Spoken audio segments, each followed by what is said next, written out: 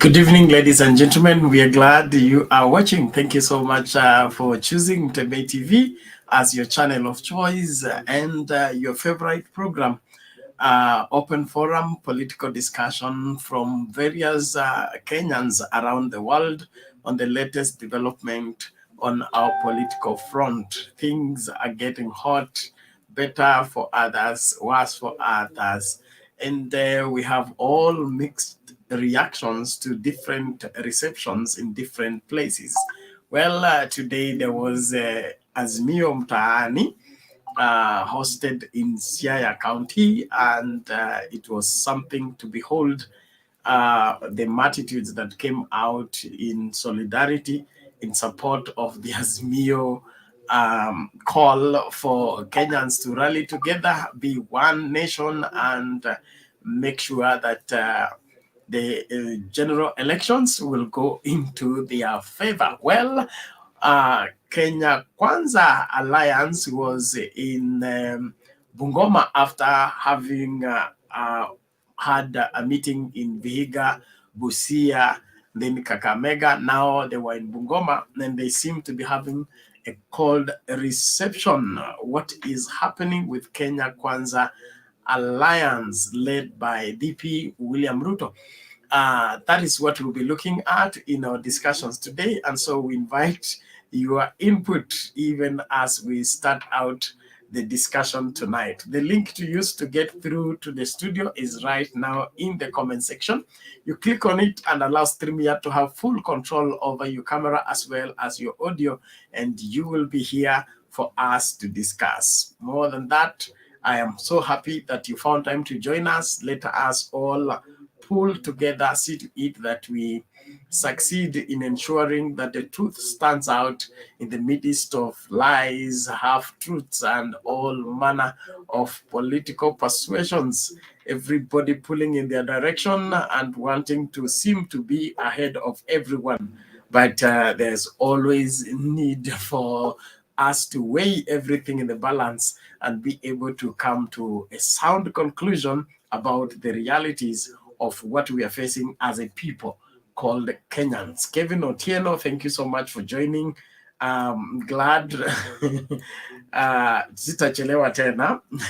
Salome Mbone, karibu sana. Thank you so much for making time to join us. Dickens Otieno, you're welcome to the show.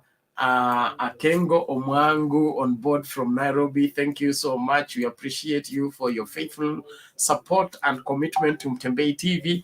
Always there. Thank you so much. Millie Adiambo, hope you rested enough. I'll be here. Don't worry. We thank God for his strength and his grace. We will do what we must do because that is the call of duty and our commitment to see to it that we must end up with a better Kenya after this election. Simon Jumba, karibu kwa show. Choret Rose, thank you so much. Bishop Sila or Lastborn, thank you so much. I hope that is what those initials stand for. Junior Simpler, thank you so much. Shadrach Wekulo, thank you. We appreciate you. Alum Leo Tulicheza Home, thank you. We appreciate you. Gloria, hey to you. Thank you for joining us. Cyprian Ongondo. Thank you. We appreciate you. Martin Baraza, we salute you. Edwin Kowech, karibu kwa show. Victoria's Vicky, karibu kwa show. Eric Wekeso, of course, we salute you. Thank you. Please join and let us have a serious discussion on matters politics. You are all welcome to Mtembei TV. Let us make this one big global family where we come to get all that is happening on our political front. Omondi Evans, karibu. Nora Sonia, thank you so much for making time to join us. Brian Chelsea, Chelsea, whichever that means. Karibu sana. Arab Kaplesu Amos Hey, you have long names, huh? Thank you, thank you, thank you. We look forward to having a great time. I appreciate those of you that are coming into the studio. The link is right there in the comment section. You click on it and you will find yourself in the studio. Let me just share that again so that those who have come in can find it.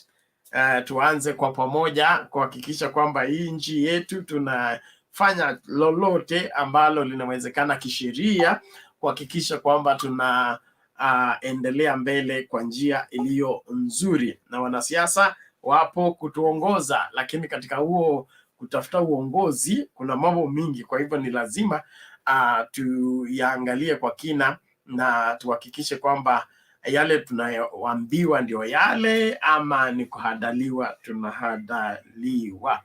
Asante sana. Karibu everybody into the show today. We are glad that you are there, and we are happy that you choose Mtembei TV to continue building up and knowing what we must know. Well, it's awesome. We have Mama Selina as first come, Omar, then Kevin Otieno. Thank you for joining into the discussion. Wapi huyu? Mama Selina, vipi? Poa Penat. Karibu, tunashukuru kwa leo. Asante pia, tunashukuru tumeamka salama huku kwetu, ni mchana, najua nyumbani ni jioni. Otherwise tunaambia Mungu asante kwa sababu si wengi wameweza kuona siku ya leo. So tunasema asante. Naona leo umetuandaa mambo Azimio, walikuwa Siaya, Mpondo, hiyo site zote. KAA wakakuwa site za Bungoma, Kitale. Hey, mambo ni mengi, lakini nikianza na Azimio. Kwanza, kitu ikifana, kitu ni mzuri isemwe ni mzuri. Mi nilikuwa nafikiria baba yako, sikukuwa najua ni brigadiers ya Azimio ndio walikuwa. Baadaye nikaona kumbe guest of honor ni Joe, Sabina Cheke na Kaika Keka MP kutoka Nyeri, Tetu, na members of parliament from Nyanza, Gladys Wanga na wale wote. Nataka kusema Temba, ukiona hizo mkutano sote Ukunja mpaka wakafika Pondo, it was well attended. Ile kasoro niliona kidogo ni, and it is obvious, ni wakati nafikiri kulikuwa na group ya wana support mwingine, sijui kulikuwa inaenda aje, but at all wakati waliongeleshwa wote walisikiza ya kwamba wameamua ni baba na wanatoka, na walikuwa nataka kuulizwa tu kama wamekata kura, na Sabina Cheke akamwambia siri ya Central, na pia Joe akawaambia hawa wanunue kama hawana ambulance, kwa sababu siku hiyo hakuna mtu anakosa kupika kura. Ukiwa hospitali, ukiwa kwa nyumba, lazima waende wapike kura. So Temba, sitaki kuchokesha. Mkutano yote ilikuwa ya Nyanza kutoka Ukunja, that was Siaya kwa baba, ilikuwa well attended. Sasa pia KAA walikuwa na mkutano pia Bungoma, na walikuwa na rejection mingi sana. Watu wanashout, watu ni Azimio, watu ni sijui wanaitwa nani ule former PC natembea. So na bado asira hii, watu wataki kuambia watu jinsi ya kufanya. Sasa ni kutusi Raila, ni kutusi Uhuru, hakuna kitu kingine wanataka kusema. Lakini sawa, kama utakuwa rais na unatarajia kuheshimiwa in future, lazima uheshimu wenzako. Na wale wote Mudavadi, actually wacha tuseme Temba ya kwamba Western is sealed. Upande ya Kakamega ni ODM, upande ya Bungoma Trans Nzoia ni chama ya nasikia inaitwa Mbolea. Ni fertilizer imeipa kabisa. So hiyo ndiyo mambo niliona, na ile kitu pato ninasema tu ni kwamba tunataka Wakenya wachue their rights, na uniform tukipatiwa matisha tufae, kwa sababu watu wanatakanga vitu ya bure, lakini still pia Temba tunataka kuonya raia ya kwamba hizi vitu ya bure zinakuja kutuharibia maisha yetu baadaye. Tujaribu kuelect leaders wale watakuwa na vision, wale watakuwa wanawafanyia kazi. Hapa Amerika Temba, wale wote members of parliament ama wale wanawakilisha ni watumishi ya wananchi. Wananchi are the bosses. But shida ya Kenya, wale watu tumewachakua wanakuja kutushout, tukiwachakua hata hawezi simama. So instead of our bosses, instead of us kuwa bosses, hao wenyewe wanapatilisha, lakini makosa ni yetu kwa sababu tunawanunua, na mtu anataka ukishanunua nguo yako Temba Penat, kiwa na nguo yako na umenunua, hakuna mtu atakwambia utoe hiyo nguo. So wakati tunakubali kununuliwa, tunauza kura yetu, tunauza maisha yetu, well, hatutatarajia kupata mazuri. Mzee Moi alituambia siasa mbaya, maisha mbaya. Na mimi nataka kurudi kuambia Wakenya, siasa mbaya, maisha mbaya. Ukipanda ubaya, utapata ubaya.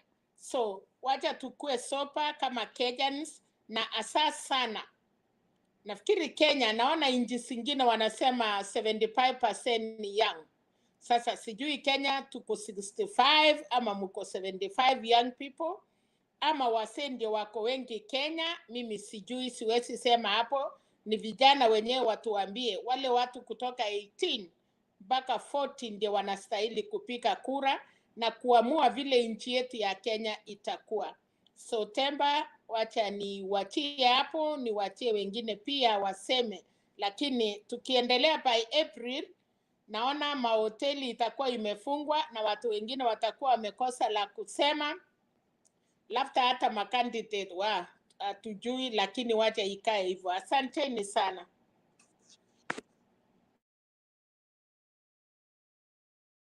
Asante Mama Selina, tunashukuru kwa maoni yako. Naomba tuendelee mbele na tumsikilize Bwana Omar. Namna gani Omar leo? Niambie Bernard. Wewe umekula samaki yako huku nitumia ya kwangu. Yaani wewe. Hata sijakula hiyo samaki vizuri. Kuna vijana wamenivamia hapo kwa hoteli, marafiki. Hiyo ni Azimio la Umoja kweli? Wakaniambia wewe ni mtu wa Azimio. Sasa sisi watu wa Azimio unatuacha nje. Wakavamia yote wakamaliza. Ndio hivyo. Gharama ya kuwa kwa Azimio. Karibu basi.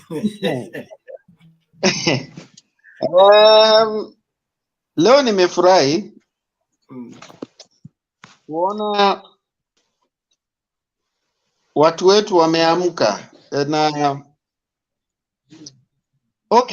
tunajua huyu mzee Mungu akijalia ataokoa hii nchi ya Kenya.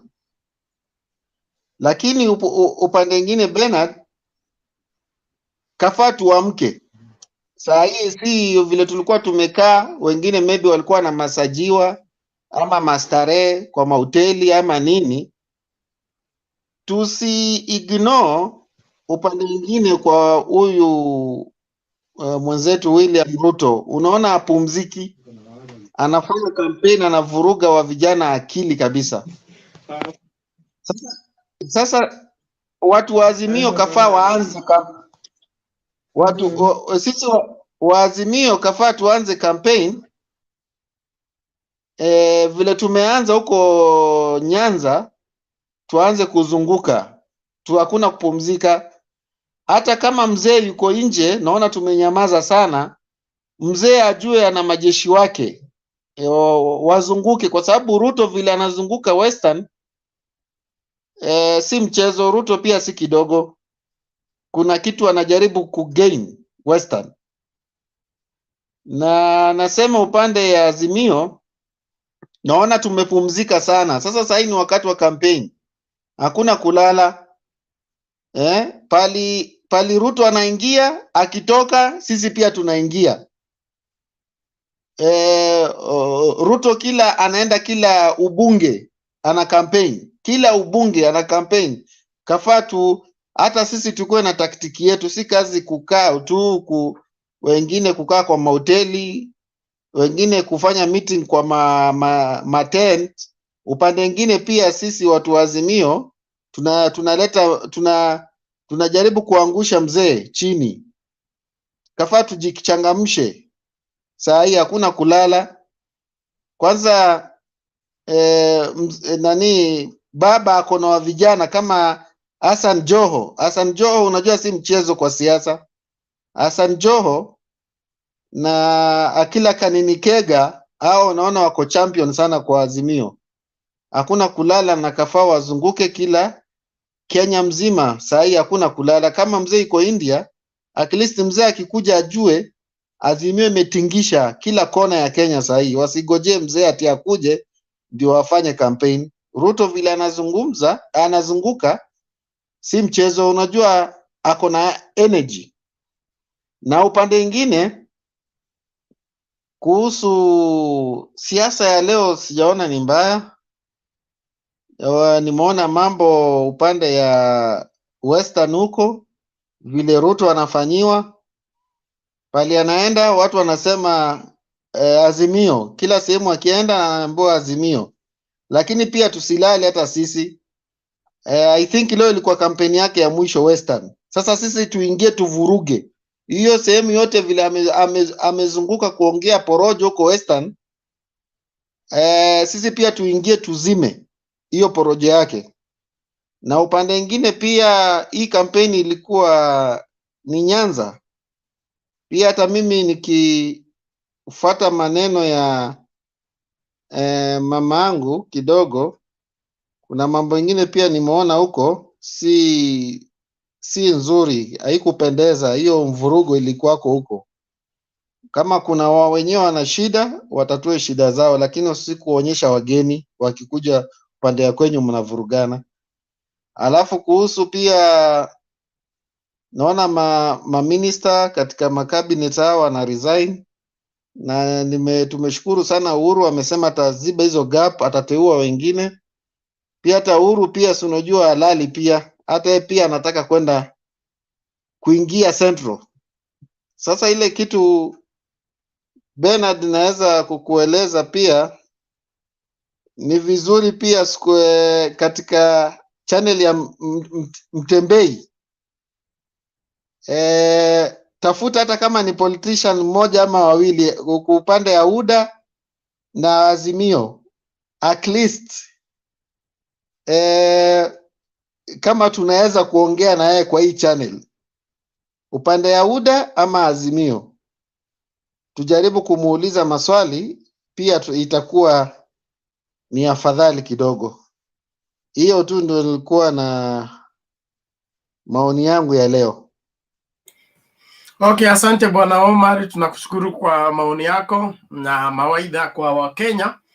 Naomba tusonge mbele. Bwana Wangira, karibu. Asante Bernard. Habari ya leo? Tuko salama, asante, karibu. Habari ya wenzangu? Habari zenyu? Okay, asanteni. Bernard, let me today start by analyzing the Kenya Kwanza Alliance tour in Western Province, in the former Western Province. They started in Vihiga, then I think they moved to Busia, they went to Kakamega, and today they were in Trans Nzoia. In my own conclusion, I'll term that tour by William Ruto and team as a tour that has flopped. And my reason of calling it a flop tour is because of the cold reception they have received from the residents of those particular areas. We saw what happened when he was in Kakamega in Matungu. Right? We saw what happened when he visited Nambale, where one of the aspirants mistook and referred to Azimio instead of referring to Kenya Kwanza Alliance. And today, when they were in Trans Nzoia, you saw what happened. The crowds were saying, Chris should go, Chris should go, Chris should go, which means, which tells you that they are not receptive to Chris Wamalwa as their gubernatorial candidate. If I was Kenya Kwanza Alliance, then I would go back to the drawing board, because things that down there don't seem to be as good as they had expected. And again, if you look at One Kenya Alliance, they seem to have run short of agenda, that now their main agenda remains Mzee Raila Amolo Odinga. Like today, instead of articulating what they are going to do for the people of Western Kenya, I saw William Ruto dwelling on the edge of Raila Odinga, saying that Raila Odinga is an old man, who is an old man who, because of age, cannot lead this nation. For some of us who have been following even what is happening in the United States, we know that Biden is past his past 8 years and is still the president of the strongest nation in the world. So I don't understand where this age issue is now coming up and it's becoming an agenda for the Kenya Kwanza Alliance. Oh, to Azimio. Oh, it's good to see that even in the absence of Raila Amolo Odinga, Azimio is in a position to form various campaign teams that will be going across the nation to campaign for Raila Odinga. But as one of my fellow panelists has hinted there, it's a bad picture seeing members of Azimio firing what I'll call friendly fire in what I'll call friendly fire. At such a time, we need to have a team that is more cohesive, a team that speaks one language, a team that does show differences. Because showing differences, especially when you have invited visitors from outside that particular region, like today it was in Nyanza, doesn't give that right and good picture.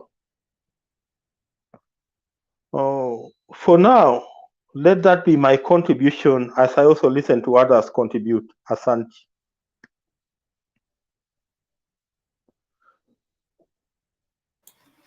Okay, thank you, Mr. Wangira. We appreciate your perception and analysis. Let's move forward. I believe there's no rebut for that. Jared, sema maneno. Thank you very much, Bernard, and the panel today. I think I watched a little bit about the Azimio in Siaya. Still, they have some work to do, and I think our brothers from the mountain are coming to show them what it takes to win, rather than the accumulation they are used to. Just knowing that it's is a Baba son does not mean that we can count on it until it goes to the ballot. And you will hear from people like Sabina Jagger telling them that now that we have done this one, we still have to move door to door. If you saw the numbers today, which were, I think, were in KTN, there was the difference between the core uh, counties of William Ruto and the Laira Moro Dinga is a difference of like 100,000. That means when they start on their pace, they are almost on the equal as they move out. And somebody was trying to do a scenario on what happens if they get 50% in Western and they get 50% in in a in Central. Then you will see that still Baba might be ahead. Uh, but as I saw, there was one clip which I hope they take it so serious. And I think it was Laval Tutu who was telling. I guess it was also, if it's not Siaya, it's somewhere in Ruanyanza. He was telling problem is our MCAs, our members of parliament. Just by putting a picture of Baba, they are assured they're going to be voted in. They have numbers which can put them in. He was asking them that, but we need to go now look for votes for Baba because you just getting in, this is not a parliamentary that we're going to calculate how many members of parliament comes in. So it's something which they have to continue. They cannot relax. They have to continue working, which I think this William Ruto, you see that he's trying to get directly to the people because he knows that at the end, and he spoke about this, I think, when he was in one time when he was in Ukambani, that these members of parliament will hang on you just to get elected. But at the end of the day, they might not be with your interest. So I think that is what Azimio need also to adapt that. As much as we are having more members of parliament coming in, more people coming in, we still need the people to come out and vote. Uh, Coming to what happened in Bungoma and also yesterday, I think it was in Kakamega also. I was just saying what is happening in Banana. Wana wa Mlembe. What is happening? You could not even wait for the money given to Musali and his brother uh, to gain even an interest. At least you could show some a little bit. You see the difference. What is being shown in Western, they are outright telling what they're thinking. I saw actually even who is this guy? This guy Wetangula asking directly to the people, and the people are telling him that we're not going to pick this person, which is I think I don't know. It is too late. I don't know what Ruto will do because the ground has changed and things will continue getting worse. I look at yesterday. It was a very bad day for UDA when if you see this the ministers who resigned. I don't know who was advising him when he will get almost five people resigning, and all of them they are from Kalenjin, and they standing there receiving them. That shows a whole different pictures, which I hope that it would have not, because it didn't have any value. It didn't have any value. One, it shows how many people were there, and it shows that they are only joining for their own survival. And if you are, let's face it, if you are from the Rift Valley, and then when we say Rift Valley, we have to narrow down what is Rift Valley. Nakuru is Rift Valley, but it's not a complete. Kajiado is not. So we have to also what is it? Trans Nzoia is not.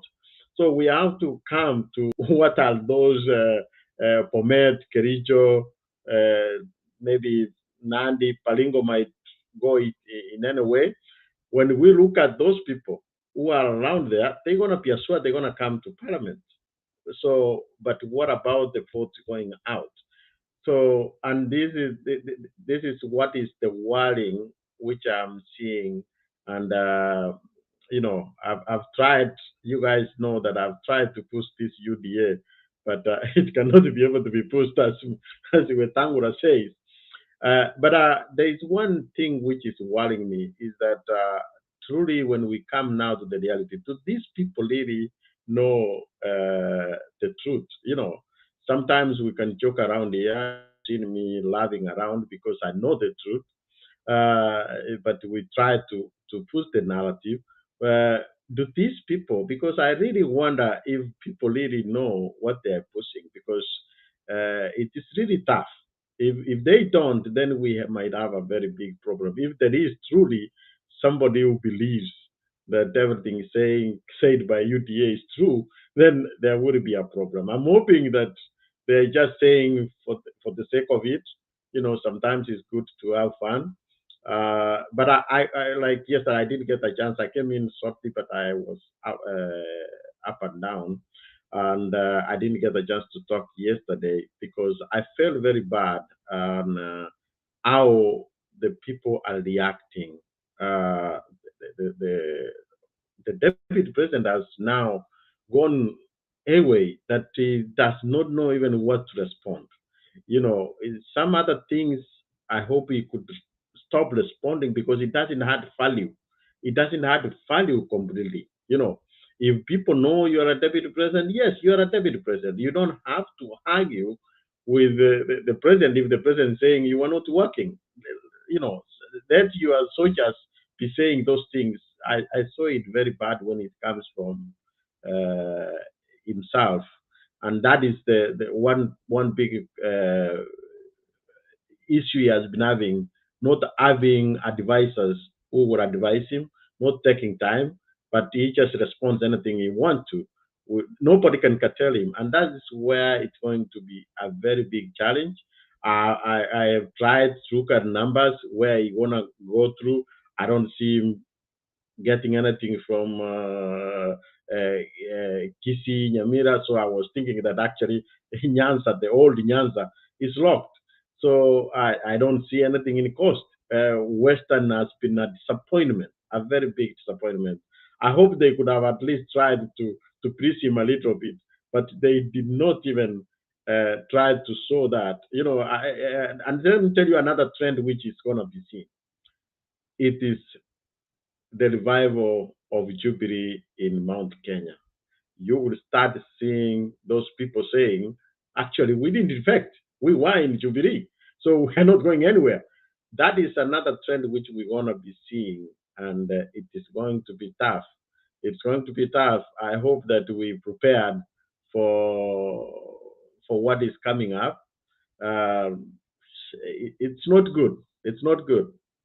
Thank you very much. Okay, thank you, Jared.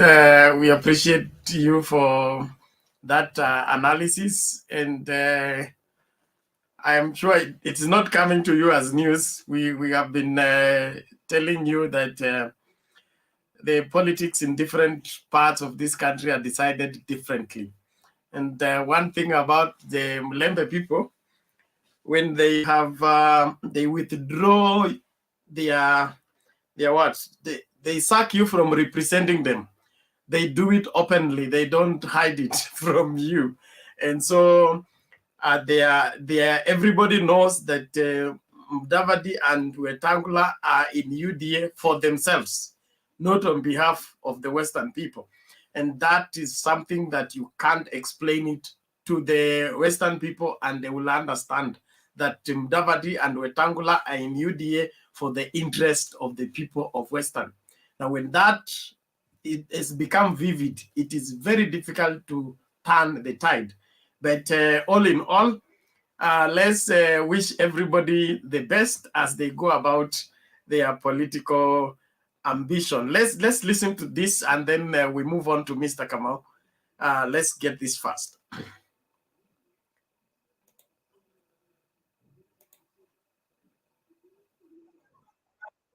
Kuna watu wengine wachache ati wanatumiwa ati kutugawanya. Hawa watu wametengenezewa chama. Mimi nauliza nyinyi, mkiona huyu mtu wa kwenu hapa, huyu Eseli na Eugene wanaweza kutengeneza chama? Wako na uwezo ya kutengeneza chama? Hii ni watu wametengenezewa chama, ni kibaraka ya mtu ya kitendawili. Mimi nawauliza hawa wangwana, wacheni ukora. Kama nyinyi ni wanaine kamili, kwendeni ODM, msimame ODM na mtu wenu bwana kitendawili, ndio mkutane na sisi hapa Bungoma. Wacheni kujificha kwa chama ya ukora ati DAP. Hakuna chama inaitwa DAP, hiyo chama ni ODM. Hawa wanaume, they must be men enough to stand up and say they are in ODM so that we can face them mundu humundu. Ama mnasemaje watu wa Tongareni? Tunaelewana?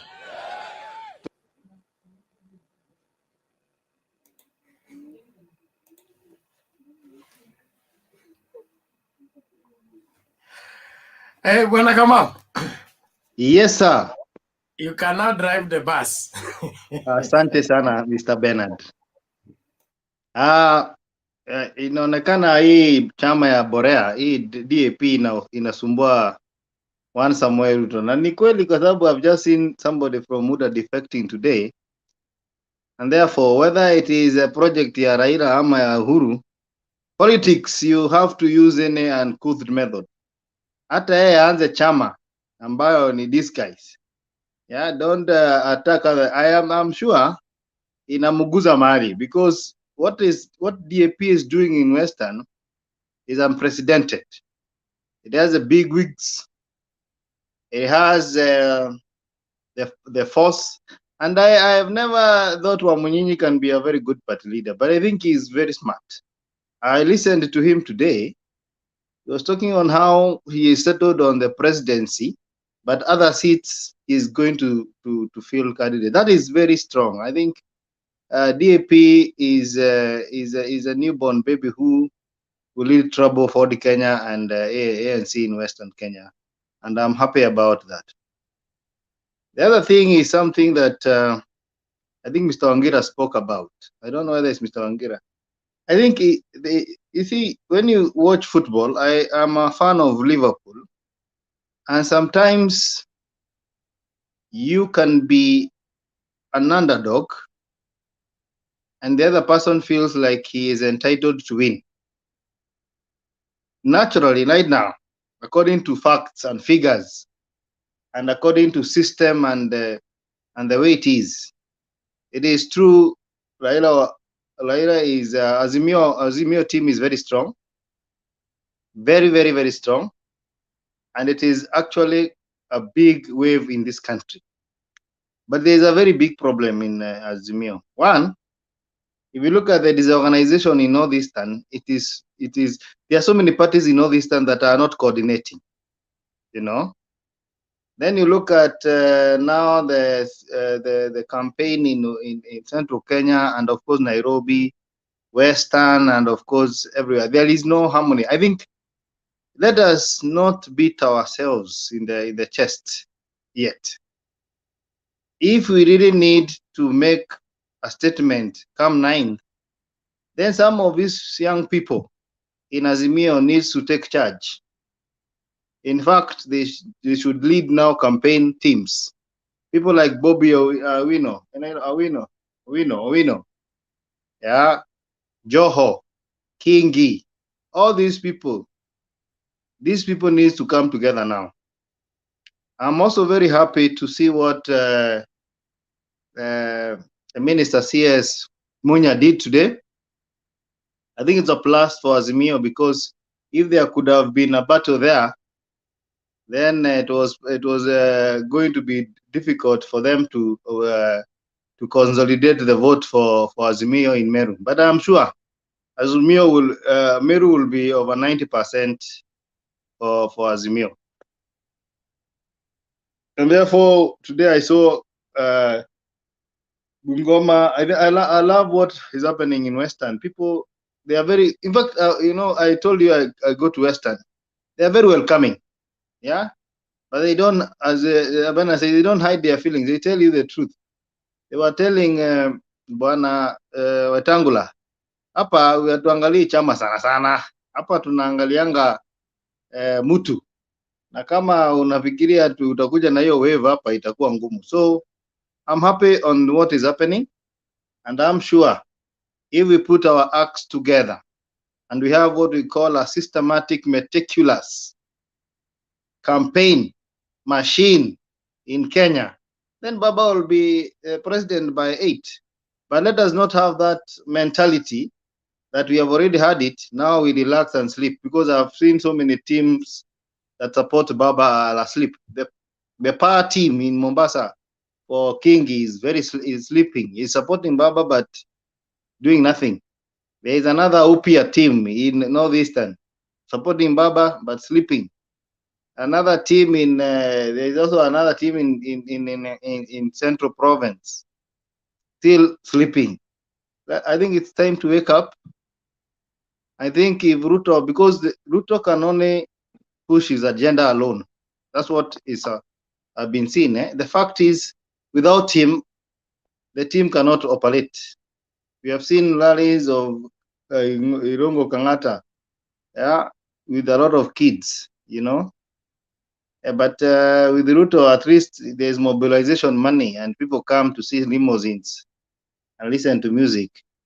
So what I'm trying to say is we need to put our acts together and bombard the UDA team until they have no breathing space. Yeah? Kwa hivyo mimi ningetaka kusihi tu kama kuna mtu ambaye anaweza fikiria hiyo committee hiyo ya campaign machine put the act together and put a calendar and let us not underrate this team. Let us not underrate them. Yeah, the lies are so many and so sweet. Yeah, Ruto can make you give you can give your child to Ruto if he starts speaking to you right now. Anaweza kuambia kwa nini unahitaji kunipatia mtoto wake na atamlea vizuri na utakubali, because he has very sweet lies. Kwa hivyo tujanjaruke na tupige siasa safi. Asanteni. Okay, thank you, Mr. Kamau. We appreciate your contributions. Let's keep the conversation going. Swale na kupatia muda, alafu kwa sababu screen inapaswa kuwa bright na ulipokea ruhusa ya kukaa nyuma ya curtain. So tumia hiyo ruhusa, toa maoni yako, kisha tukung'atushe kama utaka kung'atuka. Bernard, I had something to add on what Kamau has said, if you can allow me just to top up. I can't allow you because I've already given permission to Swale. Just hold on. Swale?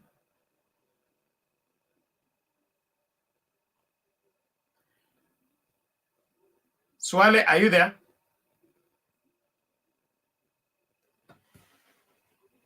Okay, Swale seems not to be there. Tarudi. So, David, what I say? Yeah, thank you, Bernard. Allow me greet my long friend Selina Sego on the call and Jared. But I just wanted to make some echo to what Mr. Kamau Kimani was contributing to.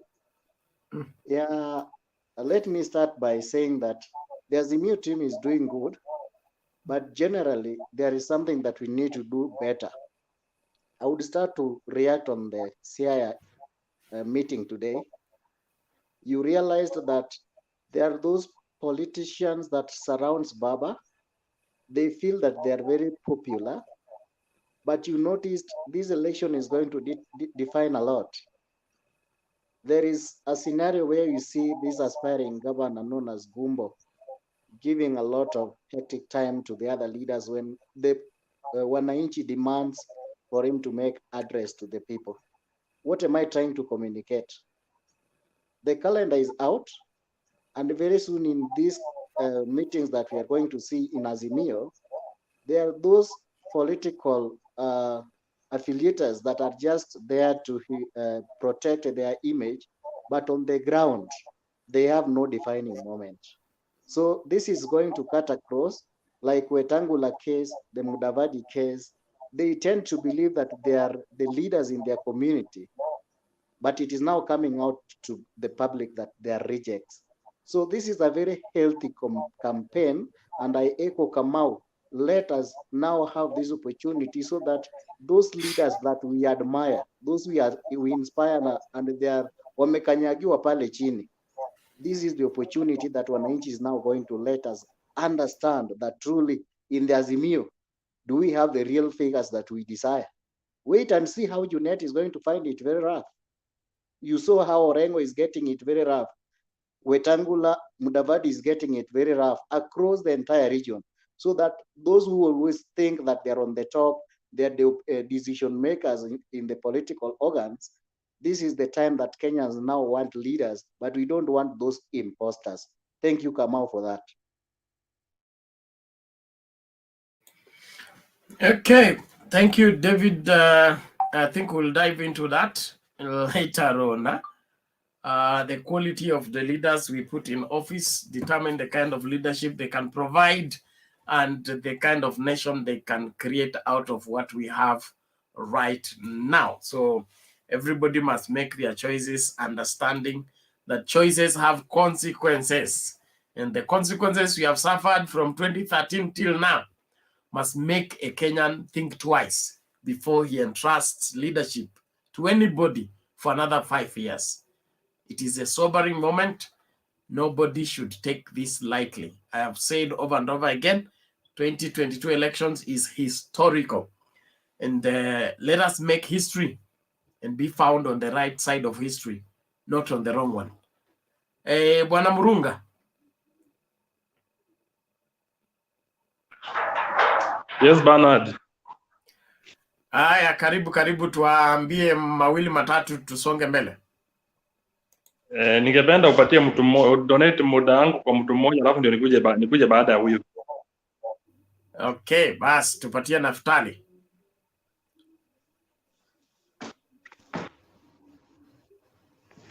Hello, Bernard.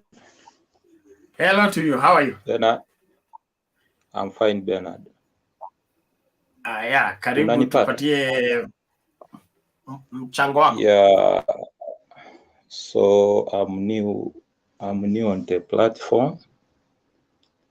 Kwanza kabisa ningependa kusalimia Jared, Mama Selina, Mr. Kamau. Actually, those are the people nimekuwa nikiona kwa platform kwa muda. Actually yangu ni machache. Kwanza kabisa,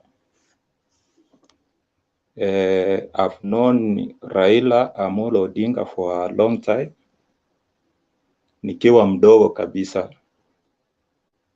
That was 2002. Actually nilikuwa mdogo sana, cause this was the time song fulani ilikuwa inaimbwa, sijui kama ile mapambano, si ndio hiyo time mama? Watoto msilale, something like that. Actually hiyo ndio ilinifanya. Hello Jared, Bernard. Yes, carry on please. Yeah, so hiyo time by the way nilikuwa mdogo sana, so nimejua Raila since that time. 2007 nikamjua, nikaendelea kugrow. 2013 ndio hiyo. On 2017 nilikuwa nimechukua kura.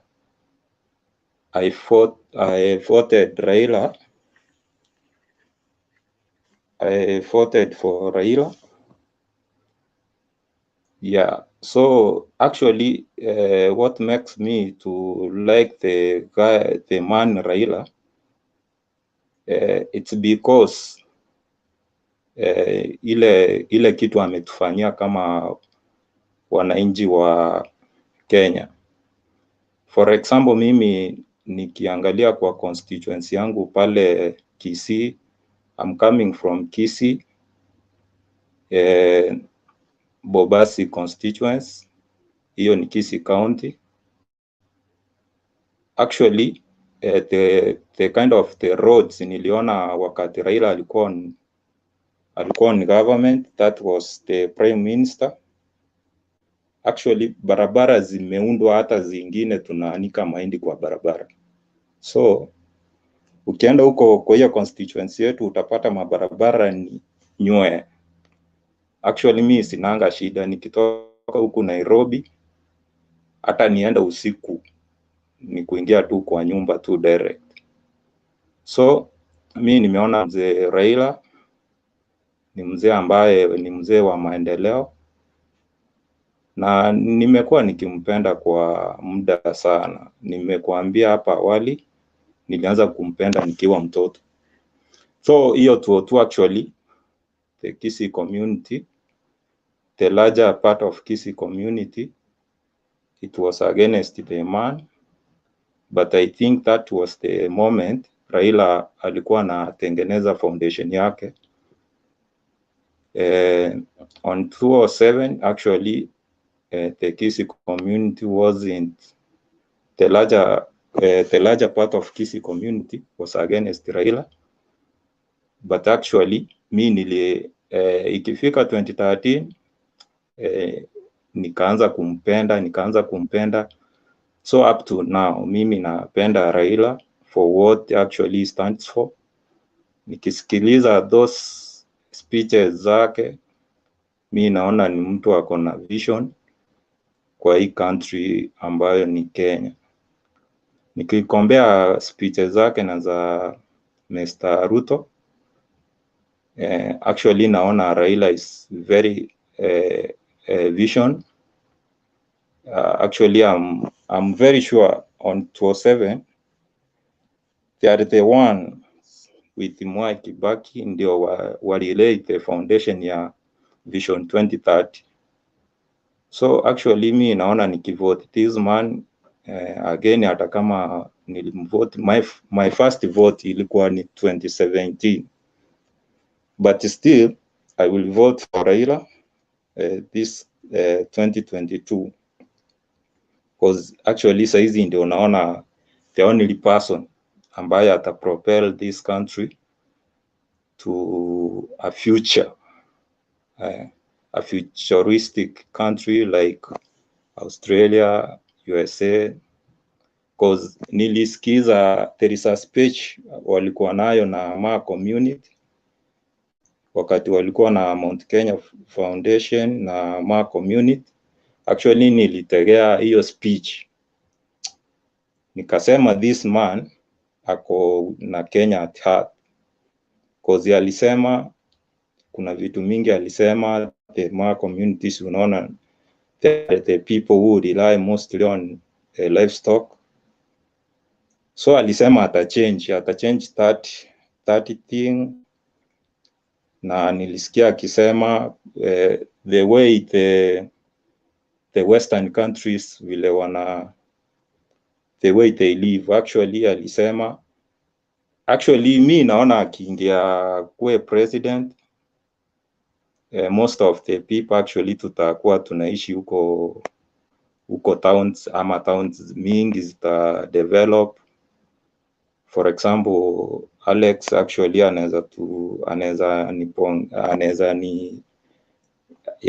anaweza niambia, cause kama huko majuu kuna towns people ambao wanatoka people wanatoka on reserves wanaishi kwa towns, so those reserves hapo ndio tunafanya farming. Actually nilitegea hiyo speech na I liked what he was talking about. So hii hii siasa ya Kenya Kwanza mimi sijaipendelea. Most of the time mimi sifuatilii, sababu huwa naonanga most of the time ni matusi iko pale. Tekae Mr. Ruto, actually mi sioni it's a leader ambaye anaweza kuwa natusi the people ambao atakuja kurule baadaye. It's not fair. Let somebody actually akae kwa atoe sera zake, ni nini atakuja kufanya, cause hiyo matusi sio kitu inakuja kuunda Kenya, cause the foundation actually is creating. Anasema ukiingia kwa politics usipotusi mtu uwezi ukachangiwa. Actually na mimi sometime we Kenyans actually sometime huwa I get actually sijui Bwana Naftali, cause muda wako umeisha. tunashangilia matusi actually. Huwa tunapenda kushangilia matusi. If somebody ametusi Uhuru, tunashangilia. That's not a way to go. So actually mambo na Mudavadi actually me, from my opinion, he made a political suicide. Actually mimi kitu tu nilikuwa na tegea tu wakwe pamoja na Oka. Actually politics yake ingekuwa sawa in the future, but what he did a choice ambayo hatafufuka penye alijiweka for. So Bernard, this is my submission, but nitaendelea kuchangia muda ukisonga. Thank you Naftali. Today my gadget iko sawa. Actually niliingia kwa platform about 3 days ago, but sikuweza kuzungumza, so I had an engineer amenitengenezea, so actually tutakuwa pamoja. Thank you. Sawa, thank you and congratulations for succeeding that far. We look forward to interact more, and let's keep the conversation going, but let's mind time so that we give other people also opportunity to share what they think. Kuna wale wanateta on the comments that we are all talking from the same direction. Bring that different direction from the comments, come to the studio so that you bring in the other side if you have a different side from what we are speaking. And whatever that is being said on this platform is not the opinion of Mtembei TV. We are only facilitators of different Kenyans who feel different ways on the same political issues. They can air their views. So don't take this to be Mtembei stand or Mtembei TV opinion. Na usiogope, njoo tutakufundisha. Kama ukitaka kufundishwa utatufunza, kama unaweza kutufunza. Sisi tuko open na wewe, utueleze kwa nini una support kile unacho support na kina faida gani kwa Kenya, kwa sababu sisi tuko hapo kwa ajili ya Kenya. Kenya bora inamaanisha Wakenya wataishi maisha ambayo ni bora kuliko yale walio nayo sasa hivi. So we make Kenya better, we make the lives of Kenyans better. We spoil Kenya, we destroy other people's lives. So let's do what we must do to get what we must get for this great country. Thank you very much. Bwana Murunga, are you now ready?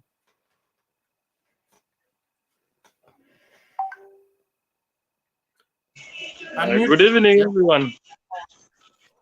Good evening to you. Welcome. Yes, asante sana. Yes, Bernard. Now,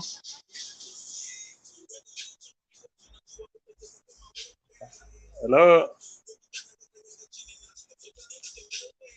Hello. Bwana Murunga, go ahead. We can hear you.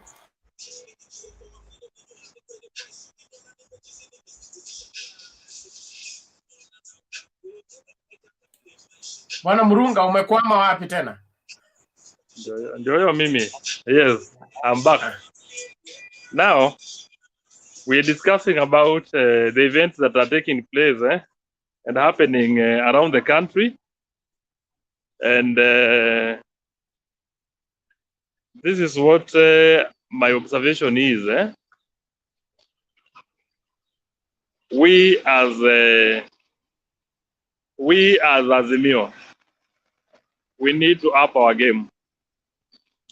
We need to up our game, and we need to put more focus on now on tackling at the constituency level, and have more vigorous campaigns. That is my starting point. Number two, I'm glad that I'm very much elated today that Peter Munya has actually made as lock up Meru region, because in the absence of Peter Munya in the gubernatorial contest, it means Kiraitu Murungi will be very comfortable now to join us in Azimio, because he has been hesitant to make a stand on that. But Baba is a genius one. He was able to bring them together, and now we are talking. We are actually on the same direction. Another point is I've seen people yapping today that the Rift Valley has registered more voters than any other region. Yes, it is true, the Rift Valley. But when you talk about the Rift Valley, mimi saa hii niko Kajiado. I'm a voter in Kajiado. And others who are also in Kitale are also voters in Rift Valley. Of course, we are all in Rift Valley. So wewe ukianza kusema ya kwamba Rift Valley kura ni ya Ruto, kura ni ya Ruto wapi? The residents of Rift Valley, we are the Rift Valley residents. So what we are saying is that sisi ndio tumeongezea hizo kura. And we are also working towards ensuring that the few that have not made a decision are also going to vote by us, with us. Let's not forget that Rift Valley is also a home for the Turkanas, home for the Maasais, home for the how do you call them? Home for the Samburus. All these are Rift Valley. Home for the Kikuyus. Home for everyone. So tukiwa Rift Valley, one should know whether you want to narrow it down to be a Ruto voting basket. Hiyo ni shauri yako, but that's how we are going to vote. I will put it at hata kama tuko na namba ziko chini kidogo, lakini hawatatushinda, tutakuwa at least 40%. We will try to pull something. Tunaenda region nyingine sasa, turudi kwa region zingine. We have the good numbers in Western Kenya. Musalia Mudavadi has tried, lakini tunaona huko hata kule kwenye anaenda kufanya campaign na William Ruto, seems like he's hitting a dead end. Manake kila mahali wanaenda, they're being shouted down. I saw it yesterday in Mumias. There was a bit of skirmishes, and remember Malala was mobilizing in the morning kuambia watu ya kwamba msidisappoint mgeni wetu. Unlike our campaigns, hakuna mahali we are known. Sisi tunaambiwa Raila Odinga does not give money because we love him naturally. Sisi tunapigia Raila Odinga kura kwa kupenda yeye na kupenda sera zake. Mimi mwenyewe ni bora tu niambiwe, for as long as Raila Odinga remains to be a candidate, he has my vote. And upande huu mwingine tuko na challenge huku chini kidogo, especially as Bernard. I think this is one area that you should also talk about. Hii mambo ya ticket ya Azimio. Kajiado County is also an issue because we have two fierce contenders. We have the incumbent governor who is in Azimio, and we have the former governor. But there's one thing we must also remind yes, I'm not against the former governor. There may be people who are aligned to the former governor here, but the fact of the matter is, we're also looking at the loyalty tests. When the Supreme Court annulled the election of 2017, our former governor was the first person to join the government, akatusaliti. Now he's coming back on the same ODM ticket, wanting us to trust him again. I think now the issue of loyalty, party loyalty, and that's why I want to say that our Mungu ailaze roho ya Otieno Kajwang' mahala pema peponi, because the issue of party loyalty is something that should not be wished away.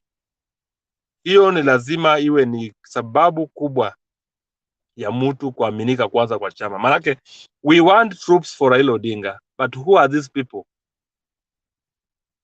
We have seen the current governor. Yes, the other day when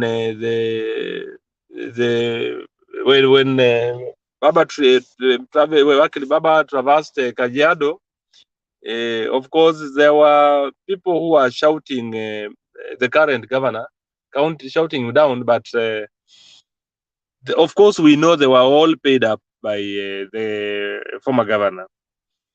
We are saying this, hatutaki tuwe na candidates wawili kwa Azimio, especially for the seat of a governor.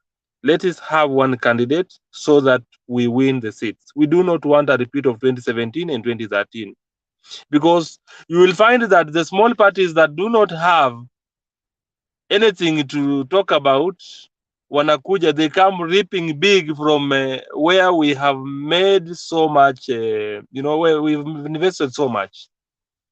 This is the issue that we need to tackle. Upande mwingine ni mambo ya kampeni sasa za upande wa Central Kenya. Upande wa Central Kenya, I think now it's time for Raila Odinga to start vigorous campaigns in the Central Kenya. And now that yes, we may be waiting for the Jubilee rebranding. I'm happy that Jubilee is doing so well. Jubilee is rebranding so well, and I know the president is going to spearhead that. And we as Azimio, we are one family. We need to support Jubilee so that they're able to come up with a formidable party that will pose a challenge in the Central Kenya. Nimesikia mambo mengine kama vile DP alikuwa anaongea, yeye mwenyewe sijui kama ameresign kama mwanachama wa chama cha Jubilee. Manake hatujaona akisema yeye ameresign, ameingia kwa UDA officially.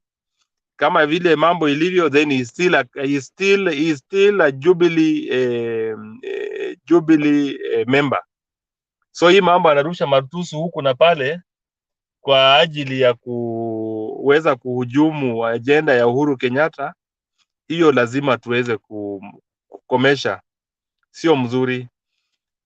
The DP is going out of his way, and actually we are saying amezidi sasa. Mahali inaelekea hapo ni kuvuka mipaka, mambo ya matusi, na I think it's high time that Kenyans started boycotting his rallies and ask him to show decorum, because he's the second in command.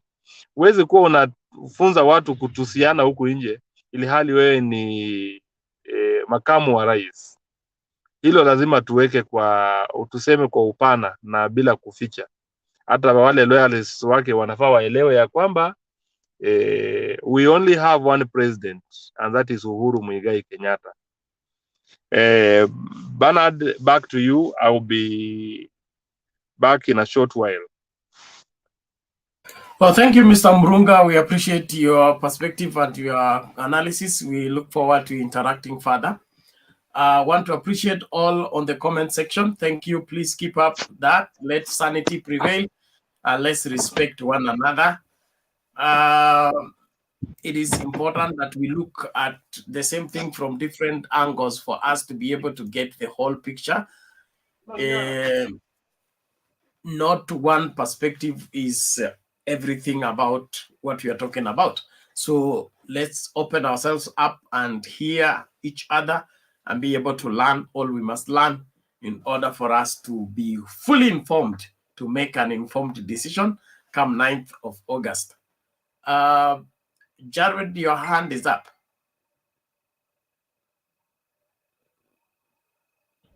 Yeah, I wanted to add what my friend Mrunga said.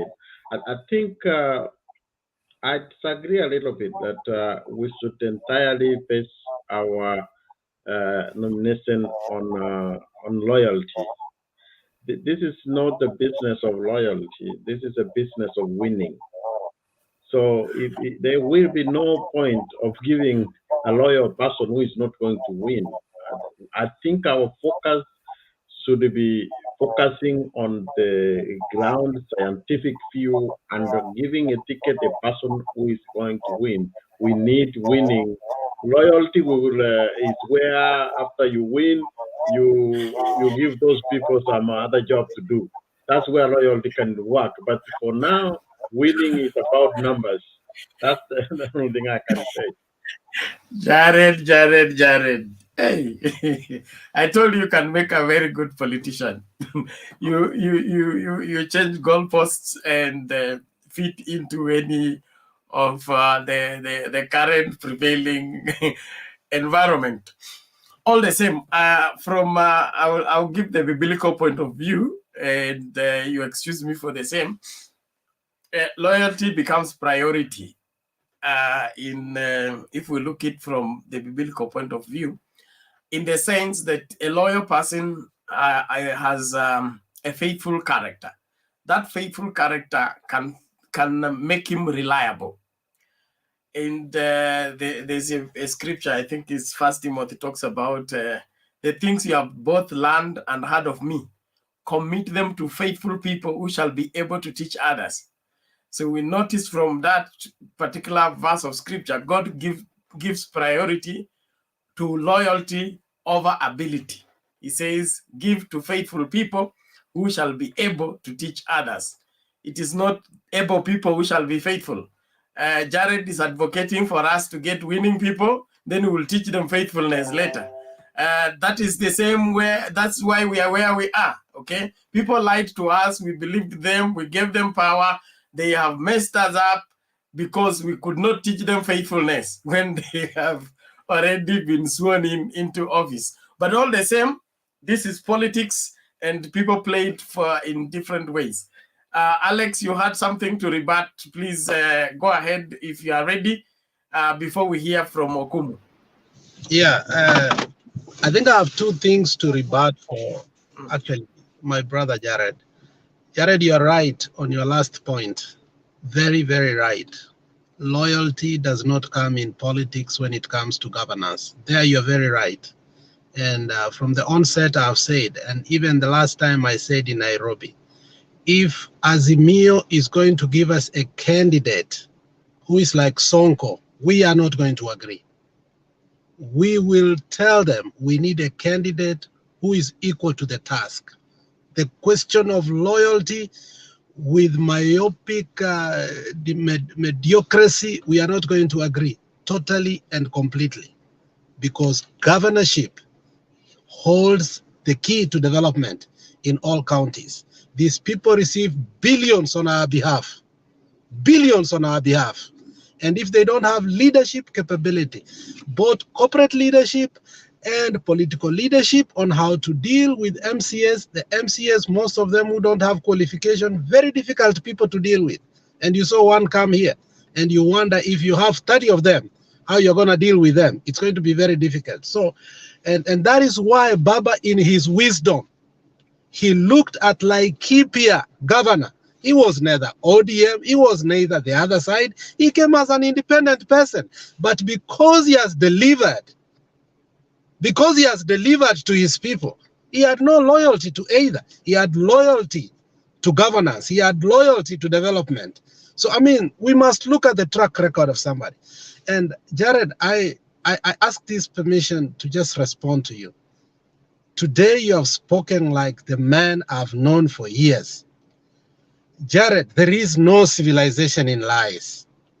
You tried to defend them. You tried to do everything you could. But every time you did that, it is not the integrity that went down. It is your integrity. The people that were watching you wondered if you truly were insane or you lived in another world.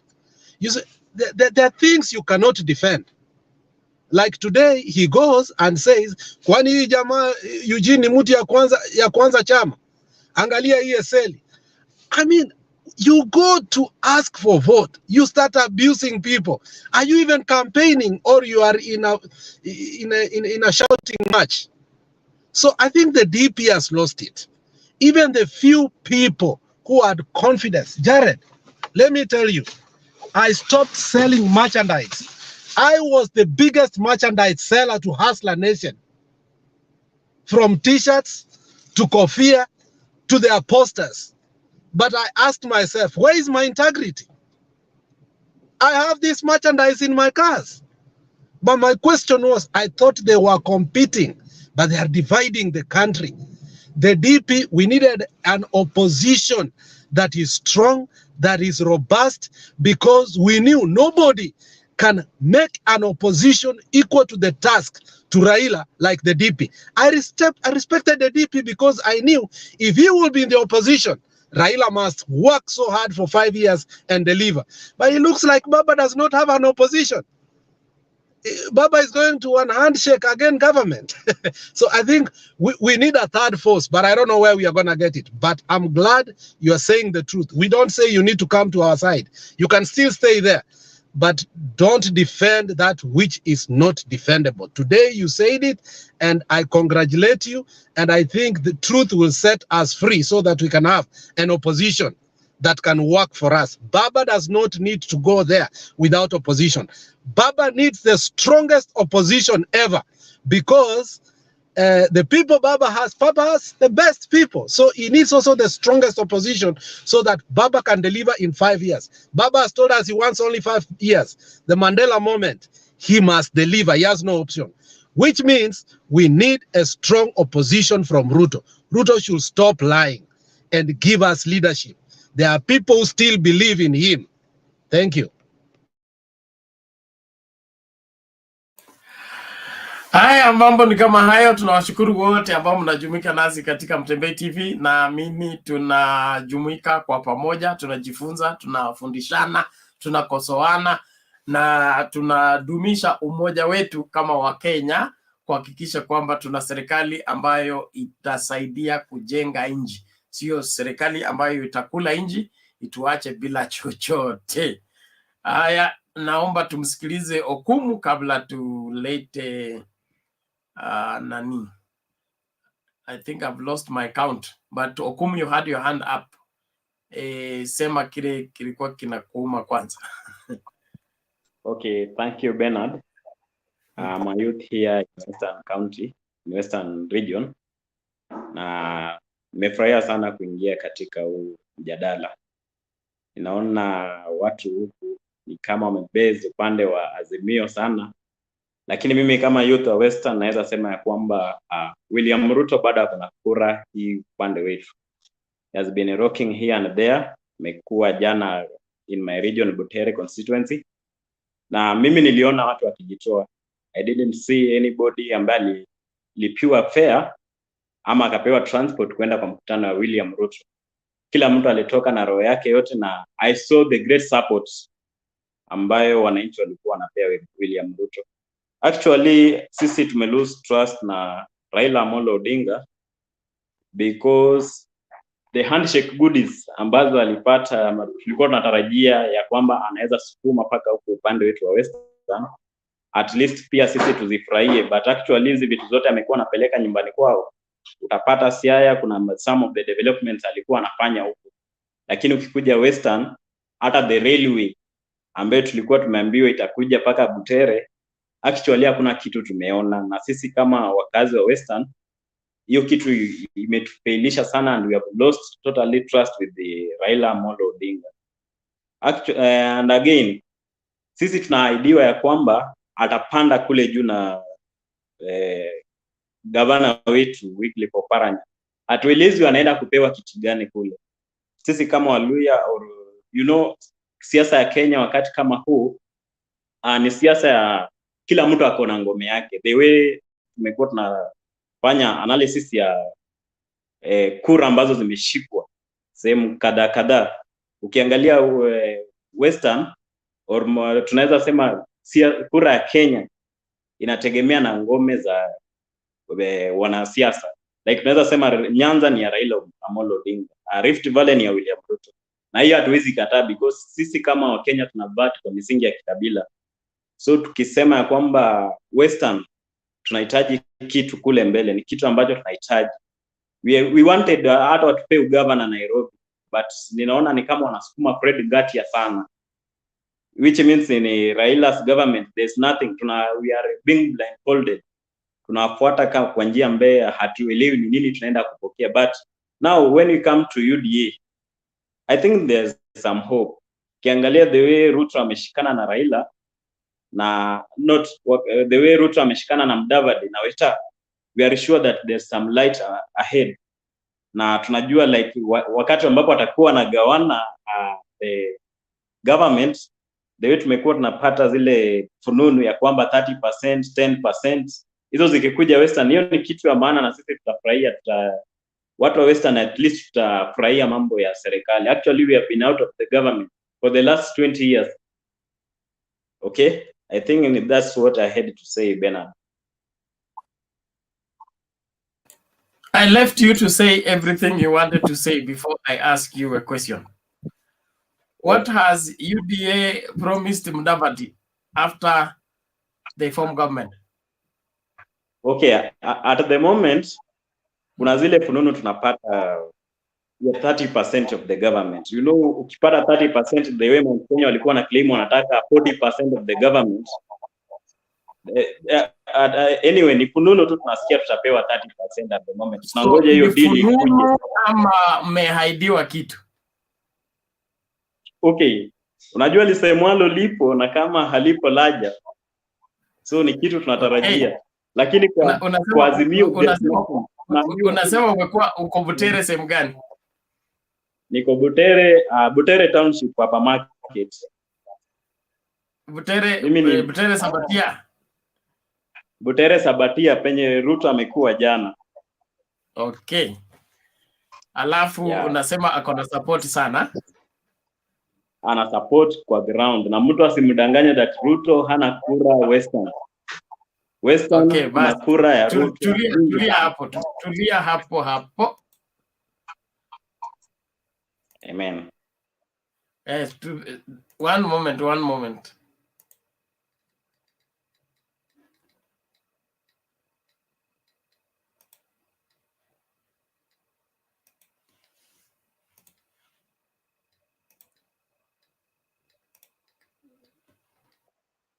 Kisha katiba kwanza, aongeze mamlaka ya rais, aongeze vyeo ya viongozi, ati aanzishe rege. Mimi nauliza nyinyi watu wa Kuisero, mnataka tupange uchumi ama katiba? Tupange uchumi kwanza, ndio tupange ajira ya hawa vijana, na tupange biashara yenu, na tupange mambo ya kilimo, na tuwaondoe kwa kuuliza. Hebu nione wala anasema tupange uchumi kwanza. Ndio tunawaambia sisi, tunasema hivi watu wa Kuisero.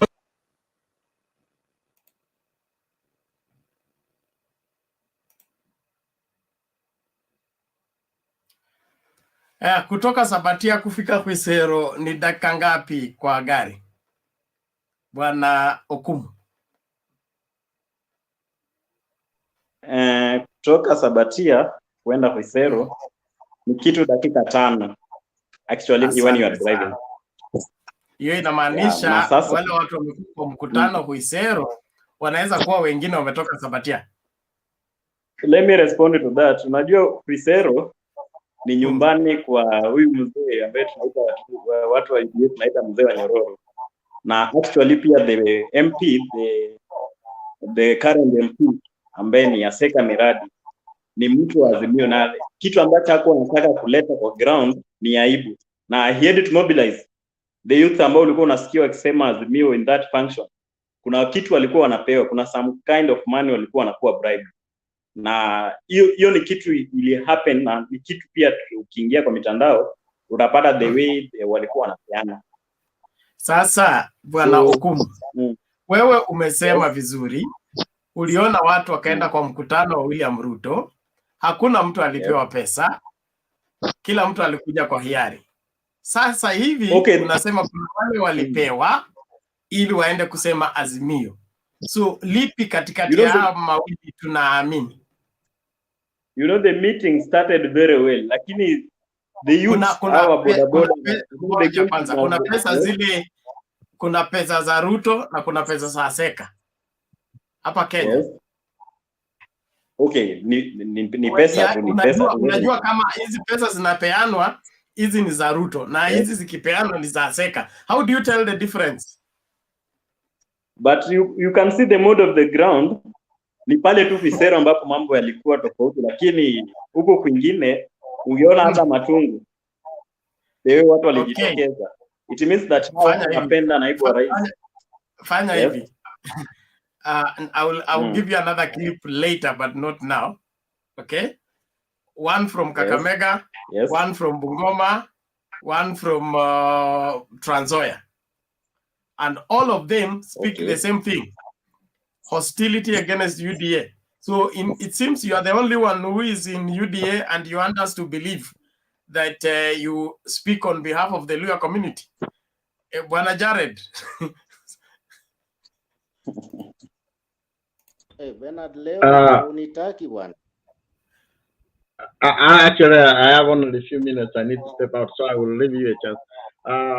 Let me just try to tell my brother Okumu, there are some things, narrative, which is sometimes meddled, but I will leave this one for him to go and answer for himself.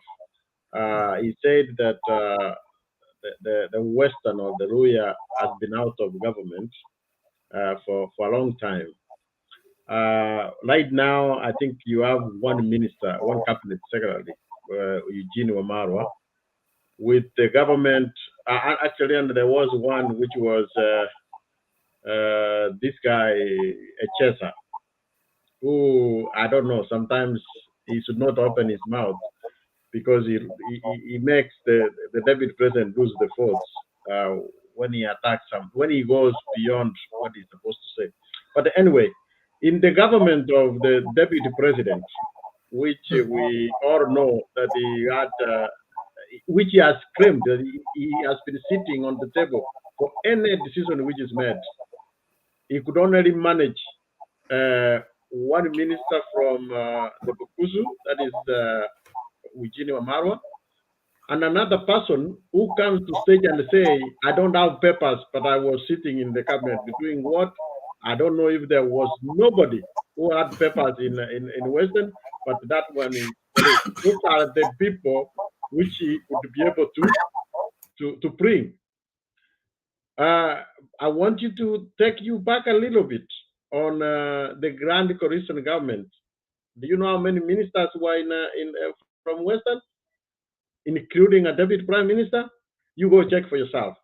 That's one thing I would like to tell you. Another thing, there is also, you know, you cannot speak from both sides. I've had several times the deputy president saying the roads he has done in Western, the project he has started. Now, who is in government? Is it Raila doing the projects, or is projects are given from where? Another thing I will remind you, this one you will have to answer yourself. If you have been to Kisumu, Kisumu actually is close to the lake. How far is Kisumu to Kakamega? You will have to check for yourself. When Kisumu is expanding, does it expand to the lake or does it expand to Kakamega? My recollection, any development done in Kisumu is expanding to Kakamega and to another extent to Kisii. So I don't know what development you will say. In the international airport, which is now Kisumu, is, I understand, is like 40 kilometers from Kakamega. Kakamega development has been done by an ODM governor who has led the governors all over the 47 counties. So some of the things might be a hearsay, but you can also, and that's what I said a while ago. I'm hoping that there are no people believing what is being said. I thought that this is a game was, but if there are people like Okumu believing, then we might have to do some work. Thank you. Okay, thank you Jared. Okay, tufanye hivi. Mr. Kamau, what do you want to say? Kuna wale watu wajaongea, hao ndio nataka waongee kwanza. Mimi nilikuwa nataka kuambia Bwana Okumu, some of the projects he's talking about in Kisumu were actually started even before the handshake. Na asiongee ni kama kwamba Kakamega ama Western na Kisumu na Nairobi na nini is like different countries. We are not in different countries. Anything happening in this country, even if it's Mandela, you might find yourself there. If it's an airport, you will use it, my brother. Don't be myopic, or let me put it this way, don't be simplistic in thinking that if your neighbor is developing or your neighbor has a better house than yours, then it's not going to help you. One day, you might need the car of your neighbor to take your wife to the hospital. So don't be like a person who is so simplistic that now I'm going to punish Raila Odinga because he did not bring anything to you.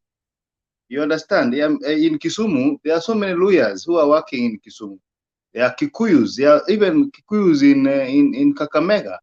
So I don't want you to think in a very simplistic manner, like some people do, that I'm going to punish Uhuru Kenyatta, who is a billionaire, with my vote. That is, for lack of a better word, being simple. Okay, thank you, Mr. Kamau. And I believe we need to be holistic in our thinking in terms of, I understand Okumu, he's been listening to Khalwale and the rest of the people who want to push their selfish agenda at the expense of what the really picture of what Kenya is. Kisumu Airport is international airport. Kisumu is now a city, okay? And being a city has everybody present. The Kisumu Airport takes care of all of us. You land in Kisumu, you take your vehicle, you are in your house. You land. There was a time I went to preach in Kimirili, finished the service at 2 o'clock, got in the vehicle to the airport. I'm in Nairobi. 45 minutes in Nairobi because of that airport. So you can't think that way and still continue being a proper Kenyan. So let's help those that think otherwise to begin to think right. But politically, mambo yamebadilika, individual, let us accept it. Let's do this. Bwana Murunga, Linda, ngoja kwanza tafadhali. Nataka wale ambao wajaongea kwanza waongee. I want to respond to Okumu.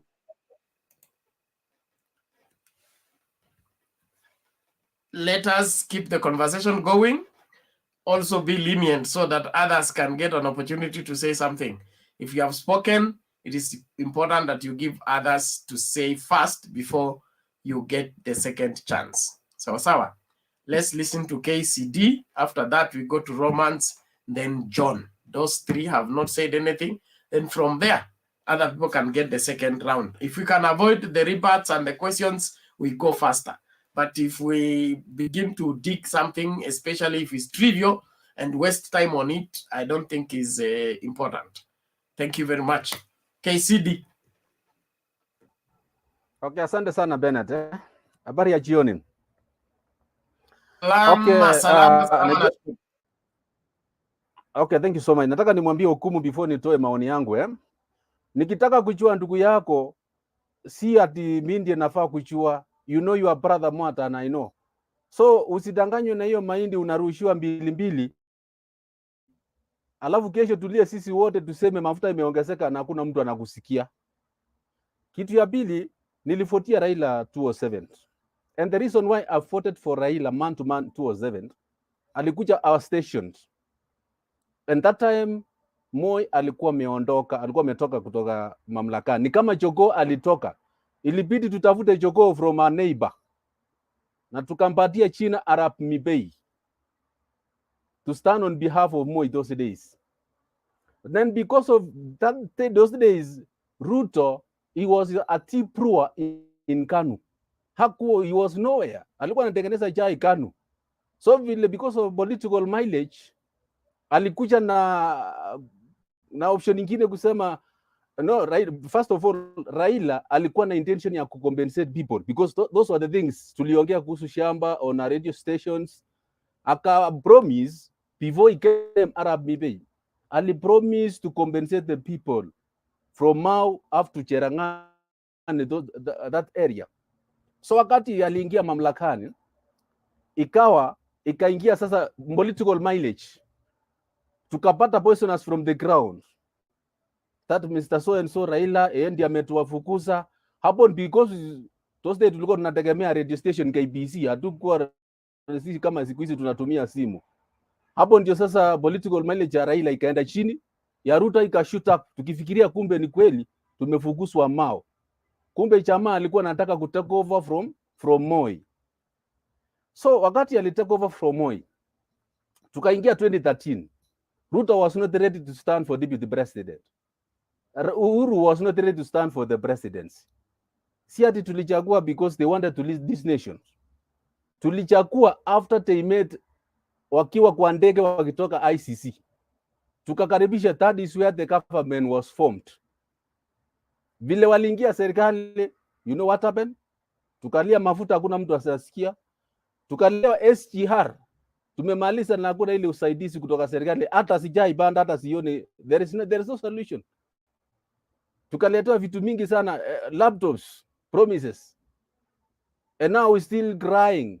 Tunaangalia Ruto amebadilisha tu msitu, but it's still the same. Nyani ni yule tu, imebadilishwa tu msitu. Sasa hii tunasema tu wanaturushia ngiri moja, be ready to cry for another 5 years if we don't change our minds. Sasa hii is what I always saying, Ruto is investing politically. He's a business, doing business on politics. But us on the ground, tunaimba tu, tunaona tu we have the solution. Kama alikuwa na solution those 5 years before handshake, hii nchi ingekuwa imechange. Na ikumbuka wakati alikuwa naona Waiguru, alisema Waiguru wachana na huyo mama afanye kazi. Vile kwa Waiguru alichange the table, akaanza kusema you are talking catwalking, something like that. What happened? You know, we need to think, we need to square it out before these people come on our table. We need to see that. Even last time they say my record speaks louder. Lazima tuangalie record yake amepita wapi. Even before Matiang'i, after Matiang'i came in, sijasikia contractors wakifukuza kutoka Western. Every weekend nasikia huyo contractor nimefukuza, nimeleta mwingine.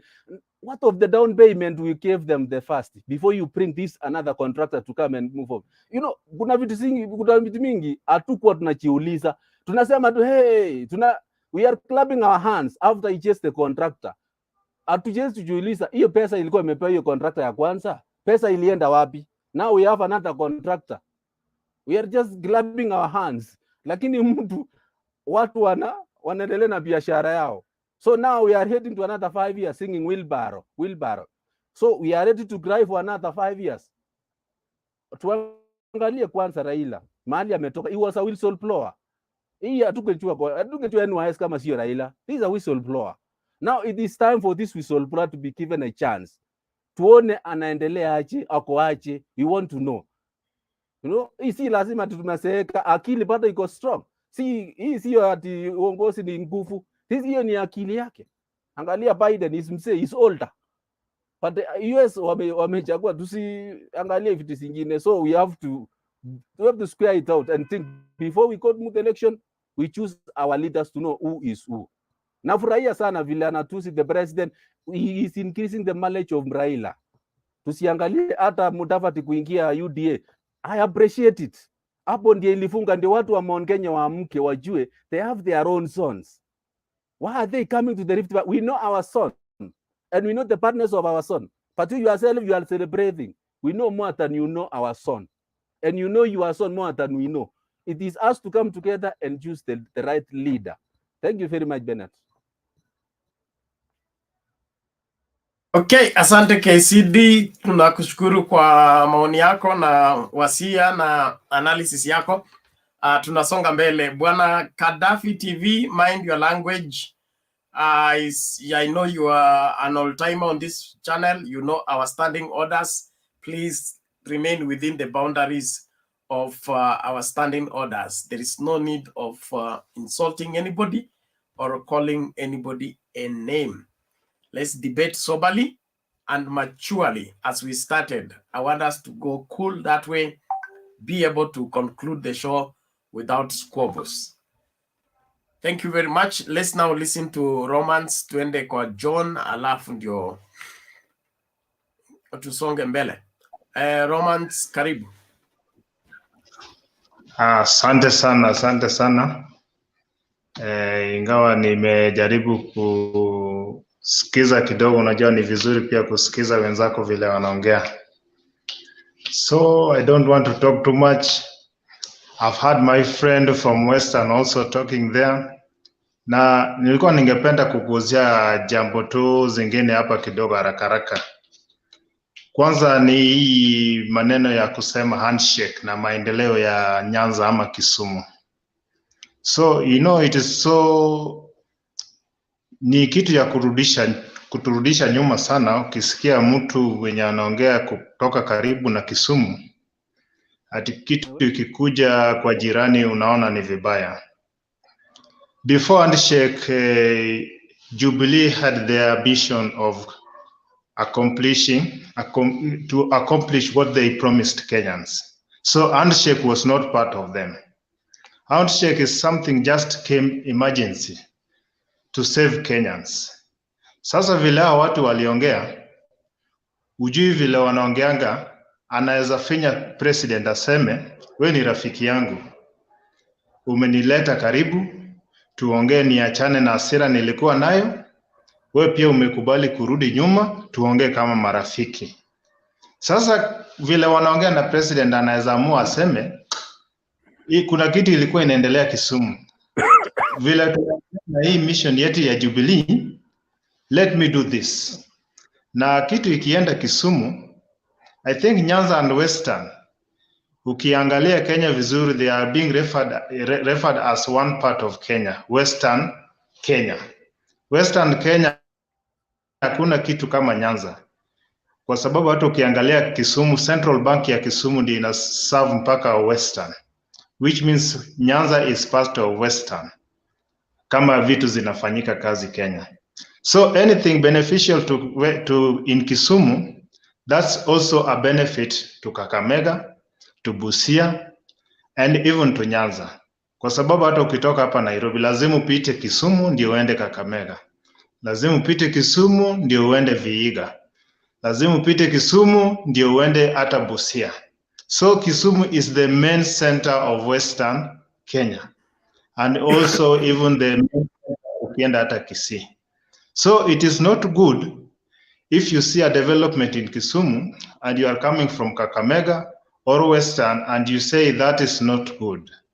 And that one was just a reward. It was not one of the things Uhuru and Ruto say they will do. So inafaa hata sisi kama watu wa Western tujivunie hiyo kwa sababu ameleta kitu karibu na sisi.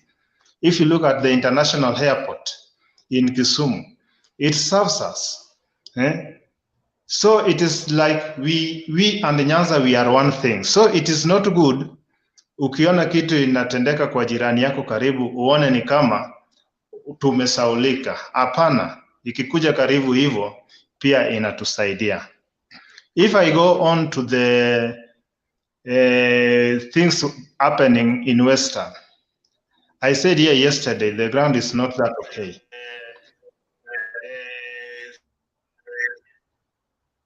The ground is not okay to the UDA people. So wanataka kuweka hii politics ikuwe a little bit tribal or regional. That's why unaona wanapigania sana waweke DAP chini. Hata ukiona kina Malala, yeye ajali hata kama nani atakuwa president, Musalia Mudavadi ama nini, lakini kitu wanataka politics ikue ile ya chini, at least ndio apate hiyo kiti ya ugavana, kwa sababu wanajua akicheza hii political ya national, kuchukua hiyo kiti ni ngumu. That's why unasikia nani anapiga sana DAP ni maneno ya ODM, ili hao watu wachukue kama ni tribal, iwalete hiyo maneno ya tribal ndani hapo. Ni kitu ya imekuwa sponsored na ODM. So it is not something good because they have felt the ground is not okay with them. Like in terms of resignation, I don't see these people resigning. Yeah, that's a fact. And the time will tell. It is very near. I don't see even the DP, even these people chatting UDA, UDA, UDA. You'll see a good number of them will not resign. First of all, because they don't have that assurance that they will be given that ticket of UDA. Secondly, it is not easy for someone to leave his salary from next month up to the time of election, because unajua mtu akisha resign from the party, which means even the salary will not be there. So I don't think it is easy to take that risk. So that's why I'm not seeing many of them will resign. Isa ikifika utaona wengine wanarudi Jubilee. Wengine pia utaona wana assume they will not resign. So hapo naona kama most of them wakiona chance hakuna, most of them will go even under independent candidate. Another thing in Azimio, for Azimio to be good in the ground, it will consist of many parties. Mi nilikuwa nakubaliana na mwenzangu alisema wasimamishe mtu moja. Let's say like in Western, let's say like Trans Nzoia. There we are seeing DAP is coming strong. There's no need there to fill a candidate of Jubilee or ODM. We look at the party. If we go to Nyanza, let's leave that part to the ODM. If we go to Central, let's campaign for a stronger person at the ground there. So I think it is good to have only one candidate. So it depends with the region, and we campaign for that person. I think if you do it like that, it will be safer for the Azimio than scattering the vote. Unapata hii chama imesimama, hii chama imesimama. Sasa unapata you scatter those until unapata hata mtu wa independent ama yule mtu wa chini anapata way through. So I think that one will be okay. And to the nomination, it always not happy to everyone, because there inakuanga ni chungu sana, kwa sababu unapata kuchagua hawa watu ni ngumu, because there are some people there, they know very well that I have that direct ticket, na hiyo ndio kitu huwa inasumbua sana kwa nomination. I cannot say it's only with the Azimio or ODM. It will happen even at UDA, kwa sababu kuna watu wametoka na UDA mbali na kuna hakika hii ticket ilikuwa yangu. Sasa there are some of the people, if they don't get it, inakuanga chungu sana. So that arrangement should be made well. Hata mtu saa zingine asipochaguliwa aone enyewe ilifanyiwa kwa njia ya haki na uhuru. So hiyo ndio kitu naomba sana kwa nomination ikuwe, kwa sababu hata let's take for example like Homabay. Homabay, we have very strong people there. We have Mbadi anataka kuwa governor. You have Gladys Wanga anataka kuwa governor. You have there Magwanga anataka governor. Those are very strong people and wamekuwa ODM sana kwa muda, tena wako karibu sana. Sasa, you know, if you have such people like that, sometimes it becomes very difficult to separate one from the other. Mwambie mtu, let us have this person. So I think there, the party should sit down and they talk to these people and to the nomination. If someone ameshindwa, akubali tu ameshindwa, na to carry on with the situation. And I think from there, I can assure you, Azimio will be okay. Hakuna kitu mtu anakuambia ati Rift Valley iko na more votes. We know Rift Valley very well, it's a metropolitan region. If you go to Nakuru, because I've been in those areas, if you go to Nakuru, they see not that they at 80% of those people are Kalenjins. It is a metropolitan. That's why when in Nakuru we have a Kikuyu there as the governor. If you go to Uasin Gishu, it's a metropolitan place. If you go to Trans Nzoia, even Nandi, if you go to those areas of Kapsabet, hapo ni Waluya, ni sisi ndio wengi huko. Hata if you go to Kitale. So Rift Valley is a metropolitan place. We cannot make assurance that those votes, all of them are for UDA. No, that's a metropolitan place, and people living there are from many tribes. Because if you go out even to Nakuru West, most of the candidates there, ODM have been winning in the past election. You know that. Even the current MP, I think ni Mkisi. So if you go to such places, you see metropolitan places, even there Azimio iko Nakuru. So it will depend with the campaign and how they lay out their program. Thank you very much as we continue. Okay, asante Romans. Let's now listen to John Okibo. I want to thank you so much, Bernard. I've seen anaitwaje huyu mwingine leo ametoka mapema. Nani, Bwana Kumu ama Jared? Jared. Okay, kitu ya kwanza nilikuwa nataka niambie my brother CD. Yeah, he has hit on the reality that is on the ground, right? We are being enticed to do something that will cost us in 1 year or two that is coming. I usually give an example of what I speak.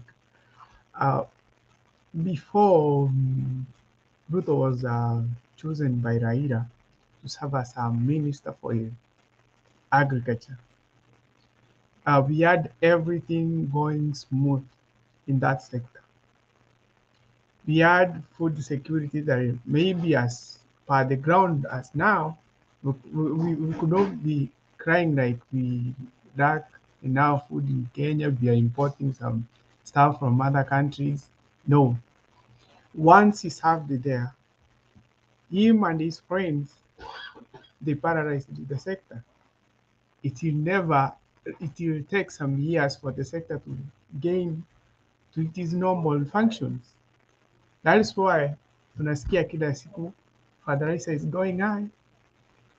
Bei ya mbegu bado ni iko juu. Because of what? He served there. Ile ya kusema you suck everything from tuseme ulikuwa umewekewa maziwa unakunywa yote kabisa, uashi mwingine mwanakuja ujue yeye anakuja kukula nini. That is what he did. The same case if maybe we tend to elect him to be our president, you see the team that is accompanying him. You see everybody has a case of corruption. Every person who is with this team, right? 90% of those guys they are impure to serve as our leaders. So it means if they team with these other guys, sasa Kenya tutaenda kuikomboa kufikia 2000 kwenda hapo, because the impact they leave a section of that's be a reality. It was given a section of a government that section is struggling to gain to its normal state. Now let us take a whole state, a whole country. How long will it take us to gain back to where we are today? So that those handouts that is giving out, they're like enticing us, enticing somebody from somewhere, a young reader, a young guy, who is desperate, maybe earn a source of income, is given something that will fix a day's problem. You see, but it just solved part of that problem he has. That is something like give you 100 ukunywe chai umalize, hiyo njaa imeisha hapo, kuliko ningekupea 1000 ununue like tuseme ni mahindi upande. Hiyo that's a long term solution of something, kuliko nikupea 10 bob ukunywe chai iishe, next utataka ingine. So the money that is dishing out wherever it goes, it will entice these young people who are desperate. They make mistakes that will affect me, will affect Bernard, will affect Jared, will affect Sid, will affect Man, Mrs. Serena, or whatever. Those people who have right minds, right? We need a leader who will get us to another level, not somebody who is getting us back to where we were. I'm a little bit younger, but I'm gonna use an example of mzee wetu hayati mzee Moi. He served us for like 24 years. But the way the development of the country was, out I compare for the past 20 years that we had two different presidents, that is Mwai Kibaki and Uhuru Kenyatta. That right, of course, he was good. He had his own good side and the other side. We don't need to go back to those areas. We need maybe a leader mwenye ako na utu wa kusema kuwa nataka kusaidia watu wote, si nataka a section of some people wa benefit from my leadership. No, I need everybody to benefit, whether it is in the coast, eastern, central, western, whatever, every part of Kenya. So please, tukifika hapo totally, that's what the main point inasema, Ruto is not the best option. Other than hata ungesema tuchague, hata kama umtaki huyo mzee uchague hata Karuzi, you're gonna serve it good. Ruto, no. Another thing that I saw is Western alichukua, niliona amenunua Msari wa DVD akapewa na nani free. So but the ground, the way the ground is, asidhani things will run that smooth the way he thought. Asidhani I guess you have seen there is a clip, a TikTok of somebody alishika Wetangula mwenyewe akiuliza akiambiwa hapana, hii ground hapa tunapea kijana wetu anaitwa Baraza. That is Kakamega. I guess Kakamega is where kila huyo hao wajamaa wa Ruto wanasema everything will go to Clovers Malala side, wengine wanasema Boni Arwali, but wamemwambia wao wenyewe whatever we need is this one. What you are saying, that is your own opinion. We the voters, we need this. So like wasidhanie vitu ziko that easy.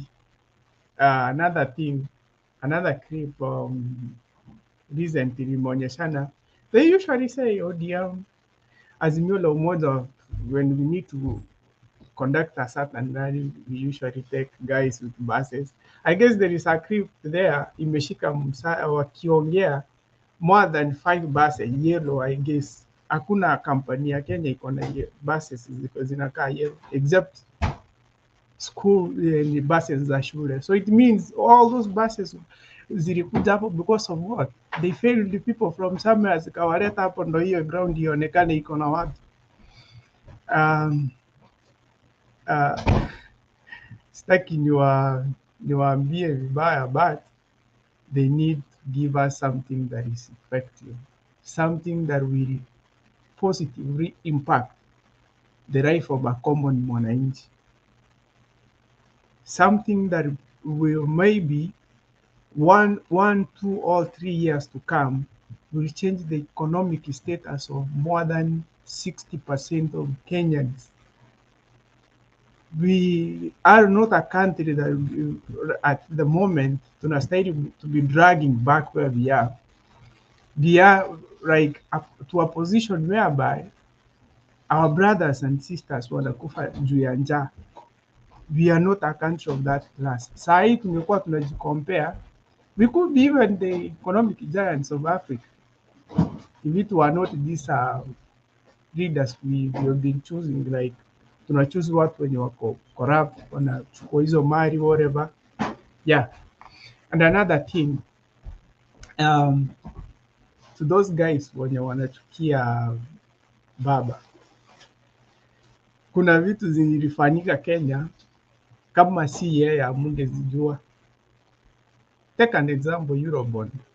Nobody was to know that kuna pesa ilitoka mahali fulani na imepotea. This scandal of dams, atungeijua if it were not Raila. Atungejua NYS if it were not Raila. So it means this is somebody mwenye anataka hataki vitu zinafanyika kwa giza. Is somebody who needs something that is done the right way.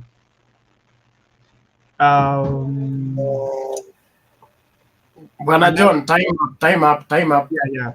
La mwisho sasa ningewaambia, but that is the main thing that I usually say nikimalizia. Background of that reader matters a lot. Don't look at the person where he comes from, like which region he comes from. Look at the background of that person. If he never performed or he was involved in any scandal, don't please, don't elect that person. Fisi ni fisi, hata akinyeshewa huyo ni fisi. Hata mkimweka huko kama alikuwa anaiba, huyo ni mwizi. So look at that before you choose our leaders. Thank you. Okay, asante sana. I hope there's no debate on that. Can we now hear David Ochieng? And the people behind the scene, behind the curtain, we discourage it. Alex, unajua sheria? Quarantine pap.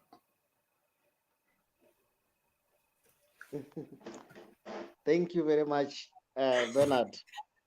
It has been a long day with backups here and there. I've really enjoyed the conversation which is currently going on. I really missed that guy known as Okumu. I had a lot to ask him and to verify. But one thing I've noted that we need to understand, we have 3 categories of people that we are targeting during this our campaigns. We have the illiterate, we have semi-literate, and the literate. So the opinion shapers has a lot to do, because from Okumu's reasoning, you can understand Ruto is at least getting some numbers, because if he talks of the rumor that at least they have some clue, Musalia has been promised 30%, Raila alichukua handshake yote ikaenda huko, those kind of propaganda, at least we are learning from this platform. They are making some influence, and it can also determine the voting pattern. So the Azimio team need to work smartly. And I also come to realize not only selling the ideas, but also propaganda is helping, because Ruto has no idea of any kind of policies that he's selling, but he just talk of huyu mtu wa kitendawili, huyu mtu wa mganga, just giving accusations and name calling. But in the end, for those illiterate or those who are not informed, they take it the way they are told. And this one can really influence a number of votes. We have the youths who does not know a historical background of Kenya and how the economy is, but they only make a decision to choose someone on how he's portraying himself in the platform. He's a good orator, he speaks well, amechimba mwingine, amempiga sana, amemmaliza baba. You see, such kind of myths and misconceptions can really lead to us, the Azimio team, losing a number of votes. So it is my point out that the Azimio team need also to bring those that we believe are propagandists, like the Babu Owino team. You know, there are those youths who will only take advantage of what Babu has come out as a slogan, Tibim the Tialala, that kind of hitting hard. It will influence some kind of voting. But all has been said. When we just check it, I would like to ask this to other members who are on the call. Raila Amolo Odinga is not having any portfolio in the government. So when somebody can come out today and say, out of the handshake, Raila alichukua vitu zote akapeleka Nyanza. The deputy president has been there for the last 9 years. What has he done to the Western team that they can count? I concur with my colleague who has just contributed on the platform here. During his time, the handshake between Kibaki and Raila, we saw Mudavadi becoming a deputy prime minister, and even Ruto himself complained a lot. He was promised some position, but Baba akachukua prime minister, Mudavadi akachukua deputy. Let us counter check and have facts that we can use to make allegations. But one thing I believe has been making the Azimio team and Raila in particular to gain popularity, even in as much as we want to peg much on the propaganda, there is also that how you present yourself to the civilized and the opinion shapers. In this platform, we are exposed, we understand the current political ideologies that are currently going on. Baba is well organized. When he's presenting himself, he will outline how he's going to solve the challenges. Unlike the UDA team, from Murkomen, from the Sudi team, instead of telling us how you are going to solve the problems that is affecting Kenyans, you are only telling us how Raila is Muganga. How is this one going to help me as a Kenyan? You are telling me you have been in the government, you know, you are the person who holds the keys on how to help us solve these problems. For the last 9 years, what have you changed? What have you done that can show me as a leader that you are the best that I can trust with the future? So basically, I've learned a lot in this, and I just advocate for our other colleagues who are listeners. Let us give credit where it deserves. Do not give just empty accusation on someone.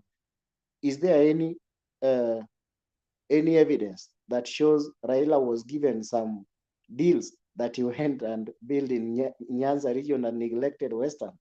Those are myopic and they are baseless that we cannot rely on. Thank you. Thank you, David. I believe that is it. Wanamurunga, what did you want to say before we hear from Alex?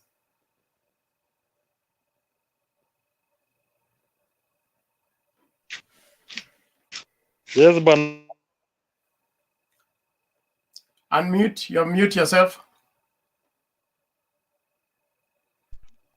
yes, I've unmuted. Now,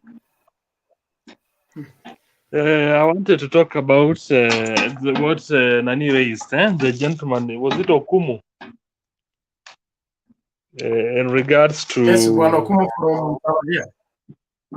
yeah, in regards to the issue of Raila vile amejinufaisha na handshake na kunufaisha region zingine kama Nyanza.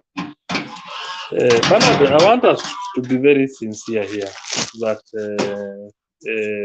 as a country and as citizens of this country, Raila Odinga has never been head of government. No, he has never been. The people with that kind of reasoning, especially Kina Okumu, should look back and ask themselves, where was Musalia Mudavadi when he was made the PM by the same Raila Odinga? What did he do? What did he achieve? How many people from Western Kenya were actually assisted or supported by Musalia Mudavadi? If not the immediate family, that in fact some of them have been out of the country doing this and that, but what did Musalia Mudavadi do? And it is Raila Odinga who gave the Western Kenya a good number of ministers. Let's not forget that. So mtu akikuja hapa kusema ya kwamba sijui airport iko Kisumu, sijui nini imefanyika mahali fulani, watu wafikirie kabisa, because let's not be selfish and let's not reason towards that direction, because it's wrong. It is wrong. Anything happening in Kisumu benefits me, who is actually from the land of Mumias. I will hata kama ni hiyo uwanja ya ndege mimi nitatumia nikiwa huko. Let's not forget that. Alafu kuna kitu nilikwambia Bernard the other day when we were talking about the issue of Western Kenya, and I told you that Kakamega County, and you saw exactly what Wetangula was told yesterday by the residents in Kakamega. Kakamega next governor is going to be Fernandes Barasa, as I told you before, and deputized by somebody from upande wa juu, as I told you, kutoka Kakamega ya juu. That's how it goes. And given the numbers of the Wanga and the Marama from that region, those numbers make up to good numbers that will ascend someone to governorship. There is an issue that also caught my attention today when it was announced that William Ruto had appointed Babu Namwamba to be the head of international something. When you look at the tweet that was tweeted by Moses Kuria, I think it was of concern that to him, he thought that that is an appointment for cabinet secretary for foreign affairs already gone, because that's what he said. He just tweeted, foreign affairs, congratulations Babu Namwamba, foreign affairs is already gone. So in fact, it was like now what is our stake as Central Kenya, because the Musalia Mudavadi is already in the position of chief minister, and I don't know what. So tuangalie kabisa siasa inapoendelea kuchemka. Back to you, Bernard. I'm on here. Okay, thank you, Mr. Murunga. Now, Alex, make a submission. Lalafu tusikie huyu Kawel. Yeah, Bernard, shukrani kwa kunipa the opportunity in this platform to share our ideas. Tuone vile Kenya yetu itaendelea. You know, we should always remember the reason we are here is not because we are supporting somebody. It's because our country needs to move forward. 60 years after independence, we are still stuck in between somewhere that we shouldn't. And it is sad that the next generation is going to get our fights, the fights that we needed to finish. You know, Bob Marley, when we grew up, we used to listen to the Joseph Karani and all these people made us love reggae. There's a song Bob Marley used to sing that Rise, all falling fighters. Rise up and fight and take your stance and fight again. For he who fights and runs away will live to fight another day. We have ran from our fights and we have lived to fight them another day, but we have never won. I hope finally 2022, we will get it right so that we don't take this fight to another generation, because actually it was brought to our generation by our parents. I hope we do not postpone this one to the next generation. If you see, there is a vacuum of generational leadership.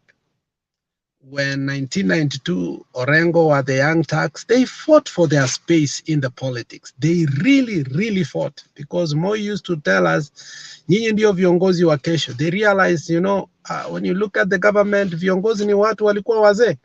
What did they do? They fought, but now they are still there. You find that young people are not there. Why? Because they have not attained that what they were fighting for. Today I saw something that was good, but also very sad on the political front, which was Kiraitu speech and Munya conceding. That was good. We didn't want a fight over there, but it is also sad that we did not have that political space where people fight and have two options, the competing good options, and they decide who should be the governor. But because we were seeing that people are so divided, I am still putting my case to rest that I think it's unfortunate for people of Meru that they did not have the best choice that they wanted.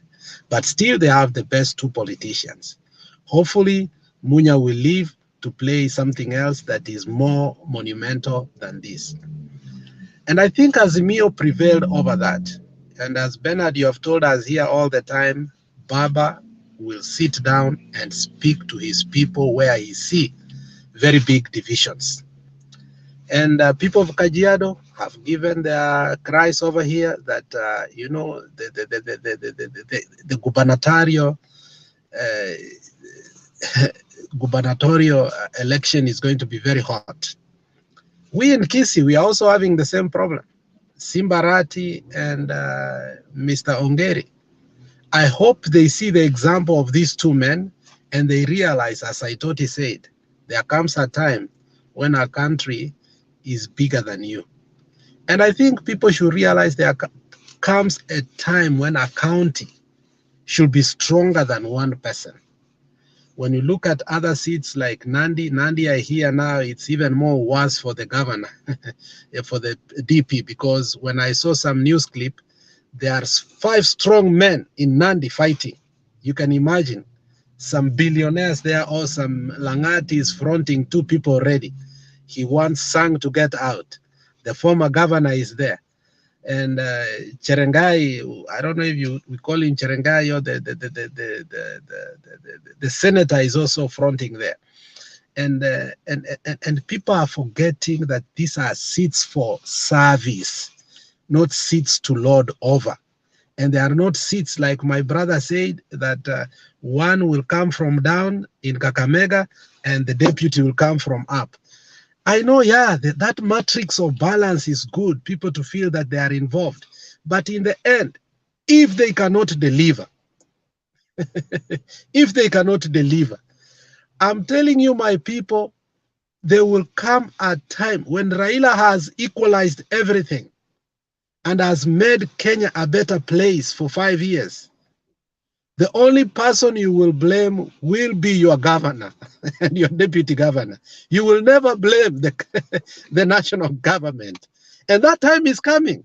So it is now that you must look and choose your leaders wisely. Nominations are coming. The people who are managing your money are MCS. I'm telling you, if you hear those people even speak in interviews, you will wonder and ask, nani alichagua huyu? Let us educate our people and tell them that our money that we are blaming, somebody in the comment was saying that hatuna mabarabara kwetu. No, I mean, why has Kakamega done so well? Why is Kisumu doing so well? They are not under the revenue allocation. There was equal distribution of resources somehow, not totally equal. But there are people who used little resources, and you can see there are people who had so much resources like Nanok. Nanok had like about 10% of the revenue from the oil. And he has left his people broke, desperate, and he can't be accountable. So, and he wants to continue to be within the politics of his people. We must look beyond the national government and start asking ourselves, the county government, if we fight so much, clanism is worse than tribalism. My friend, clanism is worse than tribalism. Because what happens when an MCA is elected, I remember Kwetu, an MCA won with only 7 votes over. And if we could have gone to recount, we could have opened a Pandora box, because many, and I think the Supreme Court was right not to start opening. Tungekuwa na almost 1,000 cases of them recounting the votes. We have a time to make a country. This is the time, this is the moment, this is our opportunity. As we put Baba, let us also put for him people who can manage resources.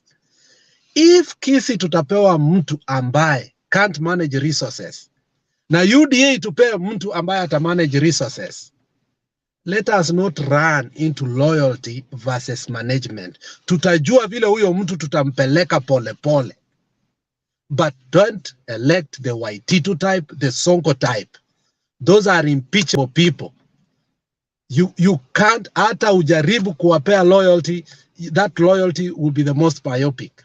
So as we elect people, let us remember that these clanism that pea mtu wa juu wa chini, but if that is the case, then choose people who are capable to lead, not who are just popular. Because in the end of the day, the resources that we are going to get, that are 35%, because I know BBI, whether they like, the moment Baba Pass comes in, 35% is going to go to, if these people, if Obado could just wire 2 billion to his son in China and wherever, and now that somebody is going to have, like, he was getting 15%, now it's going to be 35 to 40%. How much more can people steal if we don't put people there who are capable of leading?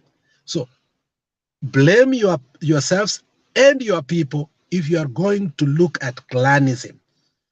I come from a small clan, and I don't expect myself to look at a clan. I want to look at people who can deliver, so that in the next 5 to 10 years, we will be able to compete to people like in Kisumu, so that we cannot start saying, Baba amepeleka resources Kisumu. If he took them there and those people worked for them, and actually they showed for them, we shouldn't even be jealous about it. So Kiraitu and Munya, I think what they did, the ceasefire was good, but I want more competition. I don't want a situation whereby somebody just go there without contestation. When they get there, they become too comfortable. And we want to disrupt the establishment. Once you don't make the establishment uncomfortable, they don't work. Finally, wacha nikuwakumbusha what Kofi Annan said that we need to remember. When Kofi Annan had finally given us peace, had helped us attain peace, because our 2 leaders decided to give us peace, but Kofi facilitated. He said, when 2 elephants make love, it is more worse than when they fight. When 2 elephants sleep in a grass to make a baby, it is more worse. We have 2 elephants in Kenya. Tuko na Baba, tuko na Uhuru. Tusipopata Ruto awapeleke mbio, these 2 people, if they decide to make the country right, they can. But if they decide again to mess the country, they can. So let us get a strong opposition. Hapo ndio namalizia yangu leo. Sisemi kitu, naomba Kawel kuja mara moja.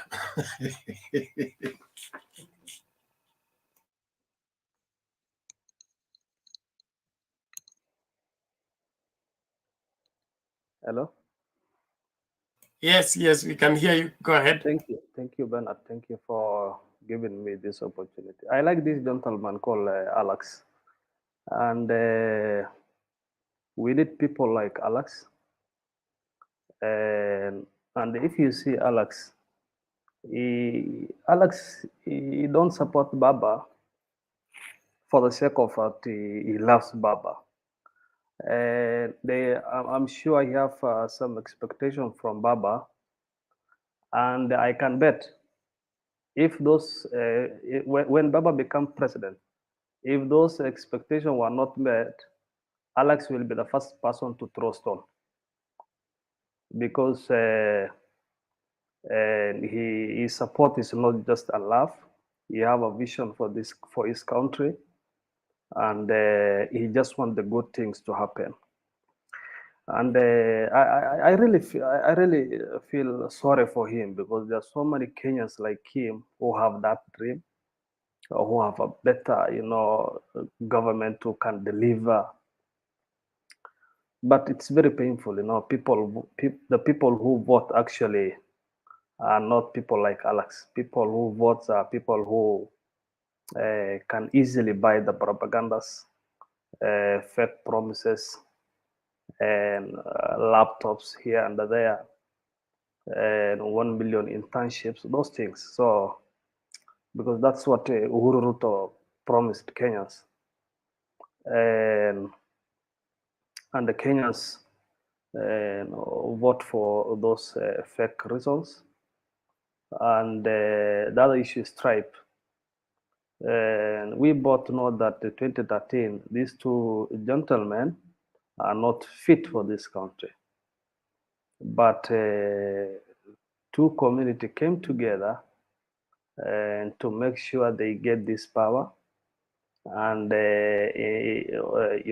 for a fake reason of they just wanted to save their sons from Hague. And eventually they became the president and the deputy president. But we have seen the result. So it's very painful to see a government that is not delivering. And but at the end of the day, I'm sure even all of you will vote for your people, because of tribe, from MCA to governor. But the debate should not be only Raila and Ruto. We should also focus on the people we are elected from Mashinani, from governor to MCA. Because if Raila becomes president and your governor is useless person, then I don't think so. I don't think so. Raila will help you, because that is the person who will going to manage your money. So we should also not focus on presidency, but we should also focus on here in local government, from governor to MCA. But I'm sure,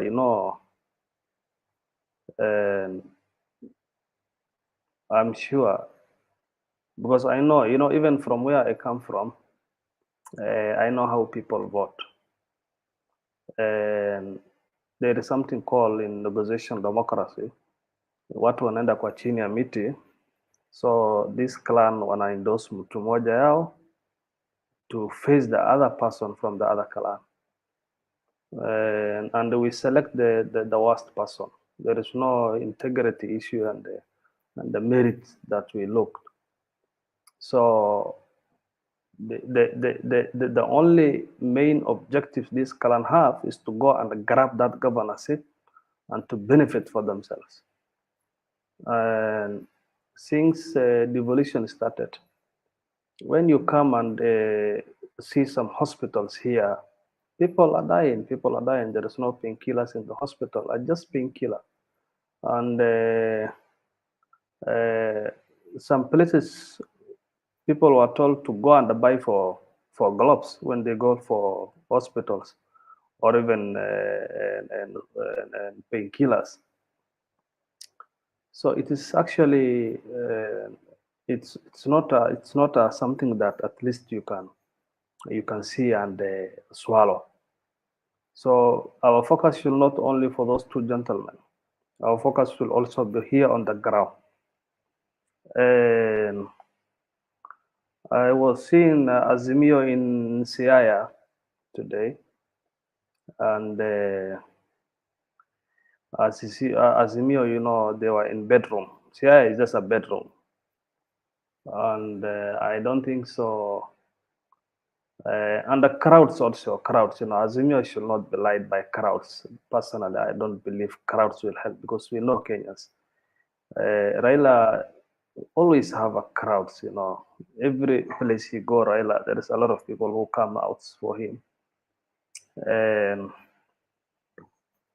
so I think they just need to change their game plan a little bit, just to make sure they go for other partner like Oka, because the game is this game is very, very hard, very hard. It's harder than the one of 2017. I have my reasons when I'm saying that, because and so they are facing a very tough opponent. We should not be underestimated William Ruto. That one you can take it to the bank. And I don't know who will win, but I know the opponent is not an easy opponent. And now that is just one goal ahead of you, because he went there and form a partner with your former two principals. So, but I'm sure Raila is cooking something. If he can try to persuade Kalonzo Musyoka, Oka people to join him, I think that will be a winning decision. So, whether Raila in Nyanza or Raila in Eldoret, and then the crowds were either silent or the crowds were making a lot of noise, it will not going to add any value during the general election. Or who have a better, a lot of crowds than the other one. Those are some of the things that will not add value to both of them. So, he gave me a numbers, politics, we all know that.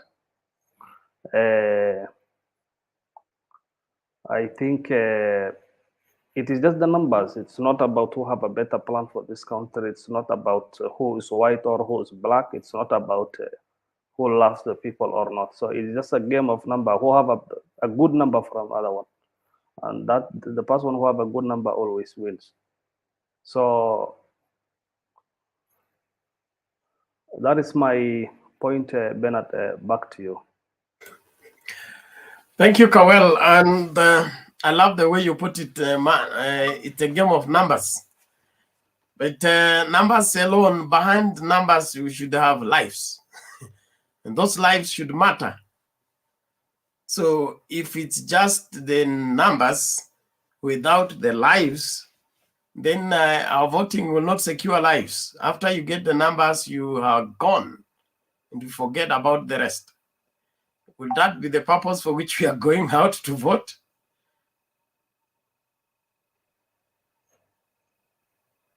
Hello, Bernard. Come back to your point, please. My internet was breaking down. You said that is a game of numbers, and that is all. I am saying behind those numbers are lives. Those lives should matter. If it's only numbers, we give you the numbers, you go away with the numbers and leave us where we are. Will we have voted for the right purpose? No, my point was this, Bernard. Yes. And the people who have, when I say number, I mean that this is election. People are going for election. So the person who have a big number will be declared the presidency. That is what I was trying to say.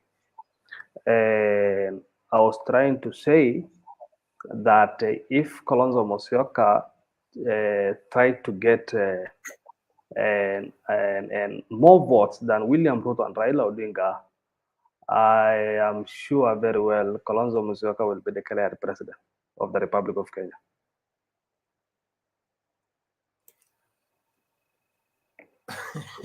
That's a good one, huh? A little confusing, though. Bernard,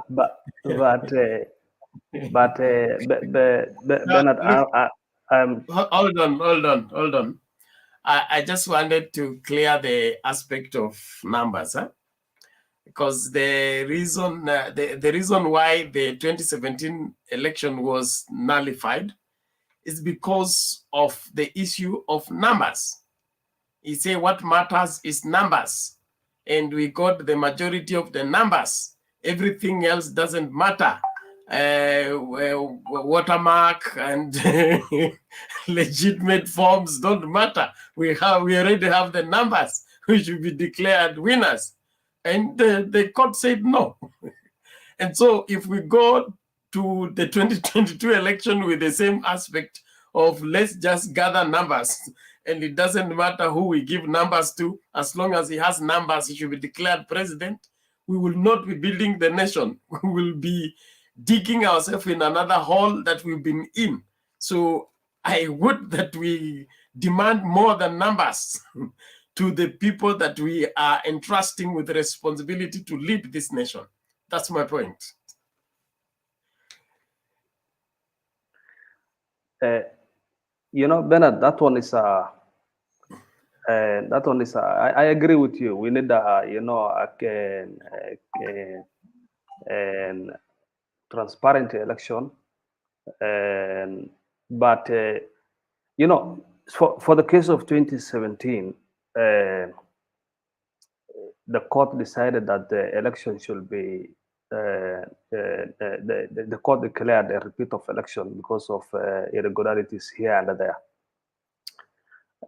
But you see, that one is not my role, and that one is not your role, and that one is not the role of the Kenya. It is the IEBC role to make sure that they conduct a free and a fair and a verifiable election. But when I said it's the game of numbers,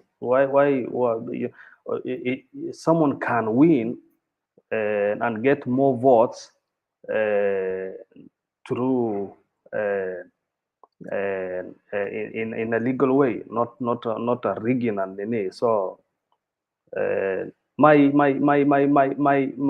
only issue why I said that, my point was that if Raila tried to gather a good number of votes from William Ruto and Kalonzo Musyoka, Raila will be declared the president. So, we are in Africa and especially Kenya. We know how things politics go. The rest will be the history. Bernard, you know that the rest will be there will be the history. 2017, Baba won the election. We know that, but ultimately Uhuru Muigai Kenyatta is your president. But it was maybe Raila's or ODM to make sure that they tackle that one, and because they had a chance to work with President Uhuru Kenyatta and to make sure they come up with a plan that will produce a transparent election in 2022. But Baba decided to go for BBI. So what I'm trying to say is that let's see who will get more votes than the other one, Bernard.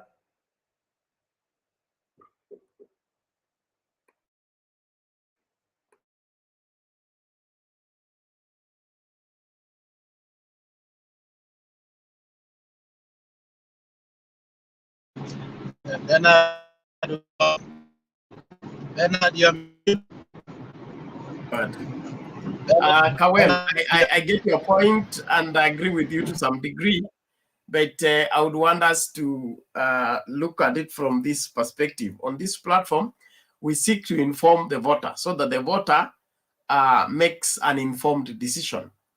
And if we narrow our arguments and the decisions on the aspect of numbers only, we are not helping the voter.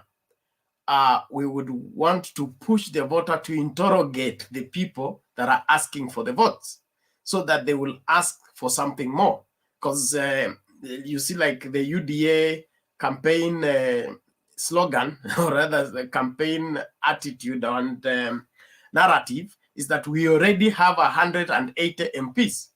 Okay, they are trading numbers. And then they want to use that 180 to intimidate everybody to join them, because if you already have 180 MPs, then you are already 3/4 in parliament. You can do anything. So I would want us to inform the audience that they have a right to reject somebody for his bad behavior, even if he comes with 180 members of parliament. It doesn't matter. And also, the people we put in the office, we should also be able to say the character of this person sells him. But if we say character matters nothing, behavior matters nothing, as long as he has numbers, we give to him. That is how we are selling the country. And eventually, we'll be crying all along. So to make 2022 election different from the rest of the elections is that we would demand more than numbers, and we would want people's characters to be scrutinized, people's track record to be scrutinized, and leadership to be given to credible people that will help this country move forward. But if we repeat recycling people without questioning, there are people with papers that are questionable, their character is questionable, they have cases they have not finished, but they are still looking for public office, and they say there is which hand, oh, it is fighting the DP, or it's fighting all those excuses. We should not entertain them. Since we are the hiring people, we are the voters, we should demand better than just somebody coming to tell us he has 100 and something numbers. That is my point. So as much as we will win by getting the majority of the voters, but these voters who are giving us the vote should make us more responsible, because if you get 6 million people supporting you, these are 6 million lives. It's not 6 million papers. These 6 million lives deserve to be served well. And so we need a good chef in the kitchen to cook good food for us to enjoy the food. But if we send a half-baked chef inside the kitchen, it doesn't matter how good the food we send into the kitchen. Whatever that will come out of that kitchen will not be edible. Not because it wasn't good at the market.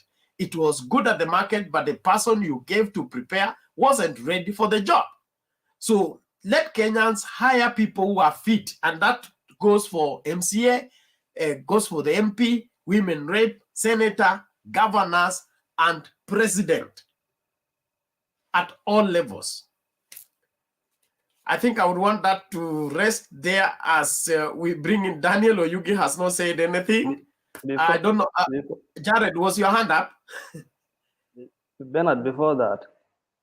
I wanted to respond because there are some things my friend Kawara was saying, which I'll quickly, because I know there are 2 or 3 people who have not said anything. I'll be considerate if you don't mind. My brother is saying that Raila has lost by losing 2 principles. And I want to get that there are 2 people who have been saying the truth, but sometimes, we don't like to hear the truth. This secretary of ODM, this guy, has always been saying some people are not principals; they're just there to massage their egos. So if you consider Raila and Ruto, Raila lost Mudavadi and Wetangula, and Ruto lost Uhuru. Who is a wounded soldier here? You will have to answer for yourself. But another thing, why I tell you that these are not principles. Atwoli has said that he took his money, 200 million, to install Mudavadi as a kingpin of Western. What did Mudavadi do? Remember, he picked Wetangula and Obaranya to be the kingpin. Instead of consultating the Western and having it in his pocket, just like Ruto is having Rift Valley, Raila is having Nyanza. He did not take that advantage. He's still waiting to be still given another person. That's where he lost it. You see, they go to Oka, there are two principles. Wetangula should not be closer to Mudavadi. Mudavadi TV is, if he claims to be the one who has everything from Western, it should be the only principle, not to be challenged. You don't see anybody challenging Ruto. You don't see somebody challenging Raila. There is no kingpin challenging Uhuru. So Mudavadi, there is, I don't know how many people. Everybody is a principal from Western. That tells you that he did not take that advantage. So I take those two guys saying, they have been saying the truth, that Mudavadi is no longer a principal, he's just another person looking for his personal gain or something. He doesn't have a control. So it's not good to say that Raila lost. Actually, I've said here before, and I will remind you, when Raila is sitting in Capitol Hill, where he can see, somebody can stand in KICC and they will not be able to see.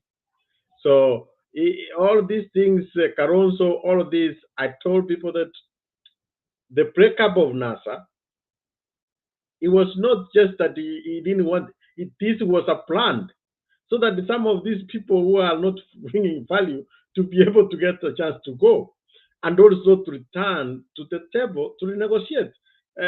All of these people you are seeing, Caronso, this was a deal which is done way. All of this, what they are doing here is politicking.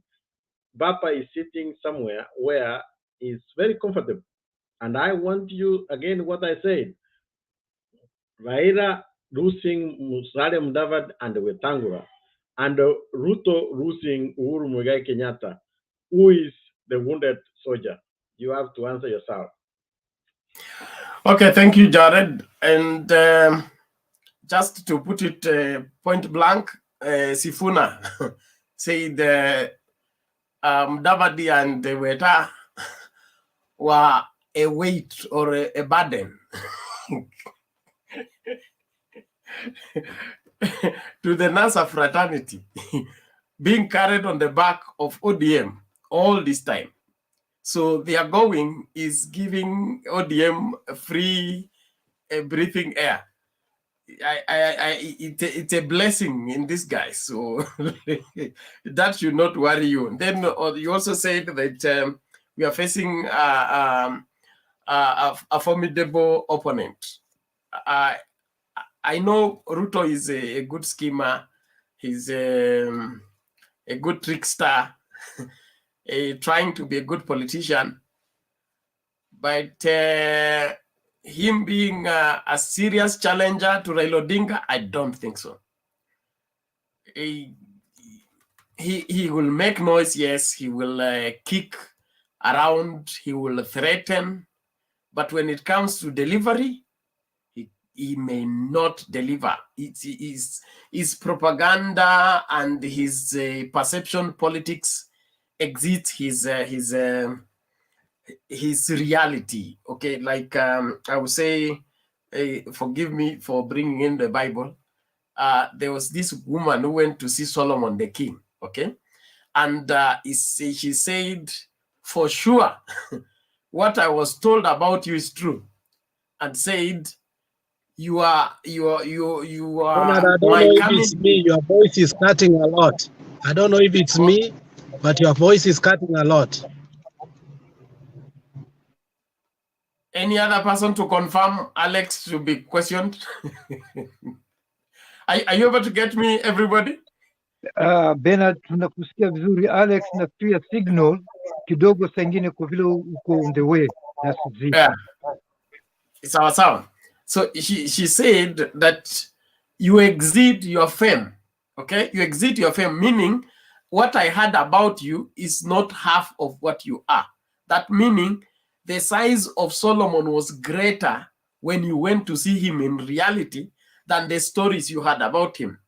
Opposite of William Ruto, in that the political wherever picture and the political wherever imagination that you're treated with, this the perspective, the strongest, the articulate, the schema and all that. When you hear the rumor, it's big. But now when you go to the reality of the person, what kind of decisions is making? When the president pushes him small, how does he react? Does he have long range politics plan? He seemed not to be scoring anything. And if you are playing against Raila and you don't have long-term plans, you can't win. So at the end of the day, he will learn after this election. But as at now, let him continue with the script. That one I promise you. Let him continue with the script, and the script is going to deliver him to a place where he will accept the classroom. Right now, let him use what he has. Alex, iko nini nataka huyu Daniel akuje? No, Bernard, I think you are underestimating and being unfair to William Samoei Ruto. I mean, for all facts, William is a politician. And in as much as we may look at him in this election the way we want to look at him, give him credit.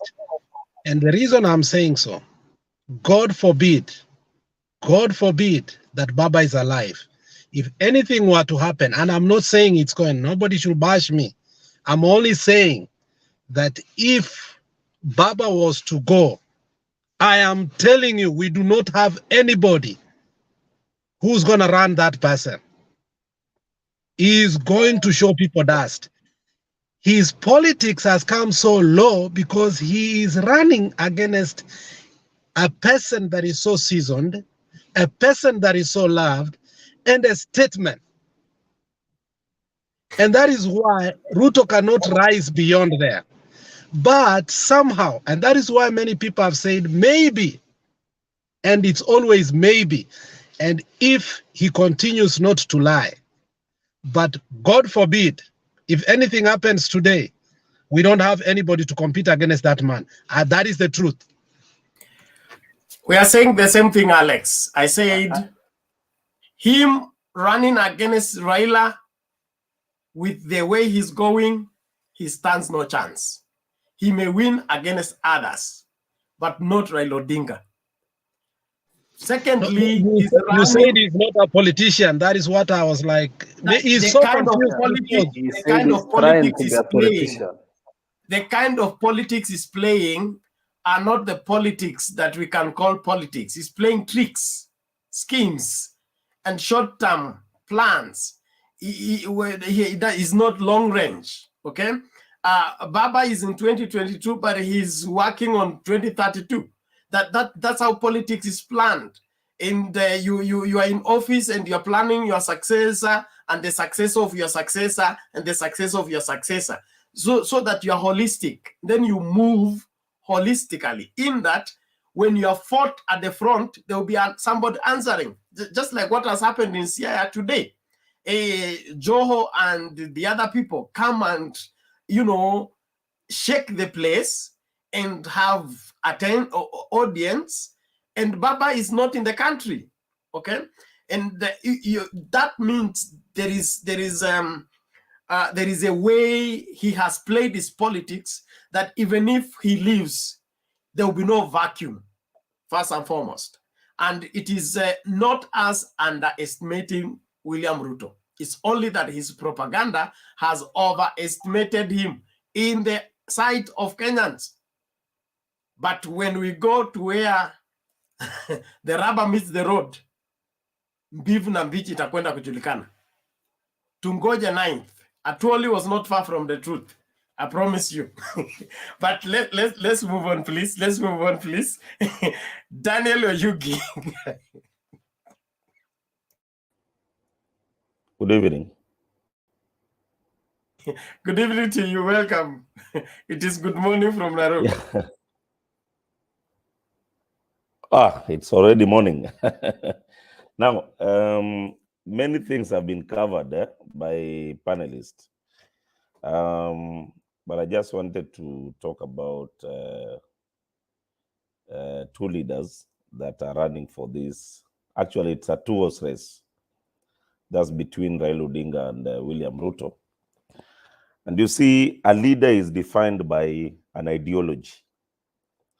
When you look at Azimio, there's an ideology. When you look at Kenya Kwanza, that is UDA has now shifted from now UDA for Kenya and ANC now they're in Kenya Kwanza. I do not understand how to define them in terms of ideology, because one of the things that defines Raila Odinga is Raila Odinga has really fought for democracy in this country. He's really fought for equal inclusivity. So it's somebody that you can define. He's somebody that you can write his history about. William Ruto, I do not understand. What can you talk about on William Ruto? Because it's always about negativity. The YK 92, the Jubilee government was formed. You know, even at some point, Raila even sent him home when he was the Minister for Agriculture. Again, because of corruption of the maize scandal. So the guy has always been having scandals. But having said that, there's something that I've realized that is lacking in this country. Number one is voter education. Majority of youths do not understand why they go to vote. And that is why you see most of them are so much excited when they see some of these politicians. William Ruto has realized that there's a problem, there's a weakest point in terms of the youth, in how the youth understand the voting process and the reason as to why they are supposed to vote. And he has realized that the youth have no clue on why they should vote. That is why he's come up with Boda Boda, he's come up with Mama Mboga, just to brand those kind of slogan, things that can excite the youth. So if you would be having a situation where we would be introducing voter education so that youth understand, why do I go to a polling station and vote a leader? We are not voting leaders because they belong in specific political parties, or it's a euphoric movement for people to be given the office, and then at the end of the day, they just loot public funds. And that is why you've realized that so many leaders, even to yesterday, when cabinet secretaries have resigned and they want to seek political offices, why do they want to run for gubernatorial seats? Not even a senator. I've not heard anybody talk about running for a senator or a member of the National Assembly. Almost 80% wants to go for governorship. It is because they have realized that a governor is somebody who is given money and is able to budget for the entire county. But because the BBI was actually proposing the 35%, they know crystal clear that the national government is going to expand the budget allocation for the counties. So many are really scrambling to be governors in this coming election. But do they have the manifesto? That is the other question that we must ask ourselves. As much as Raila Odinga can win the election, or William Ruto, whoever wins this election, the governors, do they? Because governors are supposed to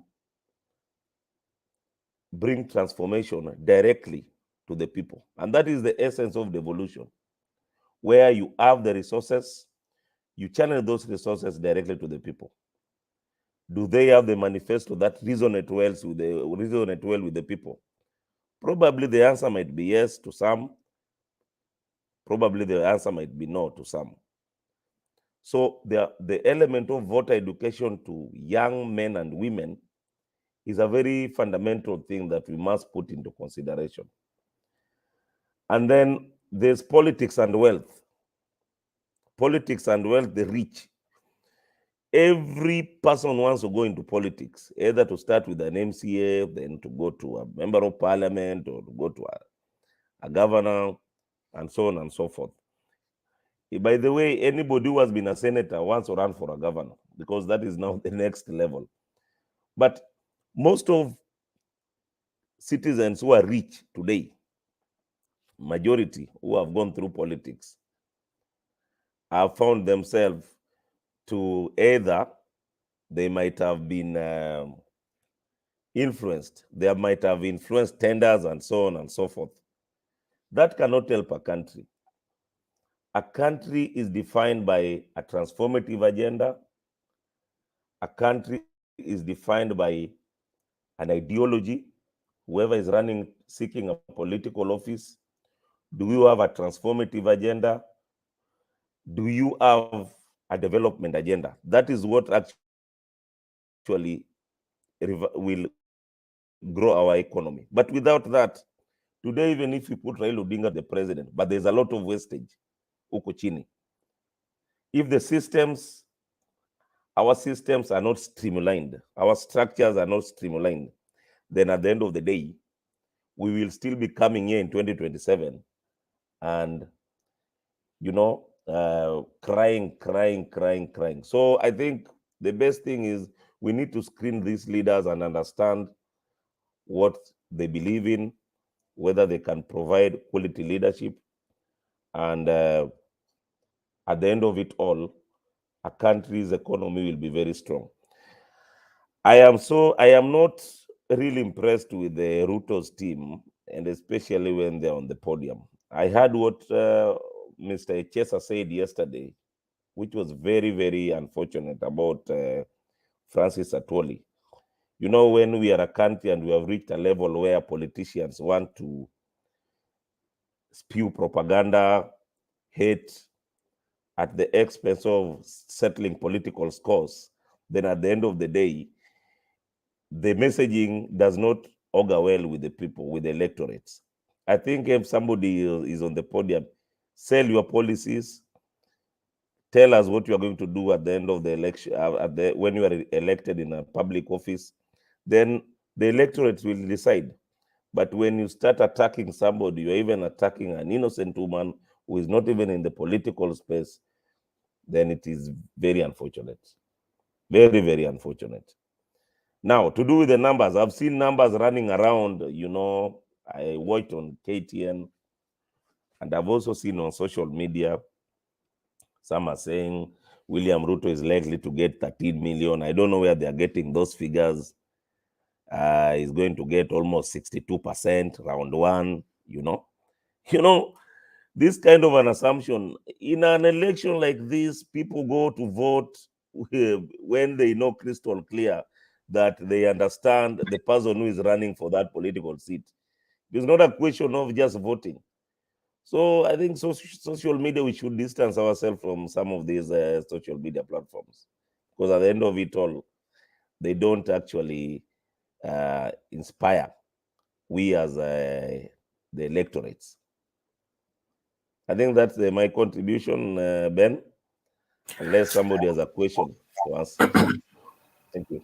Okay, thank you, Daniel. Thank you. We appreciate your perspective.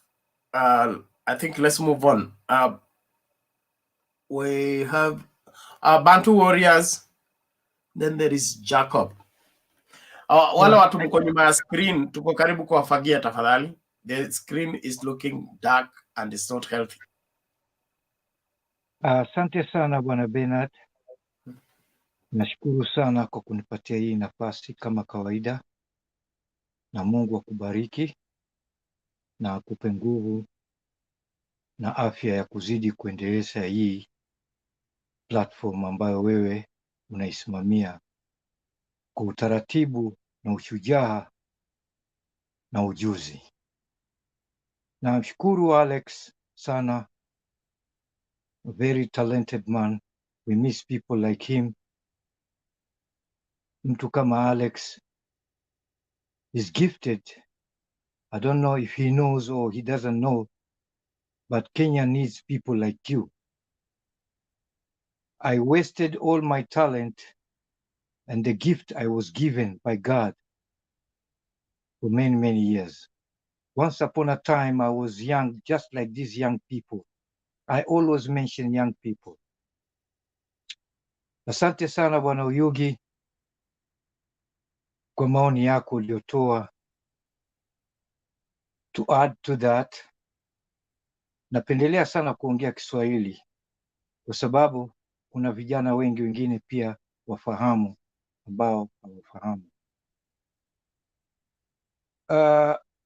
Kwa leo nikibadilisha kidogo tu, najua mada yenyewe ni aina gani, lakini nilikuwa nazungumzia mtu kama Bernard ama Alex na wengi ambao wako katika hii panel, na wengine huwa wanakuja wanaondoka, wanao uwezo pia kuwa viongozi wa hii nchi.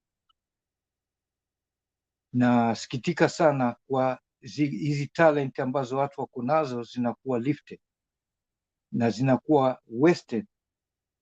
Nikiangalia yale yanayotoka kwenye mdomo wako ndio yako ambayo iko kwenye kichwa chako, kwenye mind na brain. Ni mazungumzo mazuri sana, nikiadi Oyugi vile ameongea. Ile siasa ya zamani imepita. Mimi nimetembea nchi nyingi sana. Kwa kifupi, nimemaliza nchi zote, na umaskini sio Kenya peke yetu. Niulize mimi, uliza Alex, uliza wengi, umaskini uko kila mahali. Hata huku tuko umaskini huku, na nafikiria huku umaskini huku pia ni zaidi hata kushinda kwetu. Kwetu kuna freedom, huku hakuna freedom. Wanalala barabarani, tunaita low class. Unaona, na our politician wetu wana target these young kids ambao ndio future, ndio flowers za miaka inayokuja. Wanawapelekea wanawake, wanawavisha hizo nguo za yellow hizo, na watoto wanakuwa wanadanganyika na wanawake kutingisa viuno, na hakuna kitu wanafanya. Wana target poor people, wale watu ambao hawana uwezo. Very easy to manipulate, kuwadanganya. Very easy. Lakini utaona hawezi kuwadanganya watu wazima kama kina Bernard na kina sisi na wengine. Huwezi kutudanganya, lakini wana target, they are targeting innocent people. They have nowhere to do or what to do. Nawaomba sana vijana, muangalie future yenu, iko mikononi mwenu. Mukae sana, mufikirie wakati mnapopata nafasi, age ikifika ya kuvote, uhakikishe vote yako ina count, kwa sababu vote yako ndio maisha yako ya kuanzia hivi sasa mpaka hapo miaka inayokuja mbeleni. Ufanye bidii, usidanganywe na mtu yoyote na maneno, na unaweza kudistinguish between right and wrong. Munapatiwa maneno ambayo ni empty, hakuna kitu. Sisi tumetumia hii talent yetu ambayo mimi nimeiwaste, lakini Alex, tunakuhitaji sana. Wewe ukisimama kama governor, Bernard ukisimama kama minister au any position, definitely hizo nafasi mtapata. Tunataka viongozi ama watu kama nyinyi ambao mko gifted na hiyo talent. Kitu naongea ni vijana, mfanye bidii sana, mujue kweli na urongo uko wapi. Mchague viongozi ambao watawatengezea maisha yenu. Sisi tumekuwa na hard time miaka ya nyuma. Hii election inaokuja ni muhimu sana, very important. Tokeni kwa wingi sana na mujitahidi. hata kama huwezi kutembea, crawl uende mpaka kwenye election booths na utume voti yako. Hawa viongozi ambao utawaona hawana kitu cha kuongea, wanatoa matusi saa yote, na baba apatiwe nafasi. Baba aim yake ni kuhakikisha amelay foundation ili wale watakaokuja waendeleze hiyo kitu ambayo ameweka. Kwa hivyo sasa sina mengi sana, nitaka kutoa nafasi kwa watu wengine, lakini iko na mengi, nitapatiwa nafasi, Mungu akijalia, Bernard, nitaongezea. Asante sana. Okay, thank you, Bantu Warriors. We appreciate your sentiments. Let's all keep the conversation going. Kenya is priority in all that we do, because I believe if we fix Kenya, every Kenyan will be all right. Our problem has been a lame Kenya carrying every other Kenyan. There's no way you enjoy the rest of your body. And so when we focus on making Kenya better, I'm sure we'll make the lives of Kenyans better. But those people targeting the lives of Kenyans without holistically looking at Kenya, wanatudanganya, because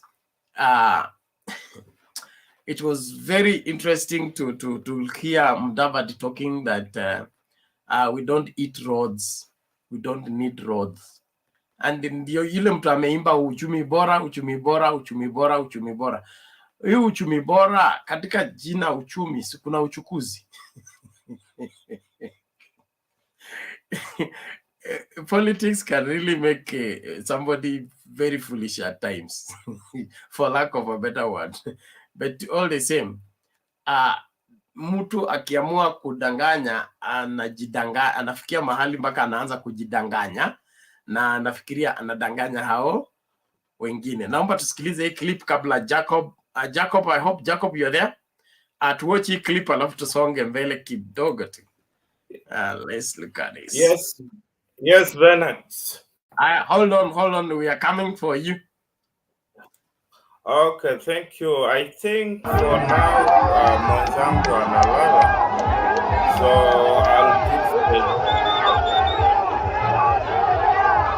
I'll give the chance to the rest. Maybe I can talk tomorrow after north of Turkana or Lockdown, but maybe Mtaani Kibera. Thank you.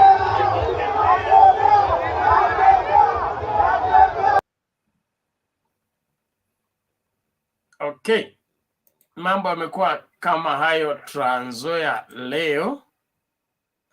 Wananchi wanasema inatembea. I mean the incoming governor, if there is no any other challenger rising up in the race. To the best of my knowledge, mbolea ni kama isha penya kila mahali katika hiyo sehemu. Jacob, sorry, tulikuwa tunacheza video na wewe unaanza conversation. We were just alerting you so that you be ready after the video, then you can come in. So mikono imenuliwa kuhusu tafadhali relax, natembea, tutamuongea baadaye. Jacob, make your submission please.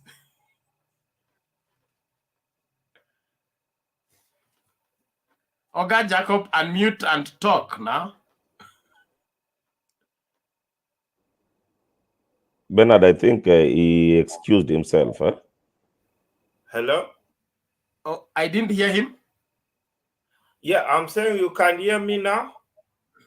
Yes, we can hear you. Yeah, I'm Mukaji Kibera, but I'm far north of Lockdown, Turkana County.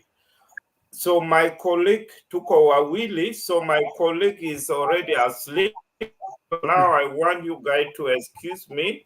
I'll just be listening. Maybe tomorrow I'll come on. Okay, thank you very much, Jacob. And all the best where you are. Yes, Bantu warrior. Bernard, sorry sana na nashukuru sana nilipokuwa naongea Alex alikuwa ameondoka. Alex, tunakushukuru sana kwa maoni yako, lakini tunakuhitaji sana hapa Kenya. Tunataka watu kama wewe uwe viongozi. Ulikuwa umeondoka, lakini sasa umerudi. We really need people like you. Wewe ukisimama kama governor, definitely mimi nakuambia 150% wewe utakuwa governor. Ni hayo tu kwa sasa. Asante bwana. Haya, Alex, kazi kwako. Alex akuje na pesa hapo, ni kujipanga. Kuja na gunia ya pesa my friend, usikuje mkono tupu na manifesto bora. Subiri kwanza wewe.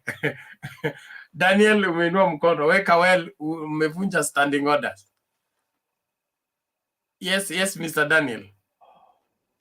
Bernard, you know Bernard, one thing that keeps on perturbing me is, Atuli said that Mudavadi was crowned a kingpin for the Luhya nation in 2016, where he actually said he spent over 200 million. The Bukungu one, where Mudavadi was crowned as the Luhya kingpin. Now, from 2016 up to date, Mudavadi has been unable to bring Luhya community together as one, okay? Because it really surprises me when somebody who was made to be a kingpin, when he passes somewhere, then people shout Azimio, Azimio, and he's not in that political faction. It's really not a good thing. And I think those kind of signs should worry the deputy president, that the ground is actually very confident that they are not with him.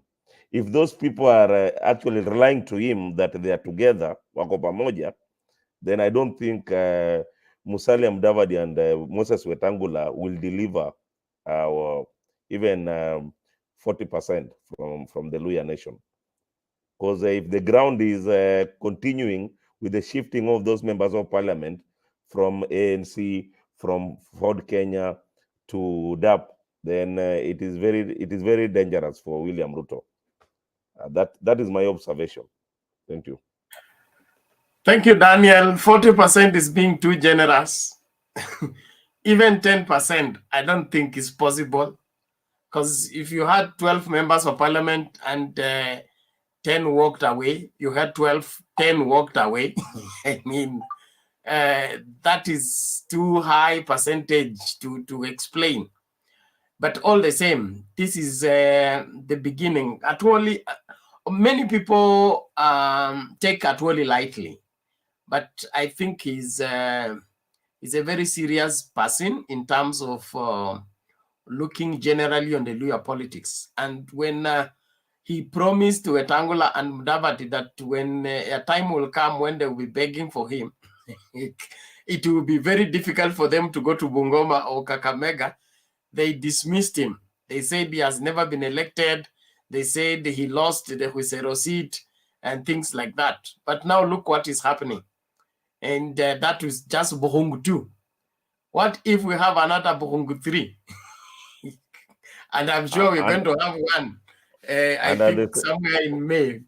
And at the same time, if Tindi Mwale decided to defect to Azimio, then things are very serious. Because Tindi Mwale is a confidant of Musalia Mudavadi, and he's no longer there. Okay? Yeah, things are falling apart for the two, and it's almost irredeemable unless they retract now and take a sabbatical leave, like Baba took a sabbatical leave, go away, come back after the elections with repentance in sack and clothes. They can be forgiven. It did not begin by this move to UDA. It began by them running away from Uhuru Park during the swearing in of Baba. That was the number one scene. Then number two, they come to explain. They say they were waiting for a Nigerian number. Oh, Baba deceived them. things like that. They did not give the Western people an explanation that was satisfying. And when we were still considering to forgive them, they add another sin on it of demonstrating cowardice. In Luya community, they can forgive you for everything except cowardice. And so, as at now, muwaombe, lakini kisiasa wajaribu tena. So if they retract and go to another country, rest, come back after the elections and say, forgive us, help us, they will be reinstated. But if they insist going this way, sahau, their political career is finished. We will be here after the election to discuss this.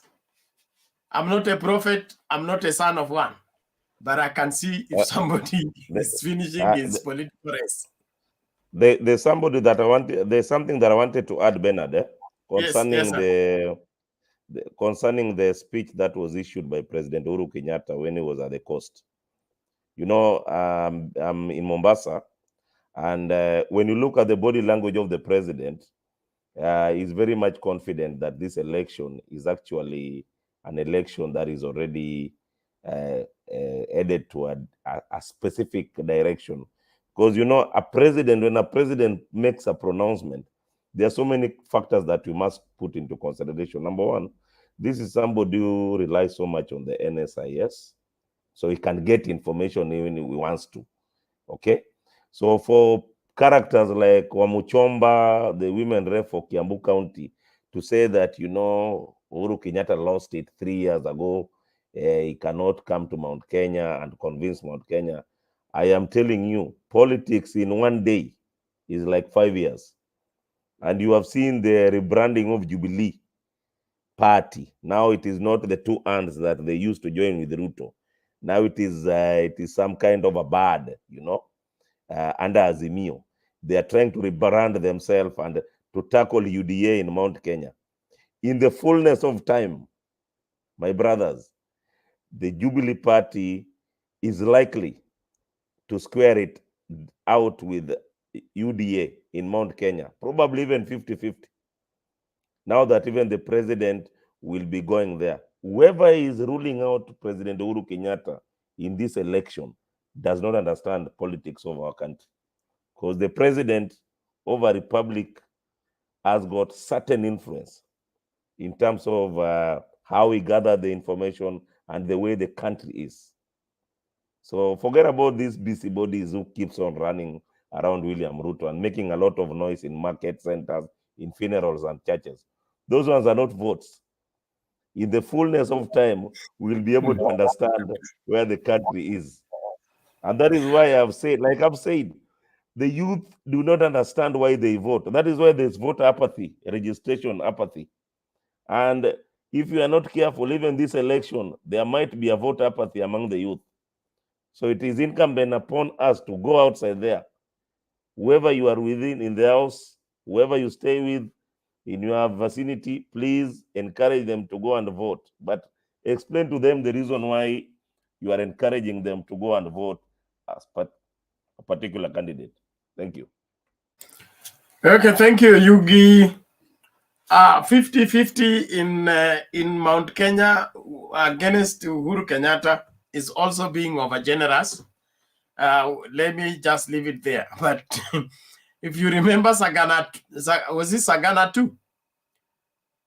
When the BBI was not to be pronounced anywhere in the mountain, it has been wherever preached against, condemned, it's evil, it is bad, it is antichrist, okay? Then Mudamaki called for an Inindo meeting at Sagana. And BBI got overwhelmingly voted for in the mountain than any other place, okay? And the opposition was only 4 votes. That is now a really voting, okay? After voting of the over 500 MCAs, only 4 voted against. That is now the percentage of Uhuru's score in the mountain.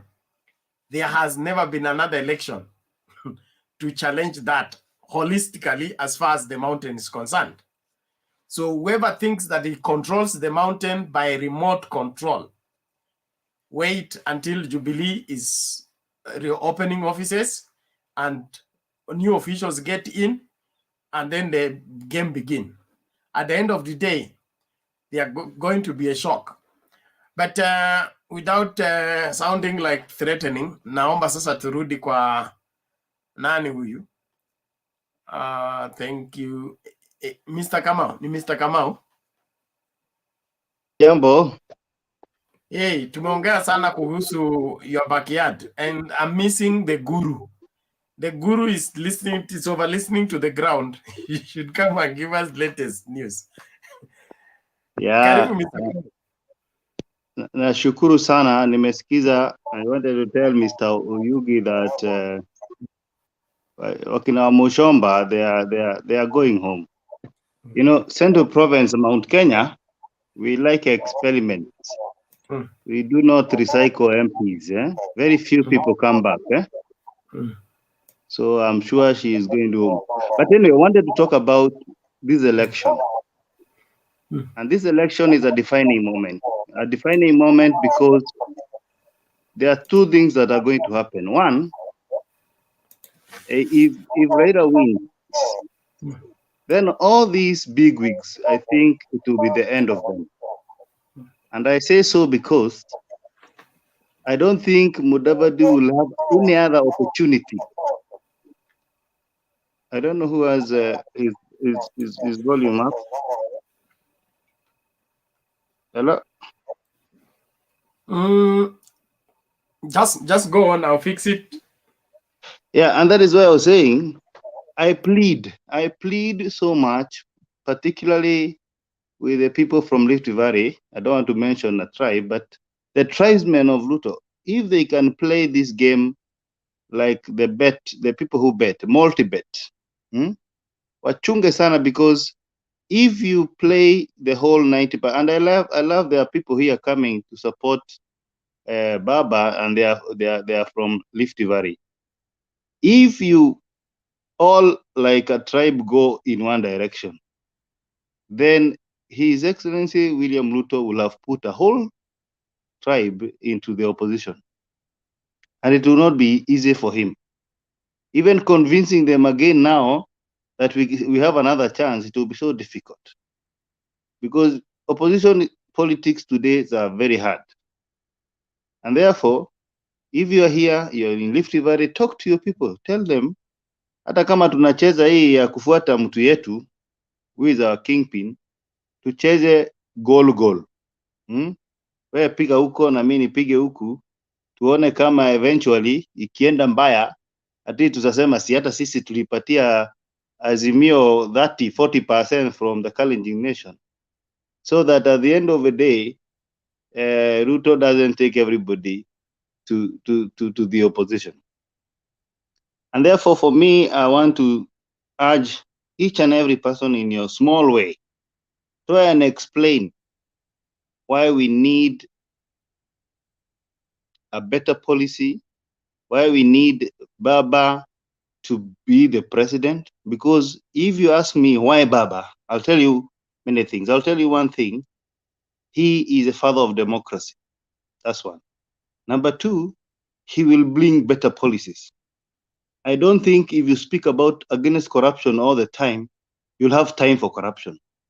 Number three, he is a person who is going to, for me, to end tribalism, because he knows the problem of tribalism.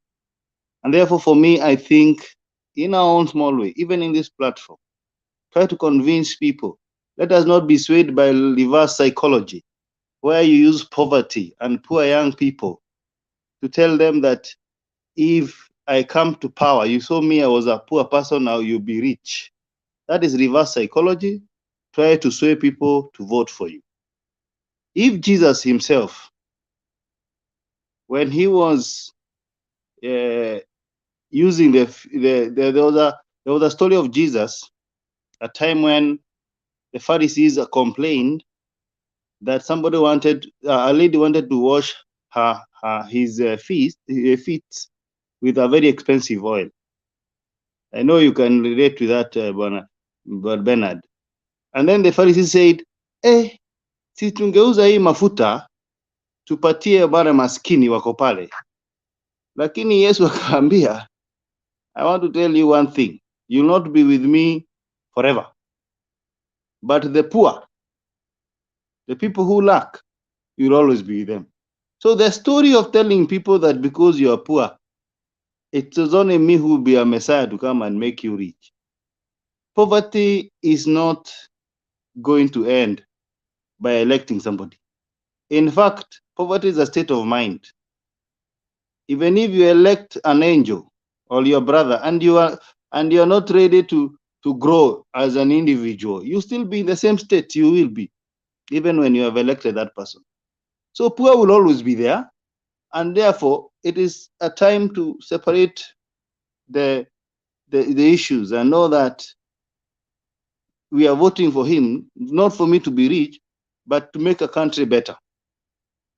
And we know that Raila has it. He has been in this country for over 70 years.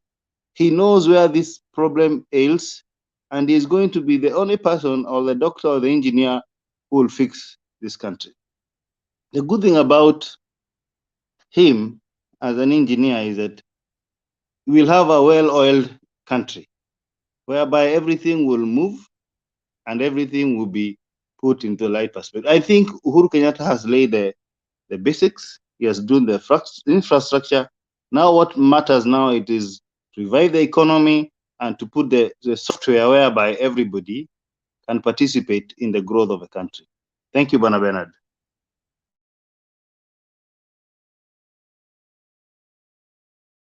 All right, thank you, Mr. Kamal. Romance, your hand is up. What's up?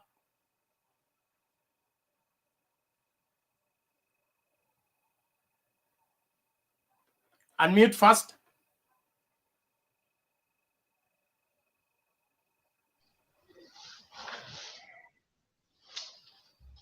I think it's okay now. Yes. Thank you very much. What I can say, the politics of today, if you look at the politics the team UDA is trying to play,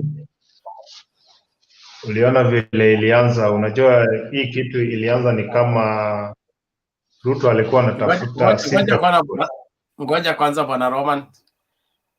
When you lift your hand, you either want to interject what was said or you want to ask a question.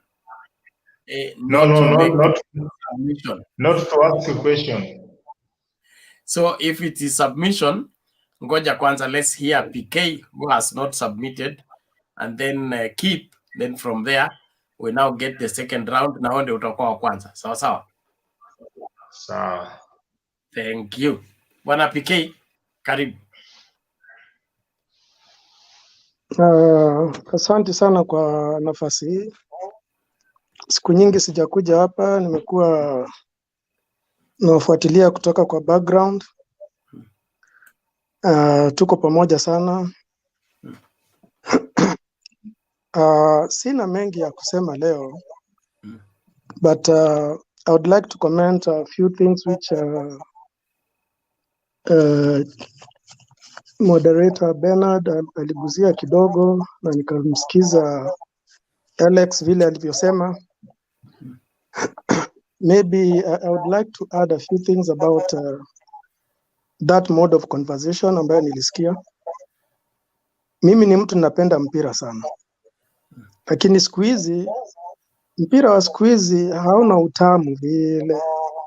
Kwa wale hawapendi mpira, samahani, najua mtu kama Bantu Warrior nikiongea atanifahamu, manake nishamuona kiwanjani siku zake.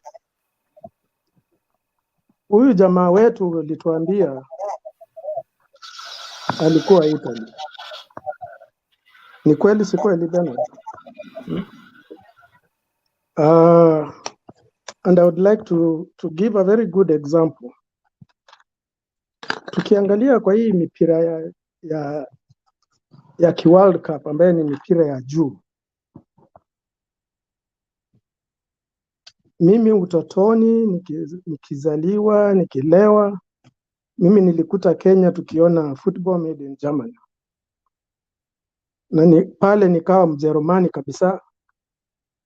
Lakini kidogo kidogo kukaja Argentina, wakati kulikuwa mtu alikuwa anaitwa Kempes, Mario Kempes.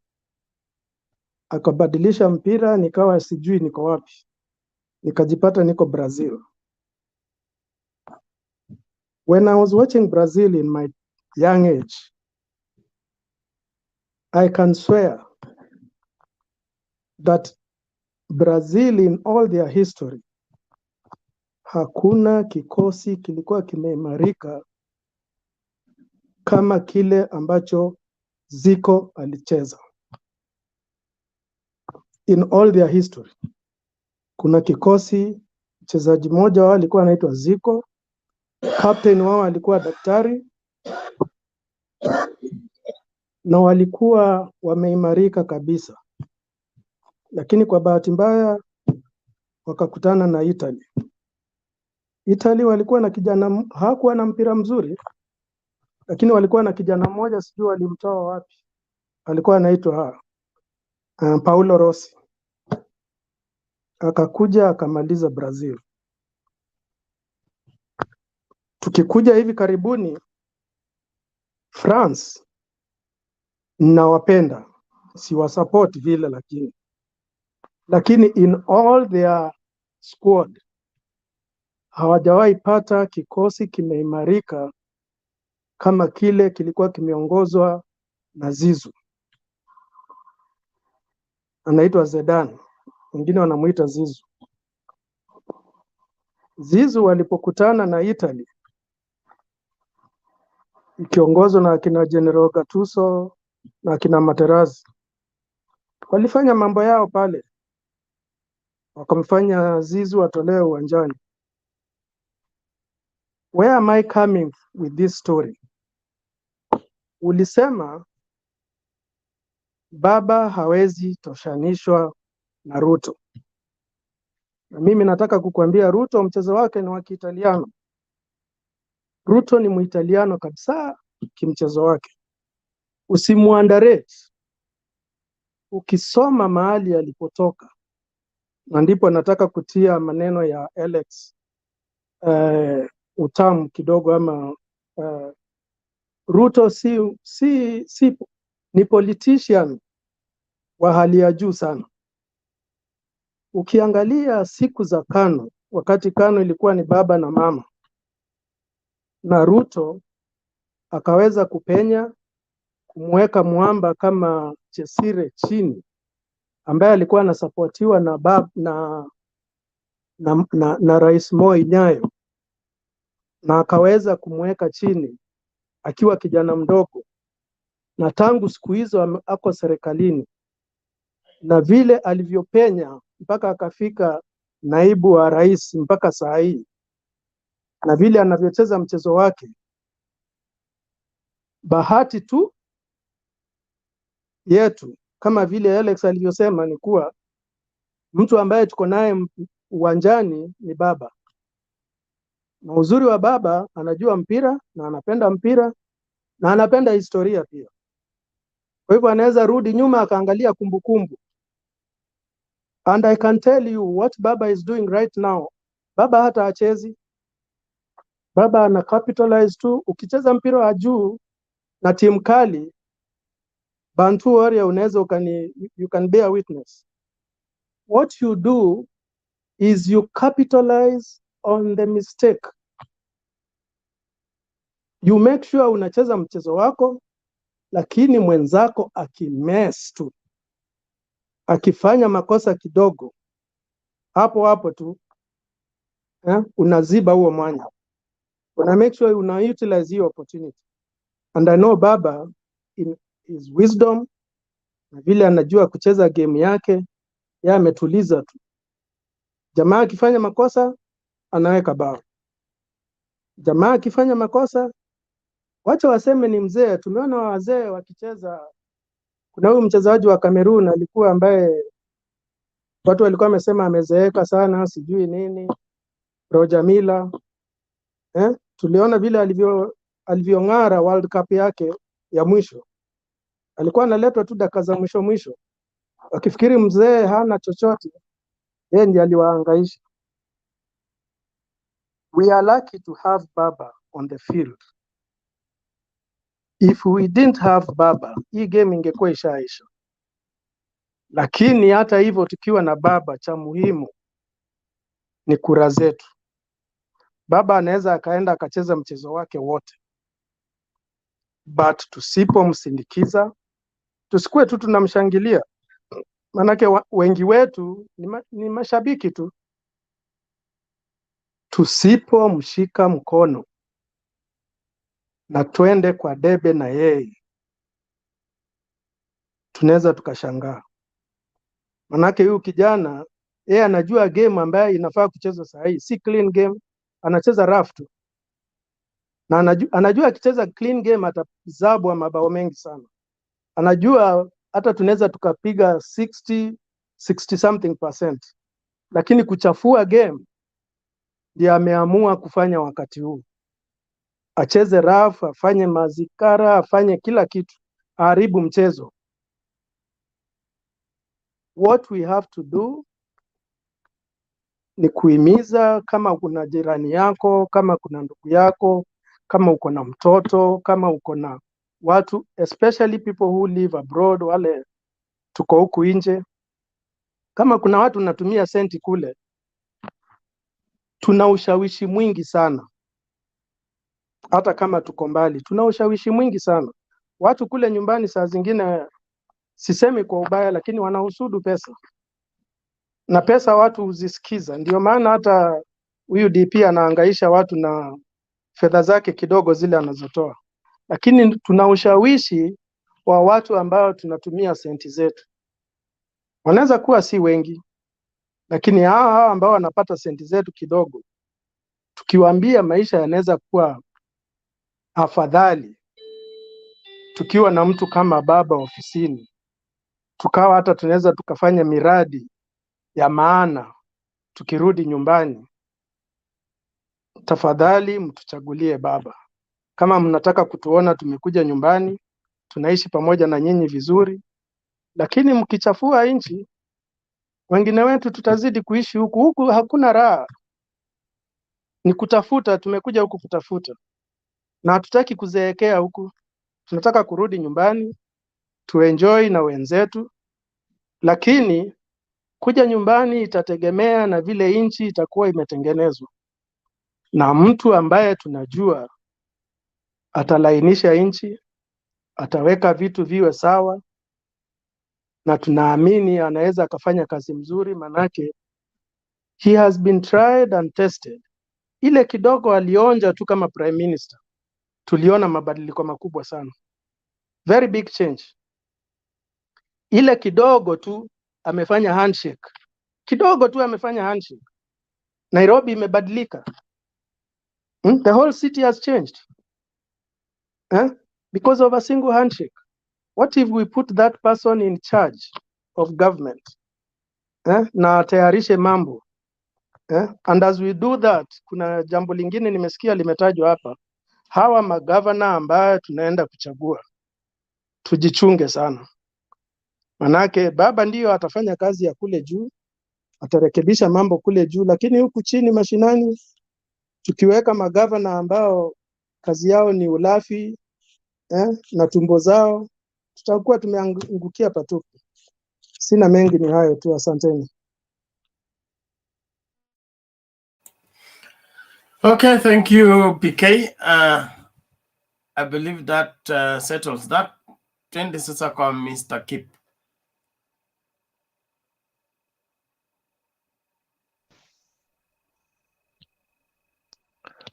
Sorry, I'm having problems with my audio. You can skip me for now.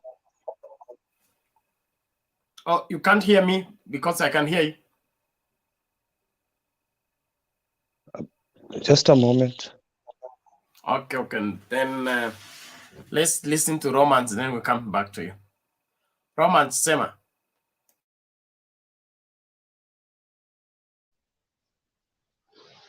I'm still having problems with my audio. You can skip me, sorry.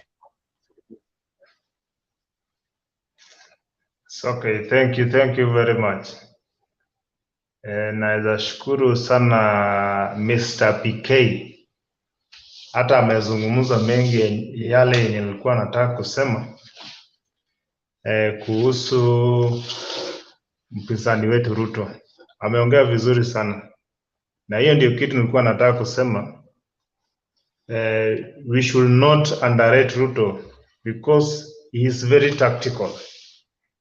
Nilikuwa nataka kusema ukiona vile alianza na njia ya kutafuta sympathy votes. Wakati walikuwa Raila ameingiana na Uhuru kwa handshake, ulikuwa unaona anaweka meeting Karen almost every week, na alikuwa anapatia hata watu pesa kukuja hapo. Hata I had a friend of mine went to that meeting. Alisema unaingia hivi na mnatrainiwa na pesa iko, ukitoka kuna pesa mnapatiwa na kukula pia ni nzuri. So he was using all means, na alikuwa ashaelewa vile ground iko. Anajua vizuri the rate of poverty is very high na vijana wengi hawana kazi, na hii tactics angekuwa amekuja nayo kitambo. The bad thing he did was timing. I think Ruto angeanza hii kiti yake kitambo, he would have been far, very far. Ni ile tu alianza karibuni, ni alikuja nayo ni kama ni ile njia ya kudanganya watu. So his tactics was based on short term. Hiyo ndio kitu ilimuua. But he is a very tactical person and he used all the means of diverting people's attention. Alijaribu sana kutumia kutafuta sympathy votes, akaona hiyo pia inazimwa. Sasa ndio akaanza kukuja chini sasa kumwaga pesa. Si ati ajui, anajua vizuri huku chini watu hawana pesa. Hakuna chakula. People are really striving to feed on their daily breads. Sasa anajua vizuri sana. Ukiziba hii, anakuja na hii. Ukiziba hapa, anajua hapa. So Uhuru knows very well the only person who knows everything, who knows how to plan something in long terms is Raila. So Uhuru had a sure bet kwamba only Raila can be this person. So hata kama alikuwa anahangaika nje, lakini alikuwa anajua vizuri strategies za Raila iko hivi na hivi na hivi. Even if you see this political bill which was signed, it was not something which was just signed from anywhere. Ni kitu walikaa chini vizuri, ingawa ni nzuri, lakini ukiona upande wa Ruto walikuwa wanaipinga kabisa, lakini hawakuwa wanaipinga kwa sababu ni mbaya, lakini walikuwa wanapinga kwa sababu ni kitu ilikuwa inaenda kuwakata mbele. So they knew about it very well. Si ati walikuwa wanaipinga ati ni kitu mbaya, ati itaumiza nini, but it was something good to the coalition, but to them as people who are in Jubilee, they knew very well this thing is going to cut us across our head. So they know very well he's a very tactical person, and he has very good analysis of politics. Ni mtu akikuja tuseme nini uchaguzi ingekuwa leo, I bet with you angepata good percentage kabisa, because he knows where the ground is like this. Ni ile tu muda ndio ilikuwa refu, so watu wanaanza kuelewa jamaa hii kitu it just not make sense, lakini saa zile imekuja at that time it makes a lot of sense. Lakini if ukikaa nayo kwa muda tu unaiangalia vizuri, ndio unaielewa, unaona hii ni udanganyifu. So that's the failure Ruto is doing. most of his tactics is on short term. It is not on long term. So hiyo ndio kitu inajaribu kumuumiza, because if you see even the past elections, Raila has been getting something like 40%, in over 40% in almost all these elections. Though to the real sense, some of the things which are being done, hata kama aliibiwa, unapata 2013 alipata over 40%. 2017 hata kama maneno ilikuwa, alipata over 40%. So Uhuru knows very well that Raila needs just a small addition to what he has been getting, and the game will be all over. So that's why you are seeing their strategy is to look at what Ruto is giving at short term, and now wakuje na long term strategy ya kumaliza mbele. Lakini kama haingekuwa hiyo, Ruto is very tactical in attacking people very closely. Ni mtu anakuja kwako karibu na anakudanganya tu hapo haraka na unaona yenyewe hii kitu ni hivi. That's why alikuwa anaenda kwa makanisa. Sasa kila mtu kwa UDA, Bwana sifiwe. Unaweza dhani hawa watu sasa wameokoka kabisa. Bwana sifiwe kila mahali. Bwana sifiwe hata ni kama ni nini. Hata kama ni parliament, Bwana sifiwe. So it's not just Bwana sifiwe because ati wameokoka. It is just a political tactic. Ili wa challenge wale watu wa chini ni watu wa Mungu. So they are using that kwa sababu Raila amekuwa akiitwa mganga. So wanajua Raila ni mtu wa shetani, sasa ni watu wa Mungu. So they were using all tactics to challenge the lower people because they know very well that's where vote is.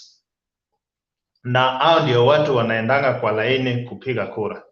Yesterday, just some 3 days ago, nilikuwa naona vile IBC ilikuwa Kilimani, because Kilimani people are able there.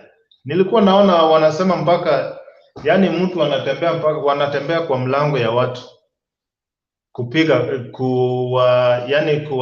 kuongea nao ili waende wa register. But those people are so reluctant. Why? Because they are able. Hakuna kitu wamekosa, lakini unaona Ruto alielewa vizuri, anajua penye shida iko ni hao watu wa chini, watu wa boda, hao watu wenye wanafanya kazi ya kila siku. Sasa ndio maana uliona akachange tena, akakuja na hii maneno ya hustler narrative. So hii hustler narrative tena akaona watu wameichallenge tena. Sasa ndio unaona sasa inakuja na bottom up. Mpaka sasa inafika hata kueleza nini yao sasa inakuwa ngumu, because they are coming with a short term strategy which is very sweet, so challenging, only that it doesn't last. Ingekuwa kitu ina last, I tell you, ingekuwa kitu ingine mbaya sana. Ni ile tu Mungu anatusaidia, and Raila and Uhuru knows it very well. This guy is just challenging people with sweet words, but what he has for the Kenyans is very little. I promise you, what Uhuru is doing and Raila, they know very well and they know where they are heading. And after the NDC coming at the end of this month, I tell you there will be a very big change on the ground. And you will feel it, and even the ground will feel it. And I tell you, and I pray, let's God save Kenya, and we vote wisely on the right direction, and Kenya will be safe. Thank you. Thank you, Bwana Romans. Nitasema tu kwamba wahenga walisema njia ya muongo ni fupi.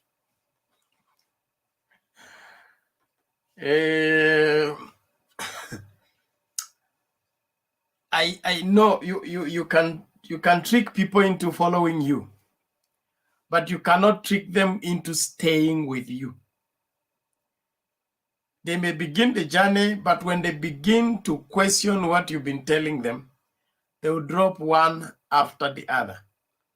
So the politics that are built on lies only, nothing but lies, it will not last. What has kept Raila into Kenyan politics for over 3 decades? Everybody has come and gone. The man still remains on the cutting edge because he's known for speaking the truth and he stands on the right side of history. Now, that is a record you cannot beat by coming with some lies here, Mara project, Mara Kibaraka, Mara this and that. Come with some facts. Kenyans, I told you my mother is almost 90 right now. But when I went to visit her and Mdavadi had said it's going to be an earthquake, she laughed and she began to tell me there is no earthquake Mudavadi can cause. The only thing he is telling us that he will go to UDA. Now, now if my mother, who is 90, can read through what the politician is going to do before he does it and dismisses it, the younger politicians are a disappointment to politics. Warudi shule wajifunze, starting with William Ruto and all his apprentices. Warudi shule wajifunze siasa. Tunataka siasa ambayo you enjoy. PK talked about football. You enjoy football when you see some tack in it. You see some, well coordination. There is good communication. There is setting. And then there is striking. Lakini kama ni pu, what kind of football is that? So kijana atacheza rafu nakubali, lakini hiyo rafu ni hapa hapa kwa mlango tu, aiendi kokote. Kama yeye anataka aende the way Baba is doing. Baba alianza kitambo, kutana na wazee wa huku, enda uone vijana wa huku, kuwa na vikao nao, wapange vizuri, wakueleze matatizo yao. Tena uende huku hivi pole pole. Ili aliposema Azimio, okay? It did not take much time to sell Azimio. Now Azimio has become a household name. And Azimio is only 3 months old. Why? Ilipangiwa vizuri. Sasa hii tumetoka UDA, tumeingia bottom up, tukaenda hapa chini, tuanzia hapa chini, tukapanda hapa juu. Saa hii sasa imekuwa Kenya kwanza, itaishia Ruto kwanza, Mudavadi baadaye, alafu Weta atafikiriwa. It will not take much before it is thrown out. So let's call a spade a spade. William Ruto lost these elections when he began running on this election using the 2017 script. If you're a good student of Baba, he always has a fresh slide for every election. Okay? 2013 it was COD. 2017 it was NASA. 2022, he doesn't repeat a tactic. That is a law in politics. If you repeat the same tactic of tuunganishe jamii fulani tupate kura, you may escape with it in 2013, reinforce it in 2017, but it won't work in 2022. So tukubali kwamba William Ruto amekosea mahesabu. Hii umaarufu tunampatia hana. Kwa nini? Yeye aliweka mbele uongo badala ya kujijenga. Ni kama tu Mudavadi. Those are birds of the same feathers. Mudavadi kabebwa, kafanywa kingpin wa Waluya community 2016. Since that meeting in Buhungu, he has never called for a meeting. Okay? Now when Atuoli comes back and calls for another meeting, he goes now to oppose the meeting that Atuoli has called. When please, tukubali. Kama tunataka kumfuata mtu tumfuate kwa ukweli. Sio kumfuata kumpaka mafuta kusema ana nini. Right now, he has lost 2022. And if he repeats the same thing, he's also going to lose 2027 until he learns how politics is done, especially Kenyan politics. Naomba sasa tuende kwa nani huyu, na kama Themba akuji tutaanza kutamatisha tu hivi. Kip, you have cured your problem.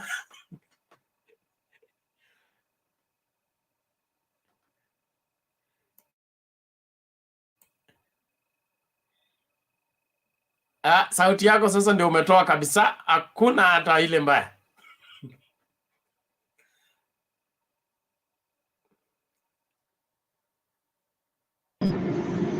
Keep nunua wifi. It's not Wi-Fi, it's a configuration. Just configure your nini, it will pick. Reconfigure, re-enter, and then allow StreamYard to have full control over your audio. Let it select for itself. Let it select the camera. Then you are good. Keep, if you can get me.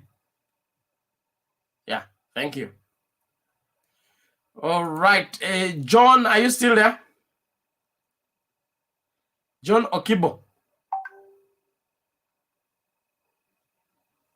All right. John is not. Hello. He's coming back for a few minutes. Coming back. Okay. Yep. Thank you for the information. Okay, thanks so much.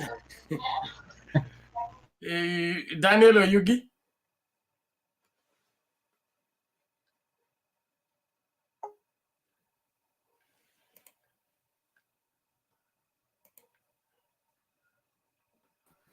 Okay, keep trying. Yes, I think my audio is back now. Yeah, my audio is back. Something silly happened, Jana. So first of all, thank you. First of all, I've been going to the wrong link. I tried to configure on my phone. I was trying to be like Alex, the so-called governor. Do you think Nyanza atakubalisha huyu mtu Kisiba? Hapana. Stay in the US, Kauko. No, it's jokes. You'd make a very good leader. Ama Nyanza mnamkubalisha? Bora akuje akubalishwe na wazee. Bernard mwambie ajaribu update hiyo simu yake. So anyway, nilikuwa nataka kusema sasa from yesterday's things with Wetangula and Mudavadi, these people have become ridiculously angry. I have never seen them talk like that. Weta was so angry in his speeches. I've never seen him talk like that. He spoke with a lot of anger. And then I saw that Mudavadi is not a leader that talks to the people. He always talks to, if you listen to his language, he talks a mixture of English and Kiswahili, but it doesn't flow. He talks of Shakespeare, he talks about sidekicks, things that, the common Mwananchi does not hear. It's like he's not used to talk. He's actually somebody who was placed into politics like a puppet. And unfortunately, I have to say this, Raila put him there as a puppet. He just doesn't know it.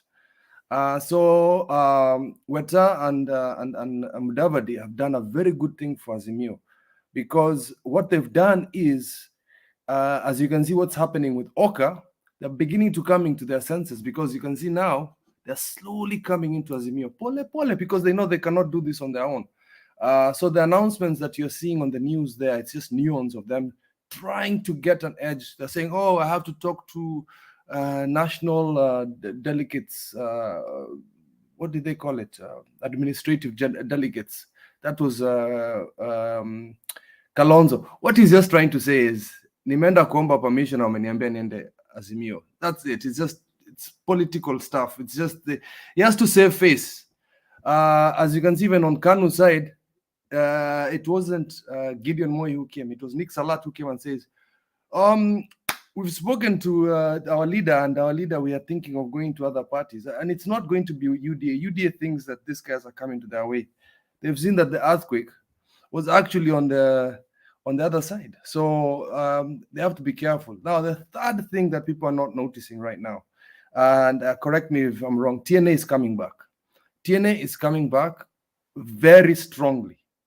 They're saying if I was asking in our forum, on our forum, how many central MPs have confirmed they've resigned from the Jubilee Party officially? Omeka karatasi hivi na there's data saying that I can only know there are only about 2 of them. Otherwise, others are very quiet. They have to be very careful about TNA coming in. The reason why is the Uhuru family is a wealthy family, wealthier than the Ruto. The Ruto is in new stolen money. Just to make sure Ruto does not make, Uhuru is going to bankroll a lot of MPs at our bankroll. So you find that the MPs who want to be governors, and to be governors, you have to cover a lot of track. Uhuru atawapatia pesa. They'll be given that money, and TNA will be strong in Central. Mark my words. There's a few guys who've cooled Ruto's money that they know they cannot escape that fact.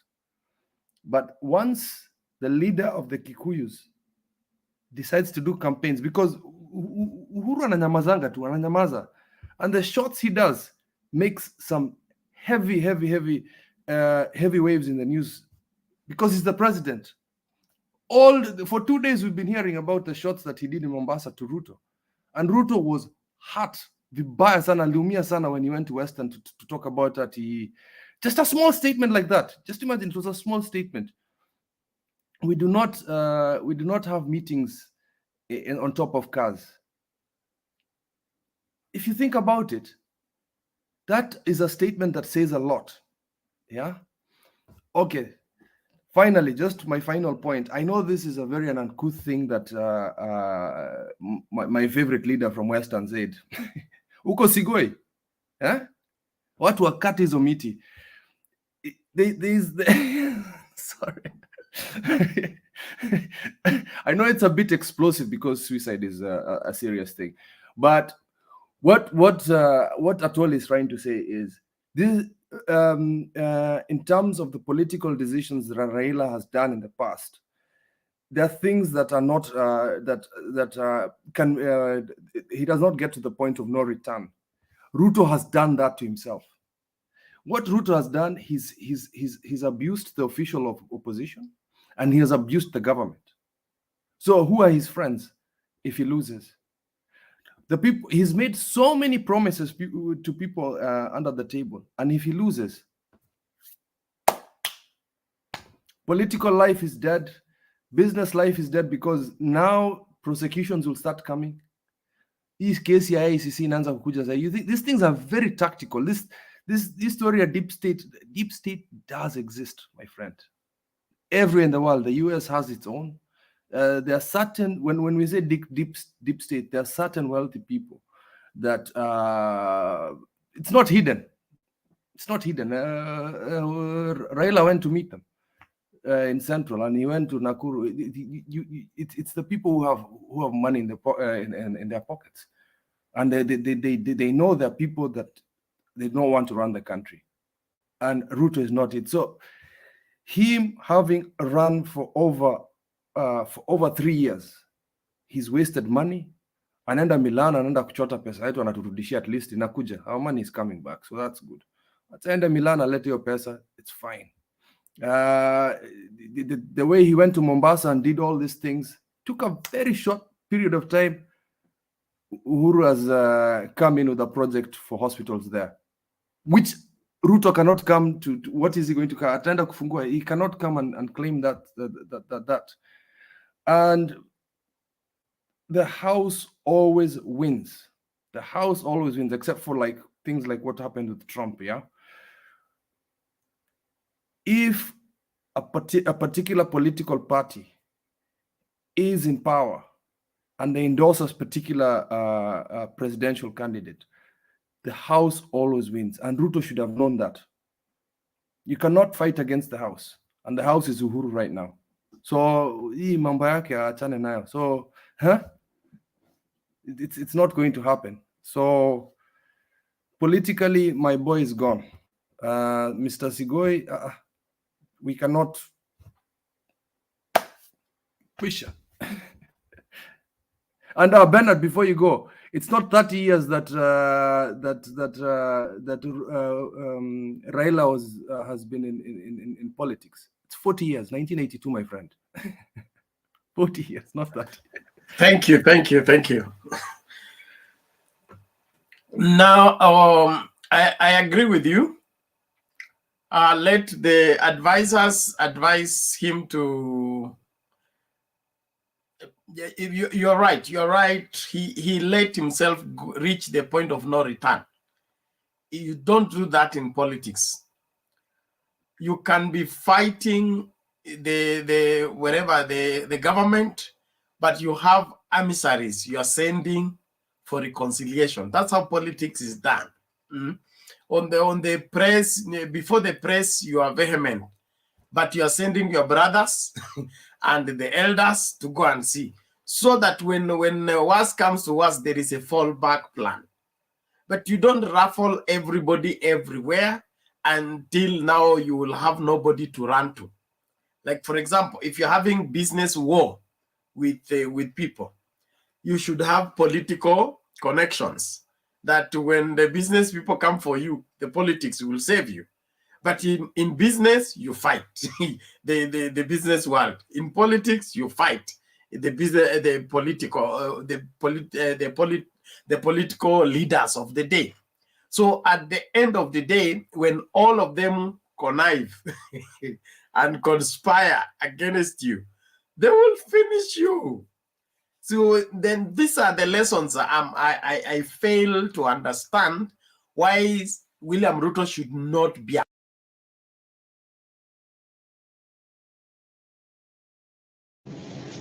Bernard is gone. Technical problems, and he was dissing me about my technical problems.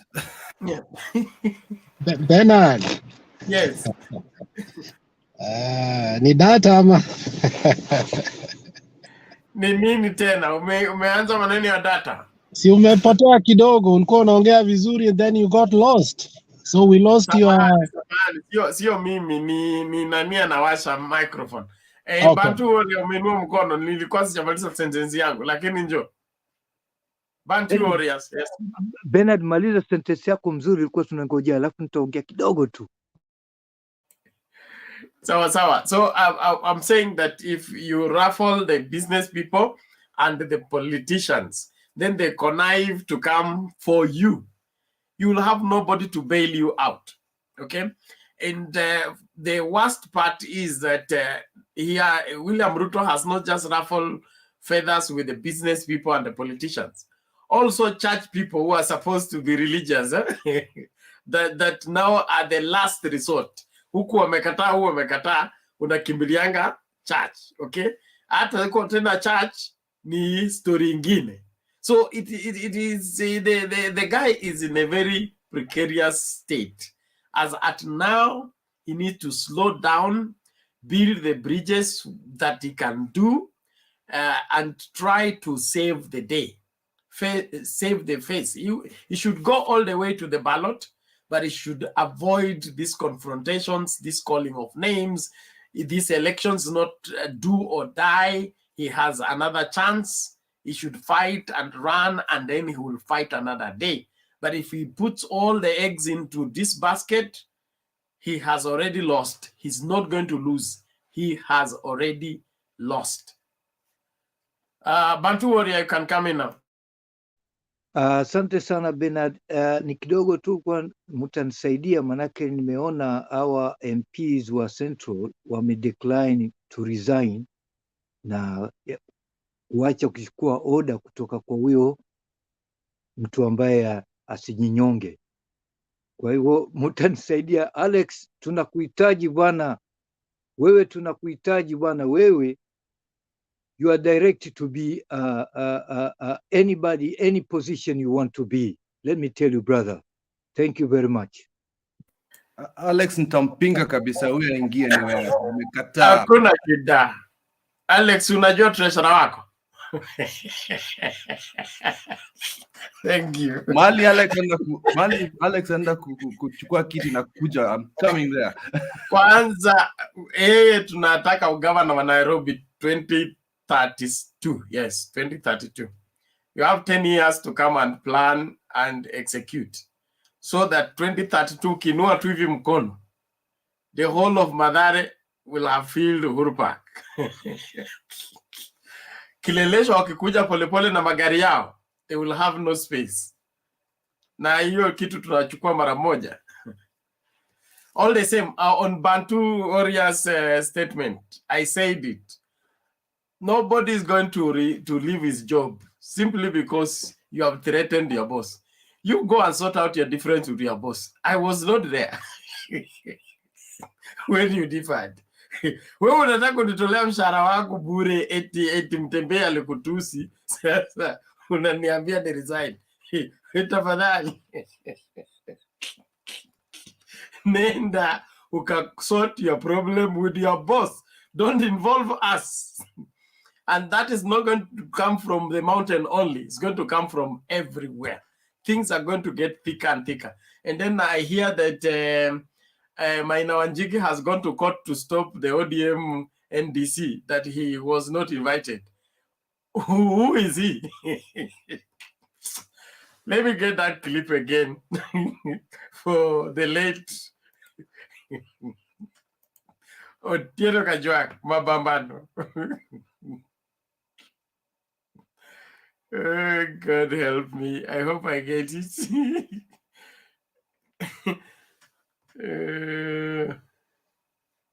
Is it here?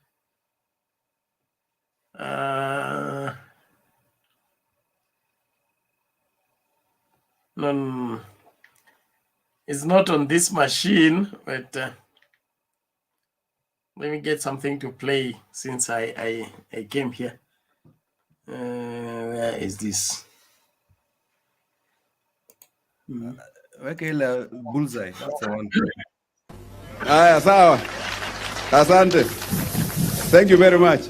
Sasa, Bwana Patrice Chepkwony was from Washingishu. Kumbe hapana nini? Weka chini kidogo.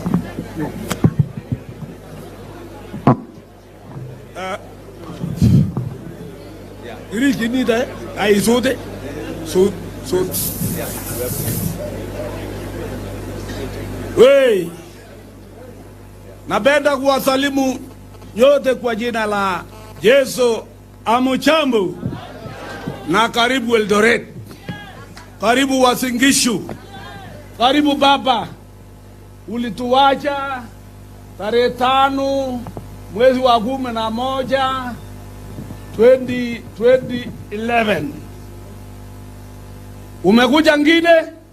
Karibu baba, tuko na wewe, ingawa wewe una kazi mingi, unasumbuliwa. Wewe ndio umepaki kwa wale babu zetu wamelala, wanalaumiwa, wanasema waliiba na wizi wako hapa. Pole baba, pole kwa wewe kabisa. Baba yako alikuwa mzalendo na wewe pia umekuwa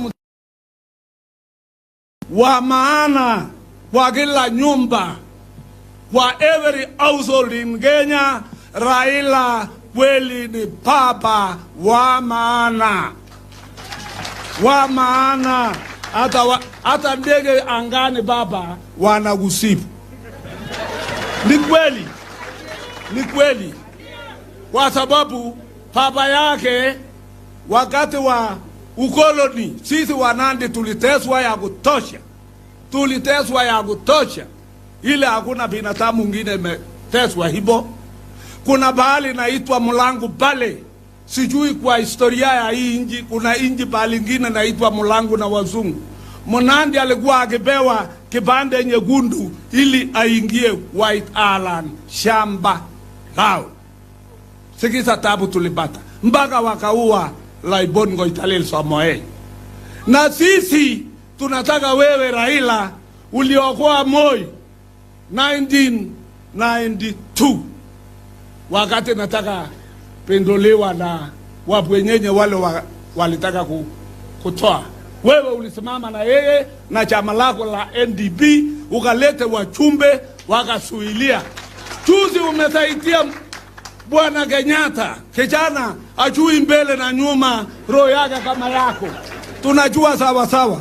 Waja hawa wanakimbia umuumu, hawa ni mafishi. Amujui, ngawa na bembereza vijana na kina mama, tabu iko. Tutaingia tabu ile hatujawahi kuona siku ngine dunia hii. Chungeni kabisa. Sisi Wasingishu tuko na wewe bega kwa bega mpaka tuone ya kwamba umeingia Ikulu. Na wewe utaingia. Hata Mungu mbinguni anajua wewe ni mtu wa haki. Chuti wewe ukachibu hakuna pesa yako ngam offshore. Sasa nataka uuliza wajumbe pole na wapi kinena keka? Kanini keka ni kani? Toa mdomo. Poleni kabisa. Kumbe kaa chini sasa. Mheshimiwa kaa chini. Kumbe Kenya, haki ya Mungu tulichagua watoto haki. Tuanguke tu kwa ajili vijana wako viongozini. Mbona nyinyi bunge pesa inatoka kwa Kibaki na Raila 1.8 trillion inaruka mpaka 9 trillion? Nini? What are you doing in that legislation house? Mnafanya nini? Wabunge muko hapa, ona yetu wametoroka.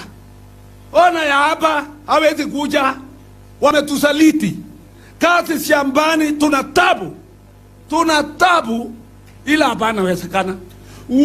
Upeleke salamu zetu kwa His Excellency. Asante kwa kazi yake. Yeye ni mtu mtulivu, anasikia, anaweka, anafanya. Asante wewe kuunga yeye mkono mpaka mnasimamisha inji ilikuwa imeenda kwa maumbu. Asante baba, asante baba. Wewe kweli ni baba. Baba yako alisema Kenyatta tosha. Visasi ya sasa mnajua? Baba yake alisema Kenyatta.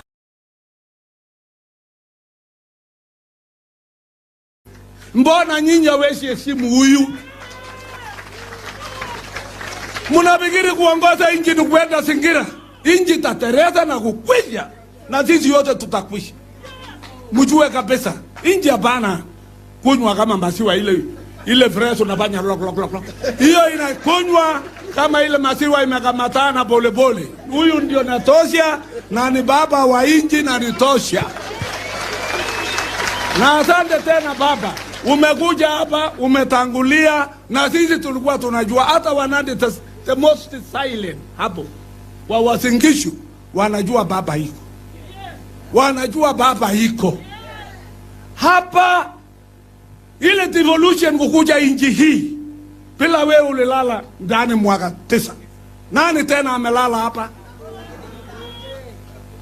Wakati Kenyatta anachukua Kibaki anachukua ushukani ndani ya wilbaro, huyu alisema tosha. Shawa wabwenyenye wote walikuwa na moyo. Ingawa moyo alifanya yake mzuri, ile tunashukuru kwa kazi ile amefanya, lakini hajasinda kazi ya Papa Raila Amolo Odinga. Mtu amejitolea roho yake pamba. Asante watu wa Mount Kenya, mumesikilia. Waja ile wakora tu wakame hiyo ng'ombe, kwa maana hiyo ng'ombe iko na maziwa sawa sawa. Anaweza pasuka na itakuwa sambi kama hapana kama ng'ombe. Wakame sawa sawa. Lakini kura ni kwa hapa. Sasa waje siasa. Waja ni kuje uchumi. Asante Torgos, Your Excellency. Uchumi ya hapa imesoroteka. Tulipochagua serikali ya nusu mikate, baba akapea kijana wetu ministry wa kirakacha. Kutoka chini, from the sweeper to the MD to the minister. Iligulwa. Waligula. Waligula. Hey. Waligula masito. Haki ya Mungu. Haya. Akabea yeye minister. Baba akaona anamaliza huku. Akasweep. Sijui zeli kosi aliingizwa. Akaenda higher education. Baada ya kuunga baba 2013 aliona ya kwamba hawezi kamuleka, katoroka Bahala. Ndio Bahala Kenya sasa inakalia chameni. Where are we? Where are we? Where are our professionals? Wapi wale watu wamesoma? Mumesoma na musemi kila sisi tuko television na menjo tukilia. Sisi tunalianga kila siku kwa mahindi, kwa sukari, kwa maziwa.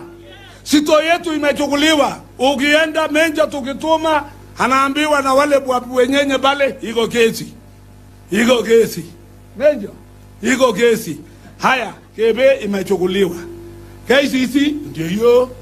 Serial amejaza ile vitu ya yao. Sasa mnataka tuishi ache? Baba, utoke na uokoe nje na usafishe.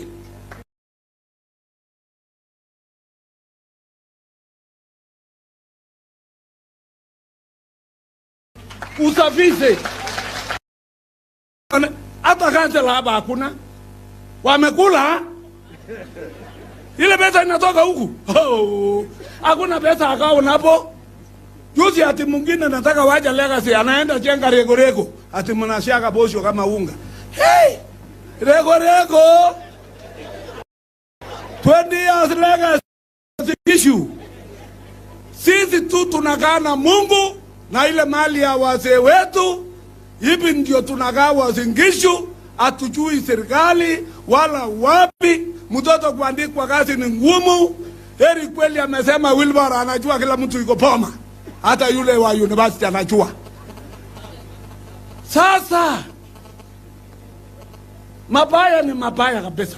Na Mungu awatalaani, uchukue vitu ya umma, uchukue kitu ya mtu, hiyo vizazi yako kwa boma yako, milele walai haitakuwa watu. Haitakuwa watu, msitue kabisa. Samani sisi wanandi wa mtu mzee akichukua kitu. Watoto nasaliwa naenda namna hii, ingine natembea kama mbuzi, ingine naenda kama mama anapiga nduru, amekula ng'ombe ya fulani. Sasa mzee anabamiwa, mali inatolewa, nyumba inapona. Kwa hivyo you are right reverend, sitaki kutokeza wewe. Usiendange sana. Hapa sisi tunakupenda na utapata hiyo kura kwa hali na mali. Ukitaka mali hata Turkana hiyo ulienda. Tungetaka ujenge huku sito. Na sisi wakulima tutatoa mahindi yetu through Mr. Menjo. Mnasikia wakulima wenzangu? Kwinia mbili. Mnaona watu wa Turkana wanakufa kabisa na njaa. Hata ujenge tena sito ya nguo. Tununulia hawa mitumba wavae. Naona gavana yao anahangaika Nairobi hoteli.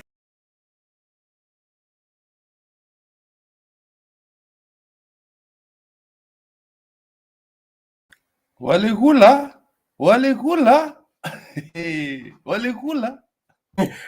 Walikula store. Now let's get back. Alifurahisha sana wakati alitoa Kanini Kega mask, akaambia kumbe nyinyi mlichagua vijana sana. And that's the truth. That's the mistake we are going to make again. We must choose people who have been tested. You just can't choose somebody from nowhere and put him with billions. You know, Bernard, if I don't know if you understand, if Baba becomes a president, he's going to issue executive order through the deputy president who is going to be in his office, because money can be directly allocated by his signature through an act of parliament, 40% immediately to what? To counties. Do you know how much money is that to the county? We are talking in a year almost 300 billion extra of what we were getting. Now, take somebody who has never been in management, totally and completely. Give him 300 billion. Do you know that, Bernard, today, let me be honest to you, that's why I'm always speaking about this. We got a governor who did not understand, who was a director of a factory, Yachai. Nyamira for 5 years, every year, almost 7 billion, we were taking back to treasury because we couldn't use it.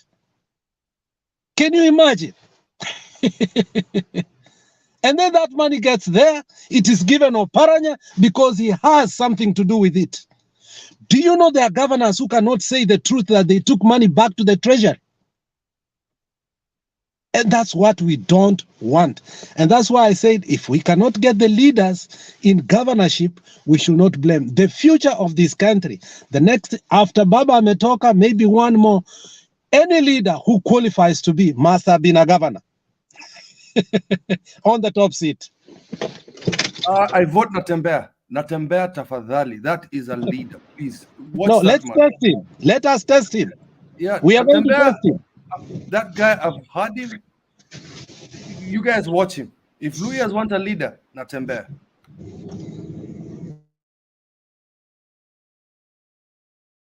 Thank you. It's getting better.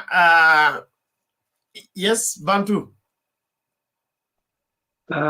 Bernard, asante sana. Ni kuongea kidogo tu. Nashukuru sana na nakushukuru, asante sana kwa kutuwekea hiyo clip. Nafikiria sio sisi peke yetu hapo kwenye hii panel, ni watu wengi sana wanaweza kuona. Alex, baba akiondoka, wewe kaa tayari, kaa tayari, kaa tayari. Usicheke, hiyo ni kweli, mimi nakwambia. Asante sana, na tumeona vile ile shida vile ilivyo, na mmemsikia mzee. Wengine hawataki historia, lakini historia inaeleza mambo mengi. Ama tutaachia watu kama kina Oscar Sudi hiyo nchi. Haya, ujumbe ndio huo. Thank you very much, Bantu Warrior. And then I want to do something. Keep. I want you to chair this meeting for the next 1 hour. Me, I thought it was Alex. Niko kazini ndugu. Alex is on transit. Okay, for 1 hour, because 1 hour. For like an hour. Let's Joe is who has come in. Let him speak. And then the rest, I'll be around. I'll still be adding people until Temper comes. There is something I want to attend to that I'm printing. When I'm printing, my printer makes a lot of noise. Okay. So I want to set it in the other room so that it will not interfere with this. Okay, then we can continue. Joe ndio amefika sasa hivi. Okay, thank you very much for giving me this opportunity. I've been away, I've not been following what other people talk, but I came in when PK was talking, and I actually heard what he said. Then after PK, I don't know, there was another speaker, and they were almost agreeing on the same things that PK said. I also want to say that I also agree with what they said about Ruto. You cannot underrate Ruto for him to have come a long way from where he was. From YK, I think he was a spanner boy. And if he came and outdid Jakina Jirongo, who were actually the kingpins of YK, then he must be tough. And from there, he also beat another kingpin, Jasire. And from there, he's been coming up, and up. It's not easy. It's not everybody wants to go up the ladder, political ladder. but most of them can't, and some of them serve about 2 terms or 1 term, and they disappear into nowhere. So for him to have stayed that long and to be a pivotal person, even in ODM, it means he's astute. He knows how to play his way. So we cannot underrate him. Even coming up to be the DP of this country, we cannot underrate him. And he's very, very ambitious, and he's also aggressive, and he'll stop at nothing. As you can see, maybe the political wave right now is it's like a headwind. You see, when a plane is flying and the wind is against, it's trying to stop him, but he's soldiering on. So he's not going to be easy, and I think he will not give up easily. So until we reach the finishing point, we cannot underrate. Nobody should underrate him. I'm also disappointed by some of the speakers here, especially our moderator Bernard. He's assuming so much, like the win is already there, and I think that is recklessness. We should not assume that everything is okay at this moment. And somebody also said, if we were to do an election now, who has not talked, probably Ruto can win. So let's not underrate. If I go back to the topic of today, that is the Siaya rally. The Siaya rally was really good for Azimio. And I could see the big thing there was to put actually the Kikuyu and Luos together. That was the main thing. Although we had Masai was there, and also people from the coast. It was good as compared to the Bungoma one. The Bungoma one is not going well. I think Ruto miscalculated taking in Mudavadi and Weta. Through this, I think he has even lost the Luya votes that he had, because I think the Luyas, Bernard is here, could have told us, they are mad at what happened. They were expecting Mudavadi either to go up to the ballots, but they did not expect him to cross over to Ruto, taking into consideration what he said a week earlier and how he has been attacking Ruto. In fact, I don't know whether it's true that he was meeting Ruto before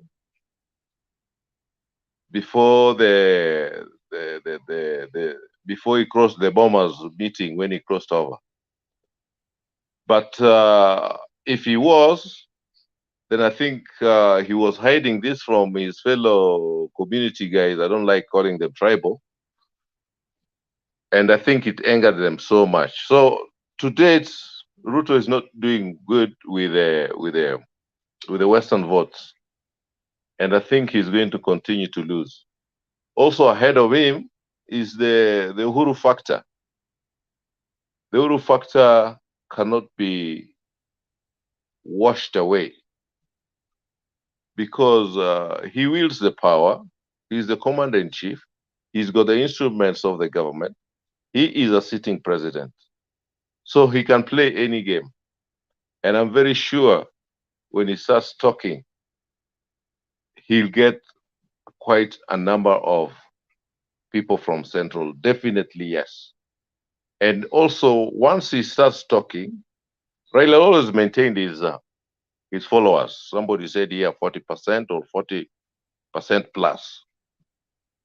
And because he has been losing, or rather the presidency has been elusive to him. If he's not losing, maybe it's elusive due to some factors. Most of the voters, his supporters, were actually fatigued. But if Uhuru speaks for him, I think that one will actually energize his voters to an extent that even places where he has not been getting votes, put Central aside, places like Northeastern, parts of eastern, that is Isiolo side, who have been actually trying to keep in the government. This time they'll vote for Raila. Cost, I can tell you, a whole of it will go for Raila. So Raila has a head start if the president speaks for him. That is for sure. But all what I'm saying is, let's not underrate Ruto. He has the money. People think he's broke, but I don't think so. Because if he was the first time he was in the government and properly sitting in the government, and you know the government does a budget of about 3 trillion. If he has been collecting 20% of that for 5 years during his first term, then he doesn't have billions, he has trillions. And so far, I think maybe if he has trillions, like 5 trillion, he has maybe spent only 1 trillion. So he still has the money, and the Kenyans are poor. And actually, that is why he's targeting the vulnerable. Ruto does not go for those people who have. He's not going even for the middle class. Ruto is going for the downtrodden, the less fortunate, the vulnerable people. And he's giving them hope. You see, the economy of the country is so down that people can hardly put a meal on a table. Some of us, ambayo tuko na kidogo, we get phone calls, almost 5, 6 phone calls a day. That's how disparate people are. And if a disparate person gets hope, definitely he'll be influenced. And those people who are the vulnerable are actually the majority of Kenyans. So let's not wish away Ruto at this time. I think it's too early. I hope Bernard was here to hear this. It is just too early. The other thing is the courts have been favorable to him also. So that one we should also take into account, that the courts has been favorable to him. Right now, as Bernard was saying, the NDC of ODM,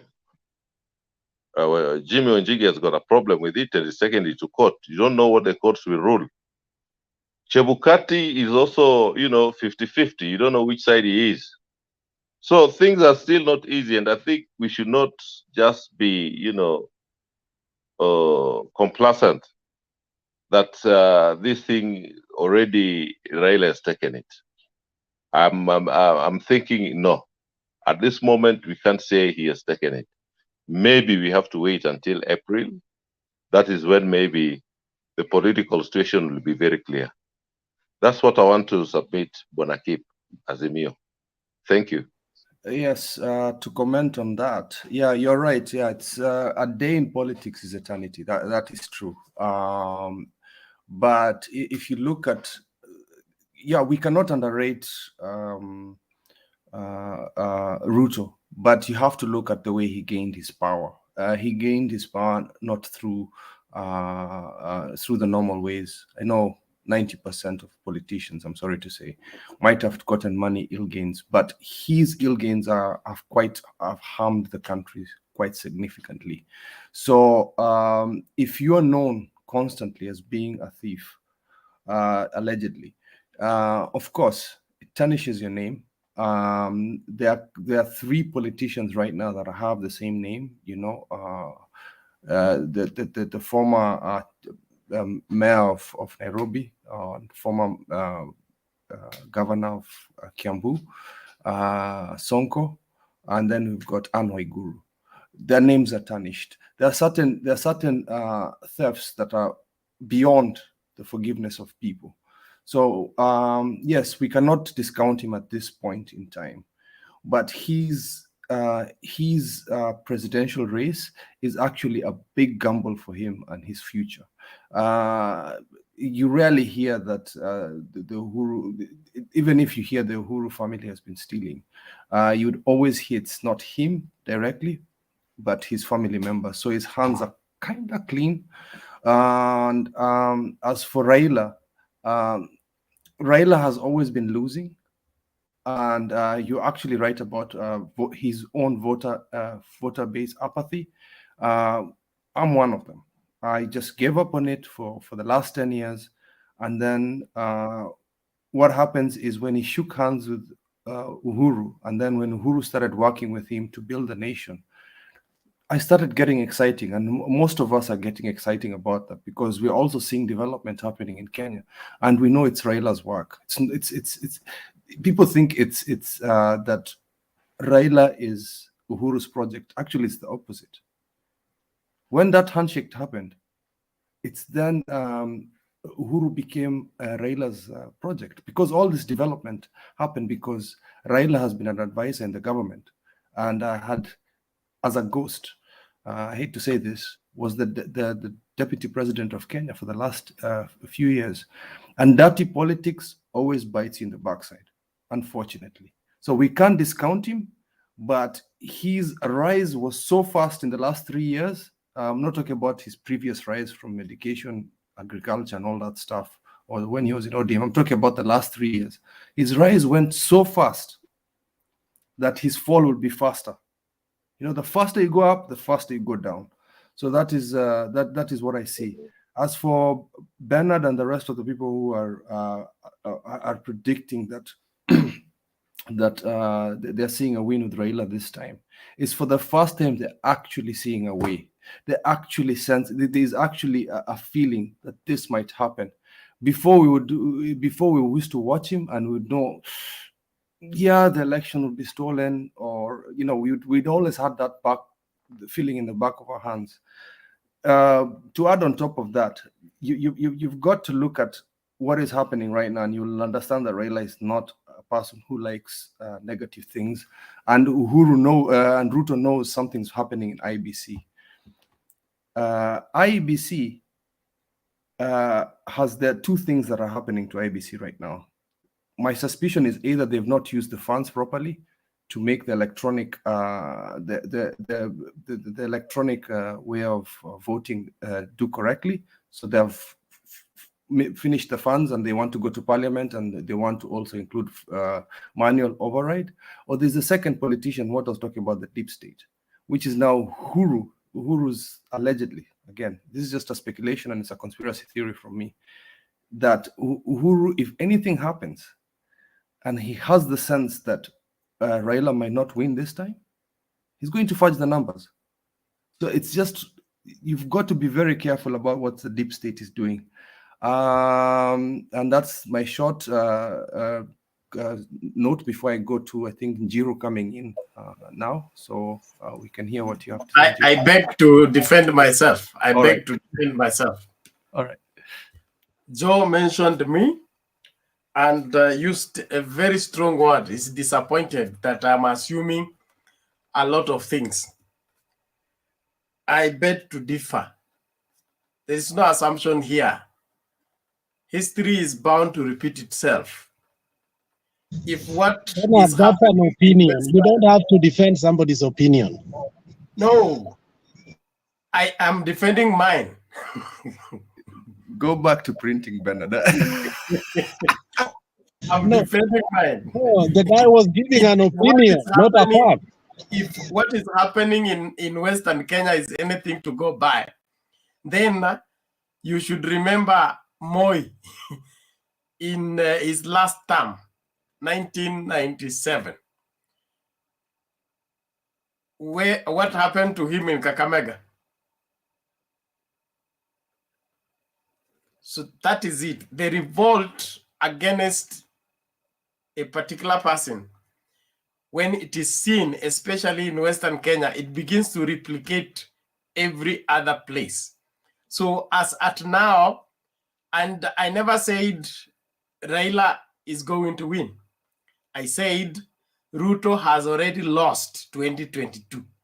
Okay? Lost because his game alichora on an already used slide that was limited, so he couldn't expand it any further. If he tries, it cracks. And so right now he's cornered. It's not that he's not capable of winning. He's already cornered. He allowed to be surrounded. He's besieged. So he has very limited options. So he will lose. Not necessarily that Raila will win. And that does not mean the Azimio people should not go out and vote. Everybody should go out and vote. Whether you're excited or not, voting is your constitutional right, and you need to exercise it. Make use of it. It comes once in 5 years. So why should you abscond from exercising your constitutional right that comes once in 5 years? You want to make it 10 years. For what? So this is not to discourage people from voting or assume that Raila has already won.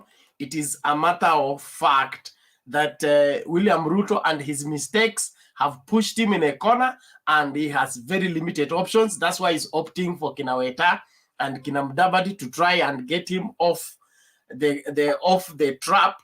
But now they have even impounded him. If you saw the statement by, I don't know how valid it is, by Chris Wamalwa, he says whatever reception he has received today, it is so scary and it's different from when he came with Oka. So he has noted that probably he's losing ground because of his association with the DP. Now, if that is how Chris Wamalwa is reasoning, then you can't tell me that the DP is as dangerous as you paint him. Caution is necessary, but we shouldn't buy into the fear. William Ruto has lost this election. Accept it. Mwache kuambia watu wakwe careful on what. If he has lost, he has lost. If he can win, he can win. We can see it. Thank you.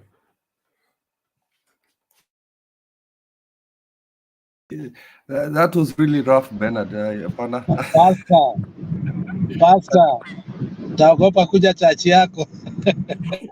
Nimeenda. Joe should come and on Sunday, I'll be giving a sermon. Come.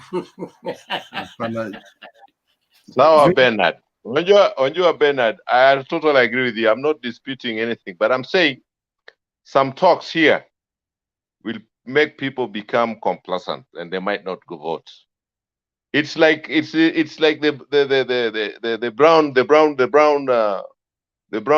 brown boy thinks that because of the color he can win any girl. So yeah, anaendanga tu yani carelessly. But you see the black one anajiosha anapiga pasi nguo nini. So if you talk like that, wengine watakaa hawataenda nini? Hawataenda kura. Thank you. I know, Joe, you are of late. You're playing very cautious. I don't know what happened to you. You are sitting too much on the fence.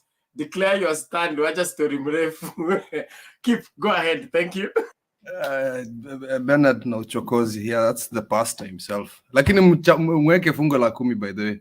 I think Bantu needs to add something before we go to Njiru. If Njiru is around. Asante sana Kip. Nashukuru na unafanya kazi mzuri. Ni kitu kuongezea, ni kwa one time nilikuwa na the late Muhammad Ali, nikawa naye kwa muda mwingi sana, nikajaribu kumuita, nikamwambia the greatest. Saa ile alinitoa makosa, akanambia usiniambie mimi ni the greatest. The greatest, it is God, Mwenyezi Mungu. Na kwa nini nimemtaja yeye? Kwa sababu Muhammad Ali alikuwa hana zile heavy punch kama vile wale ambao wapinzani wake wakina Foreman na wengine walikuwa na heavy punch. Muhammad Ali alikuwa anaweza kukuchocha tu namna hii, anakutia makali, alafu wewe ukipotea target, yeye ana moja tu anakuweka knockout na unakuwa nje. Kwa hivyo yote kusema hivi, kuna the new kid on the block natembea. Nafikiria Kip, watu hawajajua ni 4 weeks tangu wameingia kwa hiyo ground sasa, lakini this guy, watch him the way he's coming. Kitu nyingine mimi nataka kusema ni kulingamana na nimesema juzi kuwa tsunami inakuja.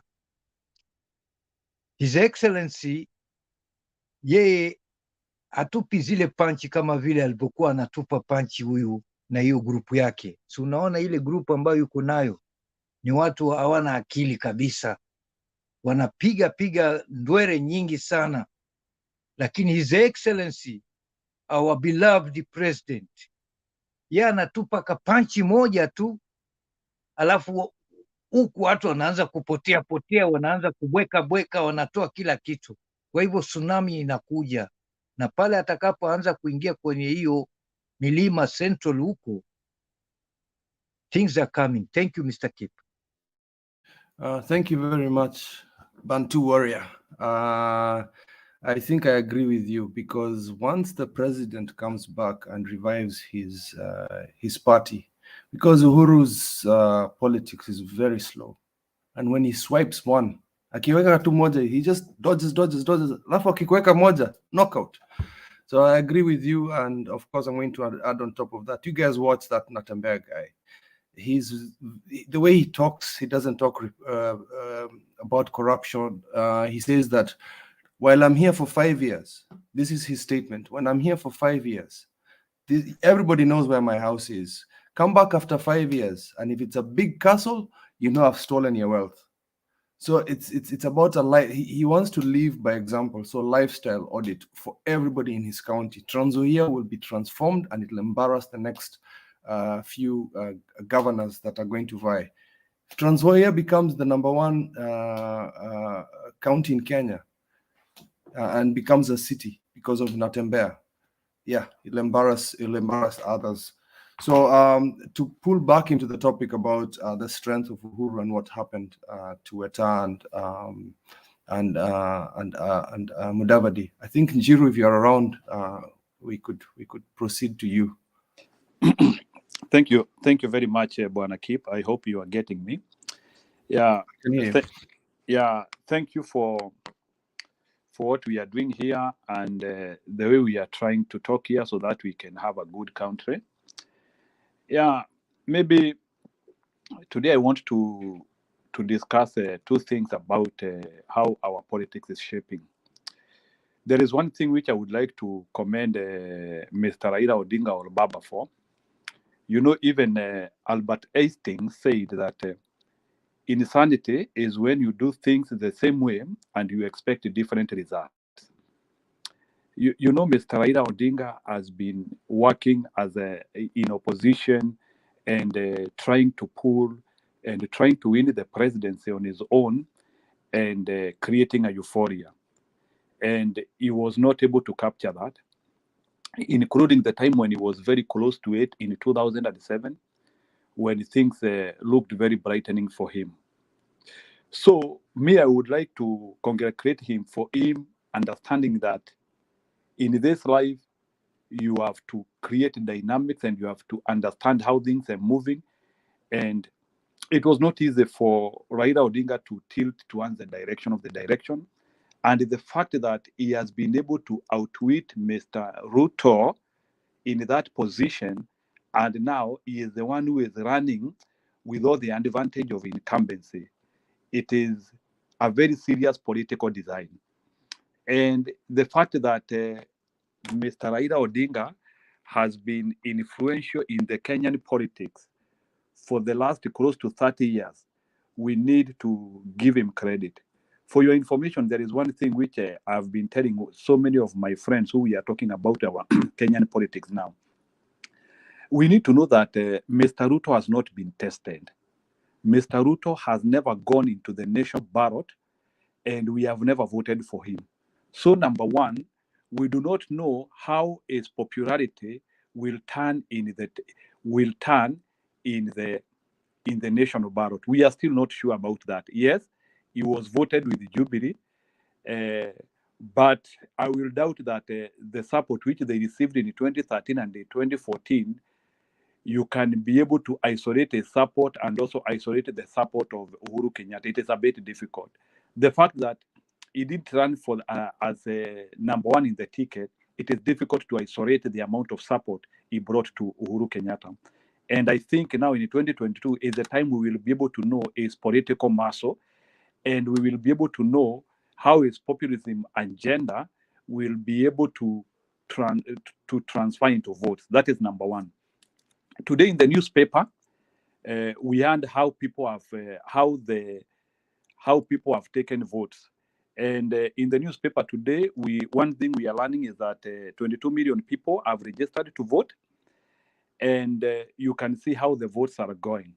Reading from history, because I like reading from history very much, is that for Uhuru Kenyatta to win the presidency, which I doubt on myself, but the fact that because they said that he's the one who won the presidency, I will hold to that. So for Uhuru Kenyatta to win the presidency, he relied on two serious voting blocks, that is Central and Rift Valley. And in the Central and Rift Valley, in the Central, Mr. Uhuru Kenyatta got over 93% of that vote.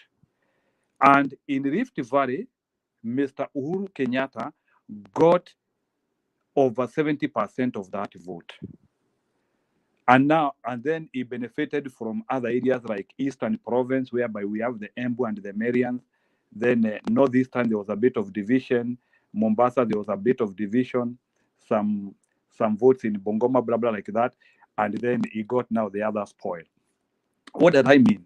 Mr. Ruto, for him to win the presidency, he needs the same path. The same path which Uhuru Kenyatta used to win the presidency is the same path he needs. So when I say that, it is if Mr. Ruto will not be able to get 80%, at least, I'm not saying 93. He is not the kingpin there, so he can't get 93. But at least in Central, Mr. Ruto needs a minimum of 80% in Central. And in Rift Valley, he needs a minimum of 65. Let's look at the demographics of Rift Valley. In Rift Valley right now, I'm not sure if West Pokot, he will be able to get over 50%. In Turkana, I'm not sure if he will be able to get over 50%. In Nakuru, I'm not sure if he will be able to get over 50%. In Narok, Kajiado, I'm not sure if, again, he will be able to get over 50%. So the only places which I know he will be able to get over 85, close to 90, is the five major Kalenjin voting blocks: Bomet, Kericho, Uasin Gishu, and the like. So those are the areas.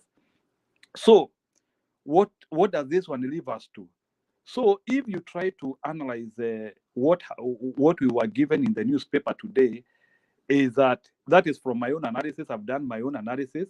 Out of 22 million votes, we are projecting that at least 17 to 16 million Kenyans will go to vote.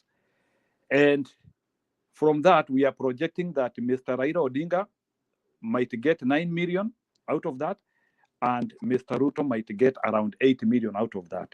So looking at how the data is, Mr. William Ruto is having a deficit of 1 million. That is from my own analysis. Somebody else can come and maybe add more information. The last thing which I wanted to debate about here today is that I wanted to discuss the benefits which Mr. Raila Odinga is getting today as he is running for the presidency. You see, the beauty of running as an incumbent is that you don't get tired. Look at Raila today.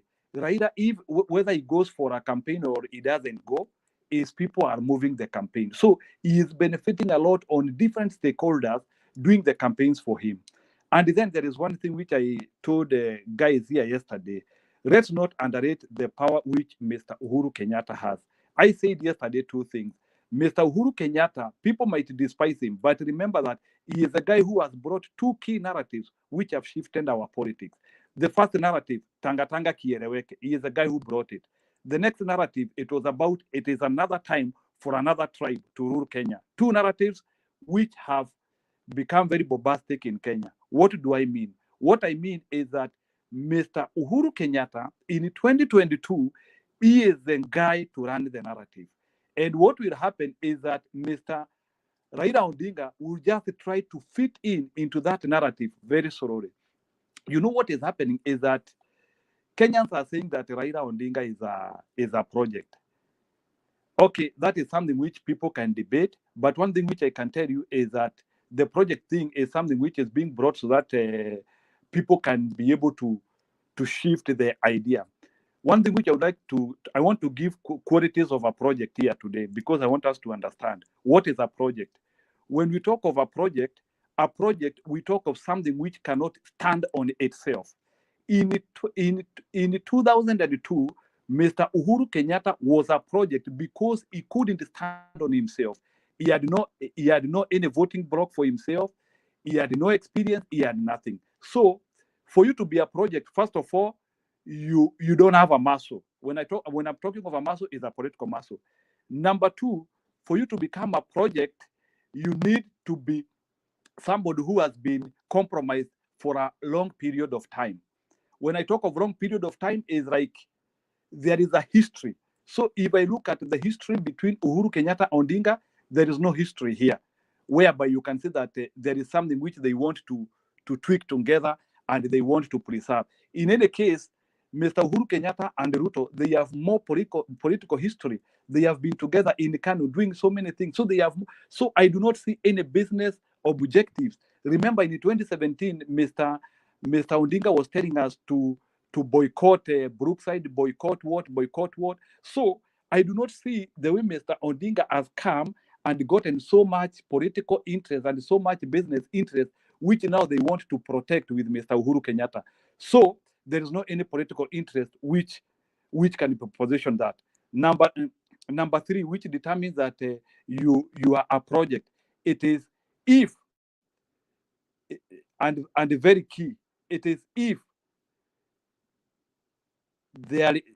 the government has projects which they want to safeguard. And I can tell you for now, there is not any single project which the government want to safeguard. We have had what are the projects which Mr. Raila Odinga is talking about. He is talking of Baba Care. Baba Care, that is not a government project. So, and there are so many other things which Mr. Odinga is coming and telling us. So, yes, he has said occasionally that he will continue some of the projects which Mr. Uhuru Kenyatta has been doing. Any other leader would still do that. Even Mr. Ruto has been saying that even he will make sure that much of the project which Mr. Kenyatta was doing. So, in terms of projects, there is no any project which I can say that there is a project with a lot of key interest which can make Mr. Kenyatta position Mr. Odinga as a project. So, in simple, this idea of project is just a narrative which is being built, and Mr. Ruto is trying to build traction in it so that he can be able to make sure that he can be able to shift. So, what does Mr. Ruto need to win the presidency? Mr. Ruto just needs one thing to win the presidency, period. If Mr. Ruto wants to win the presidency today, he has to make peace with the central, and that peace is not there. And I don't know the person who is going to make peace for him. Remember, Jubilee is now revamping. By April, I can assure to you people, I can tell you in the central, TNA, not 50%, Jubilee, TNA. yeah, TNA. 50% of people in Mount Kenya will vie with the TNA. Watch it. There will be a lot of money which will be pumped there, and UDA will only become a very small party in Mount Kenya. There are no soldiers there. There is no one, no billionaire. Thank you. URP will become. I finish. I don't want to talk too much. Sorry. I don't want to discuss too much. People can go on from there. So that is my brief comment. If there will still be more time to add on that, I'll be able to add. But Mr. Ruto has a lot of assignment to win. Thank you. Thank you very much, Njeru, and don't let Alex bully you. We understood what you meant. Yeah, Jubilee is TNA, and URP is UDA. You brought some very before I come into Romans. I think Romans, you're going to be next. So if you're ready, I'll pull you in. So you brought a very good analysis there about data. I'm a data scientist, by the way. That's my trade, and you brought very interesting points. And one of the points that I find very interesting is, yes, even if it's 93%, which is almost impossible, 93% of Central went to Uhuru. Okay, fine, we accept that. That is the number that Ruto needs. At the moment, it looks like there's a big split for the Azimio. Azimio, but they could even take up to 30 to 40% of that. So that's a very large chunk. What people forget, South Rift Valley is not for Kalenjins, you know. It's just the mid Rift, the mid North Rift. It's about 5 counties, and even with the 5 counties, you've got Bomet and Kericho, which has the Kisii people also there. And then if you come down to South Rift, the Samburus want to excommunicate themselves for being called Masais, and they don't want to be put together, and they want to have their own leadership. Those are Azimio. Masais are very, very metropolitan people, and they accept communities very easily. And the person that invited the Masais into the Jubilee Party was Uhuru. It was not Ruto. It was Uhuru. So that is a big chunk of Rift Valley gone. Now going up into Rift Valley, there's a county called Trans Nzoia. Did you know Trans Nzoia is Rift Valley? Okay, I'll let you interject a bit, Alex. I wanted to ask a question that I am not sure. I've heard it, but nobody has ever confirmed it. Is Mama Ngina a Maasai? If anybody knows that, I'm sorry, Roman, it's a very hot question, but let anybody know that. I don't think so, no. No. Mama Ngina is not a Maasai. Even the traits that she holds is not a Maasai. She's not a Maasai, no. I think we can put that in the No, chat. the only person who was quoted as a Maasai was Saitoti. He's not a Maasai. And also, Saitoti was a Kikuyu, George Mudengi. And the only person who also people said yes, some mixed blood was Ntimama. It was said to be a little bit of Meru. But Mama Ngina is a pure central person. Thank you. That is good confirmation. But I mean, Alex, what I was trying to say is the Maasais accept people, and it doesn't matter. They are an adoptive people. They adopt people. So like you said, Saitoti was a Kikuyu, and they say this is our people. You can see Kajiado and Narok are the most metropolitan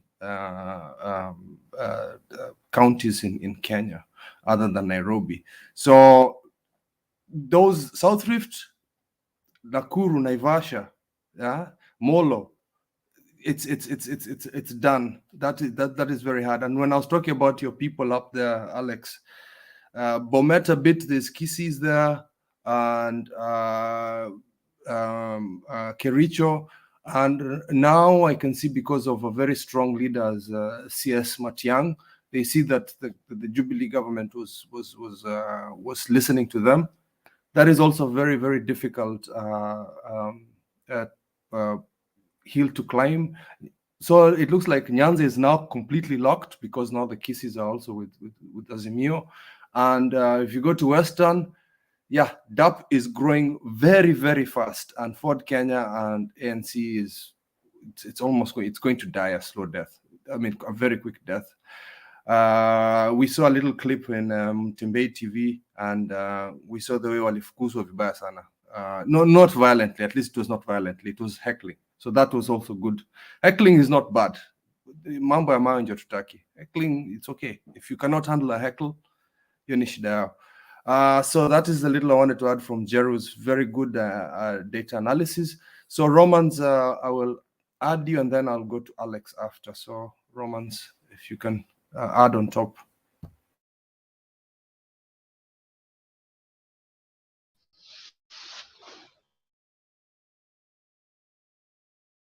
You need to unmute.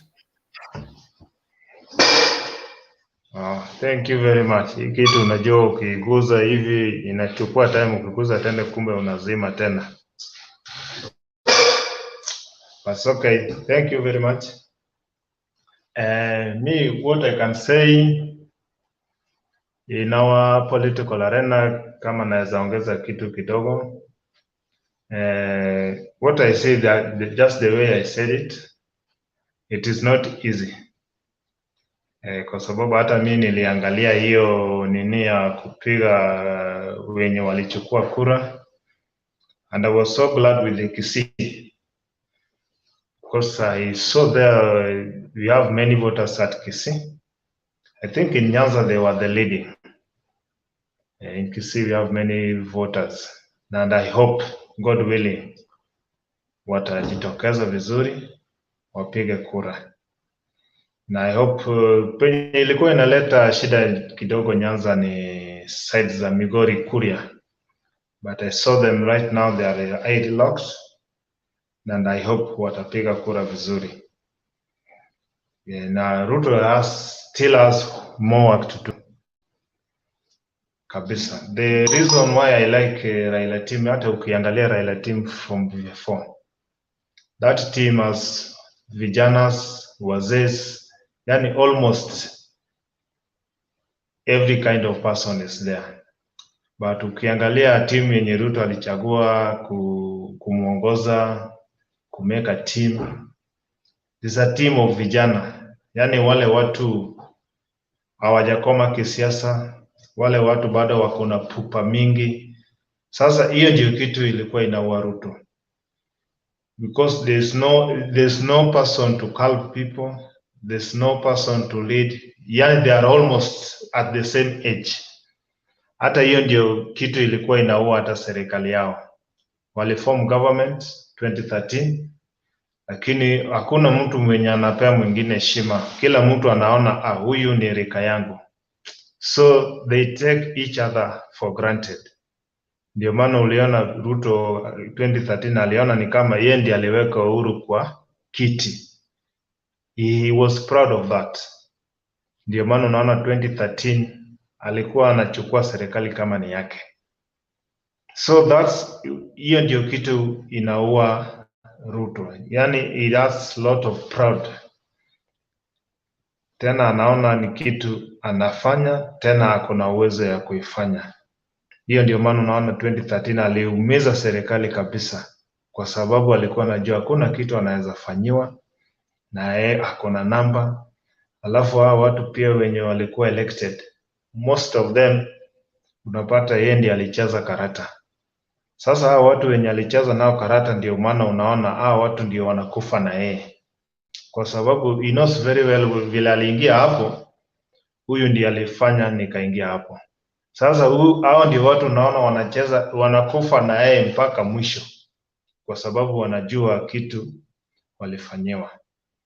So wanajua ground is not okay, and ground will not be okay, because if I see right now, I don't see any chance of Ruto winning if campaign is done well by Azimio. Let's say if Uhuru stands at Central and Raila stands at Nyanza and Western. Western is very slippery for those people. The main reason why Western is not good for Wetangula and Mudavadi, you know, a leader is being observed by many traits. First of all, he should not be seen as someone who is easy to be convinced. Yani ni mtu tu, mtu anaongea na wewe kidogo, akili yake ishageuka, umeenda hiyo direction. People need someone with bold decision. Hata ukichukua decision ya direction fulani, you can describe to people the reason why you are taking that direction. So that's what Mudavadi and Wetangula lack. They could not explain to the Western people, and the Western people cannot see the reason why they are moving to the Ruto direction. They see them as if they were bought. They are handouts they were given. So hakuna kitu meaningful kutoka kwao. Ndio maana unaona sasa hata uaminifu wao na Wetangula na Mudavadi inaisha, kwa sababu wanaonekana ni watu wenye wanaenda tu hapo juu ya ulafi. They are being seen as people who are going there just because of handouts. They are going there to accomplish the mission. Na kitu Ruto anataka huko si ati kuweka Mudavadi kuwe mstari wa mbele. Kitu anatafuta Western ni umaarufu, ndiye anataka huko, kwa sababu anaona Central is not that okay. So if it continues like this, I know Nakuru is with Baba. Huko ni Azimio. I've been in Nakuru and almost 80% of Nakuru is a metropolitan place. Unless Walipewa you talk city. with yes? Sema walipewa city. Yeah, city walipewa. Hata kama walipewa city, Nakuru, hata ukianza tu hapa Naivasha, uende Nakuru town, uende Nakuru West, mpaka uende Molo. Those are metropolitan places. Even some parts of Kericho, unless uingie Kericho ndani. Those places watu wa nje wako wengi sana. Na najua siasa ikianza vizuri ya Azimio itaingia hapo vizuri kabisa. Because I've been in Nakuru, I was staying at Kaptembo. I know Nakuru very well kabisa.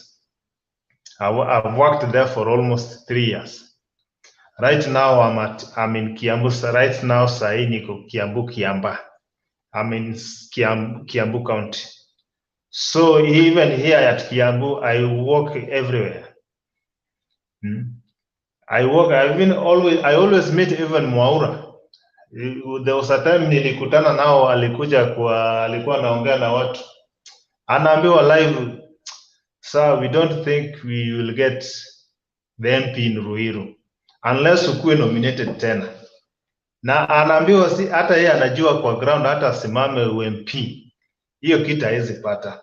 So those are the things those people siding with William Ruto are suffering. Most of them could get that seat is not easy, and they are losing every day. Every day they are losing. There was a time I was in Nairobi, and that's the reason why I always say they like propaganda. This mama called Omanga, I like him. Ni mtu anatoka huko nyumbani Kisii, namjua. Kuna wakati alikuja na propaganda ingine, anaenda kwa msichana mwenye anauza chips karibu na barabara. Wanachukua advantage ya huyu msichana, wanampea tu mwavuli. Kuenda kwa media, anatangaza vile amepromote huyu msichana na pesa, sijui amempromote na nini. But all those are just lies to get that attraction from the wananchi. But what they are doing, hakuna. So propaganda is what is full in those UDA regime. So ni ile tu vile nilisema, they are very tactical, but what they suffer a lot is their tactics are very short term.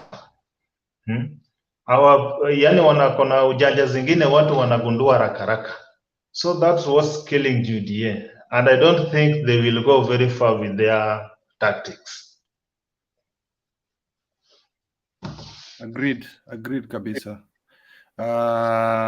That is a very good analysis. I quite like that. You spoke of Ruto and what he did in the past, and I want to give you an example of what happened in his first term.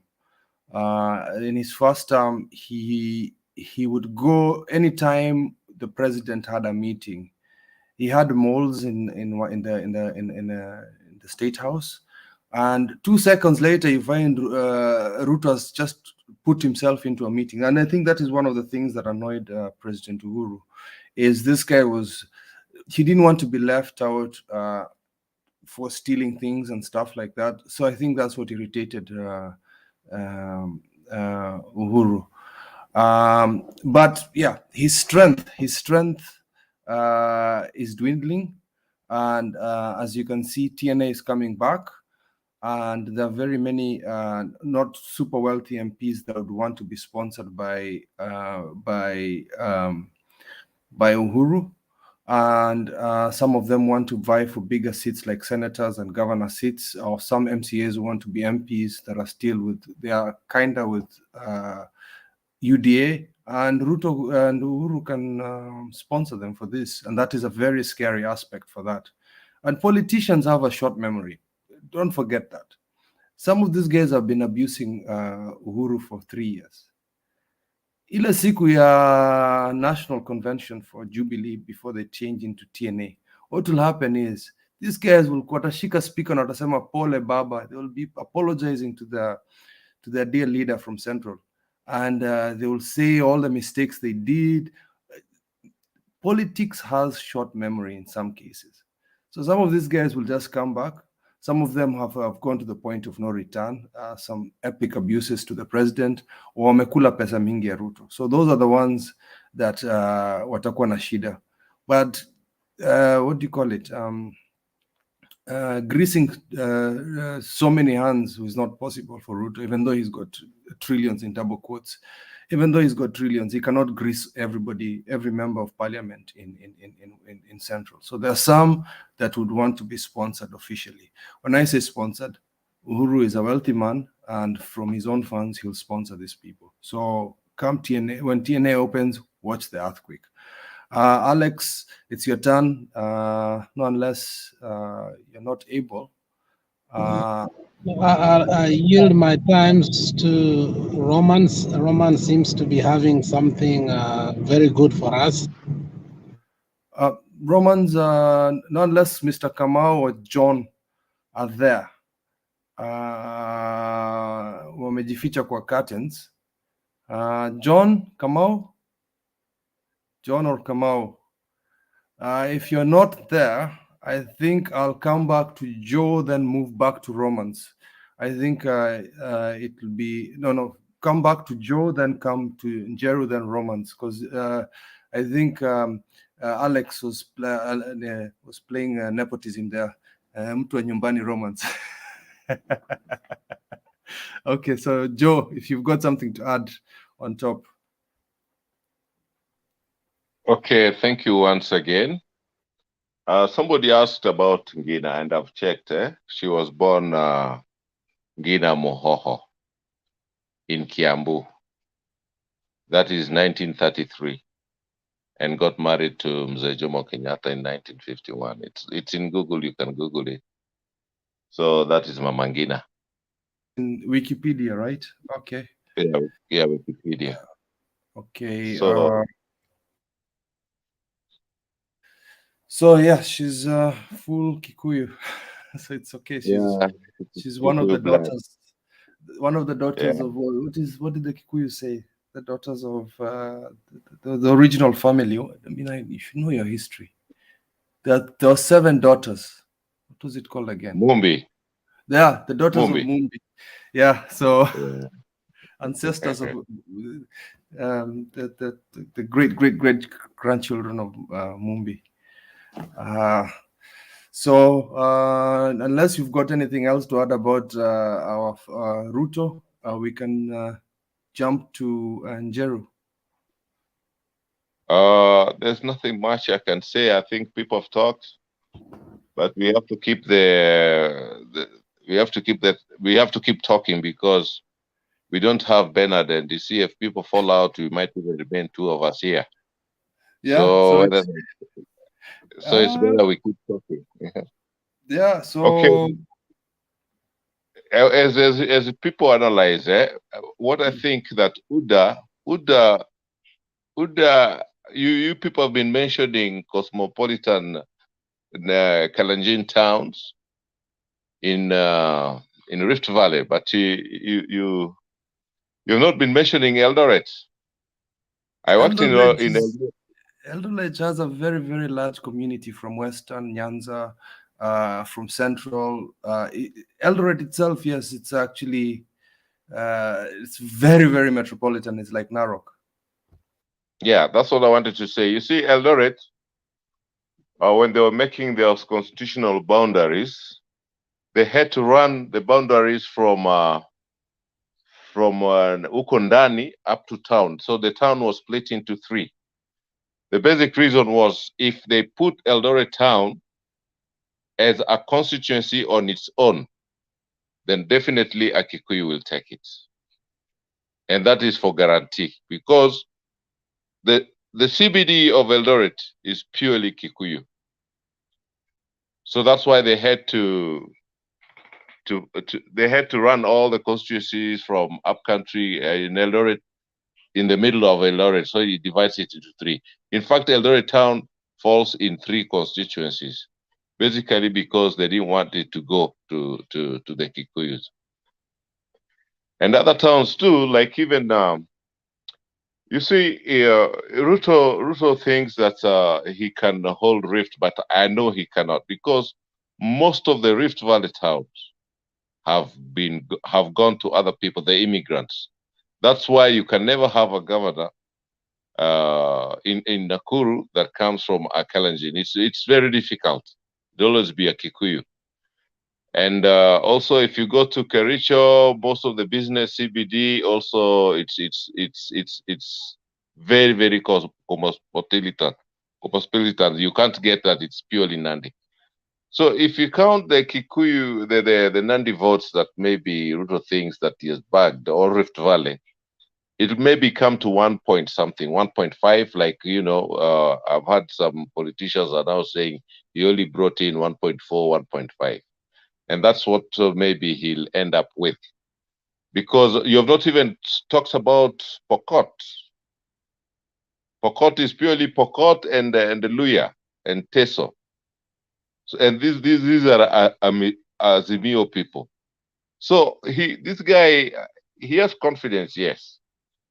In urban areas, like, okay, I've been walking also around in Nairobi.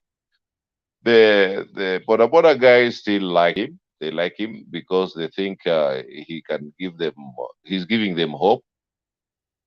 And basically, it's border people, not Mabamboga. Mabamboga have not been really attracted and impressed by what he says. But the border, and there are quite many of them. So I think he can influence those. And other borders maybe from other towns. But there's also somebody who said about, I think it's Bernard, said that the mom could know that Ruto is a lie. I 100% agree with that, because it is the older people are the people who can see through these lies. But the young people are really confused. They don't want history. And that's why Ruto is saying they don't want history, because if you bring in history, it will the young people might, get the grip that Ruto is not the right person for them. That's why they don't want history. And apparently, or funnily enough, also I found out that the young people don't want anything to do with the past. They don't like history. I don't know why. And they say they are modern. And I have seen even in America, they have to learn their history. In Europe, children have to be taught their history and where they came from. It's only us here in Africa that the young people say they don't want history. The other thing is, I've actually looked closely the way Ruto actually does his campaigns. He actually says, he accuses his opponents of what he is. And he claims to be what his opponents are. Because when you talk about tribalism, that's the one he's talking of. But his number one tribalism, we saw how he appointed his 50-50 share with the Uhuru government. That is him. That is his track record. When we talk about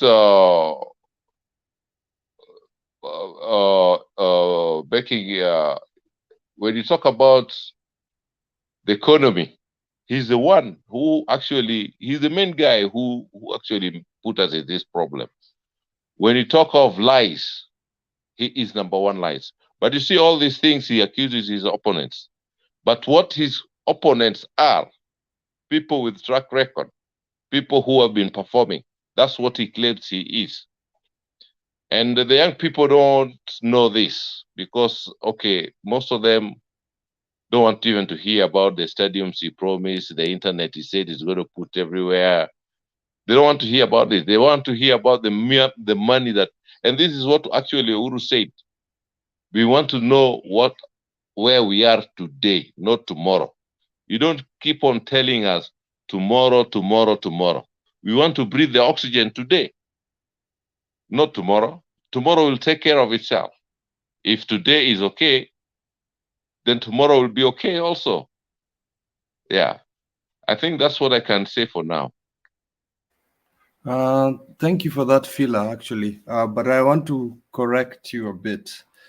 Eldoret is in 6 sub-counties, 6 constituencies, six sub-counties, not 3. And it's like for exactly the same reason you're saying, so that all the 6 sub-counties in Wasingishu come and meet it. What was called Eldoret East, North, and all that. It's Moiban and all that. It's 6 sub-counties, so that, like you said, they didn't want the people from the mountain to take over. And yeah, it's a bit of gerrymandering because it is a powerful city. It is a very powerful town. As for Ruto's dirty tricks, he's in big trouble. Like we've been saying over and over again, he's not faring very well. And as for the young people, I'm afraid it's like the internet trolls or the internet people who vote on the internet. Wataenda kuvote. We've been asking young people for years to come and vote. Watakuja. We've encouraged, so the border guys, they might come for the ground, but they will not stand in that Mulolongo. They will not do it, and I'm afraid to say that voter apathy with the youth around the world is just the same. They rather do the easy way on the internet. So if Ruto is relying on the border, which I'm not undermining them, it's not going to work. Before I proceed, I think I've seen Jakunda Bay coming in, but I promised Njeru and Romans to go next. So if Njeru, you're ready, you could add that. You could add a bit for. Yeah, it's Njiro. I hope there is no Njero. It's Njiro, so that I don't get time for somebody. I was trying to shrub on purpose. Okay, no problem. So the dark screen. Yeah, I think the we people agree. behind the scenes. Sorry? Operation Fagia Wote. Those people who are behind the curtains, mnaenda sasa hivi. Okay, so let me reiterate. I think John Okibo is not there. He's been on the dark screen forever. Same with Kamau. Yeah, maybe somebody wants to come in. Can I go ahead? Yes, please, and add a bit of that data so that Bernard can be happy. Okay, so I think we are continuing to demystify our Kenyan politics. I think I'm very happy in 2022 we have such platform. That is the beauty of technology. So I wanted to add one thing, maybe or from where I left. I've been following Mr. Ruto politics from 2017, and I've also tried. I like looking at history and how people have developed. So, if you look at Mr. Ruto, maybe it's good to share this information here. Let me talk about the journey of Mr. Ruto a little bit. Mr. Ruto came into politics 1992 through the YK 92. Yeah, you know the problems which YK 92 brought to us. They are the people who invented they told Mr. Moi we need 500 notes so that that 500 notes can be given to people so that they can increase their electability. So he started politics in the wrong foot. Then in 1997, he became the MP for Eldoret North. And after becoming the MP for Eldoret North, he kept on rising. Then 02, he was with Mr. Uhuru, trying to campaign Uhuru na kazi, and they lost the elections. From there in 07, he joined Mr. Odinga, and he had a very successful campaign with Mr. Odinga, whereby they were able to do a lot of things together. Then from there in 2013, they did the government with Mr. Kenyatta, and we have seen that. I think when I look at the history, Mr. Ruto is that person who always would want to box people so that he can be able to establish his ecological niche. And I've been able to look at, he has so many people who he has removed out of his political line through fighting them. You realize that he starts with you, then he comes and alienates you after some time.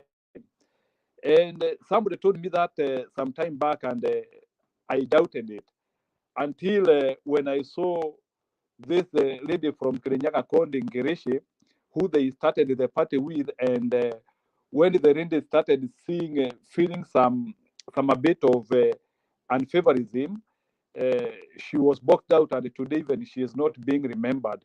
And she was in media the other day saying that she spent close to 20 million trying to build their party. So, Mr. Odinga, the history of Mr. Odinga is very serious, starting from the multi-party. There was a time when we couldn't speak the way we are speaking now. Actually, we could be like the people who own Mutembe here. If it was in 92, 91, I believe now they could be somewhere now. Nyayo House. Nyayo House. So Mr. Odinga was in that. He is a remnant, actually. He is a remnant of the people who suffered a lot. We had Mr. Matiba, we had Akina Charles Robia, and so many other guys who are celebrated. And actually, ukiangalia, if there is only the person ambaye amekuwa very consistent na akifuata watu wote ambao waliumia sana Kenya, amekuwa Mr. Odinga. Na watu hata, like the other day niliona hata mtoto wa JM Kariuki akipeana speech kwa rally somewhere in Murang'a. Mtoto wa JM Kariuki anasema nimefanya kazi na Raila for 10 years. Then kuna huyu mama mwingine anaitwa Mombi Ngaru from Thika, wamekuwa akifanya na Odinga. So Odinga amekuwa multifaceted. I even know somebody, kuna watu wengi sana najua hata wanaitanishwa na Raila na ODM, and they are even from Central Kenya. So we have those specific people. Even when Raila Odinga is even being fought so highly by Kikuyu, kuna those specific people who still Raila Odinga saw an opportunity to work with them. So what do I mean here? So na nikiangalia, I can see a lot of consistency ya hao watu, na unaona even when Raila Odinga is suffering and is trying to get the presidency, hao watu wamekuwa na wao. So through that, I can isolate Raila Odinga as somebody who is not tribalist. You know, let me tell you, in Kenya, we cannot gamble with the leadership and vote a tribalist. Let me tell you, it is the worst thing we will do in Kenya. And looking at the data, tukitaka kujua between Ruto and Mr. Odinga, who is tribalist and the other, we know where we need to look at. Nilisema hii kitu siku ingine hapa na nitarudia tena. Mr. Ruto made Kenya to have almost 7 cabinet secretaries from one tribe. I don't know, saa zingine anajifichanga ati anasema ati wengine walikuwa marafiki wa Uhuru, wengine walikuwa marafiki wake. I don't care. But the fact that he made Kenya to have 7 cabinet secretaries, Karijins, I was done with him. Because somebody who will not appreciate we have 42 tribes in Kenya. We are a diversified country. We are so unique in so many ways. Na tuletee wakarijini tupu atuwekee hapo. I was done with him. Secondly, there is a creep which was going around, lakini siku hizi imekuwa buried in the sand. Like, kuna siku Mr. Ruto alipatikana akisema wakati mwingine inatakikananga kwanza uconcentrate na uchukue serikali na ile maneno ingine utasolve ukichukua serikali. I hope people can remember that serious clip alisema siku ingine. It is there. That clip is there. Mutai Ngunyi plays it all the time in the fifth estate. It's a very serious thing. So alisema kwanza saa hii tu concentrate na kuchukua serikali, hiyo maneno ingine tutasort. So my question is, ni vitu gani anataka kusort? Saa hii Kenya, we do not need somebody who is ready for vengeance, somebody who is having anger. Remember that the reason why Wakikuyu, and if I put it in quote, they walikuanga na mshikeshike ni kama wako wanataka kupea Raila kura. Number one, remember ile kitu walikuwa wanaongea sana, walikuwa wanasema, ama ile propaganda ilikuwa inatembea, Raila atakuja kutoa watu kwa manyumba, sijui Raila atafanya hivi, atamaliza biashara zetu. So that was a propaganda which people were saying. Partly me, I was doubting it because I couldn't associate Raila Odinga with that.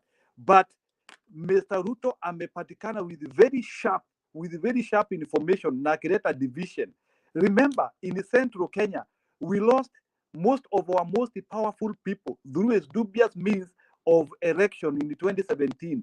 Watu wote ambao walikuwa maana, they were voted out. Akaleta mapapeti wake, hawa akina Ndindi Nyoro, akina Gachagua, whoever, he brought them on board, knowing that very well he will need these people in 2022. So, to finalize, there is one thing which I want to say. I know one thing that Mr. Ruto he is almost now naming his running mate, and I'm double sure that atatoa running mate wake kutoka Mount Kenya, so that at least he can be able to secure that block. If Mount Kenya people are not going to get a running mate, that block is gone. Let's assume he is going to get a running mate. Na ujue running mate wa siku hizi sio kama vice president wa kitambo, is a serious person.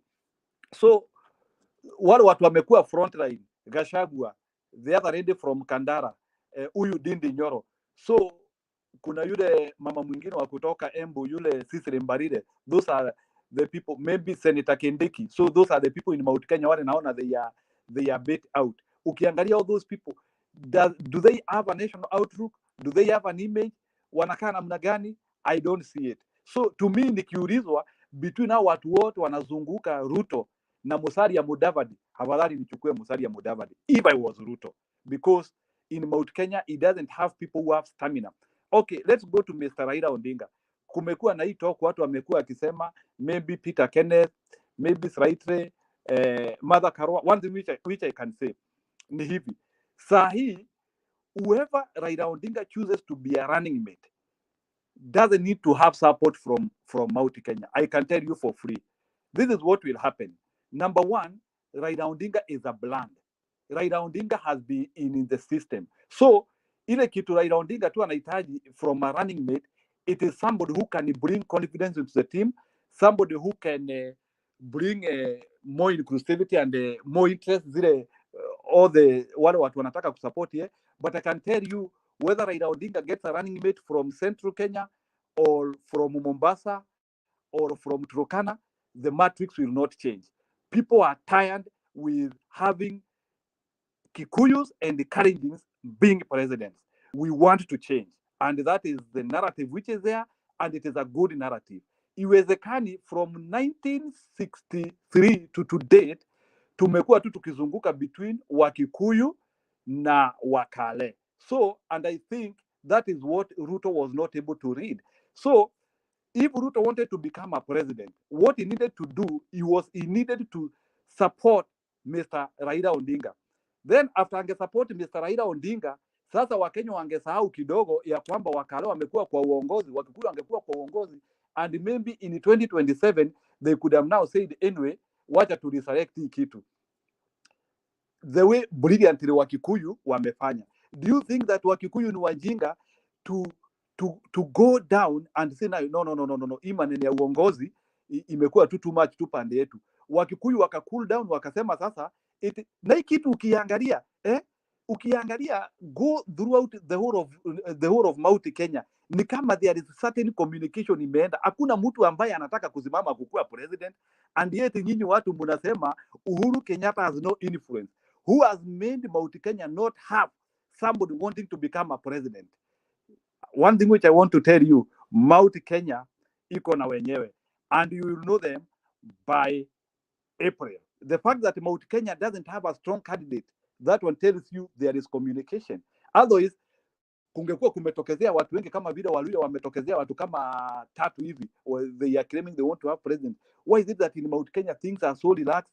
No one is pushing the agenda. It is because Mount Kenya has learned it is not time for a Kikuyu or for a Kalenjin. Wamesoma and they know it, and that is the wave in Kenya. Wakenya wanataka kugeuzia. Kuna hiyo anjo, watu wanataka kuona Mujaluo akikuwa pale, Muluya akikuwa pale. Unajua Raila Odinga is representing that change ya uongozi kutoka from the usual dimension. So watu wanataka kuona hiyo state house, Mujaluo akikaa hapo, how will it be? Vitu zitakuwa namna gani? And that is what people have refused to understand. And I can tell, if Kalenjins will not be able to read this thing, they will be annexed out of power for the next 20 years. It is good to read the writing in the wall. Unajua hata kwa Biblia, nirudi kwa Biblia kidogo. Kuna huyu mtu alikuwa anaitwa Darius. Ile wakati uongozi yake ilikuwa inaisha. Ilikuja ikafika level, Darius akafika level, ikasemekana Darius, uongozi wako imeisha. Menetekeri upasi. Saa hii menetekeri ya Wakikuyu na Wakaleni sasa. Thank you. Menetekel. Very, very, very good analysis. I like that. Mr. Maura, you're very brilliant. Lakini unajua it's only 7 billion, you know. Damn, ilikuwa tu 7 billion, you know. We only lost 7 billion. It's nothing, you know. So that's the way Ruto is. We lost 7 billion. It's nothing to us. And that means he's holding trillions. To continue on the same note, I think tonight, I think the question was a bit more different, but it looks like it's a bashing session for Ruto. So Romans, if you can continue with that before your cousin from the US jumps in atakuchokoza. Don't let him bully you. Alex, keep quiet. Lakini nimependa analysis Mr. Mwaura amefanya kabisa. Hiyo vitu zenye amesema ni ukweli kabisa. Sana sana vile amesema Raila choosing his running mate. Whether the running mate will come from Mount Kenya, whether he will come from Coast, whether he will come from where, I think it will not change any mathematical statistics of their program. And that's a sure bet. What Raila needs only to choose someone who is politically right and mwenye akona stand vizuri, watu wamemwamini. Let's say for example, achukue hata Joe. Joe tunajua vizuri kuongea kwake, anaongea vizuri, na it will also give a chance to the coastal people and the areas of northeastern, even to the eastern province. So Raila choosing running mate from everywhere is not a must. Raila have to choose a running mate from central province. That's a very good analysis. Now I agree with that, because the Raila team is very okay. He can choose everywhere and the team will be just okay. And another thing with Mount Kenya, I think there was a narrative going on, Mount Kenya has no person, and that's the advantage Ruto took to penetrate himself there. Not knowing in Mount Kenya, if you study them very well, those people, they always make their decision last minute. And you may see them as people who have scattered themselves, but as time goes, they always regroup slowly by slowly. It is like a chain of management, whereby at the top you have one person, but at the ground, it is very, very wide. So they go like that. They go like that towards the end until they have one point direction, and that is the point they will follow. So hii maneno ya hawana mtu wa kusimama, si ati hawana, wako na hata wangesimama. Now you don't know why they have decided to become, they don't want to compete. They know very well who is going. And that one cannot make another person to stand that I need. Why is it in Western we have to have more than one or two? Because they don't have one direction. That's what they lack. But that thing is not there in Central. In Central, those people, they always focus in one direction towards the last minute. So that's the real disadvantage or advantage those people have.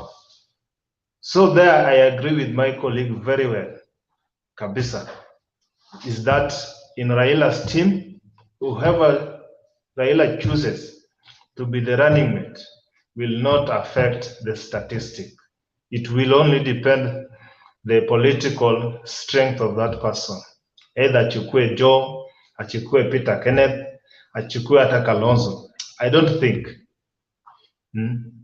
hiyo kitu haita change kitu, kwa sababu that team is very strong and I know if wakikampaign vizuri, because we see Raila is away, the campaign is going normal. But if you see the UDA Tanga team, if Ruto is not there, it looks like those people are just walking. But if Ruto is there, you see some crowds are there. But if he is not there, the crowd is not there. Ruto is the core factor. But in Azimio, Uhuru is not there, Raila is not there, but they are attracting more crowd. And if you see the way they are talking with a lot of strength and a promising language. And that's what we want. If I compare Raila and Ruto, kuna kitu tungependa tumalize hii Kenya inaitwa ukabila. Na ukabila ndio kitu imemaliza, hata ukiona Rift Valley, ukiona Moi University. Kitu inamaliza Moi University ni ukabila. Kwa sababu uongozi wa hapo, hao watu wanataka mtu wa hiyo region ndiye akuwe kiongozi hapo. If you look at even the Eldoret Referral Hospital, hiyo ndio ilikuwa referral hospital. Kama mtu amesijia amevunjika ama scanning ya hali juu inatakikana, unasikia unapelekwa Eldoret. Siku hizi hata jina ya Eldoret kusikia ni ngumu kwa sababu ya maneno ya ukabila na uongozi. Sasa unapata ukabila imeingia mpaka kwa vitu zingine haitakikani. So that's what inamaliza nini ya Ruto, kwa sababu Ruto angekuwa kiongozi nzuri, hiyo ni region yao, na vitu kama hizi ndio inatakikana akabiliane nao. Uliona Raila vile aliingia nusu nini government yake ya Kibaki. In Nyanza province, all of it, there was only one university called Maseno. But right now, amejaribu sana, ameleta Bondo. If you go to, we have Kisii, we have Rongo, though it is a subsequent university, but we have universities there. He's trying to bring those things which were not there. If you look at this hospital in Kisumu, kitambo ilikuwa inaitwa Russia, but now he improved it, then he changed its name to Oginga Odinga Referral Hospital. It's a very big hospital right now. So, ukileta maneno ya ukabila na siasa mpaka kwa vitu zenye inasaidia wananchi, yani hiyo inaonyesha tu hata uongozi wako haiwezi kuwa uongozi ingine nzuri, kwa sababu you are killing even the things that helps the people at the ground. So kama ameshindwa hata kutekeleza hiyo, I think ulisikia hata juzi hapa hii area penye watu wanapigana hapa Marakwet, katikati ya Marakwet na West Pokot. Sijui ni DCI ama nini. Mwenye aliletwa hapo niliona kama alikuwa mkale. Uliona vile watu walishangilia. Sijui huyu ndiye ataelewa bandits vile bandits sijui nini yeye ndiye amefanya kwa prone areas. But the reason behind that thing, because that guy ni mtu wa kutoka Rift Valley. Yani ni kama ukabila iko juu sana. So in that nini, which means it is a person who, if he takes the government, ukabila inaweza kuwa sana. Hata ukiangalia ministry zake, ilikuwa imejaa tuna ukabila kabisa. And I had something going on even here in Central, nilisikia hiyo kitu. Hii maneno ya fake money. Fake money is very high. Nimesikia sahi hapa Central, fake money is very high. Because of that money being spread out. So we don't know whether this money these people are spreading, whether they are real money, whether they are not real money, they are wash. So we don't know whether they are the money coming from the politicians. So you see these people, they have many challenges. And if a person like that takes the government, it can be like Uganda by that time of Idi Amin, where he chased all the investors. So you think you have the money, but the money has no value. We don't want Kenya like that, because we have to balance. The worth of a country is being seen by its investment, because money has to circulate from the investment to the companies to the people. That's how the country grow.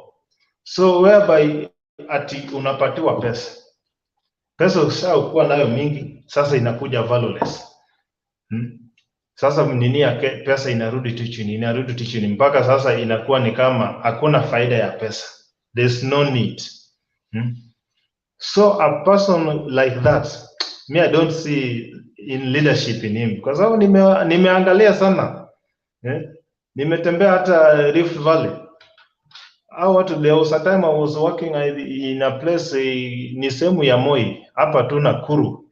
Kuna sehemu hapo inaitwa Seguton, hapo tu karibu na Walmart. Kuna supermarket ingine hapo inaitwa Walmart supermarket.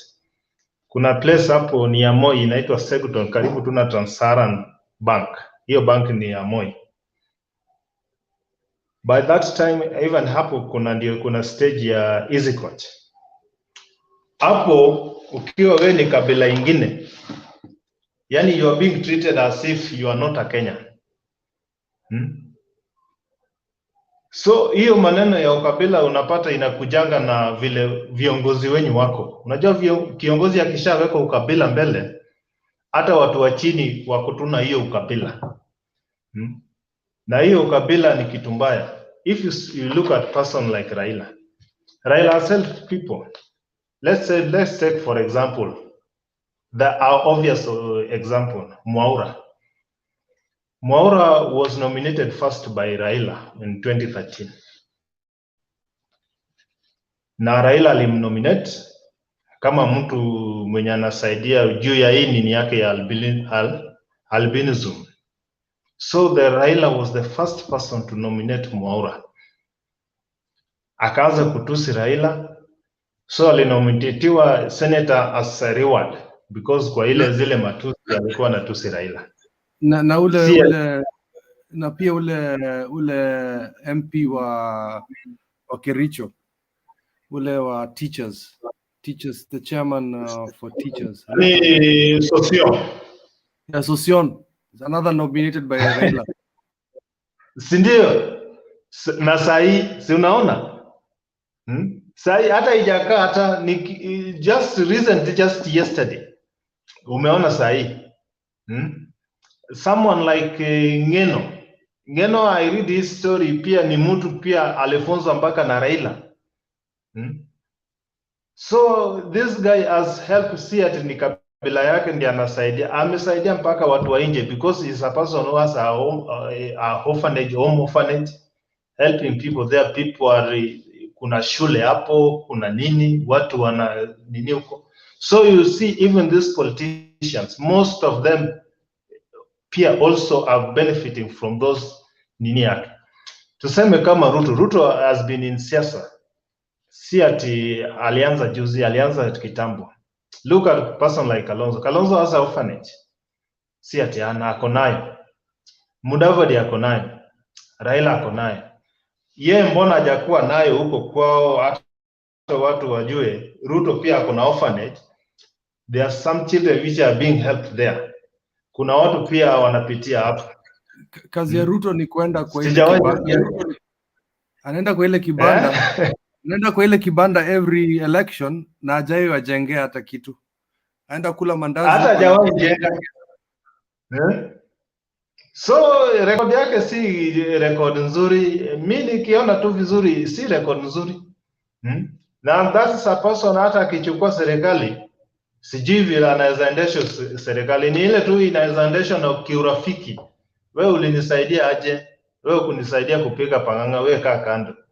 Huyu ile alinisaidia, wewe kaa, chukua hii, wewe chukua hii. So watu watakuwa wanafanya tu kazi vile wanataka.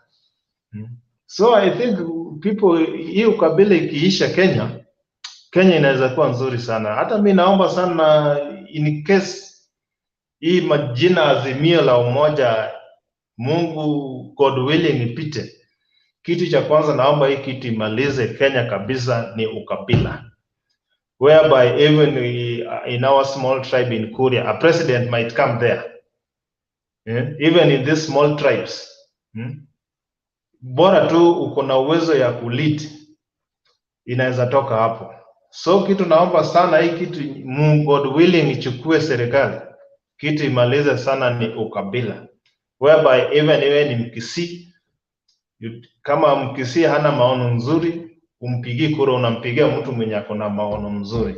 Hata kama we ni Mkale na unaona mwenye Mkale mwenzako amesimama lakini maono yake si mazuri, unampigia hata Mkikuyu. Si lazima tu uambatane tu na kabila yako. So hiyo kitu ikiisha Kenya tukue kama Tanzania, ni kitu nzuri kabisa, whereby we call ourselves, mimi ni Mkenya. I'm a Kenyan, not by tribe or by region, but I'm a Kenyan. I think hiyo kitu itatusaidia sana kabisa. Yeah, that was a very good analysis about tribalism. And I always say that we don't be ashamed of your tribe. Keep your tribe, keep your culture, keep your identity as a Kalenjin or whatever it is. But don't let it be the only factor that you're voting for somebody. Just as Romans has said, it's important to keep our traditions. It's important to be proud of the tribe you're from, but don't let it be the reason for your national choices. But for me, I think the presidency, I've said this many times in these forums, the presidency is useless at the moment. That's why BBI was very important. That is why Uhuru has struggled for his second term to bring a lot of infrastructure. He can't, his influence is almost null and void. A lot of the ministries are trying to take away some of his powers. I mean, they've been trying to take away a lot of his dockets. So what I think our communities, our people need to do is continue to vote regionally. When I say vote regionally, is look at your MCAs. Look at your MCAs very carefully, because those are the people who are going to get the money from the national government and develop your region. So if your region like Trans Nzoia needs fertilizers to be cheaper, the MCAs that you're going to vote in should be guys who are interested in reducing the prices of fertilizer and bringing laws into the county governments that would help your constituency grow, or your ward to grow bigger and bigger and be more productive.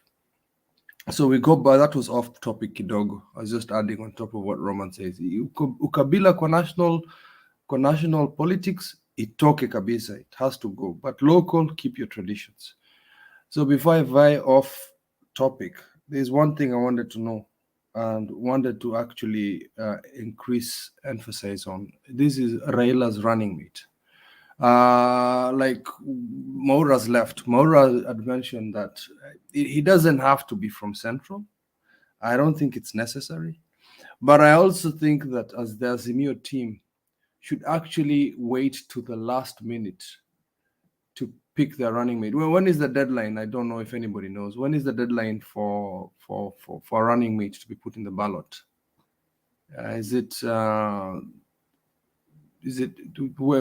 Does anybody know? the I deadline? think it's May, I think, 3 months to, yeah.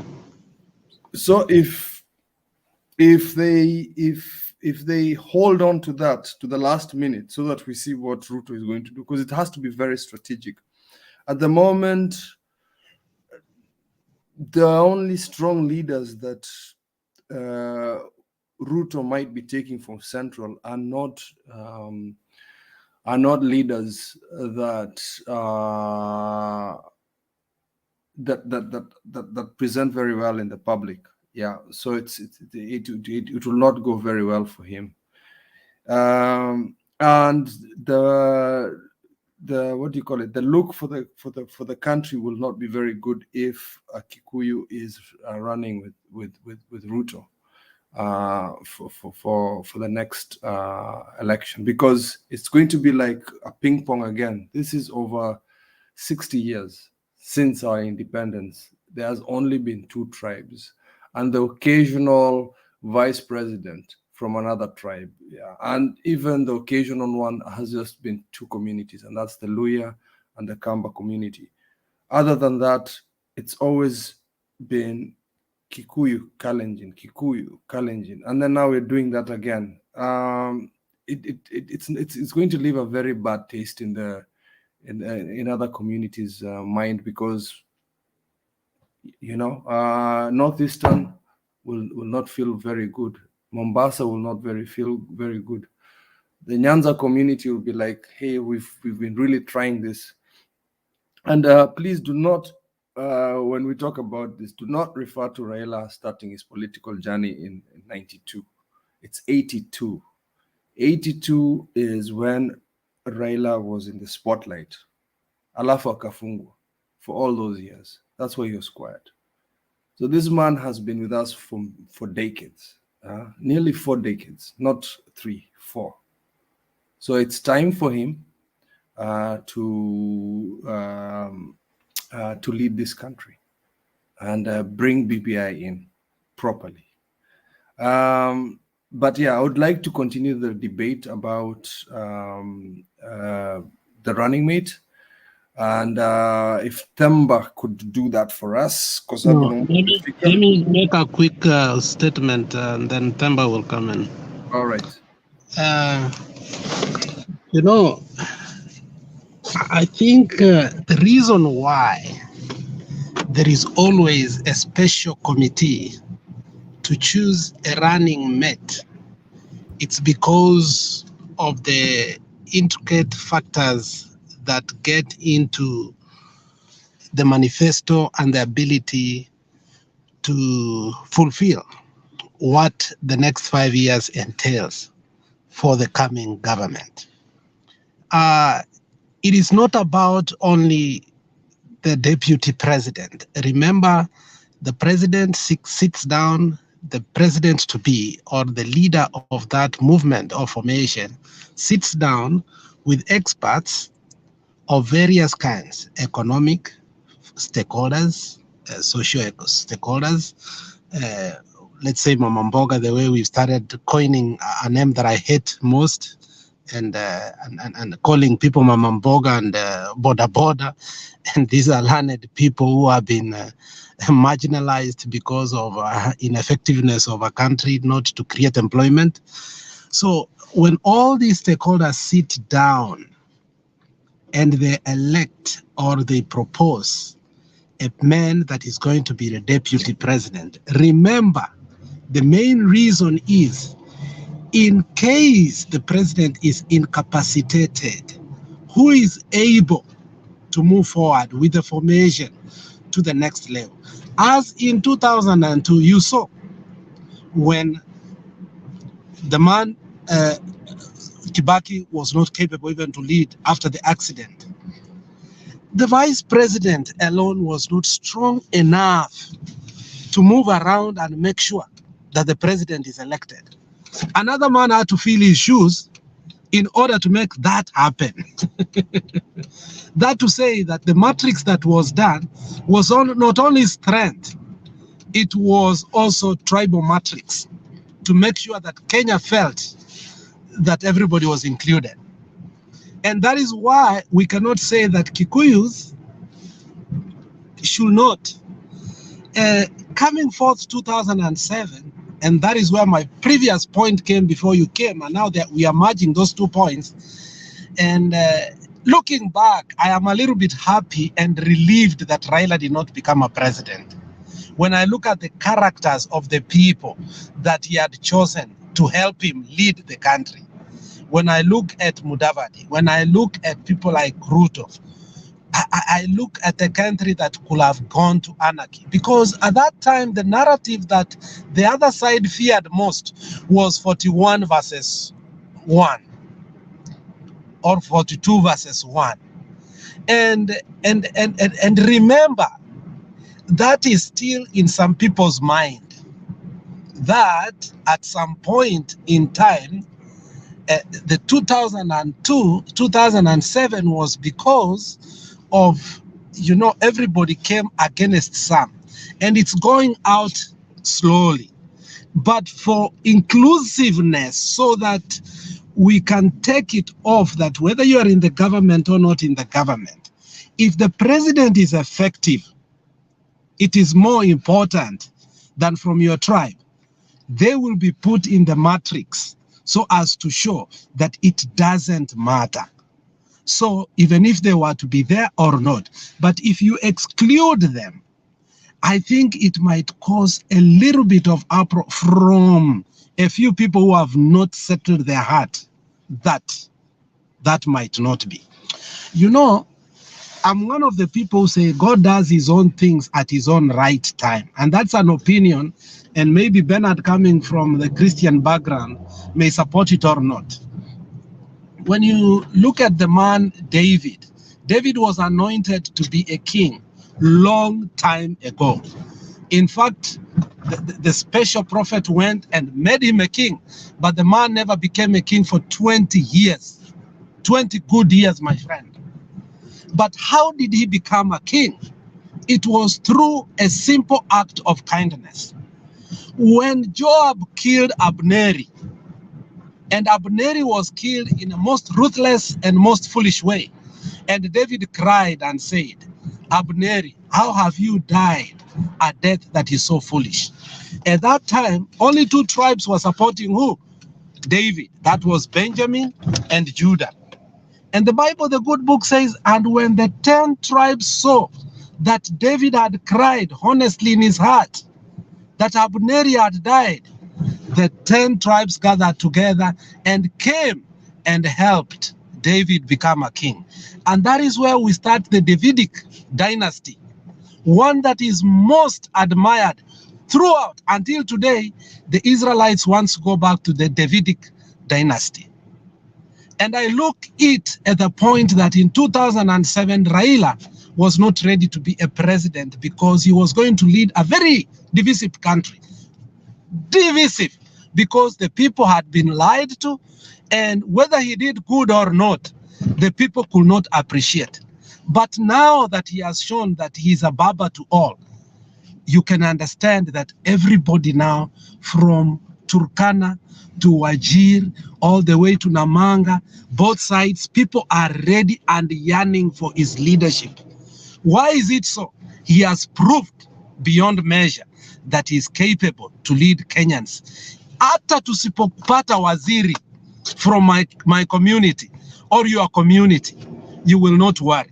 And one of the reasons that I like Baba is the Kalenjins in their heart know, even if Ruto loses today, they will be included in the government. But I'm not sure if me, Mkisi, if Raila lost today, with the hatred he has to Matiang'i, if we can be included in the government. That is the fear some of us has. Critical.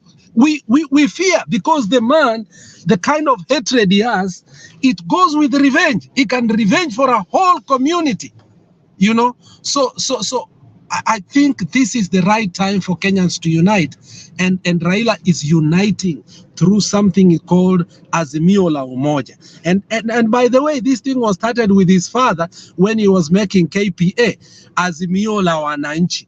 Azimio is not a new idea. It was started by his father. Go to the newspaper. Taifa Leo, Azimio la Wananchi, was there before. So what we are saying is this. Ecclesiastes chapter 3 says there is time and season for everything. And I do believe this is Baba's time. Obama said, this is our time, this is our moment. Yes, we can. And I believe this is our time, this is our moment, and yes, we can. Thank you. Yeah, Alex, you know, I always disagree with some things you say. Yes, it's true that the role of a deputy president is like assistant, it's vice. When the president is incapacitated or is well, or hopefully it doesn't happen, dies, the president, the deputy president has to step in. And if it's the same thing happens to the deputy president, the leader of the majority in the National Assembly takes over. Yes, that is true. You need a strong leader who will take over from the president if anything happens. That's why cabinet members will never travel together. President and deputy president, even during campaigns, will have separate vehicles or will be at a distance. Yes, that is true. But my question is, there is actually an exhaustion of people to having these two tribes always leading us. Let's be realistic here. Let's not try and mince words here. People are tired of seeing these two tribes with the occasional Luya or Kamba coming in. My worry is Raila does not necessarily need somebody from Central to lead, to be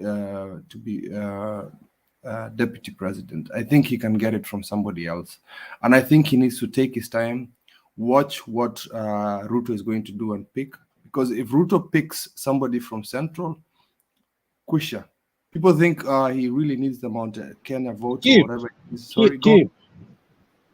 Keep. The customer requested you leave the order. They added the following instruction. While I wait for you. Okay. Okay. Keep, let me remind you something. When McCain thought it was time to put a woman as a deputy, okay? Let me look at you so you can understand. When McCain made that vital mistake of saying it's time to put a woman as a deputy president, years later, McCain was asked, you've been in politicians since 70s after you were a prisoner of war, POW. You've stayed in politics way too long. Now you're supporting Obama in affordable care. You know, the word Obamacare is just it was used the way Ruto is using some words like project to make things fail. Obamacare was not the name. It was affordable care. And McCain said this: the greatest mistake I did as a running or as a politician was to think that some things were ripe when they were not ripe. We live a country that is still tribalistic, my friend. You cannot wish away tribal politics just away like that. We are a tribal country, but we are trying to come out of it. And Jakindube has always said here, we will use tribalism to get out of tribalism. And sometimes I wonder what he used, you know, because that's a paradox and a conundrum that is very difficult to unentail. You may not understand how intricate it might be for Baba to just say, now let me just go to another tribe like that. It doesn't happen like that. Let me cut my submission short, but I'll tell you this. Power is not an election keep. Power is state. State is simple. Military, finance, communication, energy. I've just said 4 things. Military, you know what it can do. Communication Commission of Kenya, you know what it can do. Raila went for 3 months. He came back. He wanted to hold a rally where? In Uhuru Park, and all media were blacked out. Had we not had Facebook or these things, we will not even have known what had happened. Energy. You saw what happened in Ethiopia. When election went wrong, the national power grid, there is one switch that somebody can switch off. We are not going to have power for 7 days. No phone, nothing. And nobody's going to communicate. No TV. What are you going to do? Finance is very vital. The Ministry of Finance is not just money. It's not Central Bank of Kenya. So the state as you see it is not just going to be taken like this and be given into the hands of somebody like that. There are people who hold it, and that is what is called deep state. You don't wish them away. And these people have money. These people have wealth. These people want posterity. You don't just take it. They must have a bit of it and must be taken it slowly. If you do it the way you want to do, so these people want assurance. And that is what I'm saying. In Kenya, we must agree. And the Mount Kenya Foundation has said it openly. And that's why they were talking and meeting all candidates. You saw it. And they said the economy of Central, you know, and that's where I feared when they said that. And we disagreed with Bernard here. They said the economy of Central is equal to that of what? Southern Sudan, Rwanda, and Burundi. Why were they giving us those statistics? They were telling us they matter. And they are going to sit in the negotiation table. And that's why what they will tell will be very important. And in the negotiation, I don't think they are going to tell us that they want a minister for finance. We don't know. But from the look of things, they were agitating for the vice presidency. So we cannot say that we can wish them away. If they agree, okay. But if they disagree and say they want to be on the table, I mean, you can't wish them away. Thank you. Okay, I think yes, I think I was talking about deep state a few hours ago. I think you had that. So yeah, I did not know we agree with you. The deep state does exist, and I think Ruto misplayed that. I think we're talking about that with Bernard. Ruto has pissed off the clergy, the men of the cloth. He's pissed off the opposition. He's pissed off the ruling party. Wakate miti anyway. I'll stop there and let Tembo take. Keep Azimio, just maybe for me to add something. Yeah. I had who was he? I think Romance talked about tribalism. Actually, and I want to connect it with what Lex have said. Tribalism is the one that is putting us down in Kenya. Kenya, in Eastern Central Africa, I think we are the best. We are the biggest. We are the big brother. In Africa, we have 4 points of powerful countries. We have South Africa to the south. We have Nigeria to the west. We have Egypt to the north, and Kenya to the east. But what is happening right now in Kenya, that in Eastern Central, we are the most powerful country. Economically, we're also the most powerful. But it seems that we are slowly going down just because of one thing, tribalism and corruption. And actually, when you put tribalism, that's where corruption comes in. Corruption doesn't come from nowhere. It comes from that word tribalism. Because when you employ tribalism, that means you're going to employ people from your tribe. And you'll get you'll deploy people in positions that they don't deserve. And that is when corruption comes in. And the other thing I wanted to say is you cannot wish tribalism away from Kenyan politics right now. It is very, very, very impossible. In fact, one of the things why there's no single Kikuyu that is contesting for the presidency is because they know the tribalism is playing at the back of their head. Kibaki had 10 years. Uhuru had 10 years. Now for another Kikuyu to have 10 years, that's 30. That's almost a lifespan of a human being. So it's playing at the back of their mind. That means tribalism is still with us. That's why we don't have a Kikuyu presidency. And you see, if Raila says he's going to pick a Turkana right now at the moment, I think it might not work. You can't wish the Kikuyus away right at the moment. They have so much interest. One of the things that why Uhuru has decided to support Raila is because he's looking at the interest of the Kikuyus. Maybe they have studied Ruto and they know. They showed him, Ruto showed them his clause in the first term. So they fear the economy. They fear Ruto is too dangerous for them. And that is why they're going for Raila. So they want to safeguard their property and their interests. So they have to be considered. And actually, they have demanded for a vice presidency. And apart from that, they're still going to demand for some state power, as Lex has said. It's going to be on the table. This ministry, and a vice president.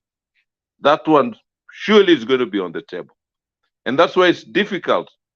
I mean, Raila and Ruto are finding it hard to appoint a vice president right now. Because even if they were to appoint a vice president from Kikuyu, both of them, still people will look into those Kikuyus, the personalities that they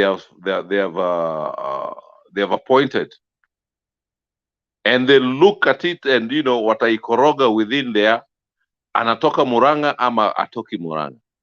Muranga might say, we have never had a president. Nyeri, you have had yours. Kiambu has had theirs twice.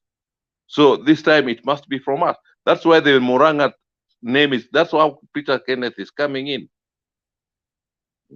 So it is there. It is there. You can't wish it away at the moment. That's what I wanted to say.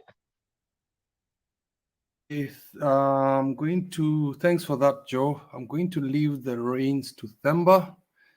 Imefika wakati ya wazee sasa. So, hi, Mom Selina. Hi, everybody. I think it's a bit late for me now, but It's not late. Watoto waende kulala. It's not late. Watoto waende kulala. Mimi ni mtoto. But I have to go to work tomorrow. I'll leave it in Themba's good hands. But that was a very good session today. Tumechanua Ruto kabisa. We discussed. Thank you for your leadership. You did very well. Next time that Themba and Bernard is not here, man, we found somebody who is sober. Well, it was accident. Okay, see you later. Bye. Okay, Kip. See you later. Thank you for that. Kansila Malama, nasalimia wazalendo wote wa Kenya. Mambo vipi? Tuko sawa? Penya Gaka anasema Alex unaambua na Penya Gaka McCain na Raila are like rain and water. What is the difference between rain and water? One is a form of another. Signs of octotarianism. Rain and water is the same, man. What are you talking about, Nyagaka? Gashoki anasema Alibaba na kiburi yeye huita waheshimiwa wanani kuja hapa chokozi. Yes, sijaelewa. Martins Wilson bye Chebo Cup Esego. Hiyo inamaanisha nini? Okay, sijui hiyo. Penya Gaka Ruto 2022. Hiyo tunajua mnasema hivyo kila wakati, that you want to know why. Michael Marenge, that's why Raila presidency was started. Okay. I think he was going to say Martins Wilson Themba. Namwombea Ruto ama? Tunamwombea bwana asijaribu kwenda kwa zile miti za Sugoi. So how many CSs resigned? I don't know. How many resigned, Alex? I think so far 4 that I've counted, but not. Nani Munya said he's not resigning, so I mean, so far 4. And I don't see any resigning. Ambabu Namwamba is canoodling with Ruto and he's not resigning. He should resign so that he does whatever he wants to do in Ruto's camp. No, that's a mole in Ruto's part. I think he's a mole. Ruto should know that. He's not resigning. He's just there. Yeah. So mwambie Alex amepotea kwa comment section. Alex wanasema wanakutaka kwa comment section. Sijui tangu wakurushe huko kwa comment section umepotea eh? Hapana, unajua comment leo nilienda huko nikapata Olo ako na mashabiki wengi sana, nikawacha akuwe kingpin huko. Ule jamaa alikurusha amerudi. Ule bado. Lakini hata wewe unakubali aje kurushwa bwana? Wewe ni mtu ambaye unakaa huko ngangari, kwani unakubali kurushwa? You have loans, you can't resign. Namwamba is not a mole. He likes root and body and soul. This is the best conversation to watch. Amos Kisa, asante. Yeah. You come here to be empowered, also to exchange your ideas, and you can also come and join the panel. The panel is not, there's no any specific qualification. You just need to come to share. Joe, habari gani?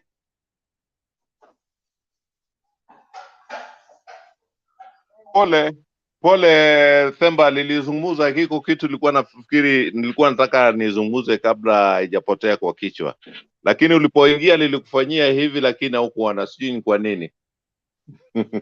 Oh, yeah, sikuona Joe bana. It's been a long while man. Ulikuwa umeenda kulipa mahari? No, wewe, you're not here yesterday. I was here yesterday. Oh, ulikuwa jana hapa eh? Wewe ni mkereketwa wa siasa wa jadi hapa.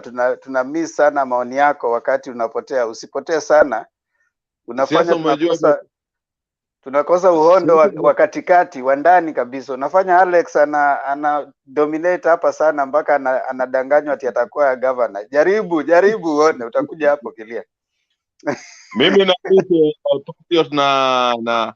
kuna jamaa moja anaharibu hii forum, lakini ni mzuri tu, lakini anaharibu sana. Anaitwa Ndeto. Wachana na Ndeto badala aende kwa ground akatafute kura, yeye baada anakuja huku. Kama wacha niseme hivi, kama we ni mwanasiasa unataka kiti kokote Kenya saizi, toka kwa social media hakuna votes. Toka hapa kwa wacha sisi ambao hatugombanii kiti yeyote tukuje hapa tupige kelele. Wewe toka hapa, enda kwa ground. Ndeto anataka kuwa MP na baada nakuja hapa kwa panel hapa. I mean, how will you get votes from here?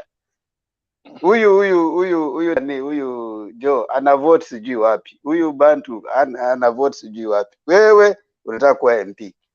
Ma MPs wako kwa ground wanaongea na watu wao. Ukikuja hapa kwa social media wewe ni kupoteza wakati, unapoteza. Mimi hiyo ni free advice. Ndeto, usirudi hapa kwa hii platform. Enda kwa ground, utanyang'anywa ticket kama unapiga kelele hapa tu.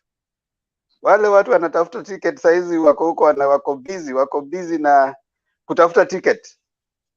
So we are banning Ndeto from this platform until amepata ticket ya Yuda. Akina Sudi watamnyang'anya ticket yake kuja hapa kupigia Ruto kelele. Ruto doesn't watch this thing. Wale watu wanataka ticket, walishaenda huko kitambo.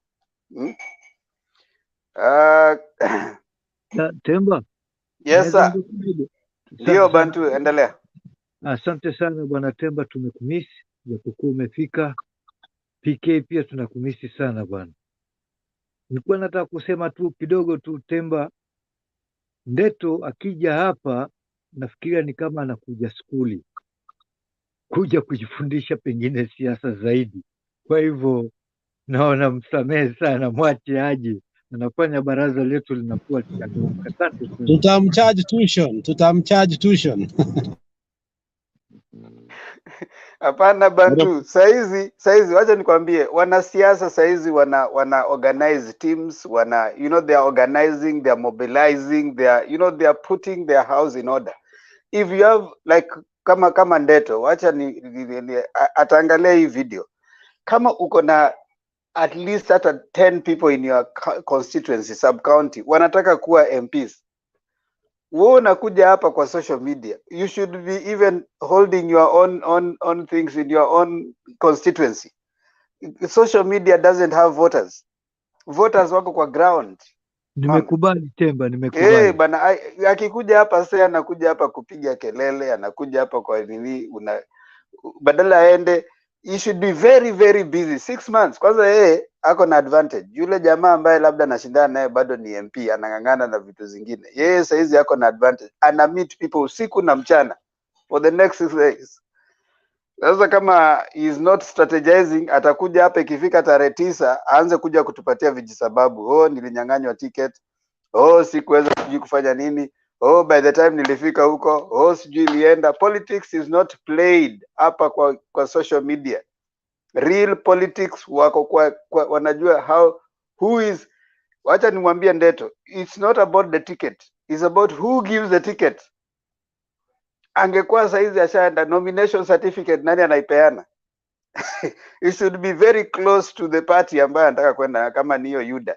Saizi watu wako huko wanatoa pesa, wanaenda kung'ang'ana, wanasema ang'ang'ane hata kama hatapata hiyo ticket apewe nomination. Nani strategist wa Ndeto? Yeye bado anakuja kupiga kelele na sisi hapa na Alex. Na Alex hata kuwa governor hii mwaka, hata kuwa governor in 5 years. He doesn't even know if he'll ever vie. Bantu Warrior hata Themba, you're talking as if you're convinced that yeye ni candidate. I don't think that is a candidate. But I think the way you're talking, it's like umeamini any candidate. Because candidate utafanya nini hapa kwa hii forum? Because I believe all of us come from different constituencies. We are not from one constituency. So utapata kura yako hapa mna gani? I don't believe he's a candidate at all. Because if he was a candidate, after the way he talks, the way he reasons, and what he says, he's not a candidate. Because if you're a candidate, even if your people are watching this program, you should talk in a way that endear yourself to your constituents. But you see, Ndeto talks like an advocate of Ruto. He thinks about Ruto all the time. He doesn't think of anything else. He even talks more than Ruto himself. So he's not a candidate. He is just somebody, I don't know. I can't say. I respect him.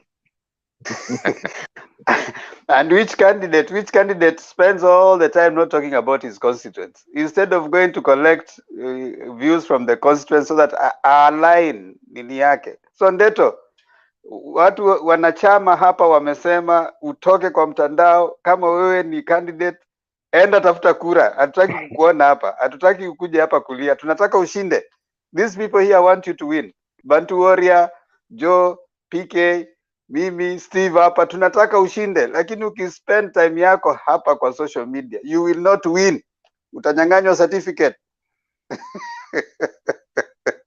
Yes, PK. I think in short what you are trying to tell Ndeto, Akaone watu wake aende akate miti.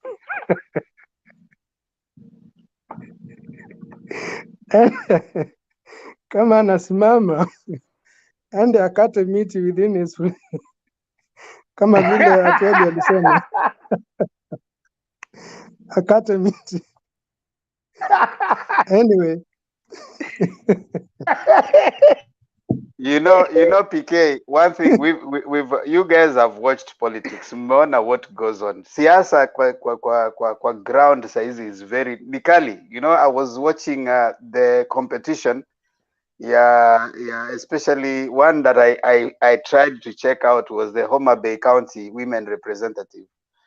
Now, one of the there's a young lady who is vying for that particular women rep, and there's the wife to the former minister, Ojode, who is also vying. So it is so heated up. She woke up and started saying that the constitution, you know, like she was not talking in Luo, and she was saying that the constitution has women rep. It doesn't have a position for a lady rep, you know, like a young lady. So according to her, woman can only be a married woman. not a young lady. You know, it's a political. You know, it's that time for political. People can take any advantage of anything on you. You know, so for our politicians, once you get the young That lady, reminds me of yes, sir. you remember when the famous Miguna the bimbo thing with the Esther Passaris.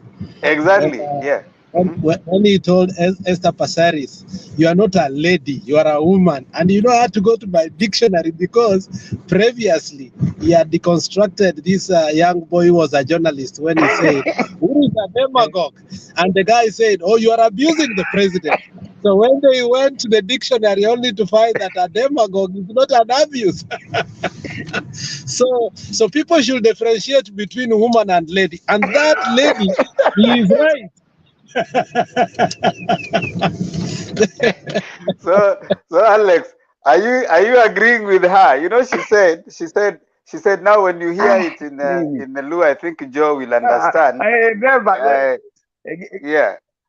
It says Joe. It says that she said that it Please, says. Demba. Yes, sir. Yeah, Steve, go ahead. Please. Nawasalimia sana. Good evening, gentlemen. Asante. Simu leo imenikataa na mvua huku imetushinda anyway. How are you guys? Hello? We are good, Steve. Go ahead. Alex alikuwa Okay, Alex, ulikuwa unauliza nani alikuwa Masai kwa Uhuru Kenyatta. Uhuru Kenyatta ni babake alikuanga na ametolewa huko, so long time ukienda kuibana ng'ombe vile wanafanya siku hizi huko nini Baringo, we used to do that Kikuyu and Masai. So watu wakikuja na msichana wanachukua ng'ombe, ukaona nyokabi ni huyo ni Masai. So ile time wazungu kiliumana baba Uhuru Jomo Kenyatta alipelekwa huko Narok, so na akakaa, ndio alikuja na shipi hii, unaona iko na big, alitoa ndio kutulie. Hata Uhuru when the president had to go back there kulipa mbuzi, babake hakuwa amelipa na babu yake, so hiyo nimekupatia. Na hata my grandmother mwenyewe ni Masai, my grandmother kutoka kwa my mom side. Wakikuyu na Masai tumeona, na hapo ndio nimepatia huyu our brother who said is a political analyst data, huyo nimempatia heshima, anajua. Ukiona padi kama Kajiado ama Narok, hiyo hata Kikuyu tunasema ni diaspora.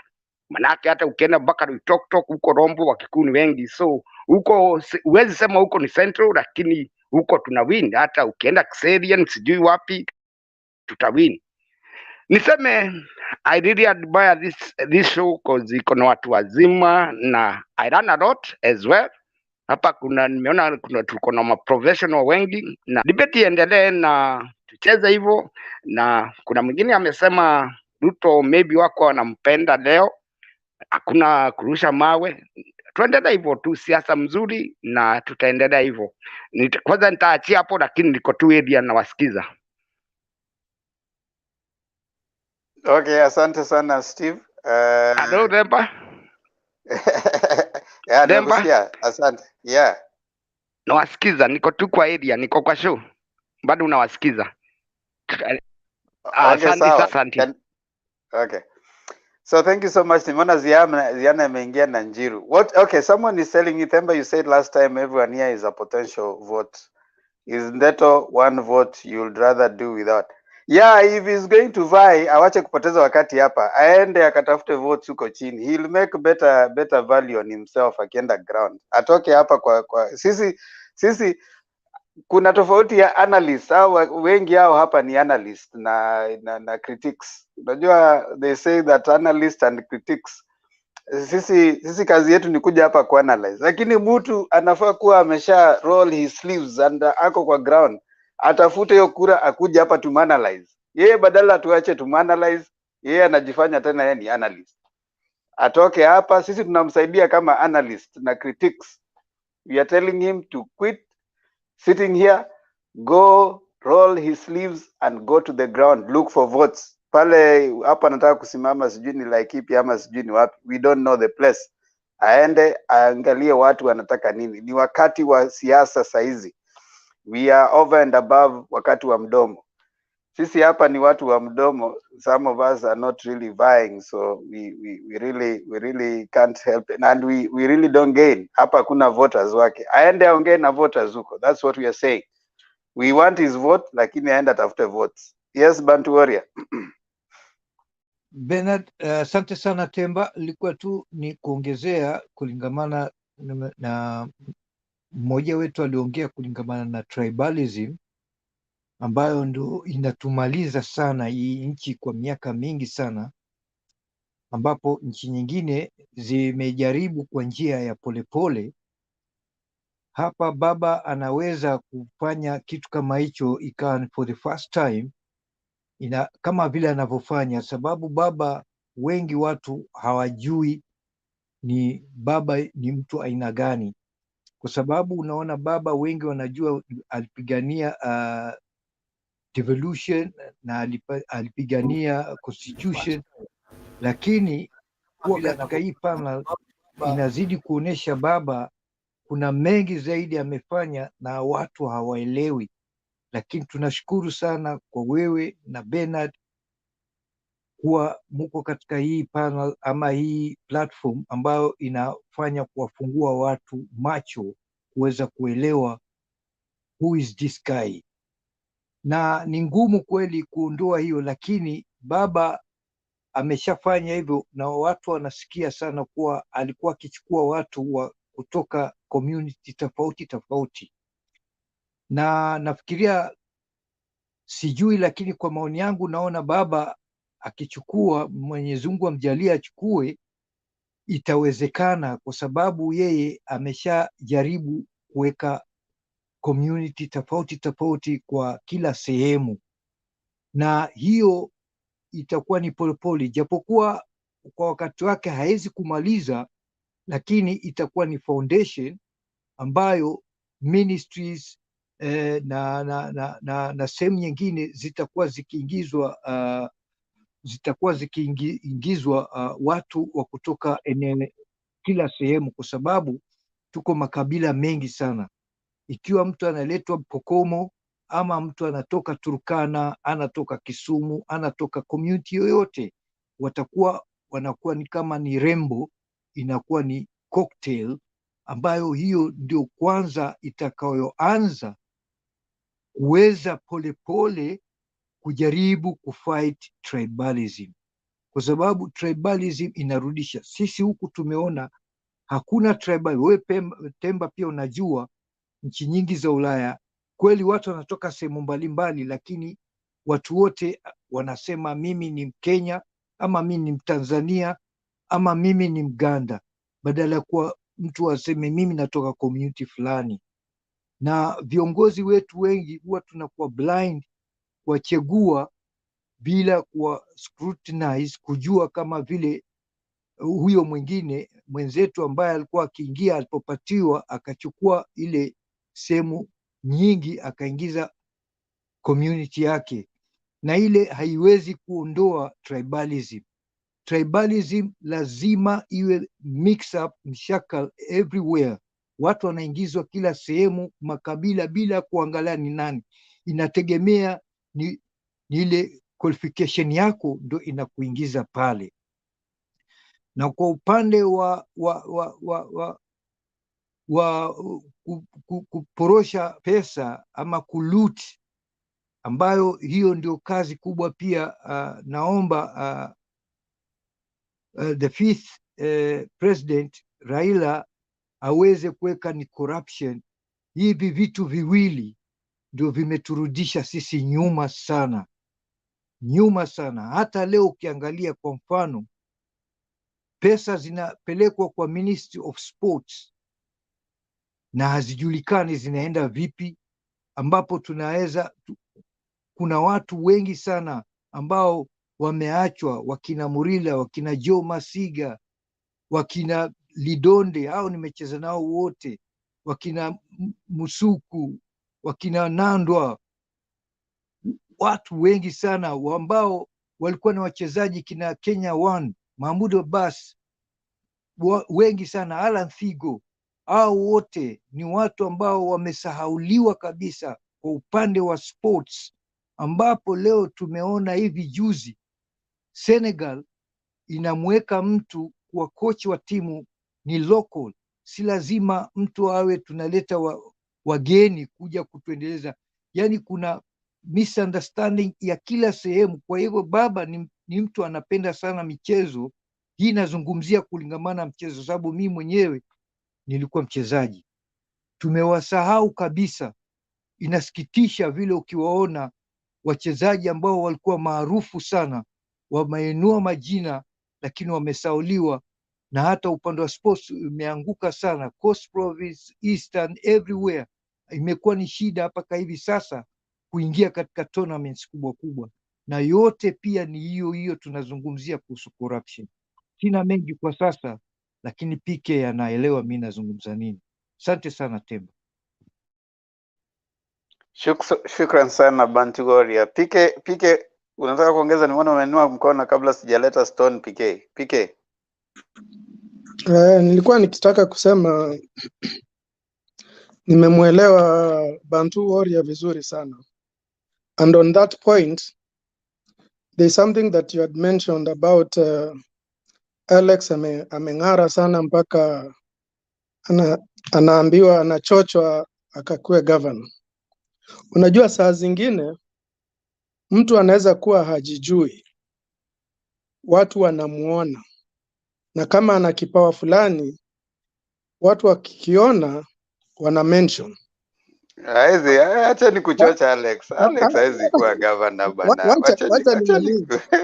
Wacha nimalize. Kizungu mingi haiwezi kufanya kuwa governor. Haya, maliza PK. Ndio nasema the reason why we want Raila ndio aweze kuwa anaweza tengeneza siasa za Kenya ili iwe mtu yeyote siku zijazo anaweza simama. Manake wakati huu kama hauko connected kwa system fulani, kwa chama fulani, na hauna senti, hata kama wewe ni mzuri huwezi ukapenya. Tumeona ma MP wengi, ma MCA, magavana na watu wengine wameingia kwa siasa kwa sababu ya senti tu. Lakini kama system inaweza tengenezwa ikawa nzuri, hata mtu kama Alex ambaye tumemuona, Alex ana kipawa, lazima tumwambie kipawa kiko. Lakini pengine ni kweli anaweza, ni kama vile mchezaji. Kuna wachezaji mtu ukimpa mpira unasema huyu mtu anaweza akachangamkia mpira, anaweza akacheza hata ligi kubwa. Kwa hivyo Alex ana kipawa, tuseme ukweli, kipawa kiko. Lakini zile unajua PK wacha niseme jambo kabla, najua Alex atateta sana kwa hili, but let me say something. Shida yetu wa Kenya is that and that is a problem you find not only right now but across the divide. You know, we put the people and then we start looking for qualities. We don't put the qualities and then we start looking for the person who fits the quality. You know, you know, some time back, I used to tutor at a college, and what we used to do, because you have to prepare up to the exam, what we used to do, you'd have the answer sheet, and then now you prepare the questions to that answers. So what we do for us on the other side, they come with the person, and then we look for the qualities that we need from that leader, while it's supposed to be the opposite. No. We need to sit as a country and see what kind of leaders do you have. Look at us right now. Early enough, leaders washajitoa. Unaona, kwa mfano, I want to give you an example, like Ruto ashajiweka kama president wa wa UDA. Alright? So the next thing ni kuambia kwamba tumeamua ya kwamba hatutaki kulazimishiwa president. Unaona? So the person ambaye yuko huko chini anaimbishwa wimbo ambayo inasema hatupangwingwi, yet the person coming to tell you to say ampangwingwi already amekupanga. You get? Yeye mwenyewe tayari ashakupanga. So he's already influenced your mind to think that this person, we cannot think outside of him. Now look at it this way. Hata kwa rallies ambazo wanakuwa nazo za Kenya Kwanza saizi, the conversation is not going away from Ruto. It is surrounding him. So huyu mtu ashakupanga akakwambia mimi ndio huyu, mimi ndio mnataka, na mtu yeyote ambaye ataletwa huyo hamtaki, huyu ndio mnataka. That's already kukupanga, you know.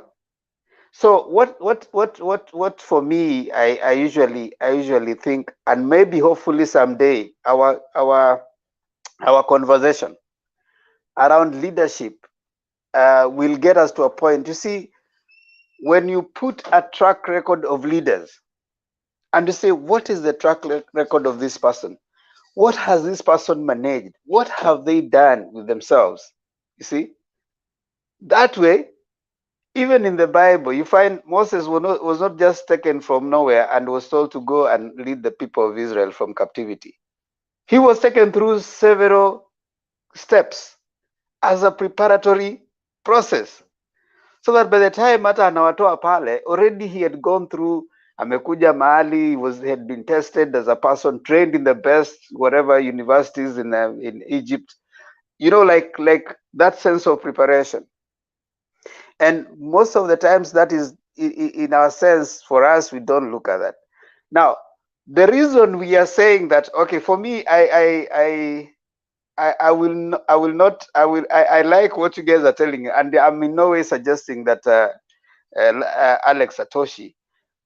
But what are the parameters? You know, you need to come up with 10 parameters. You know, you can't just say that because Themba is talking so nice, he should be a governor. Maybe that's the best place I perform so well. If you put me in a position where it's management of resources and delivery, I will perform so poorly. And those are some of the things that have really hit us. Let me tell you, wait, PK, I see your head. Naona mikono yenu. Let me land my point. I'll give you Bantu na nani. One time, there was this guy, PLO. PLO is good, he's a good orator. If you sit next to him, he has tried to bring himself, he's a Pan-Africanist, you know, orator. He talks so well, you know. PLO alienda akavai for Kamukunji seat.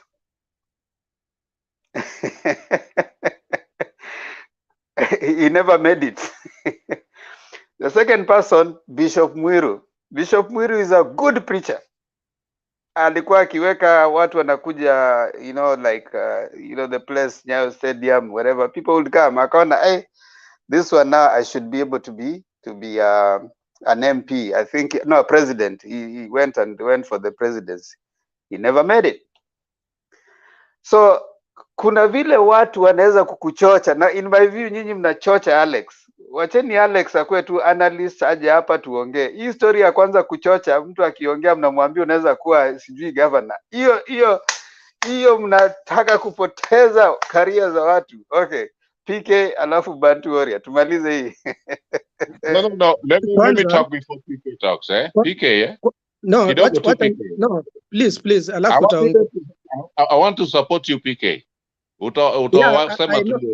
Ndio kama unanisupport. Ngoja PK aongee. You have all the time to support him. Relax, Joe. Nini hiyo point nataka kuileta kwa fujo hivyo? Acha PK aongee kwanza alafu utamsupport. Hapa hauko subiri PK amalize.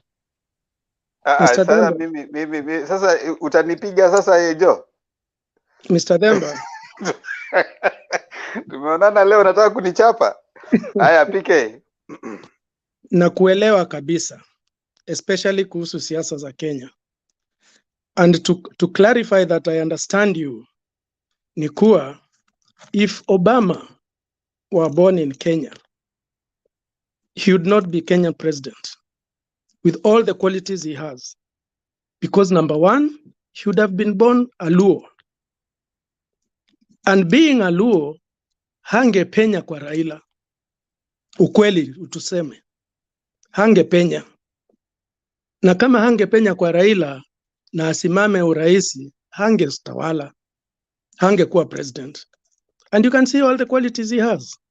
Lakini sisi hapa kwa huu mtandao tunaongea kama wazee. Sijizeeshi sana. Ni kama mascout wa mpira. Ukiona talanta, you don't have to be told there's talent there. Kama mzee, kama mtu ambaye anaelewa kitu, ukiona mtu ana talanta, unasema ni shauri yake akitaka kwenda kujichocha, akitaka kwenda kujaribu, lakini ukweli usemwe, Alex ana hiyo talent, iko. Tumeiona, tumesikiza watu wengi sana hapa wakiongea. Tumeona watu ambao hata wamejiweka kwa uwanja, kama mmoja anajitanga hapa sijui Peni Mungaka sijui nini, huyo anaharibu wakati bure. Lakini mtu akiambiwa ana talanta, it is up to him. Aangalie, nimeambiwa nina talanta, naweza nikafanya mazoezi. Manake talanta iko, na talanta lazima ufanye mazoezi. Kufanya mazoezi niende afikirie, aone nimeambiwa nina hii talanta, na kuingia kucheza huu mpira nianze ligi gani ndio nifike mpaka nationals. Manake hata kama wewe ni mchezaji, huwezi enda kuingia uwanjani kwa sababu umeambiwa na talanta. Lazima ujisajili mahali fulani kwa timu fulani. Kwa hivyo it is up to Alex ajue ameambiwa talanta iko na tumemwambia iko. Manake saa zingine mtu hajioni. That is why when you are grooming children, ukiona mtoto ana talanta fulani, unamuelekeza kwa hiyo talanta. Na Alex tunamwambia talanta ya siasa ako nayo. Kwa hivyo ni juu yake ajipime. Kama siku zijazo, kama ni kutafuta senti, atafute senti na angalia ataingia kwa timu gani, ajaribu kuona kama anaweza cheza huo mpira. Lakini akae akijua yeye ana akili timamu vile tunamsikiza na tunamuona, ajue huu mchezo unakuanga ni mchafu. Naweza kucheza huu mchezo mchafu, niko na senti za kujaribu kuharibu, lakini the main point yetu hapa ni kuwa baba ndiye mtu anayeweza kuja kutengeneza kiwanja kikae vizuri, ili watu kama sisi akina Alex na watu wengine ambao wanatoka small tribes ama minority tribes ama mtu ambaye hata jina lake halijulikani vizuri, akitaka kujitosa uwanjani ako na nafasi ya kuwania kiti chochote. Lakini saa hii kusema ukweli, uwanja ni mchafu. Kama hujulikani, kama una senti zako, hakuna haja. Hata Alex mwenyewe anajua haezi ingia kwa uwanja saa hii. Una miba, una nini? Lazima carpet ikuje iwekwe vizuri ndio watu wengine waweze kucheza. Asante. Hivyo nafikiri ndio tulikuwa tunamaanisha. Yes Joe, alafu ndio tusikize Bantu. Temba niko na watu wangu. Nasikia wacha. Tulia hapo, tulia utetewe. Tulia upigiwe debe. Atakwambia atupangwingwi. Tulia upigiwe debe. Nini wewe? Joe, twende.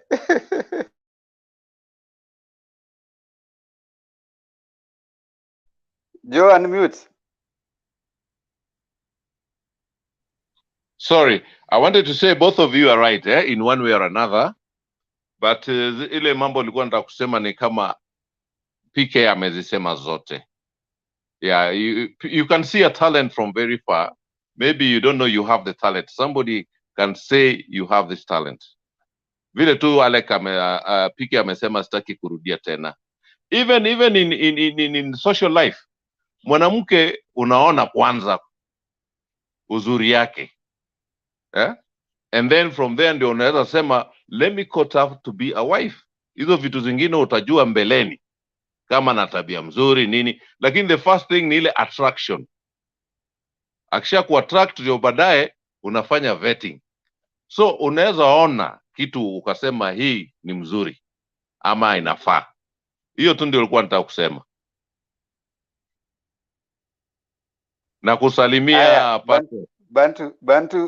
Bantu twende. Asante sana Temba, nafikiria ni vizuri leo kidogo tumebadilisha mazungumzo, lakini kidogo yanafaa sana. Mimi natoka mbali na PK pia najua tunatoka mbali sana. Patriot, utakaribishwa bwana, usitio wasiwasi, tunakumisi sana. Alex yuko na talent, pengine aende akasomee political science kidogo, na yuko na nafasi, anaweza chukua 2 years 3 years asomee political science. Dota wangu anasomea political science hapa. Ni mimi nilikuwa nacheza klabu ndogo sana Mombasa, lakini kama anavyosema PK, I was gifted, naweza kusema gifted, na vingine niliongezea kwa mazoezi mengi nilikuwa nikifanya, na wakaniona na ile talent. Nimeenjoy life yangu sana sana kabisa, nimezunguka the whole world, ndio nilipokuwa nikachukuliwa kwenda kuchezea AFC Leopards. Ikawa Gori pia wanataka kunichukua huko, ikawa ni vita baina ya Mulembe na Luo community. Nikaruka, nikaona hapa nilikuwa balaa, nikaenda KTM Thika, na huku pia vile vile breweries pia walikuwa wananitaka. Nitawaelezea kwa nini maana ya kuongea kitu kama hii. Nilipoona shida ni nyingi, na wakati ile mpira ilikuwa ni ngumu sana. Nilikuwa na baba Arieno pia nilikuwa naye, tunaishi room moja, na nilikuwa ni semi professional, kazi yetu si ni kucheza mpira. Alex is gifted, whether you like it or you don't like it. Alex is gifted, lakini ni kweli Temba umesema itachukua pengine muda ama pengine financially, manake kama anavyosema PK, inataka kuwa ile playing ground iko clear, baba amesafisha, na I think kutakuja kuwa na wakati kutakuwa na nafasi kama hiyo. Alex is gifted. Mimi nilikuwa gifted, nilikuwa captain wa klabu, the youngest, walinichagua kwa captain, na they didn't want me to leave the club. Waliniweka kuwa niwe captain kwa sababu walijua watanishika ama wananibembeleza, lakini nilipoitwa kwenda Leopards ilibidi sikuweza kuacha hiyo nafasi. Nilikuwa gifted. Nikifika nje klabu zote zilikuwa, nikifika Saudi Arabia, meneja wangu wa kampuni anataka mimi nichezee El Ahli, na alikuwa na Al-Shababu, wote walikuwa wanataka niende nikacheze. Nilipoenda Egypt ikawa Zamalek wanataka mimi nicheze. Nilipofika Europe, club za Europe nilikuwa time imeshachelewa, kwa sababu inatakikana uwe young, huwezi kuchukuliwa ukiwa age imeshaanza kuwa kubwa. Kwa hivyo sometimes we are people who are gifted with something, na I can see I have passed through. Alex is gifted, maybe yeye anaenjoy hapo mahali yeye yuko, hiyo kazi anaufanya, lakini Alex is gifted. Sasa wewe ukilinganisha baina Alex na Oscar Sudi, hebu wewe mwenyewe niambie. Ni hayo tu. Unajua Temba, I think ngoja kidogo Patriot. Ngoja just a kidogo. point of order. Ngoja kidogo Patriot. Si umekuja saa hizi watu wa Azimio ni watu watulivu.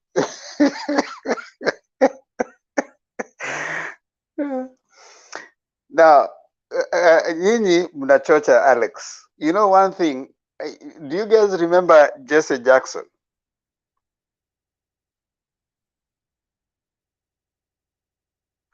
Sana yule alikuwa analia siku ile alipokuwa Obama amewin, alikuwa anatoka na machozi. Yeah. And you remember people like Akida Martin Luther King Jr. You know, in a political system, there are many areas of players in a political system. There are people whose ni kama nataka kuchukua kama mechi ya boli. Kuna jamaa kazi yake ni goalkeeper. Kuna jamaa kazi yake ni right wing, forward wing nini, na kuna jamaa kazi yake ni attack. Then kunakuwa na player moja, I think number 6. Yeye anaenda quote, anaweza enda akattack, anaweza rudi akadefend. So you need to be very sometimes our political decisions have been misdirected by our misreading of these things. Unaangalia unaona kweli huyu jamaa is a very good striker, lakini mnaenda mnamweka kama mtu defender, mnasema huyu jamaa anajua kucheza boli. Sasa nyinyi ni watu wewe Bantu Gori, wewe ni mtu wa boli, naona huyu jamaa ni jamaa mpoa sana, so namchukua nenda namweka, wewe unajua kucheza boli, enda ushike goli. Mumemtoa katika ile nini yake.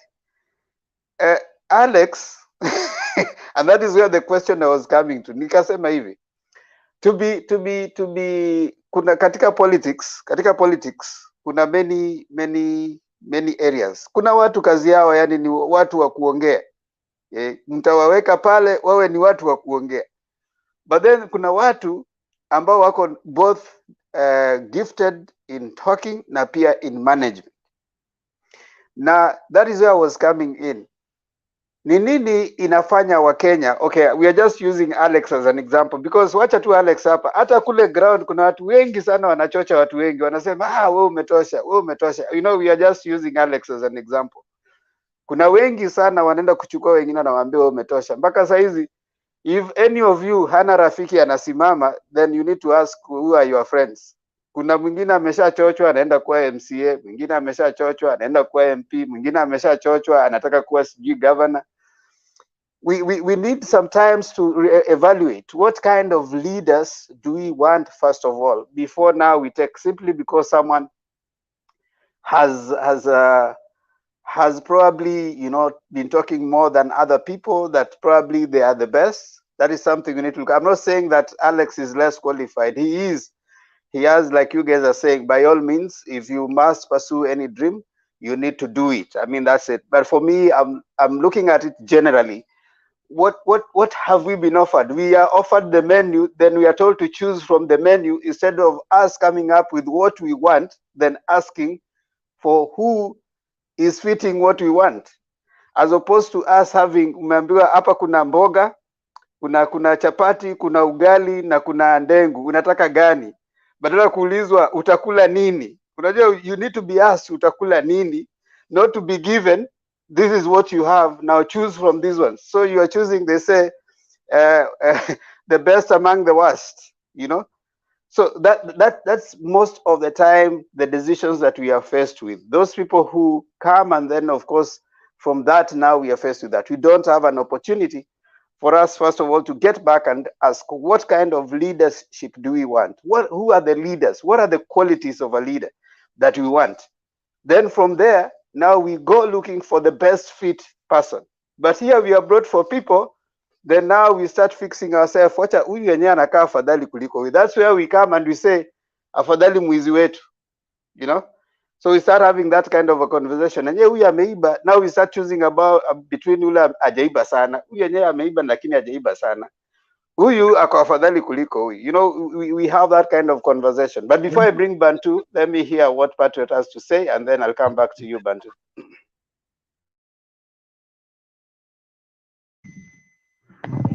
Thank you, Bernard. Kemba. Thank you so much, the fellow panelists. It's been a while, and it's always a pleasure to have this opportunity to discuss matters relating to politics. Yeah, I just thought, Kemba, I'll put my weight behind the comments that are here.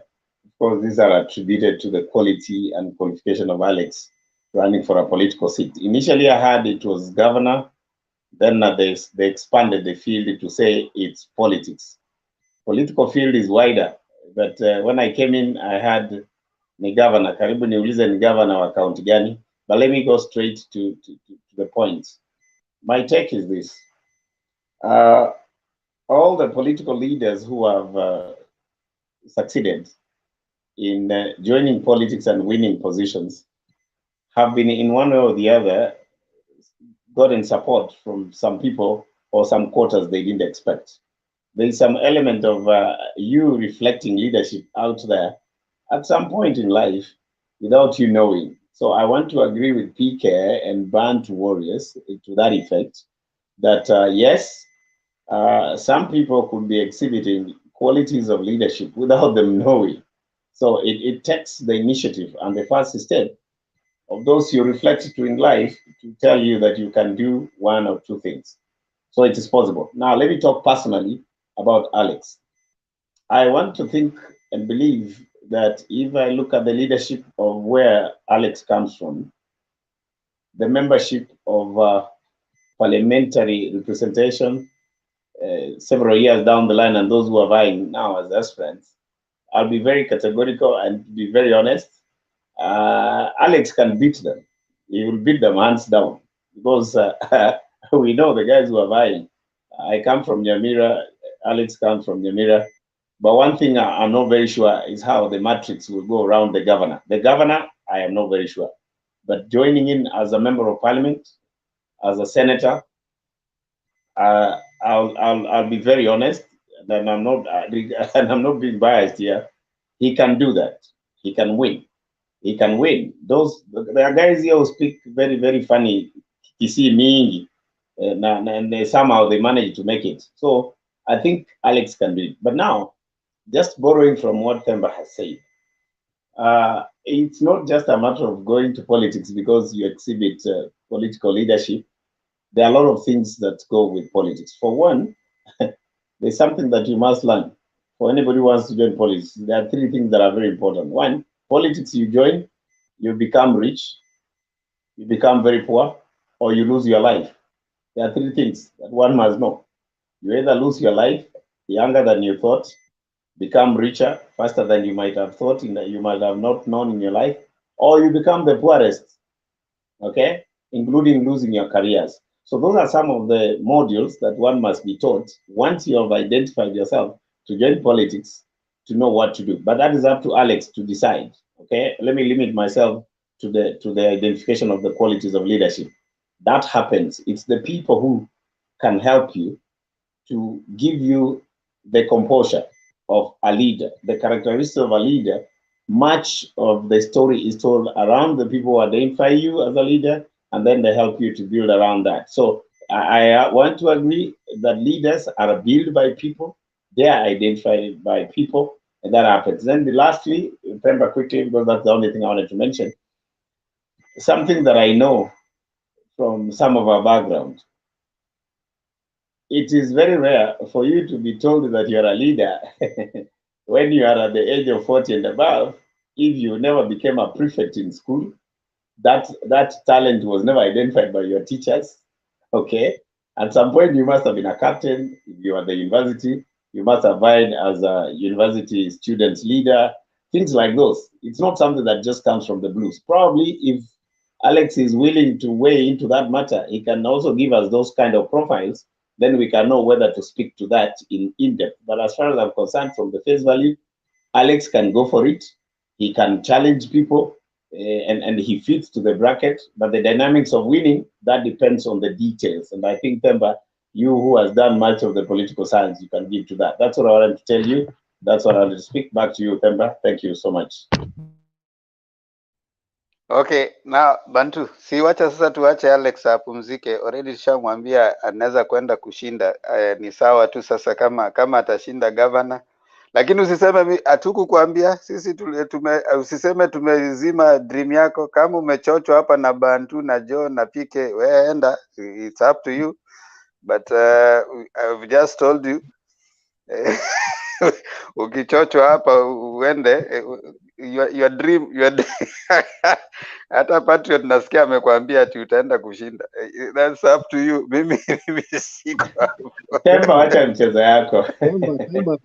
Themba, wacha nikuambie kitu moja tu. Themba, there are three consequences. One, you become rich, you become poor, or you lose your life. Those are the things I've said, Themba. Surely, it's up to you to choose. It's up to you. It's up to you. Lakini Usiseme hatukukwambia. Yes, Bantu sema alafu Joe amalizie ndio tulete Ziana pia ongee na Stone PK. Yes, Bantu. One second. One second. Asante sana Wanatemba and Patriot, asante sana, umetufahamu, nashukuru sana. It's really funny, kitu naweza kusema. Demba sikusikii. Njiru, ni Bantu anaongea, si wewe? Ndio. Who is speaking? Bantu ndiye anaongea.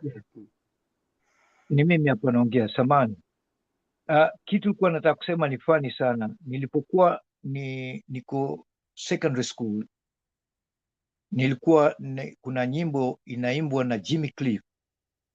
Ni funny, naweza kusema pengine ni funny ama mtaona ni funny, lakini hiyo nyimbo ilikuwa inaimba you can do it if you really want but you must try.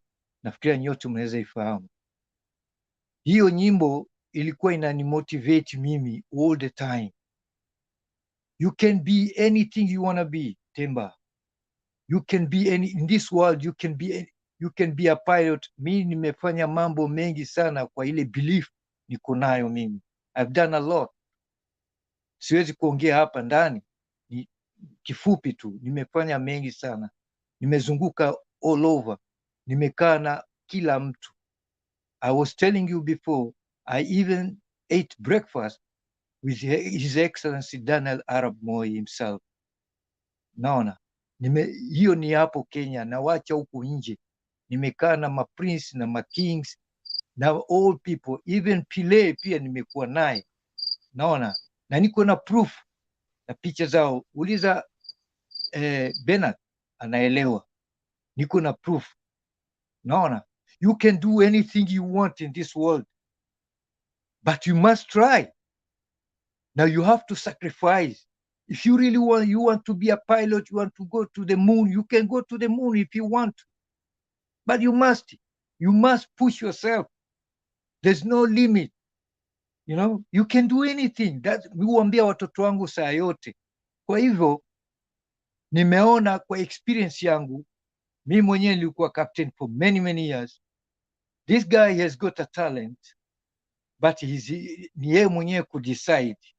Na alikuwa tunazungumza tu kimazungumzo. Hiyo kusema governor ni kama imetoka niseme governor, lakini ni sawa, unaweza kwenda kwa MP ama kwa kitu yote ile ambayo inatakikana.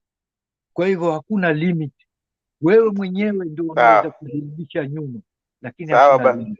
Sawa Bantu Gori, aende kwanza chaguliwe Kato deep chairman kwanza ndio aanze nini. Yes, Joe. Mimi yangu hata ni 1 second too. I've had the conversation and it's really good to know we are learning from each other. What I want to tell you guys is if you know Walter Odede. Walter Odede was the first SG wa KANU. This is in 60s. It is Walter Odede who saw Oginga Odinga na akaona huyu akona leadership qualities. And it is Walter Odede who introduced Oginga Odinga to Kenyatta.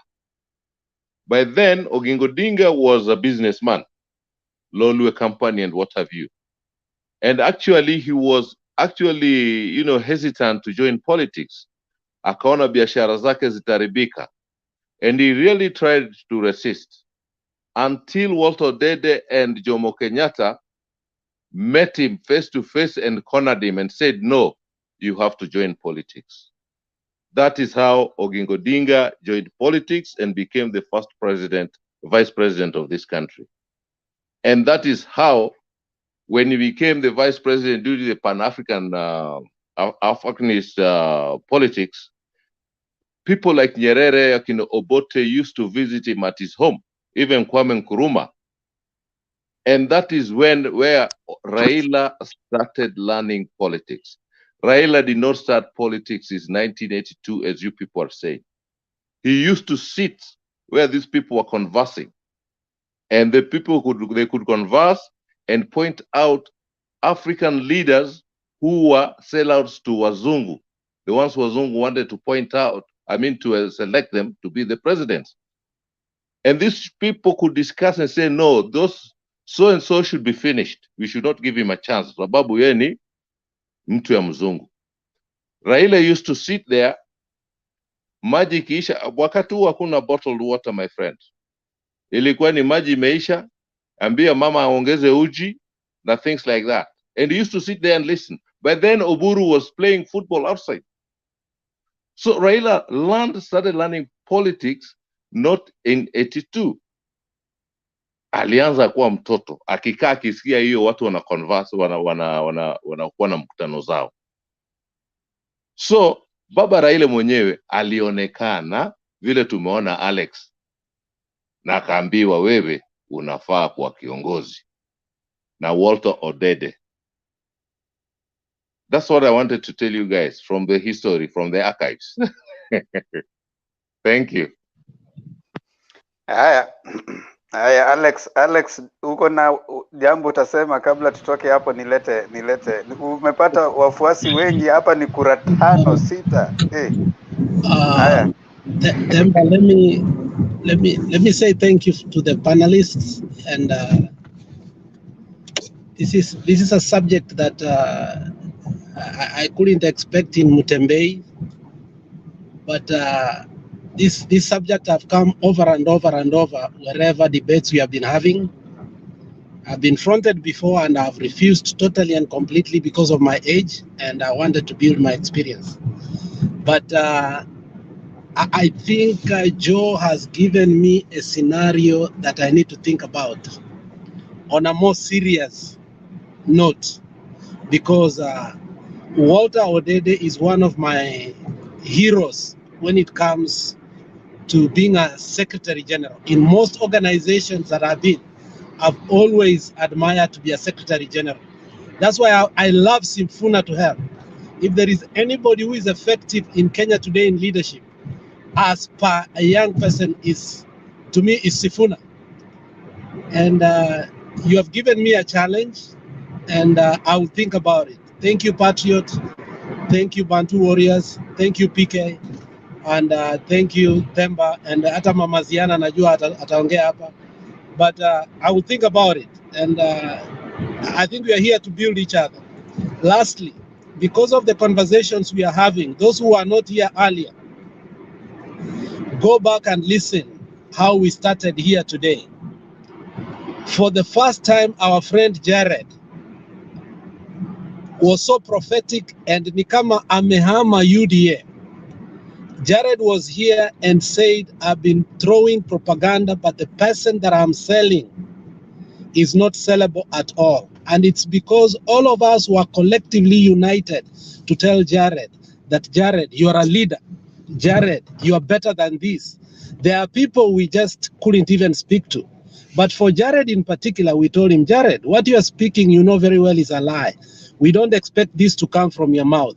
And today, Jared spoke like a man. And I wish Jared, if he was hearing, to come back to the panel and repeat what he said. He didn't say, I'm a talker, UDA, but he was categorical in saying that DP Ruto lies have come to an end. He cannot continue to lie to people. So, when we are having this conversation, we listen to each other. And in as much as I've listened to you, I think the biggest catch we had is a man called Jared, because of the conversations we are having. As Themba says, if we stop having conversation, we start fighting. And the best conversation we have had is to make sure Jared has come back to reality that Ruto is not taking us anywhere. Thank you, Themba. Haya, asante sana. Wacha nilete Ziana, then Stone PK, then Patriot. Ziana, karibu. Bwana Themba, nimeshukuru sana kwa kunipa nafasi hii. Joe, Jeru, Stone PK, Ziana, siku hizi unachukua muda sana between your sentences. Are you okay? I'm okay. ongea na ile uwepesi ulikuwa nao, you know, nashangaa mbona unachukua muda sana kufikiria. Are you having memory lapses in between? Labda unajua ninazeeka.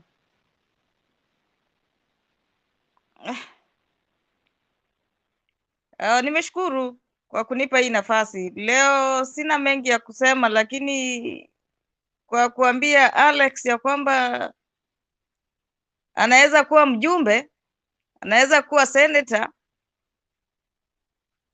ni mawazo kwanza arudi kufikiria. Manake kuwa mjumbe ama kuwa governor inachukua muda na inachukua mtu kwenda kuketi chini kujizungumzia mwenyewe. Talent unaweza kuwa nayo, lakini lazima uende uketi chini ujizungumzie,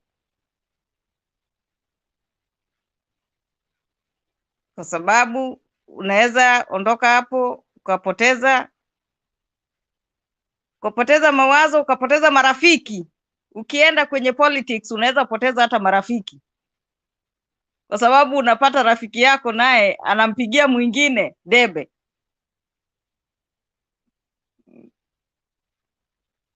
Kwa politics si rahisi. Mimi kuna mjomba wangu pande hii kulikuwa na pesa, pande hii mjomba wangu atupatie hela. Utachagua nini?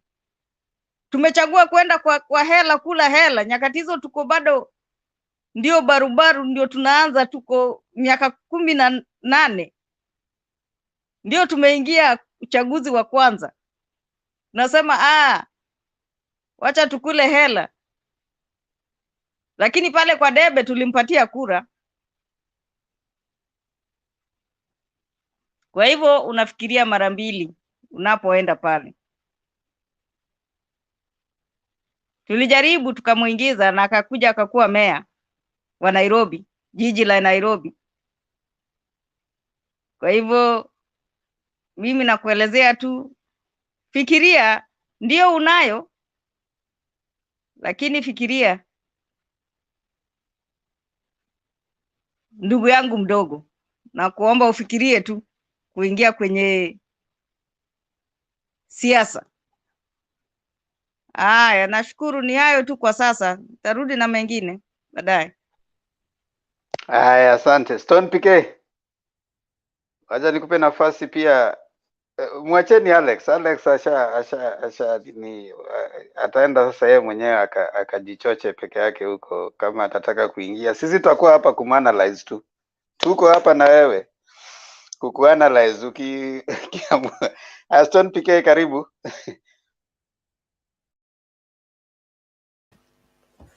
Thank you Bwana Temba.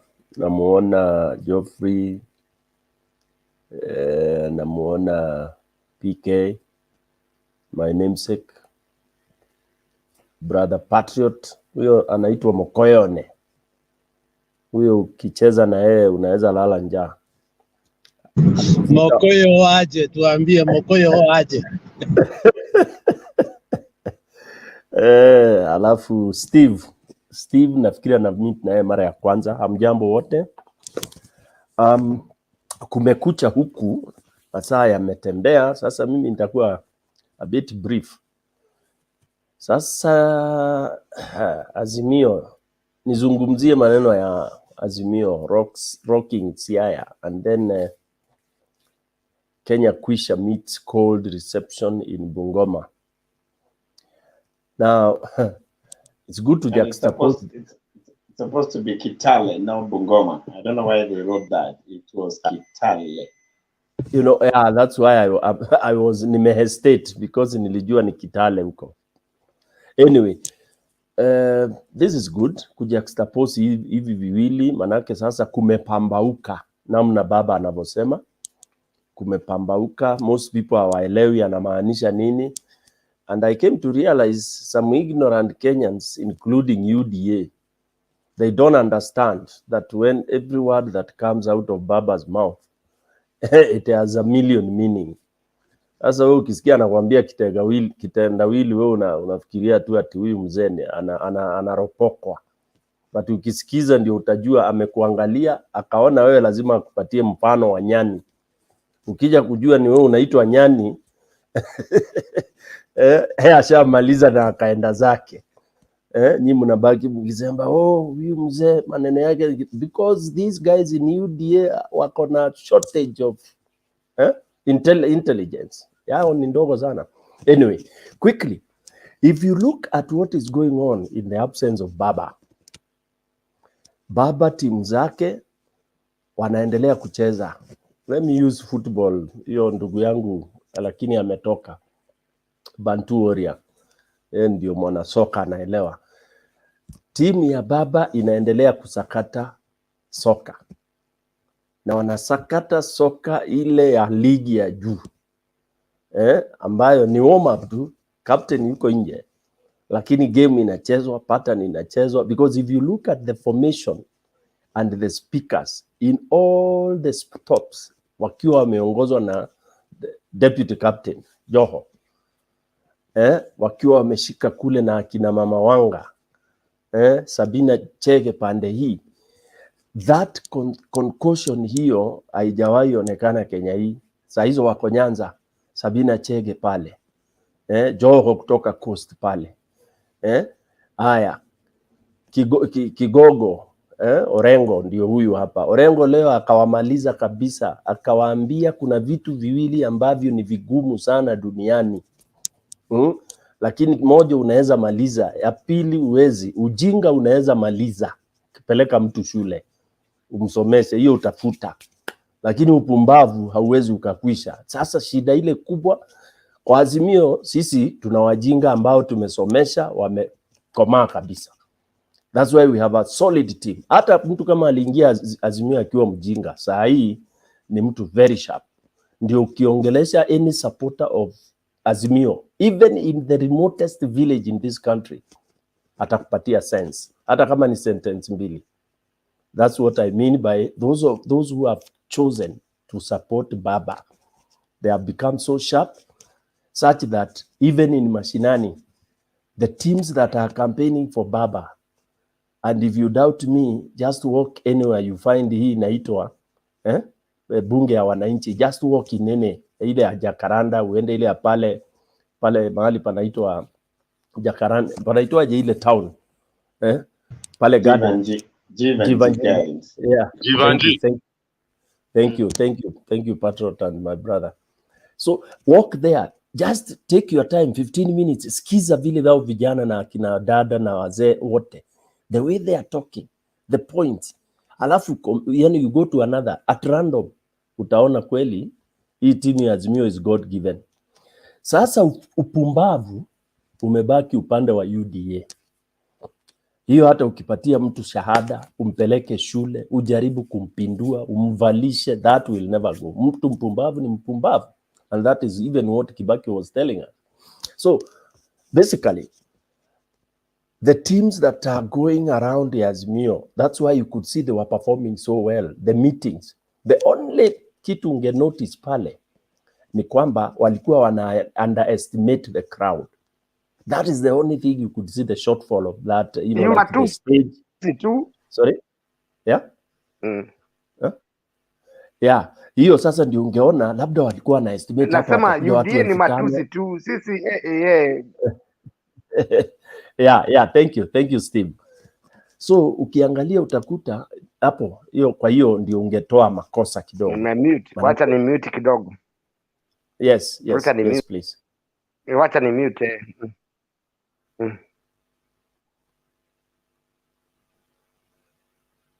Is it muted now? Nimefanya hivyo. Yeah, good. Bado. Mute Steve. Finya mara moja. Ja mute.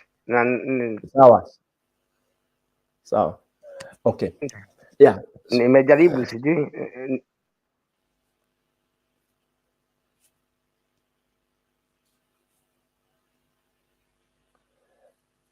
Okay. Yeah, thank you.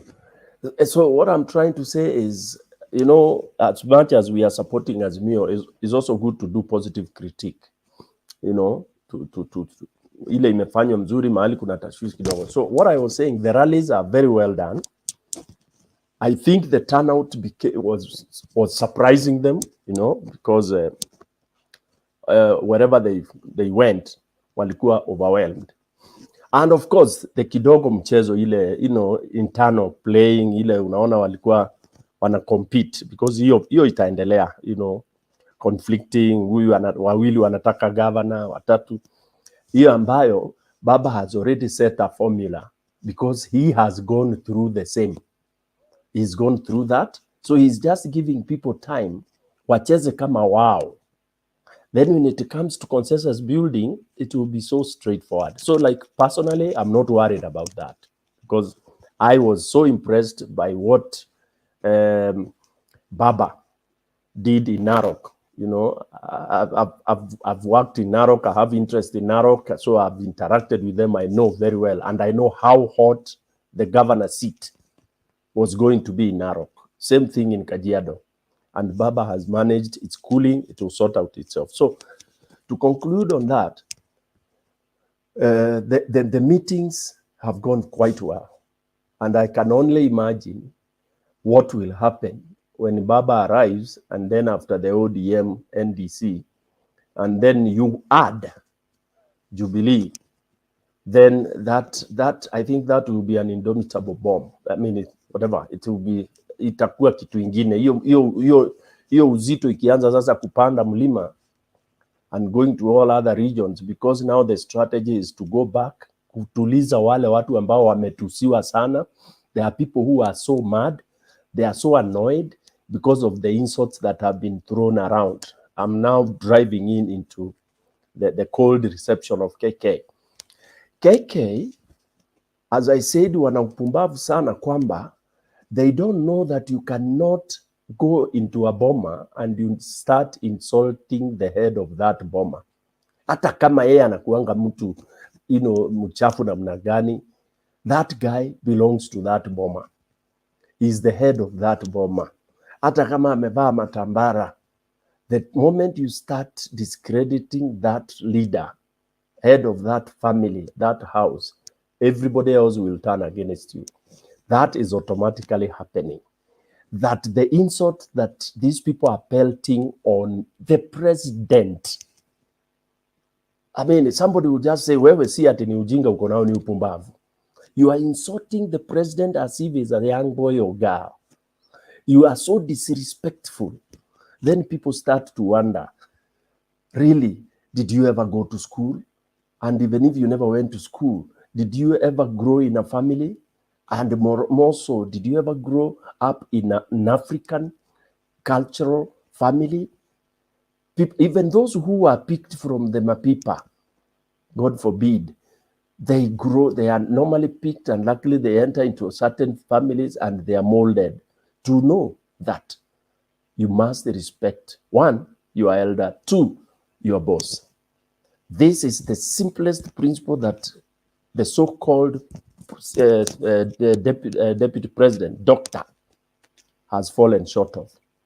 And that he has brought it down to his supporters. So this bunch of guys, this bunch of, I don't want to call them leaders because they have ceased to be leaders because they don't know the basic of a leadership. They are just morons. Sorry to use that word. And Kenyans have termed them as so. In fact, coming soon, people will be not even walking into their meetings. And no wonder they have resolved they will just be going by roadside. They stand by stage ya matatu, boda stages. That is where they have resorted to be holding their meetings. But sooner than later, ati kuenda stadium and you expect people to walk. Watu wanasema ati tuende kwa mkutano ya Ruto. Hiyo imekwisha. Mambo yao sasa imekuwa ngori. Lastly, but not the least, we need to get a special team to try and start doing some therapy to manage the anger and the anxiety, because it will be worse.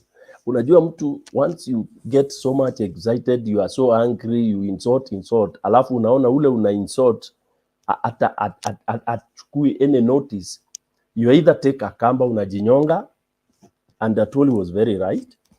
They will either commit physical suicide or political suicide, because it will soon down on them that hawana chochote. Today they got a shock when the numbers were released of voters, and then their technical team sat down to ask themselves, of all these numbers in every region, najua sahi tunaangalia zile the old regions zile 8 tulikuwa naita provinces. So the rubber hits the road. How many can we garner here? How many can we garner here? That analysis they did today, and their hypothesis was not anything good to go by. So you'll be seeing a very dejected Ruto very soon. He will be turning more pale from black to blue. Nywele sasa itaisha kabisa. He will start even ranting more. Sasa hata ataanza kutumia zile open insultive words. Bwana asifiwe atasahau. And ole wake tumuombe sana. In fact, now we should start holding prayers for our DP, because he's still the son of this soil, so that he can go back and take care of the chicken vizuri kule Sugoi. Thank you very, very much. Well, sorry, there was something about Alex. For me, Alex is a great friend, and I would just tell him these things are possible. Anything is possible. It only takes your heart. See what people can identify, but it is you who takes the drive and you make the personal decision. Thank you very much. Yeah, Alex issue was just a by the way. Now, in about 10 minutes we'll lose guys from Facebook. Asanteni sana wale ambao mnatujoin kutoka Facebook. Tumefurahi sana kuwa nanyi. And kindly join us again later today, Kenyan time, 8 p.m. for another exciting political discussion. This is where we interrogate and we analyze and we educate each other on issues Kenyan politics. We are trying to make sure that everybody who is going to make a decision come 9th of August, you have an informed decision. That is what we are trying as much as possible on this platform. So welcome again. If you are thrown out, kindly don't go before subscribing to Mutembei channel. For those who are on YouTube, tunaendelea, tutafunga in a little bit, lakini bado tuko na watu, tunaendelea na panelists ambao wako hapa. Asanteni sana. Patriots, kazi kwako. Thank you, Themba. Thank you so much. Allow me to start by announcing that across the world, there has been a lot of resistance, against vaccination. Vaccine is the only solution that has been found to be effective to deal with pandemics, including COVID. And in this case, I want to paraphrase. I want to talk about the political pandemics and epidemic in this case, where Kenya is a subject matter. The last time we checked, there was a very bad virus that was blowing around the community in Africa. And in this case, it found its space and much of its breeding in Kenya. And especially from about 4 years ago, it was all over. Infection was moving too fast. The numbers were going high. And every checks that we were doing, we were finding that people were testing positive. In fact, the challenge we had was even the diagnostic procedures of testing. We were not sure. Serological tests were showing positive reaction, PCR the same. So we reached at a point, we thought as Kenyans, we must get a vaccine or we perish, or we look for a treatment which people might want. So we got something in the name of vitamin C, which is found in a fruit called the orange. Apparently, some people had already developed some allergies and they were not happy to see the orange. And this was the only source of vitamin C that would have handled this epidemic for that matter. So carefully, we decided to design a different protocol, which we knew very well they will accept. but again, it got some resistance. This is a vaccine by the name Azimio. We made this very carefully, and I want to report to the panel here that this vaccine has recorded very high efficacious levels. It has been able to reduce the levels of this epidemic that has been rampant in a community, Kenya, and especially the mountain. The regions of the mountain, because of its weather and its terrain, the virus had really taken a very, very worrying level to the effect that even the country was worried on what application we were to do to mitigate that. You can see what is happening in Western Kenya. Western Kenya now, in the introduction of DAP as a protocol platform for vaccination, Azimio has become the order of the day. Azimio is highly accepted today in Western Kenya. You can see the virus has really come down. The numbers are really dwindling. Every test that we are doing, out of 10, you are getting 9 of them are testing negative. In fact, 1 or 2 are the ones who are testing, positive yellow fever. That is really a very good information that I need to let Kenyans know. And as you can see, the last check that happened with the political medical team in Kitale, it really showed that the people are highly resistant. We tried to expose them to the yellow fever. We did what we call a placebo effect and clinical trial, clinical observation. People have shown that the vaccine is actually highly effective. Unfortunately, the people who are targeted to be infected and bring the complications of vaccination in as far as these issues, because the yellow fever, when we checked, it came from the neighboring country. This is Uganda. It was highly transmissible. From Uganda, that's where the yellow fever got its new regimen that was becoming very, very challenging. Thank God we were able to deal with this highly effectively. So the borderline of Western, where the yellow fever was going rampant, here I'm talking about Busia, I'm talking about Kitale, I'm talking about Kakamega and all these other areas. Truth be told, it is good news. Azimio has really reduced the numbers of the yellow fever. This is the vaccine everywhere people are going for. If you can't go for the orange for vitamin C, then you just go for Azimio. So you go for therapeutic treatment or you go for prevention. So I think what is working between the two is the prevention. Azimio is friendly, it has no side effects. For those who are avoiding the orange, you get Azimio that is as good as Babacare. So the Babacare platform has both. You go for the fruit for therapeutic application, or you go for this. In simpler terms, I am saying in many, many words that Bungoma, Kitale, Eldoret, partly, of course, that Webuye, on these other areas that had very, very serious challenges in as far as the yellow fever is concerned, the vaccine that we found to be effective. And so far, I think it will remain effective up to 7 months to go. That's what we were targeting, because we wanted something that would be effective, remaining potent for over 7 months. The month of August, we expect the peak to be so high. So we'll be doing a clinical assessment that was going to be very serious in terms of involvement of finances with the government. But now that we have a vaccine, Azimio, I'm sure the country will divert that money to something else to develop a new, protocol on handling future pandemics, because this has been really an issue. So Azimio is the order to go. People should not be worried. Yellow fever has gone down. Look at the polls. It is showing that the yellow fever is dwindling. The numbers are actually coming down. It's not in the peak. In the weather that has been so additional in terms of multiplication of the virus, you can see that weather has really been handled. We are wearing heavy jackets that are really showing a lot of protection. When you have Hassan Joe, you have the governor Kakamega there, you have Eugene Wamalwa.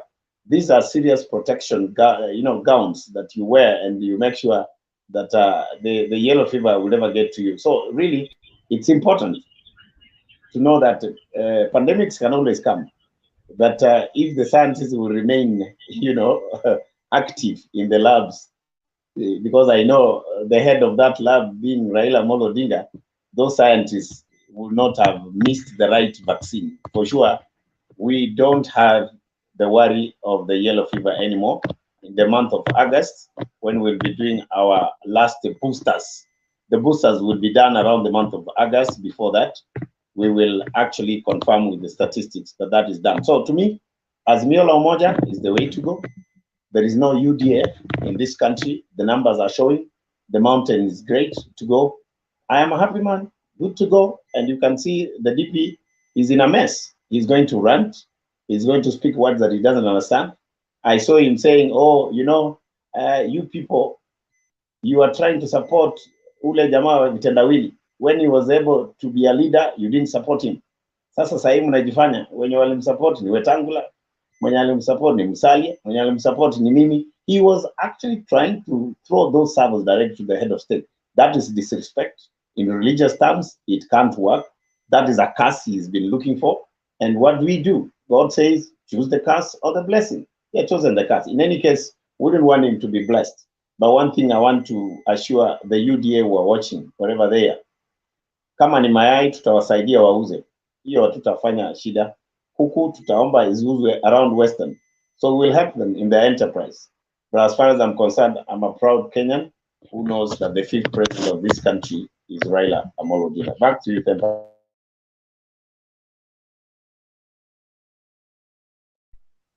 Thank you so much, Patriot. Where's the other person that had come in after? Geoffrey. Geoffrey, karibu. Thank you very much, Mr. Temba and the panelists. And thank you for the wonderful discussion you're having here. I'll say one thing about the discussion of the day about the DB being rejected in a Western region and Azimio la Umoja driving up support for Baba in Siaya. Let me say this. DB's campaign for presidency was like someone running a 100 meters relay in a marathon. If you are running a marathon, for people from who knows when you're running the marathon, you just set a pace. But you're gonna run like someone running like 800 meters or 400 meters. You're gonna reach in between. Then the people who are following you from behind, they set a pace of running a marathon. They're gonna catch you up. So DP Ruto, he started this campaign at a very high speed and mode, but he has reached a place where by now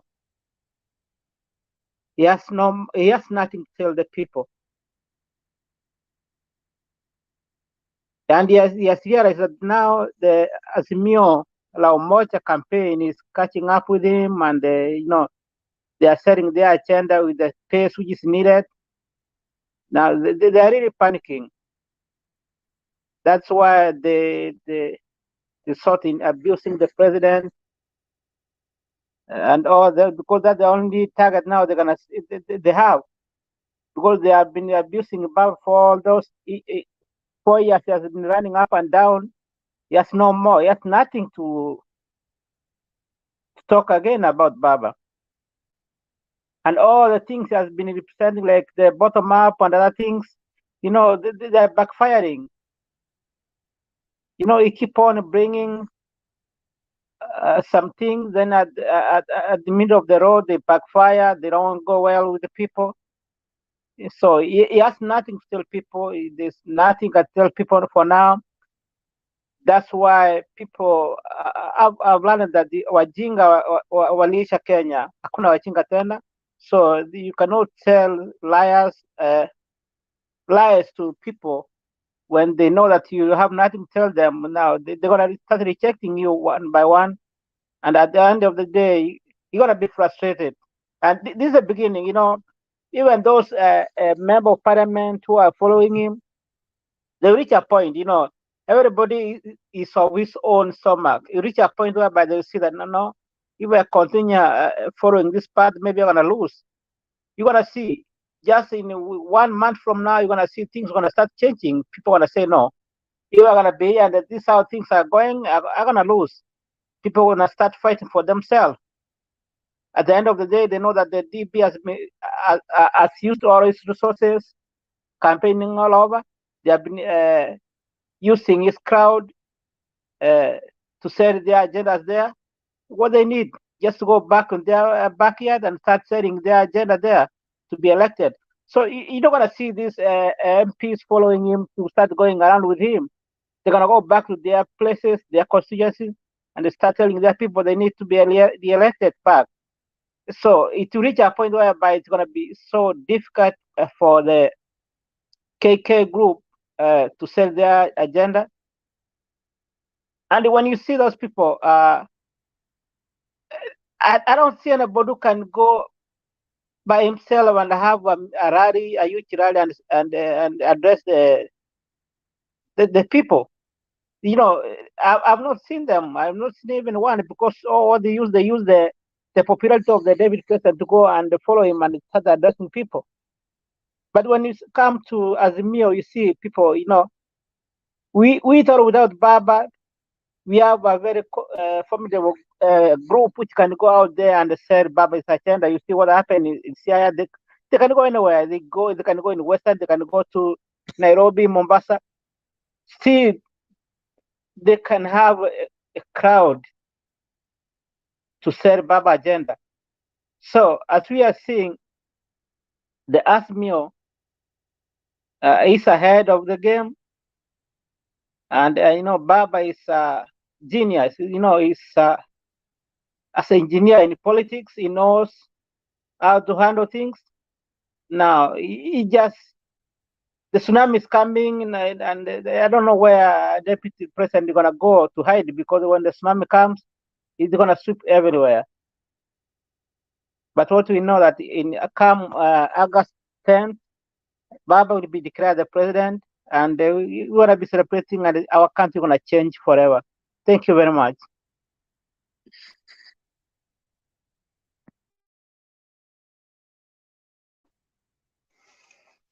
Asante sana Geoffrey. Black Muhanda anasema the moment most of the Tangatanga MPs have come to know there is no future in UDA. That is why no MPs from Mount Kenya have resigned. They have not listened to DP's call. I'm told they are going to resign on 25th. I don't know. Let's wait and see. They keep pushing the dates. Karibu Swale. Semba, point of order, please. Yes, sir. I just want to to clarify something. That point you've raised is very important about them resigning.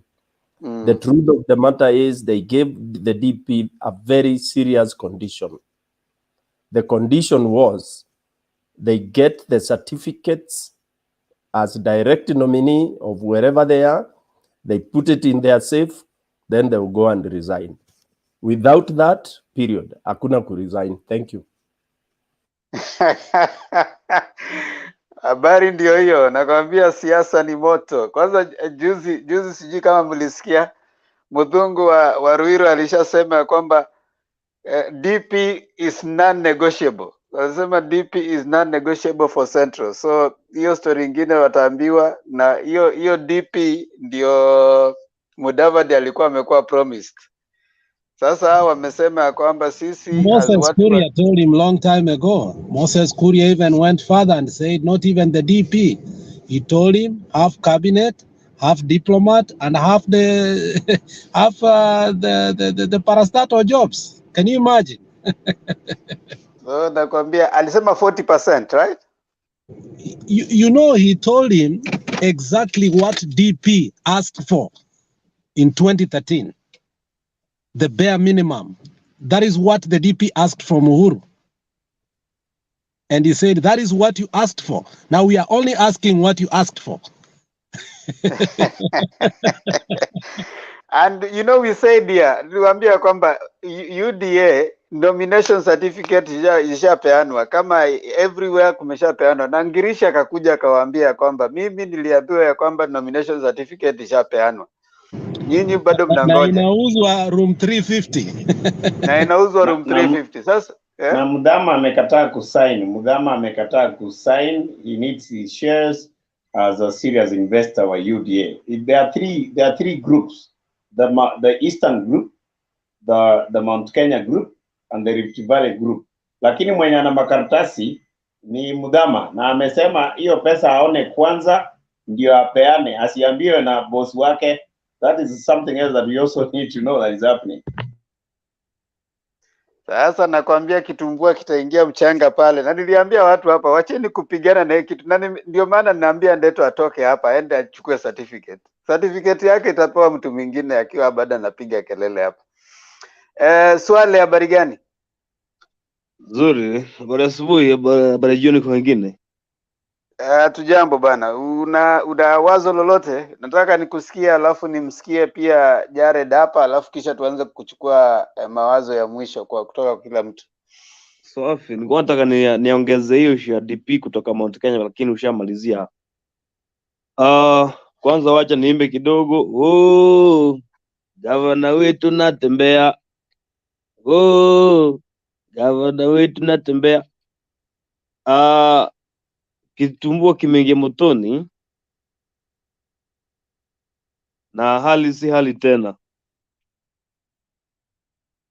Walianza kwa mbio, hali inabadilika, na acha nijaribu kama nitatabiri ama sijui kama utabiri wangu utaunga mwamba, lakini kunaweza kuwa na mshtuko. Walisema kulikuwa na earthquake, yani zilizala, lakini huenda hii ikageuka kuwa jambo jingine, mrindimo. Temba mnaweza kuwa shocked Ruto akifukuza Mudavadi na Wetangula in a silent way, sababu we will realize that they are adding nothing to the table, and yet they had been promised 30% of the government. If they had been promised 30% of the government, then the Mount Kenya region is also demanding 40%. What will he remain with? 30%, and is the head of the state. There is something which is going to happen very soon. We are waiting for that, and that is the same reason why those MPs from Mount Kenya have not resigned from the UDA, from Jubilee. Another thing, Baba is away, but the foot soldiers are on the ground. Oparanya is doing well in Kakamega, and all other governors are also trying. They have made how can I call it? A brigade walking all over the ground. They are in the western region currently, as you saw them in Siaya. They are going to Vihiga, Homa Bay. They will be in Migori on 13th. So they're just walking on the ground. Things are going to change, and we are happy that the other side will see the Cold War. And I saw even in Bungoma, the deputy governor decided to walk away from his leader, and decided to go there, thinking that the crowd will listen to him. The man was changed out of the podium. So things are changing in the ground. We are happy, but I'm trying to tell you this: those two guys will be sent out of that coalition, or coalition will be broken again. Otherwise, and another thing that is what we're going to happen. The Meru competitor in governorship, Munya, has decided not to go and vie, and that one will make Kiraitu Murungi will now make his decision in a better way. And once Murungi comes on board, and Munya himself will now torment any yellow fever in that region. and you know who Munya is, and we are happy for that. And when Kiraitu Murungi comes on board, in fact, he is the one who was because of that enmity between Murungi and Munya would have made Murungi to walk away, and that's why he kept calm a bit. And today I heard him saying, Munya has gave him an easy way, and he has promised to work with Munya. It means he's warming in himself. If he comes on board, things will turn in that region. And remember, they were lucky that bus was initiated later after UD had taken part in that region. That is why in that ward they won. But this time round, if Kiretu comes on board and Munya himself is also on board, I'm telling you, my friend, Linturi will have a very difficult time in that region. Otherwise, let's listen to other people. Very blessed. Thank you so much, Swale. You know, I don't understand how the UDA guys and the Kenya Kwanza Alliance, their strategy. But, you know, like we said here, you don't blame, you don't, you don't blame your enemy when they are busy making mistake. How do you have three principals? You know, the deputy president, and then two others from the same place. You start going around with them. You go to Western, you have the same principles. You go to Kirinyaga, you introduce the three as principals, and then you go to Coast, you introduce the three as principals. Surely, I mean, I thought that group has some brains. You know, I thought they said that they have the strategy. You know, you know, like we say, politics is about perception. For perception's sake, would you have even tried and you know, to assuage the people of Mount Kenya? Put even Gashagwa to be one of the principals. When you're doing your poster, you have Gashagwa as one of your principal. Then put even you know, somebody from the coast like Mishimboko. You know, for me, I would have done a better job for them. You know, like have those kind of, you know, to assuage the needs of those people. Mboko is in Azimio Temba, boss. Wacha kututaja. Sorry. Hey, don't kill me. Don't kill me. Mishi Mboko will never ever have that yellow fever. Aisha Jumwa. Yeah. I meant Aisha Jumwa. Thank you, Patrick. They put Aisha Jumwa in one of the, you know, like as principals up you. You know, even if you're not going to give them anything, put them as principals, so that there's a sense of you are you know, all encompassing. You know, you have brought somebody from Coast, brought someone from Central. There's Gashagwa there. There's Aisha Jumwa there. Then you kind of have like you know, a pentagon of 5 people. Then you have Ruto as the key. How do you have principals, 2 from Western, and you are comfortable? You know, you are actually setting yourself to fail. You will be defeated. Look at Baba. When he's away, he's in India right now. But Joho from Coast has gone to Siaya, you know, to campaign in Siaya with other people like, you know, Sabina Chege, like Kanini Kega. You know, the foot soldiers can go and walk up at a crowd. You know, how can you beat such? And then when you go to Western, DAP is giving these guys a headache. You know, they cannot settle. They live like this. DAP is there. You know, like right now, the Kenya Kwisha Alliance is moving out. I've used that, Patriot. Is leaving Western, and you know that the Baba soldiers are going to Western to kutoa uchafu. You know, there was some drama that was here. Wacha tukuje tufagie uchafu yende. So before they leave like this, they were in Coast. As soon as they are done, the other ODM guys walikuwa natoa uchafu huko. So I mean, how long will you go around with 3 people? And no campaign can take place without these so-called principles. You know, that's so unstrategic. And then that's why now they have 3 strategies. Make Baba project, that one is hitting a ground. It's not taking off. Ruto to claim that he's had part of the government. I mean, to be given whatever, you know, he has to be recommended for what has happened in the government. That one is also hitting the ground. Mudavadi is even forgetting that he was actually chosen a vice president months to an election. So he's busy telling guys on the ground ati hata mkipewa hizi ministries hizi hazitasaidia, kujeni tujenge government. Yeye mbona alikubali kuwa VP? Temba. How many months to an election, Pato? Was it 3 months? Temba. 2 months. It was 2 months. It was 2 months. He actually accepted to be a VP 2 months to an election, and today he was busy telling people hizi ministry hata mkichaguliwa hakuna mtu ataenda kuwachukua sijui nini. So I don't know if you join Kenya Kwisha Alliance unashikwa na amnesia ama ni nini. There's something. So yes, but warrior. Mbona uongei ndugu yangu kwa ndugu yetu Watangula?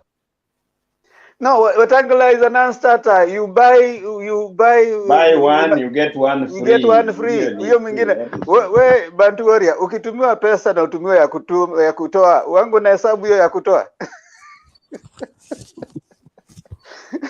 You don't count pesa ya kutoa. Haya, wacha tuanze now that everyone has spoken. Everybody has spoken. I know Jared is coming in for the second time, but Jared sasa utaongea, lakini pia uanze pia na ya kufunga ya mwisho so that we start taking around. So Jared, karibu. Lakini nilisikia ulitoa habari mzuri, nasikia wewe ni mtu wa Azimio, umechoka kugongwa, sasa umeamua ukuje uanze kuongea kitu ambayo iko kwa conviction. My friend, listen. What is inside your heart is very important than what your mouth speaketh. You can try so much to change what your mouth is speaking, but your heart will always remain antagonistic to that. So kindly speak your heart, but I'm not saying that you live wherever you are. But the mouth betrayed what was in the heart. Today, the mouth of Jared betrayed the mind. The mouth betrayed the mind. At least that was good. Okay. I had him speak some very heavy words. But I actually, you know, Jared, I wasn't in the show, but I had, and then I wanted to confirm it's Jared speaking. So I came back to check, but Alex has confirmed that actually it was you speaking. So Jared, kindly, I want to give you some 3 minutes to start taking our final rounds.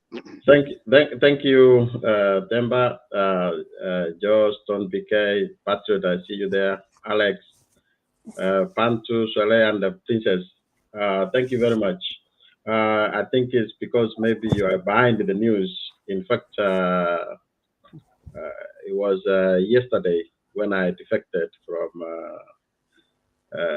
UDA officially. The reason, because sometimes, we must do a party, and I'm starting with 1,000 shillings. Let's do that. Mi nimeanza na 1,000. Please, Jared lazima atumiwe kitu. Atumie kitu. That's a challenge. 1,000 bob.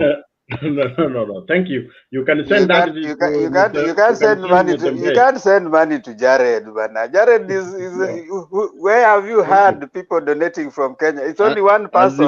Azimio hatuna hiyo mambo.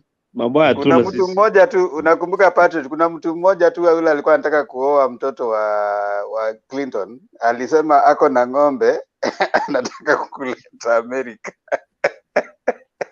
Masai fulani. Jared, go on. I'm curious. So, in fact, sometimes in politics, you say you fake it until you make it, but sometimes you might not even make it even anywhere. So yesterday, I was very disturbed by the utterances of who is this minister who was in your former boss. Your former boss. Yeah, there's a minister there who could stand in front of people and tell people that he was in the cabinet without papers. And I looked at it and I was wondering, what are we telling our young people? That you don't have to go to school, you can make it to the cabinet. To make it worse, this guy goes ahead to, instead of dealing with Francis Atwoli, is going to attack a young lady who has nothing to do with politics. This lady, is it in Citizen or KTN? She has never The put wife. herself Yeah. anywhere, yes. And you go ahead to attack. And when the deputy president comes, he cannot even condone that, hey, here we are going too far. You know, if I put myself here, that's why wherever anybody says anything, I don't take it personal, but don't go beyond my family. You have never seen them. You have never done anything. So that was too low. And you look at it and say, now things are going away. Things are going south. The DB was thinking that he can fake it until maybe, by faking that he has the numbers, the MPs who are following. If you see today, I don't see Osoro. I don't see people. People have started now backsliding because they understand now that they have to go back and face the electorate. The same like Mount Kenya, you're gonna be surprised. Actually, if you want a ticket from Mount Kenya from UDA, you will get it, a direct ticket, because there will be nobody left. Those people, politics as politicians are, they can change any day. They are going to say, we never left Jubilee. We were just going there for part time, but we are in Jubilee, because the truth, they have not left. They still there. So that is where. Come up again. No, they're gonna say they never left Alex, TNA. Alex, point of correction. They remain a vibrant, rebranded Jubilee. It's not going to be TNA. It will remain Jubilee. Yeah, you don't mind. It is Jubilee. So if you see where, and I've said this, and I said earlier on, I will repeat it for the sake that when Baba sits at Capitol Hill, while he's sitting where he sees, most people would stand in KICC and they will not see. So that's why they keep catching up. If he says PPI gonna pass, one day it's gonna pass. And that's why most of these people, they get lost. Sometimes they see, oh, it's now done. Then he comes up with some things which surprise everybody. If he's been just doing this, check how Azimio has assembled. And let the truth be told, the strategy used going around the country and assembling people, listening to people, it was putting people together. Now, the president has not started. And did you see the president? Oh God, how he started, how he came up with a narrative that he has been working. Now it's time for politics. This is where now things are going. When I see the deputy president, it's like, you are divorcing, you are separating with your boyfriend, and you start to keep crying, oh, this one. He could have not gone back and say, oh, you cannot deny me the development we have done. No, you're not there. Let the people know that you're not the one to cry. So when you cry, it shows a weakness. And that is where now things will go. I will remind people, those of you who are in 2002, by then we were campaigning. 2002, I was campaigning for Nyajai before the NASA came in. And when they came together, NAC, not NASA, NAC. NAC, I mean, yeah, my bad. NAC. Nyajai felt that he was betrayed by Raila. But Raila was looking at the reality of how we can win, because he looked at, the right person who can split the Mount Kenya and then get the votes from the other side. Those of us who were there, we tried to convince Nyachai to soldier on with the team, but he could not listen, because at that time he saw that he was very popular. That after that election, yes, he controlled the Kisii, but it brought him to a village king, a Kisii king being. And this is what is going to happen to William Samoei Ruto. When everything will be said after the election, he's gonna be left with MPs from Rift Valley, and that would reduce actually even going 2027 that now it become a kingpin. That's why you see some of these people they hang around just to show that they have numbers. When Mudavadi is left by himself, you find that he cannot do anything. So that is what is going to be challenged. They're gonna isolate him to become a kingpin from Rift Valley, and that would be the start of the end of his political career. I think his calculation was not well calculated, and it's going to be tough. Actually, I think Mudavadi is saying the earthquake, the earthquake is yet to come. When all these parties will come and sign to Azimio, that's when the country will come to a standstill. Let me tell you one thing. In 2017, when 13 or so political parties came together to Jubilee, that gave Jubilee some legs. This is what's going to happen now. You rather be promised to be sweeping in an office in a people who are going to form government than being promised to be a deputy president for a non-winning team. So you're gonna see people wanna step down for others because they are sure that the government, this is a group which is going to form government. When you will come to UDA, the reason you see, for example, I think it's Nandi County, where people are very serious people are coming to run for that governorship. Those people don't think about Ruto. They are thinking about themselves. So you cannot tell them, hey, step down for the other one because I'm going to give you something. You don't have something to give. So they are very much aware. So the same thing, people like Marara. Marara were not thinking about Mudavadi. They never thought about Mudavadi in any one day. They are thinking about themselves. So that's why they cannot go for anything less than that. Another person who was very popular, I'm finishing up Temba, is Sakaja. Sakaja could have been a governor in Nairobi, but he made a very bad calculation.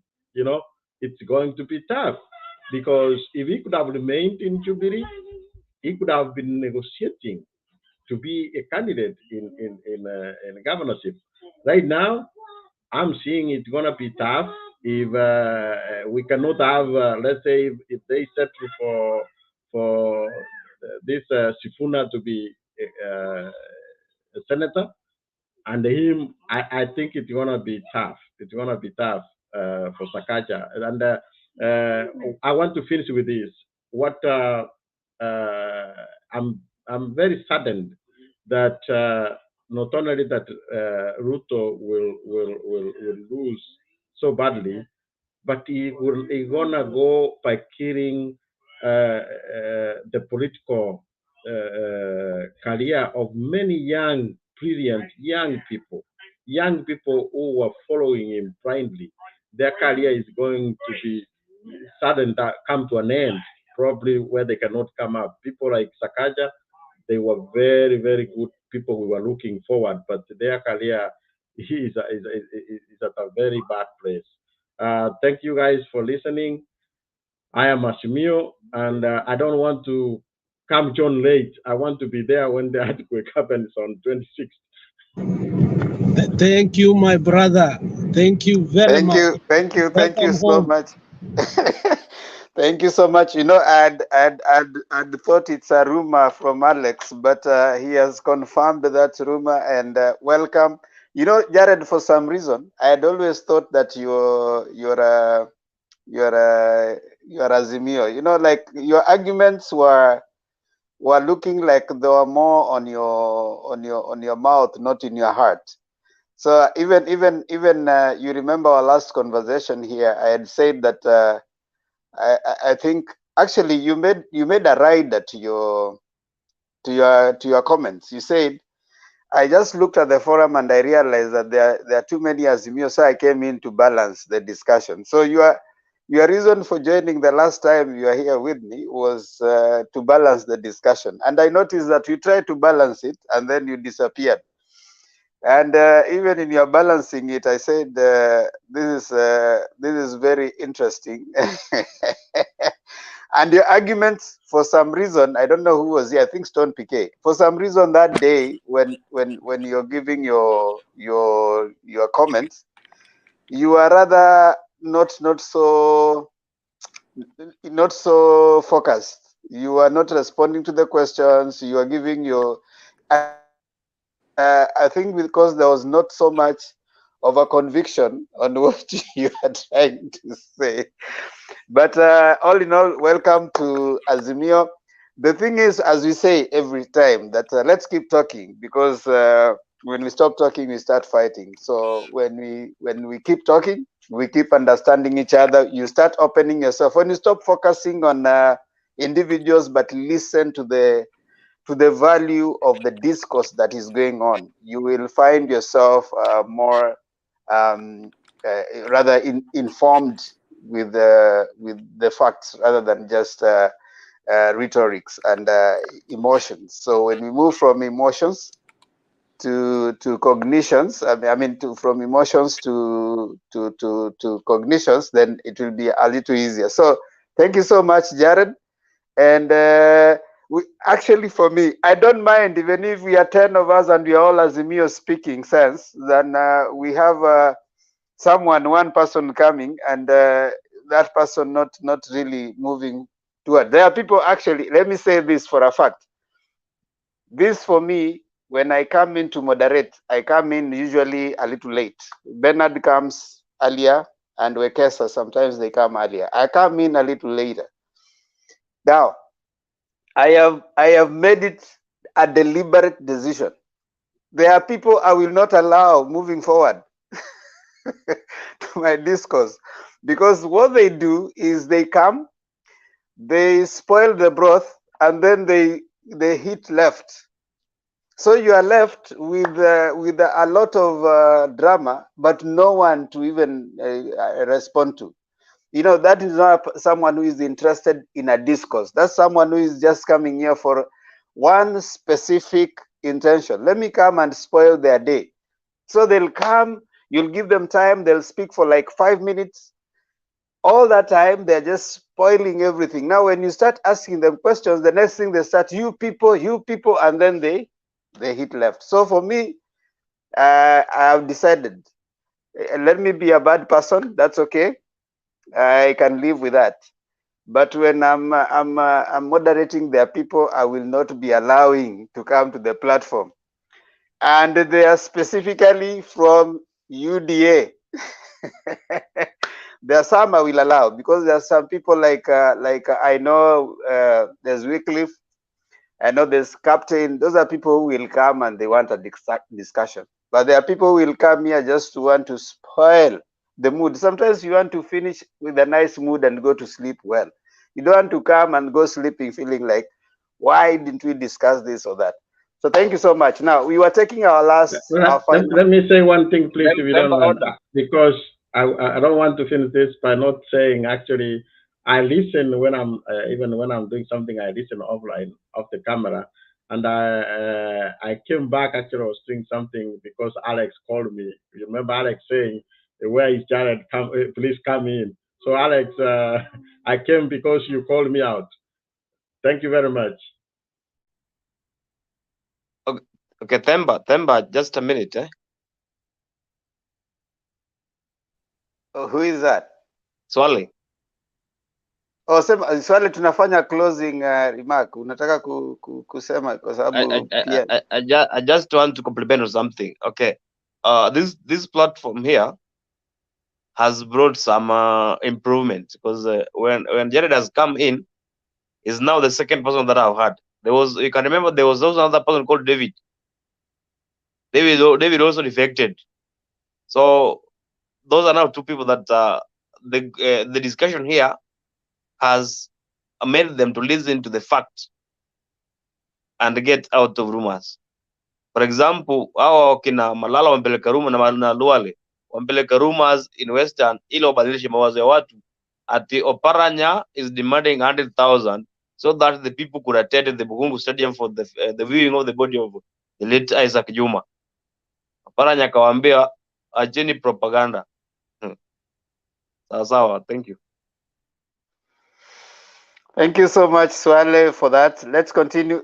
Njiru, dakika zako mbili tufunge tukiendelea. Okay, thank you very much. Our discussion today was very productive. Mr. Jared, welcome on board. Thank you for, at least we can see our political evangelism is bearing fruits.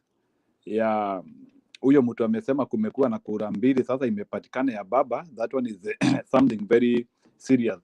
Pia inaoneshana we are doing something serious here to convince tunasemanga in my language that to convince somebody who has teeth and brains to join you is not easy.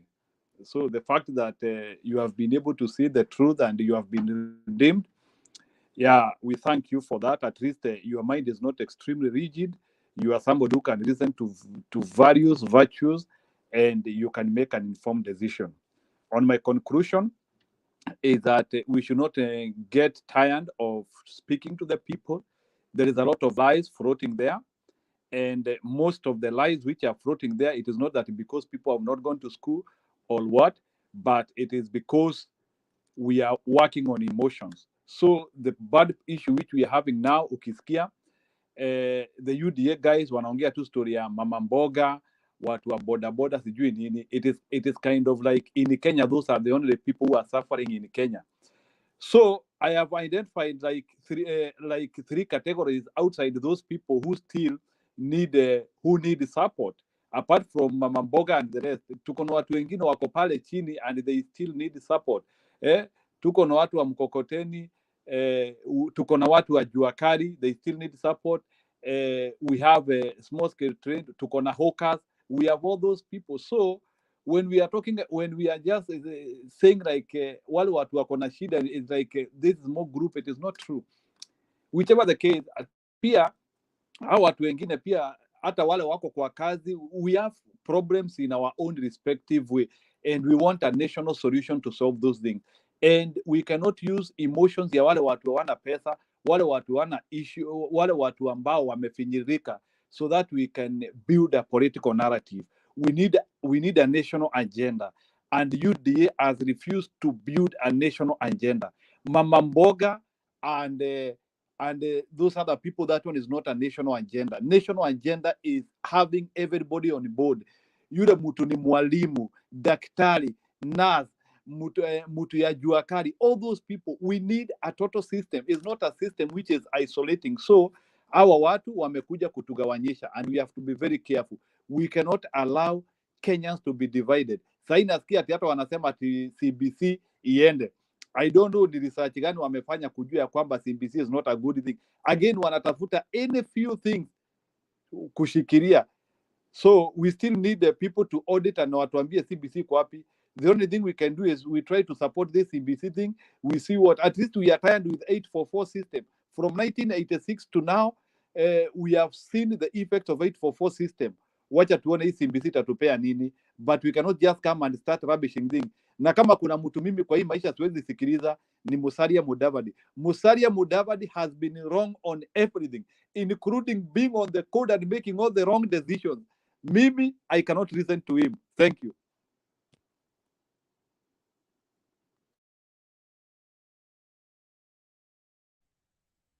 Thank you so much, Maura. Bantu Warrior.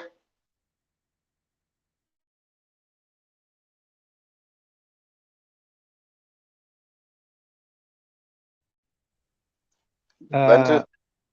Asante sana Alex na Patriot na wengine wote.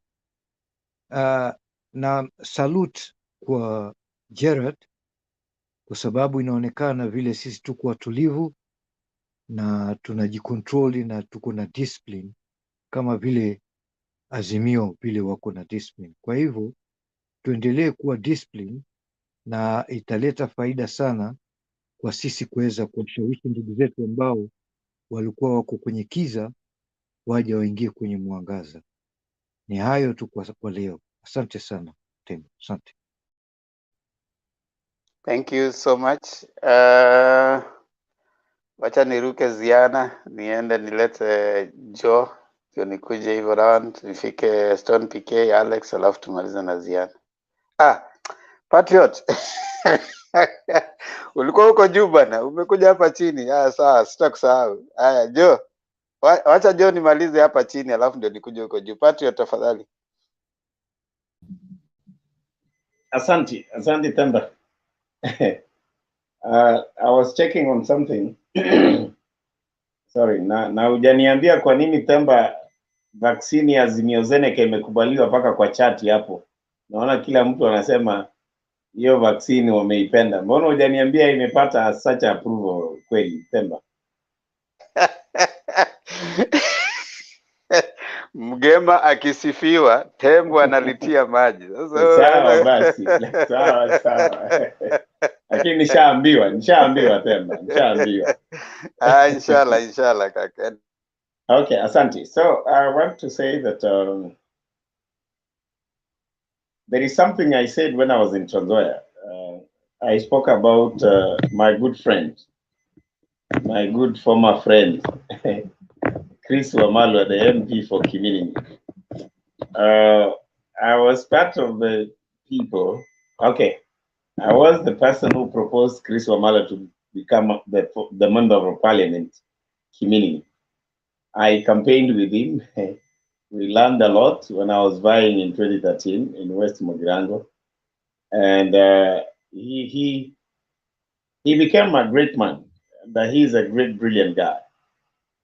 Recently, when I was talking to one of the contestants in the office of the governor Trans Nzoia, I gave a prophetic statement. And when I see what I'm reading about Chris Wamalwa today, there's somebody who has put some information for Chris Wamalwa on the chat.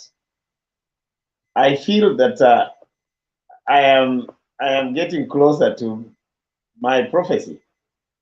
I prophesied that Chris Wamalwa will decide to run for his parliamentary seat because of the obvious reasons that he's going to lose in case he moves to the governor.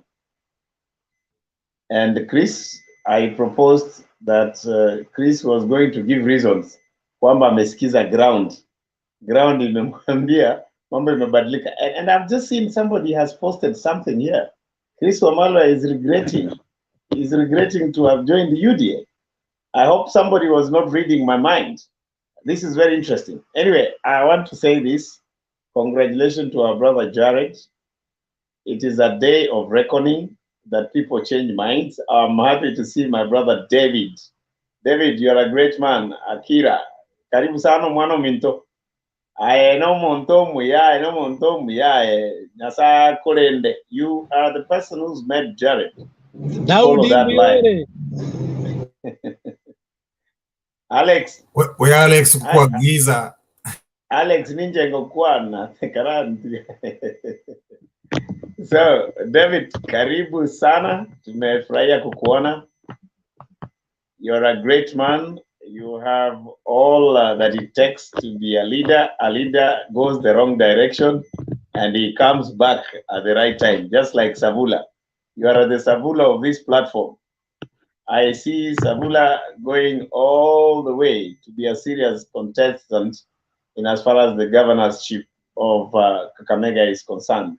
So I want to say this, allow me to say this, Temba, as we finish, that for sure, it is confirmed now that the great philosophers who said that it's only fools who don't change their minds, but wise men do, they were extremely right. They were extremely right. This is something that is going to be a confirmative lesson for all of us. David, I'm sure he's more Azimionated than me. I am sure he picked the vaccine. Azimio najua uliipata, nafikiri umepata hata booster jab. You look better.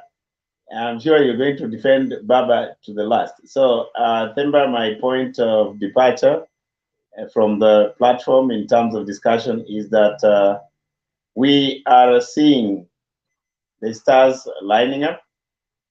The party watch in Western, as we'd made, we had actually hypothesized here much earlier, is DAP. Hiyo mbolea ni ya nguvu sana, na mimi naona kule sasa machungwa, hata wakikataa machungwa, vitamin C, bora wachukue vaccine. In fact, what you need to come to Baba, just take the vaccine. You don't need to eat the orange. Wachana na orange, wachana na ODM, we kuja na Azimio Mtaani, any of the parties that support Baba. So long as you have that, you have the vaccine, we are seeing things are happening. But there's something I want to say this, Themba, as much as I'm repeating to say Namaliza. I am worried. I am worried. Sasa wale ambao mamiti zao ziko katika boma yao, including Nyagaka. Hata nimemwambia hapo chini, Nyagaka tutakata miti. I don't know where he lives. Tunakata miti around there ili wasijinyonge, because we are seeing a trend. There is a behavior here that is indicative that most of these people might go for some suicide. Please, we need you people to celebrate with us. Hiyo mamiti tutatafuta power saw ikate kwa maboma zenyu hapo kabisa. We don't want to have any cases of people committing suicide and leaving notes behind. Eti Azimio Mtaani imeleta side effects. Azimio Mtaani will never give you a side effect ya kujinyonga. Hata miti hapo tutakata kwa boma ili mkae vizuri. So thank you so much. I wish you well as my fellow panelists, and we wish this country well. May God bless us all in Jesus' name. Amen. Thank you so much. Don't worry, Patriot. I have a network of professionals who work in Kenya, Network for Suicide Awareness and Prevention in Africa. They work in Kenya, so kindly, we need all those clients to send to those people who are based in Kenya. Now, someone called, one person who wants to be a governor, called Penyagaka. Penyagaka says that I have blocked him. How can I block you from joining here if you can be chatting down there? If you see the thing, it is a problem with your phone, not me. Now, this thing of the Asira Nation, you have Asira. You know, Jared has made me go to look for the video how Rashid Echesa was talking. I mean, I haven't found the other one, but the one he was talking about. I was so surprised that Rashid Echesa those people have decided that the only way to fight right now is to disrespect the person of our president. You know, it is so wrong. I mean, the president is still, if that was your president, one thing I want you to think about it. If that is Ruto as a president, would you want him to be addressed like that? And the deputy president is actually there and watching as the dogs, his dogs are barking like that. I think that's very disrespectful, especially when you want to be a leader. When you want to be, they need to watch from what McCain, I think McCain did when someone dared talk badly about Obama. We should rise above some politics, you know, like the person, you know, attacking, even saying that you are there and even addressing even how the president was talking. I think as a cabinet minister, there are things that are actually, you're bound by the secrecy of your position, not to even come out and talk about them. So if indeed that you are chosen to cabinet in spite of your papers being wanting by the deputy president, and you are actually appointed to cabinet, I mean by that president, the oath of office meant that you needed to have some respect. Let them look for votes, but let them try and be respectful to the person of the president. I mean, that's Uhuru Kenyatta is not running.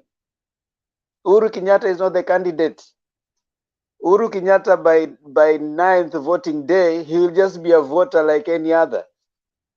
So you can hit him, you can hate him. We did. I mean, we by the time Moi was going, we were the ones saying yote wezekana bila Moi. But see where we are, you know. So let's be respectful to the president. I think that's the lowest the Kenya Kwisha Alliance has gotten so far. We need to be respectful of the outgoing president, if to the least. And if people from Central can sit and watch and see, these are people who don't respect your leaders. if they can actually take you to the platform to speak like that about your leader, then you need to think about this thing they call that they're interested and they care about you. The leader that you voted for, the one leader that you voted for, is being humiliated and being exposed like that. I think that's the lowest it has ever gotten. We need to rise up above certain kind of politics. And I think they are losing it. And wherever you become emotional, then you are likely to lose it. I think it's important we stop engaging our emotions in that kind of thing. Or they are now focusing on creating hate. For someone to question how the economic and businesses went into certain places in the country, I think that also Kenya is one, all of us. If it goes to Kisii and wherever it goes, any part of development should go everywhere in the country. I know there are those people who have come right now, like David.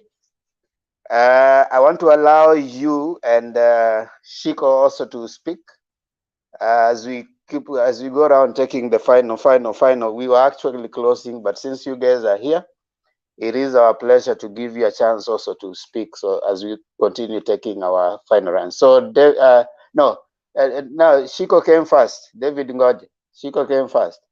So Shiko, kindly, if you can speak, and then we will allow David.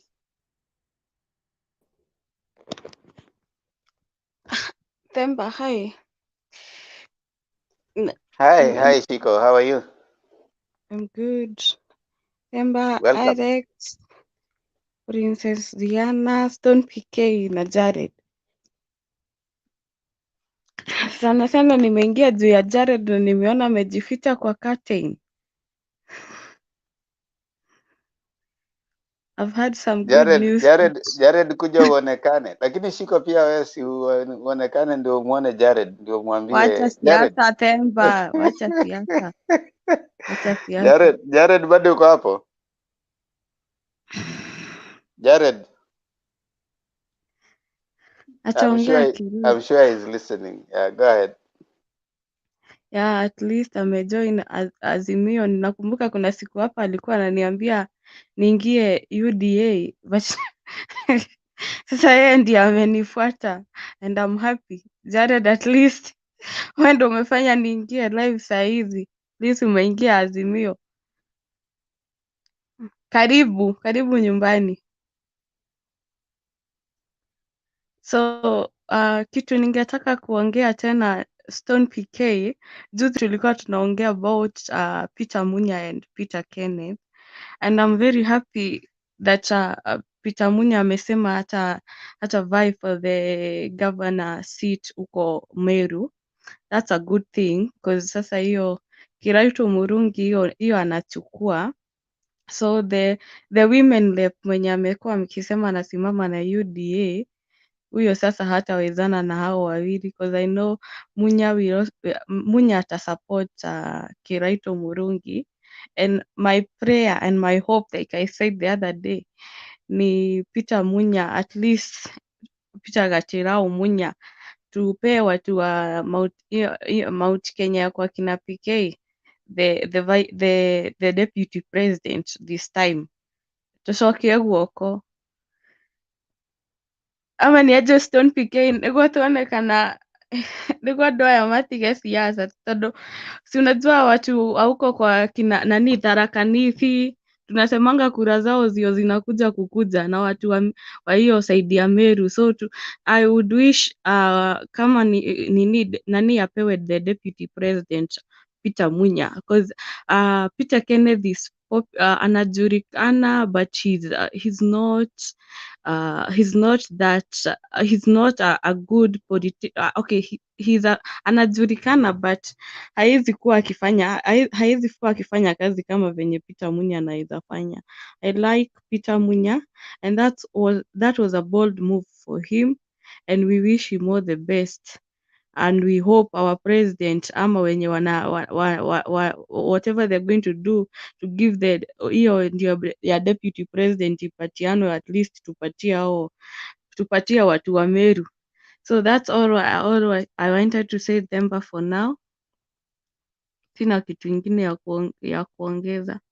Na hiyo pia ya kutusi President Uhuru Kenyatta au watu like huyo kina Rashid Chesa.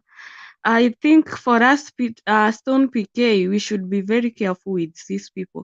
Nilikwambia tubekeirwo keiho and watu lazima ukweli tubekeirwo keiho na ikegwire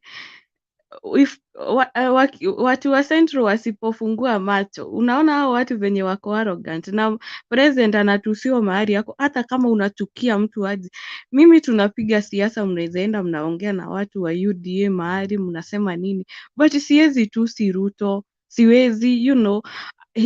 The same Ruto ndiye anaendanga akiita baba mchawi, anaita Raila sijui nini, na hiyo tena anakuwa pia president anatusiwa, hata kama they have their own differences. Kuna mahali tunahitaji, kuna heshima. Ni venye uwezi sasa tena ingia kwa hii platform uanze kuattack watu. You have to respect, lakini unajua pia tunasemanga kuna hiyo self discipline.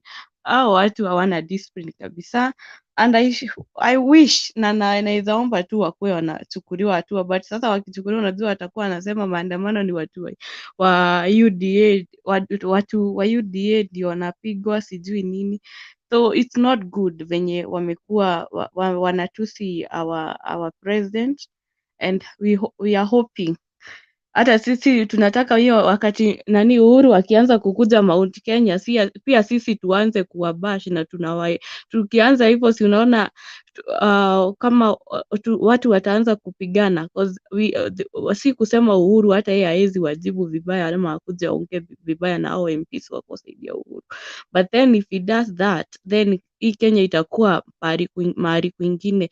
And for the deal, I come from Nyeri, nani Stone PK, na nilikwambia huyu dio venye ni arrogant Rigathi Gachagua, na ulisikia akisema baba sijui alisalimia Raila, sijui totikwedia Raila na Githuri. That means like hatutauza Raila Central na Kifua sijui nini. Stone PK, my dad comes from the Nyanza province, and nikienda Nyanza naonanga kama nimeenda another country. You know why? Barabara za huko hakuna development, hakuna. Lakini saizi nikitoka hapa mahali niko niende Nyeri mpaka kwetu kwa gate, those village roads hizo ziko na rami. Nikienda kwa kina babangu huko sasa the Nyanza region, barabara hakuna. Kwanza ni huko Ahero kwenye ukienda huko lazima ubebe gumboot. Hakuna maendeleo, na sasa sijui Ukienda kwenu Nyeri alafu ukienda kwa baba yako kule Nyanza, I don't know. There is a difference in terms of development. Huko hakukwangi, the place is not so much developed like venye tuko huku Central. Umesema ukienda kwenu Nyeri, lakini kwa kina mamangu, yeah. Wacha chuka ongea Wacha tafadhali. siasa, unataka kunijua sana. kwa kina baba yako ndio kwenu. Kwetu ni kwa kina mamangu. Seriously? Yeah, kwetu ni kwa kina mamangu. So nikienda Central kwa kina mamangu huko Stone PK, unajua barabara zetu kuna maji, kuna stima, lakini ukienda huko sasa Nyanza hata unashangaa hawa watu like hakuna development, kuko tu hivyo. So at least venye Raila alifanya handshake na Uhuru, nimeona kumekuwa na projects hiyo side. So watu hawezi kuja watuambiange ati handshake ilikuwa ya Raila na President Uhuru Kenyatta. It was for the betterment of all the Kenyans. Kukakuwa na amani, na pia kuna hizo development na hizo projects zimekuwa zikiendelea from all the like the whole of Kenyan, and we are happy. So huyo Rigathi, he is very tribal, na ndio wanapiga Uhuru. Wao wangetaka tu watu waishi kutusiwa, waishi maandamano like ile maandamano yenye ilikuanga Kenya kila wakati juu sasa watu wa the followers of baba, but after that sikulikuwa na amani na watu wanaweza ishi pamoja, but so wasiseme hivyo ati handshake ilikuanga ya Raila na Uhuru. It was for the betterment of the people of Kenya, and we support the handshake, na sisi ni Azimio damu, na ni wenye nimesema Jared, karibu ungekuwa sasa uko karibu mahali tungeonana leo, ungepewa baridi kwa bili yangu. Taska. Yeah, kwa bili yangu. Okay, Themba, nimemaliza, asante. Thank you Shiko for at least Shiko amekaribisha Jared. Jared, umeona ya kwamba huku Azimio tuko locked. Na you can hear the sentiments and even the mood. Hata unaona leo na smile. Hizo siku zingine hata smile inakuanga ngumu kukuja. David, tafadhali. Ngoja kidogo David.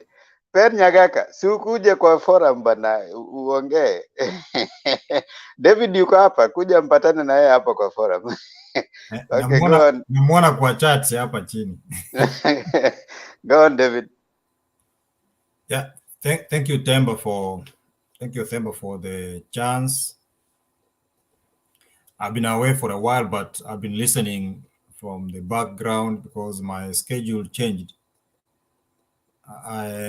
I get to work a bit earlier and come late. So, but I normally get a few minutes towards the end of the show, of which I find that you are concluding. So I don't really bother to get in, but I just follow down there and see how things move. So you guys, Congole, you are really religious. Every day I see you guys here discussing one topic to the other. That shows the commitment in you. Sometimes people tire up. Secondly, I'm seeing the show getting better and better every day. In fact, everything is all about training. I remember when we started, it was more or less like personal testimonies, shoutings. But as you can bear me witness, we are maturing in our discussion every day. So soon and very soon we shall produce very, very good, how can you say, people who can host a very mature discussion because we have grown. Thirdly, Jared, welcome on board.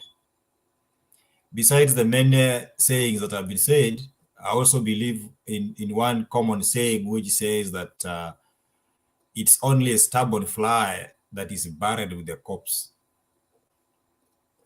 That one I would call everyone a corpse, but I'm saying, a stubborn fly does not know that whatever that is clinging to is dead, and until it is buried, that's when you are being stubborn. So when things get to where they are getting, you need to change your mind and embrace what other Kenyans are saying.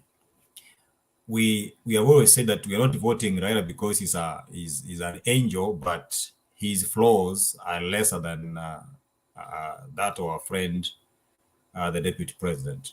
I always address him with respect because we need an able competitor such that the win can be sweet. Having said that, I don't want to comment on what you guys have been discussing for the last 9 hours and 6 minutes. I want to just say my opinion that even as we get towards voting, let's get to the ground and see what people are doing. Yesterday, I got a call from the village, right in the village, and even old people are changing their mind. We have our own tribal prejudices. I got a call from a very close friend who traveled to the rural area and said, really, people are embracing this Raila presidency. Besides saying that every road is heading there, it will bring a healing, as I've always said, to a very big people. And once people are happy, they can work, they can improve the economy. But when people are bitter, they can always look for faults. So we want to see that this presidency brings about truth, justice, and reconciliation in Kenya so that people can have time to work. So Jared, get us more votes. We appreciate your vote, but if you can call friends back home and tell them, get your voters card, get out and vote, shouting alone is not enough. I've participated in campaigning for some guys. One trick we normally do and we beat our competitors with is to ensure that in every polling station, there are people who can go there and vote and then mobilize voting. That even where you are not popular, let's try and be number 2, such that we don't trail so much there and we lose as we go. But where we have advantage, we go and vote to a man, so that we don't falter or guess as we vote. So, like where Baba has votes, let's capitalize on that. Kabisa, people should vote. People should really come out and vote, not just shouting. Shouting, okay, we have shouted along, but let's people come out, register as voters, and go there, vote as early as possible, so that in the event of anything, you have already voted. That's the campaign. And again, we will monitor the nominations very well. Besides Baba, we need people who are strong enough that can change our lives at different levels. So even as we vote for the president, let's also think on who are these people we are voting to support Baba presidency at all levels. Governors, we said so you had a discussion last time that who can vote, governors, MCAs. I know people have noted the wave, and many will run there because they know people will vote the party. There are some who come there. Let's scrutinize everybody. Let's have leadership that we can be proud of, and we will change our lives. It's not yet done until it is done. So, Temba, for today, you'll excuse me just to give that general comment. I know things are working in the ground, and we are hoping for the best. So, with Jared input, I think next, before we come to March, we'll have Nyagaka on board. We also want to welcome everybody. Don't feel that we are intimidating anybody, but in the event one of us intimidates the other party, of course we know how to do it. We can go to a Kamkunji and talk to each other. You are very important out there. We need each one's vote. So sometimes if we go overboard because of excitement and annoy you, we want to apologize in advance because we need everybody on board. This time around, we are not gambling with Raila leadership or presidency. Let's all support him as we have done before. Thank you. Thank you so much, David, for that very well put welcome address to Mr. Jared. So Jared, David, when David speaks to welcome you, he speaks like one who's been through that route. I might not understand it because I have never been UDA before. He has been UDA before, so like we say sometimes, those people who have been through an addiction and they are recovering addicts. When they talk through experience. Some of us who have read about it, sometimes we are a little bit detached from it. But when you speak from the person, he tells you that this is the side to be. You can imagine what that means. So, David, thank you so much. I think we are preaching to an already convert. So let us go out there now and make them fishers of men. Make more fishers of men. So we are telling you out there now. We are moving to the next stage, getting out the vote. So that is the next campaign, getting out the vote. Now, Joe, dakika mbili, we are closing. Joe, if you are there, dakika zako mbili ni sasa, kama hujalala. Joe anakaanga hapa na ngoja alafu analala. So najua labda ameshalala tayari, wacha nimtoe. Now, for those people who want to join right now, we are closing. We are closing. That's why we are not sending the link. We are closing. You know, hamtalala. Wale wanaamka sasa wanataka kuja kuingia.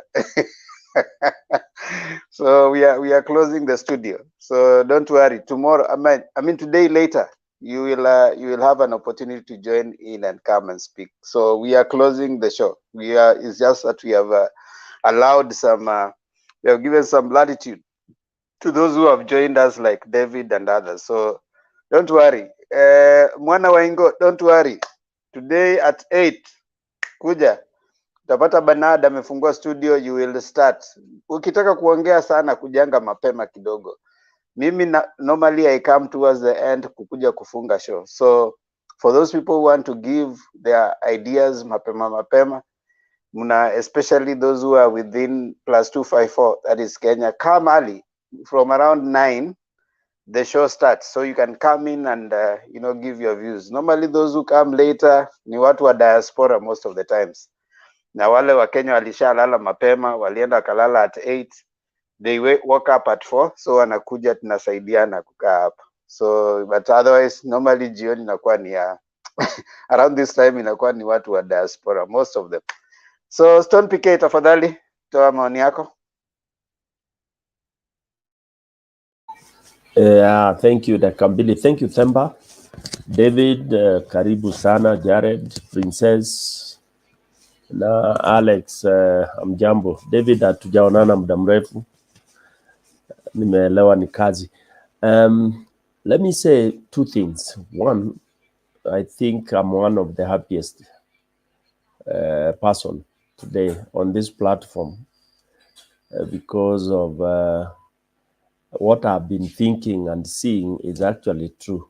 I'm talking about our colleague Gerard, whom sometimes we have engaged in very hot kind of discussion. I don't want to repeat so much because David has done a very nice summary for us. I would not want to water that down, but I just want to say personally, I've always thought, in fact, one time I think I challenged Jared and said I think he was doing some comedy because I'm a student of literature and I thought Gerard was just playing some game with us, and I knew because you could always feel and sense the intelligence, the discussion. You could see somebody trying to build a discussion over something he does not totally believe in. So I mean, we don't need to belabor on that, but thank you so much. And I believe we should be able to do that because that should be the objective of this kind of discussion. One old man who happened to be my dad told me that you should never demean any forum or anybody that you come across during your days in life. Should always look at as if it's an addition, it's a value added. There's something that you get from whatever encounter you have in life.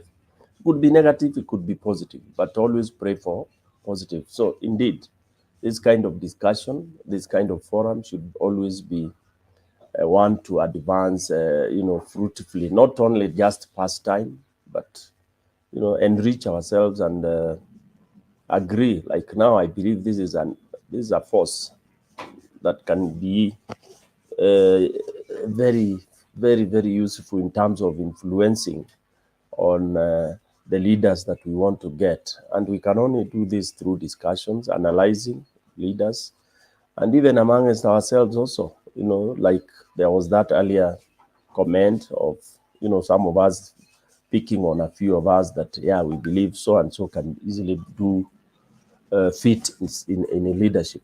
This is good. So it is not all in vain. So we are heading somewhere, and we just hope that Azimio matches to State House. Lastly, it is saddening.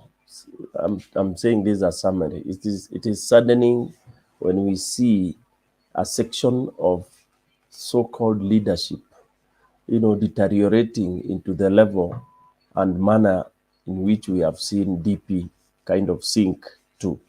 I mean, unfortunately, we have young people who are aspiring politicians, or young people in colleges, in universities that would want to have politicians as their role model.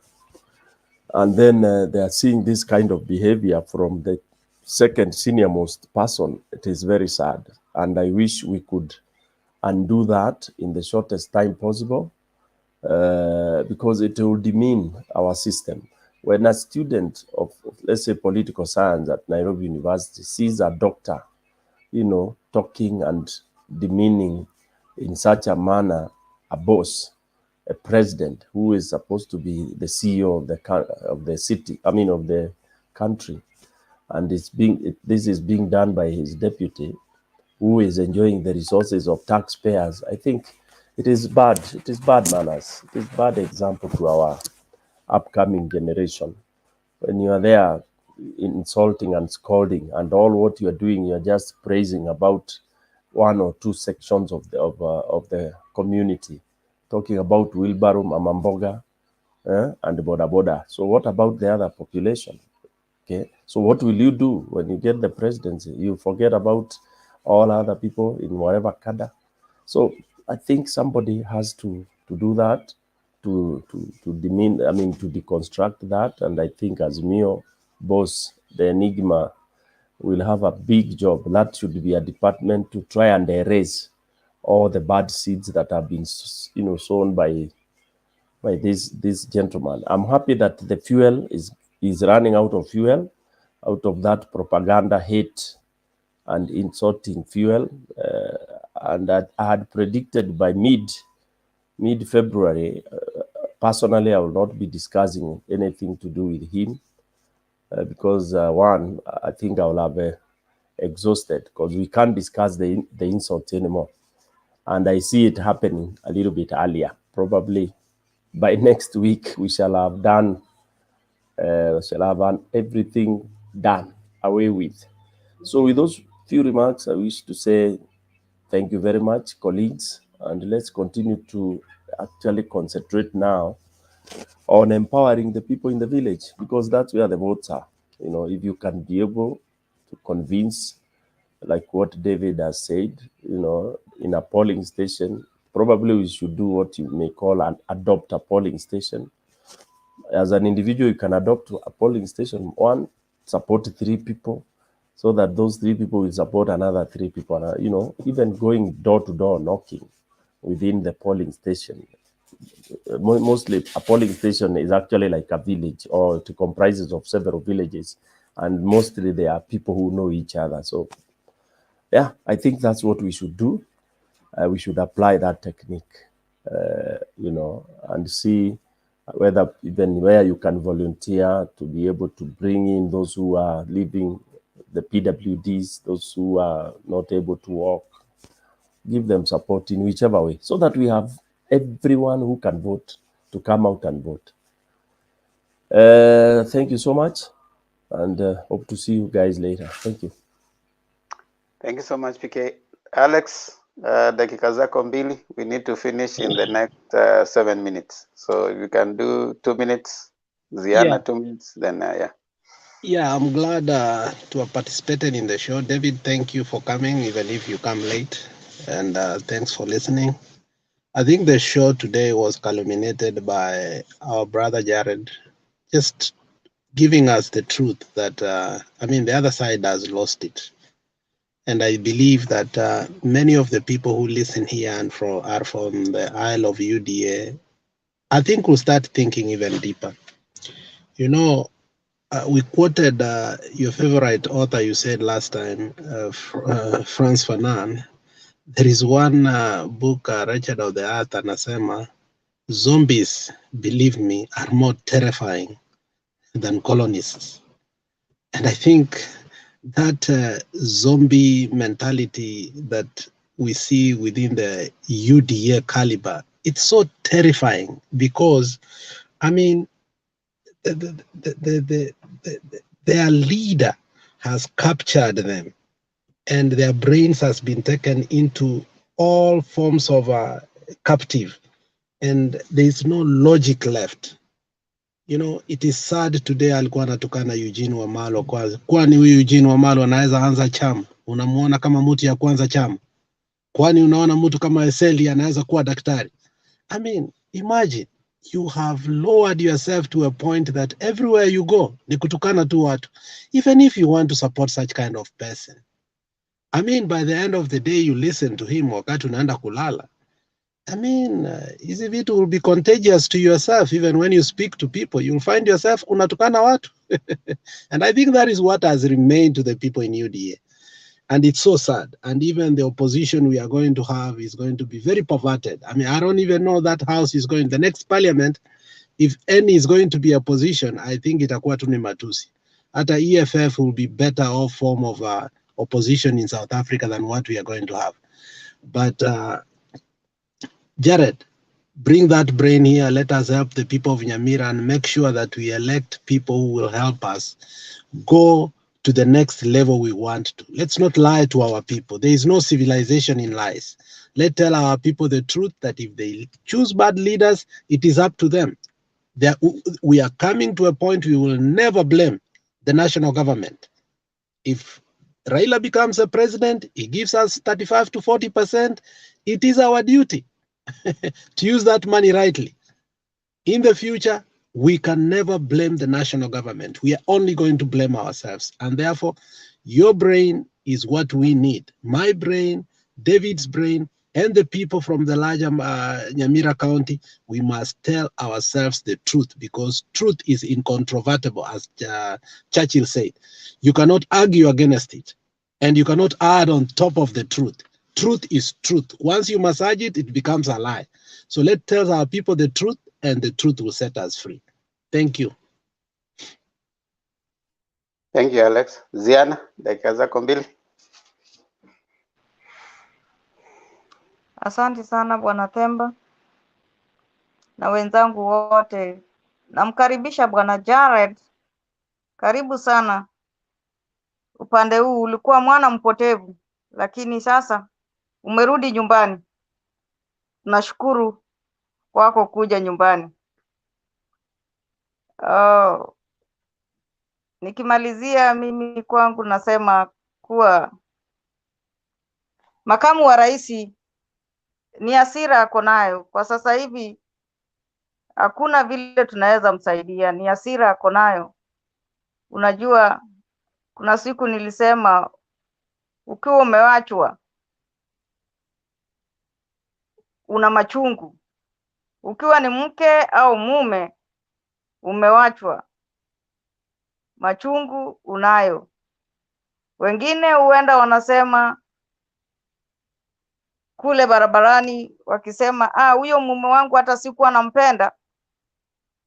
Kwa hivyo matusi lazima yatakuwa.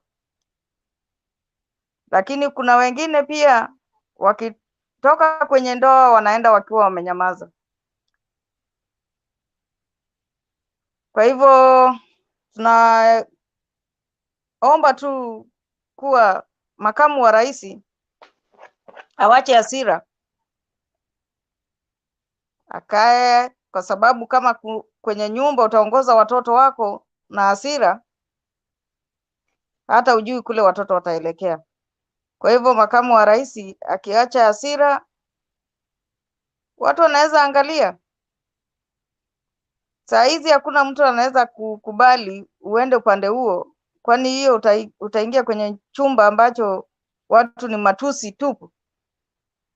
Kwa hivyo tunawaomba hata nyie ambayo mnachaguliwa kuwa watu katika nchi yetu ya Kenya, na wale watakao kwenda kwenye kuchagua, mimi kile ninawaomba, uanze na MCA wako, wacha maneno na hao wengine.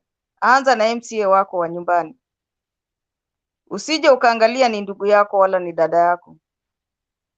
Yule ambaye atafanya kazi kusaidia wote katika sehemu unakokaa.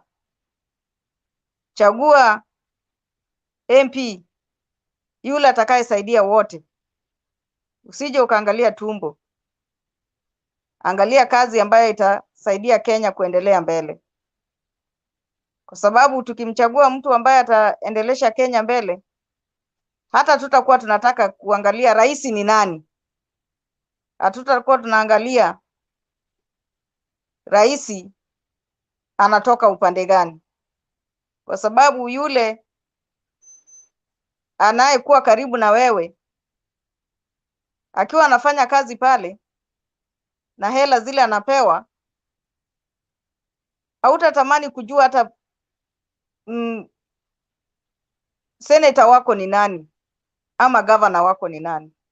Kwa hivyo mimi nawaomba tu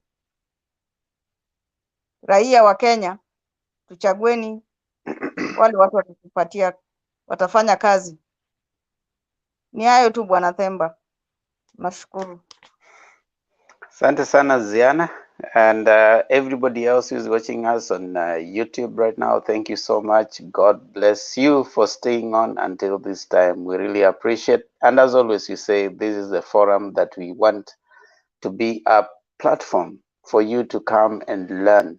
And as I keep saying, that you only need 4 things to join. The first one is a working gadget, computer or phone. Secondly, you need connectivity. And thirdly, you need information that you want to share. And fourth, you need a willingness to learn. Always open your mind to learning so that we can educate each other, interrogate, analyze, and also criticize and critically look at the leaders that are there with us. We really appreciate all those who join us every single day. Lama Lama, Operation Jaza Lorry ended on I think Wednesday or Sunday. We are going to give you a report here, and of course we also going to give you a plan on how we are going to be delivering whatever it is that we collected, and we'll also tell you, we'll give you the bit by bit, step by step progress of what will happen, and even photos, and if possible we can stream live the delivery of whatever it is that we collected here. I want to thank everybody who participated in one way or another. It was the first one of its kind, Motembei TV and Motembei Foundation. So your contribution was really appreciated. And yes, iliisha, and we closed it, because they say everything that has a beginning has to have an end at least. So we are going to give you a report and tell you how much you collected eventually. And of course, we'll update you on the progress. And of course, we'll stay here for any other cause that you want to give it to. We'll really appreciate. Subscribe to Motembei TV, and also subscribe to my channel. I'll leave there, and so that if you find time, you go and subscribe to Themba Ondiege TV. And just like every other day, we finish with a prayer. And I don't know if we finish with a prayer, and our prayer is the first answer of our national anthem. So I'm going to do it today, because I see like most of us have run away from the studio. I'll do it. I can do it. Oh, you can do it, Ziana? Okay, go ahead. Yeah. Mungu nguvu yetu, ilete baraka kwetu, haki iwe ngao na mlinzi, na tukae na undugu, amani na uhuru, raha tupate na ustawi. Thank you so much for that prayer, Ziana, and for everybody else. Good night. See you tomorrow, time like this. God bless you. Bye-bye.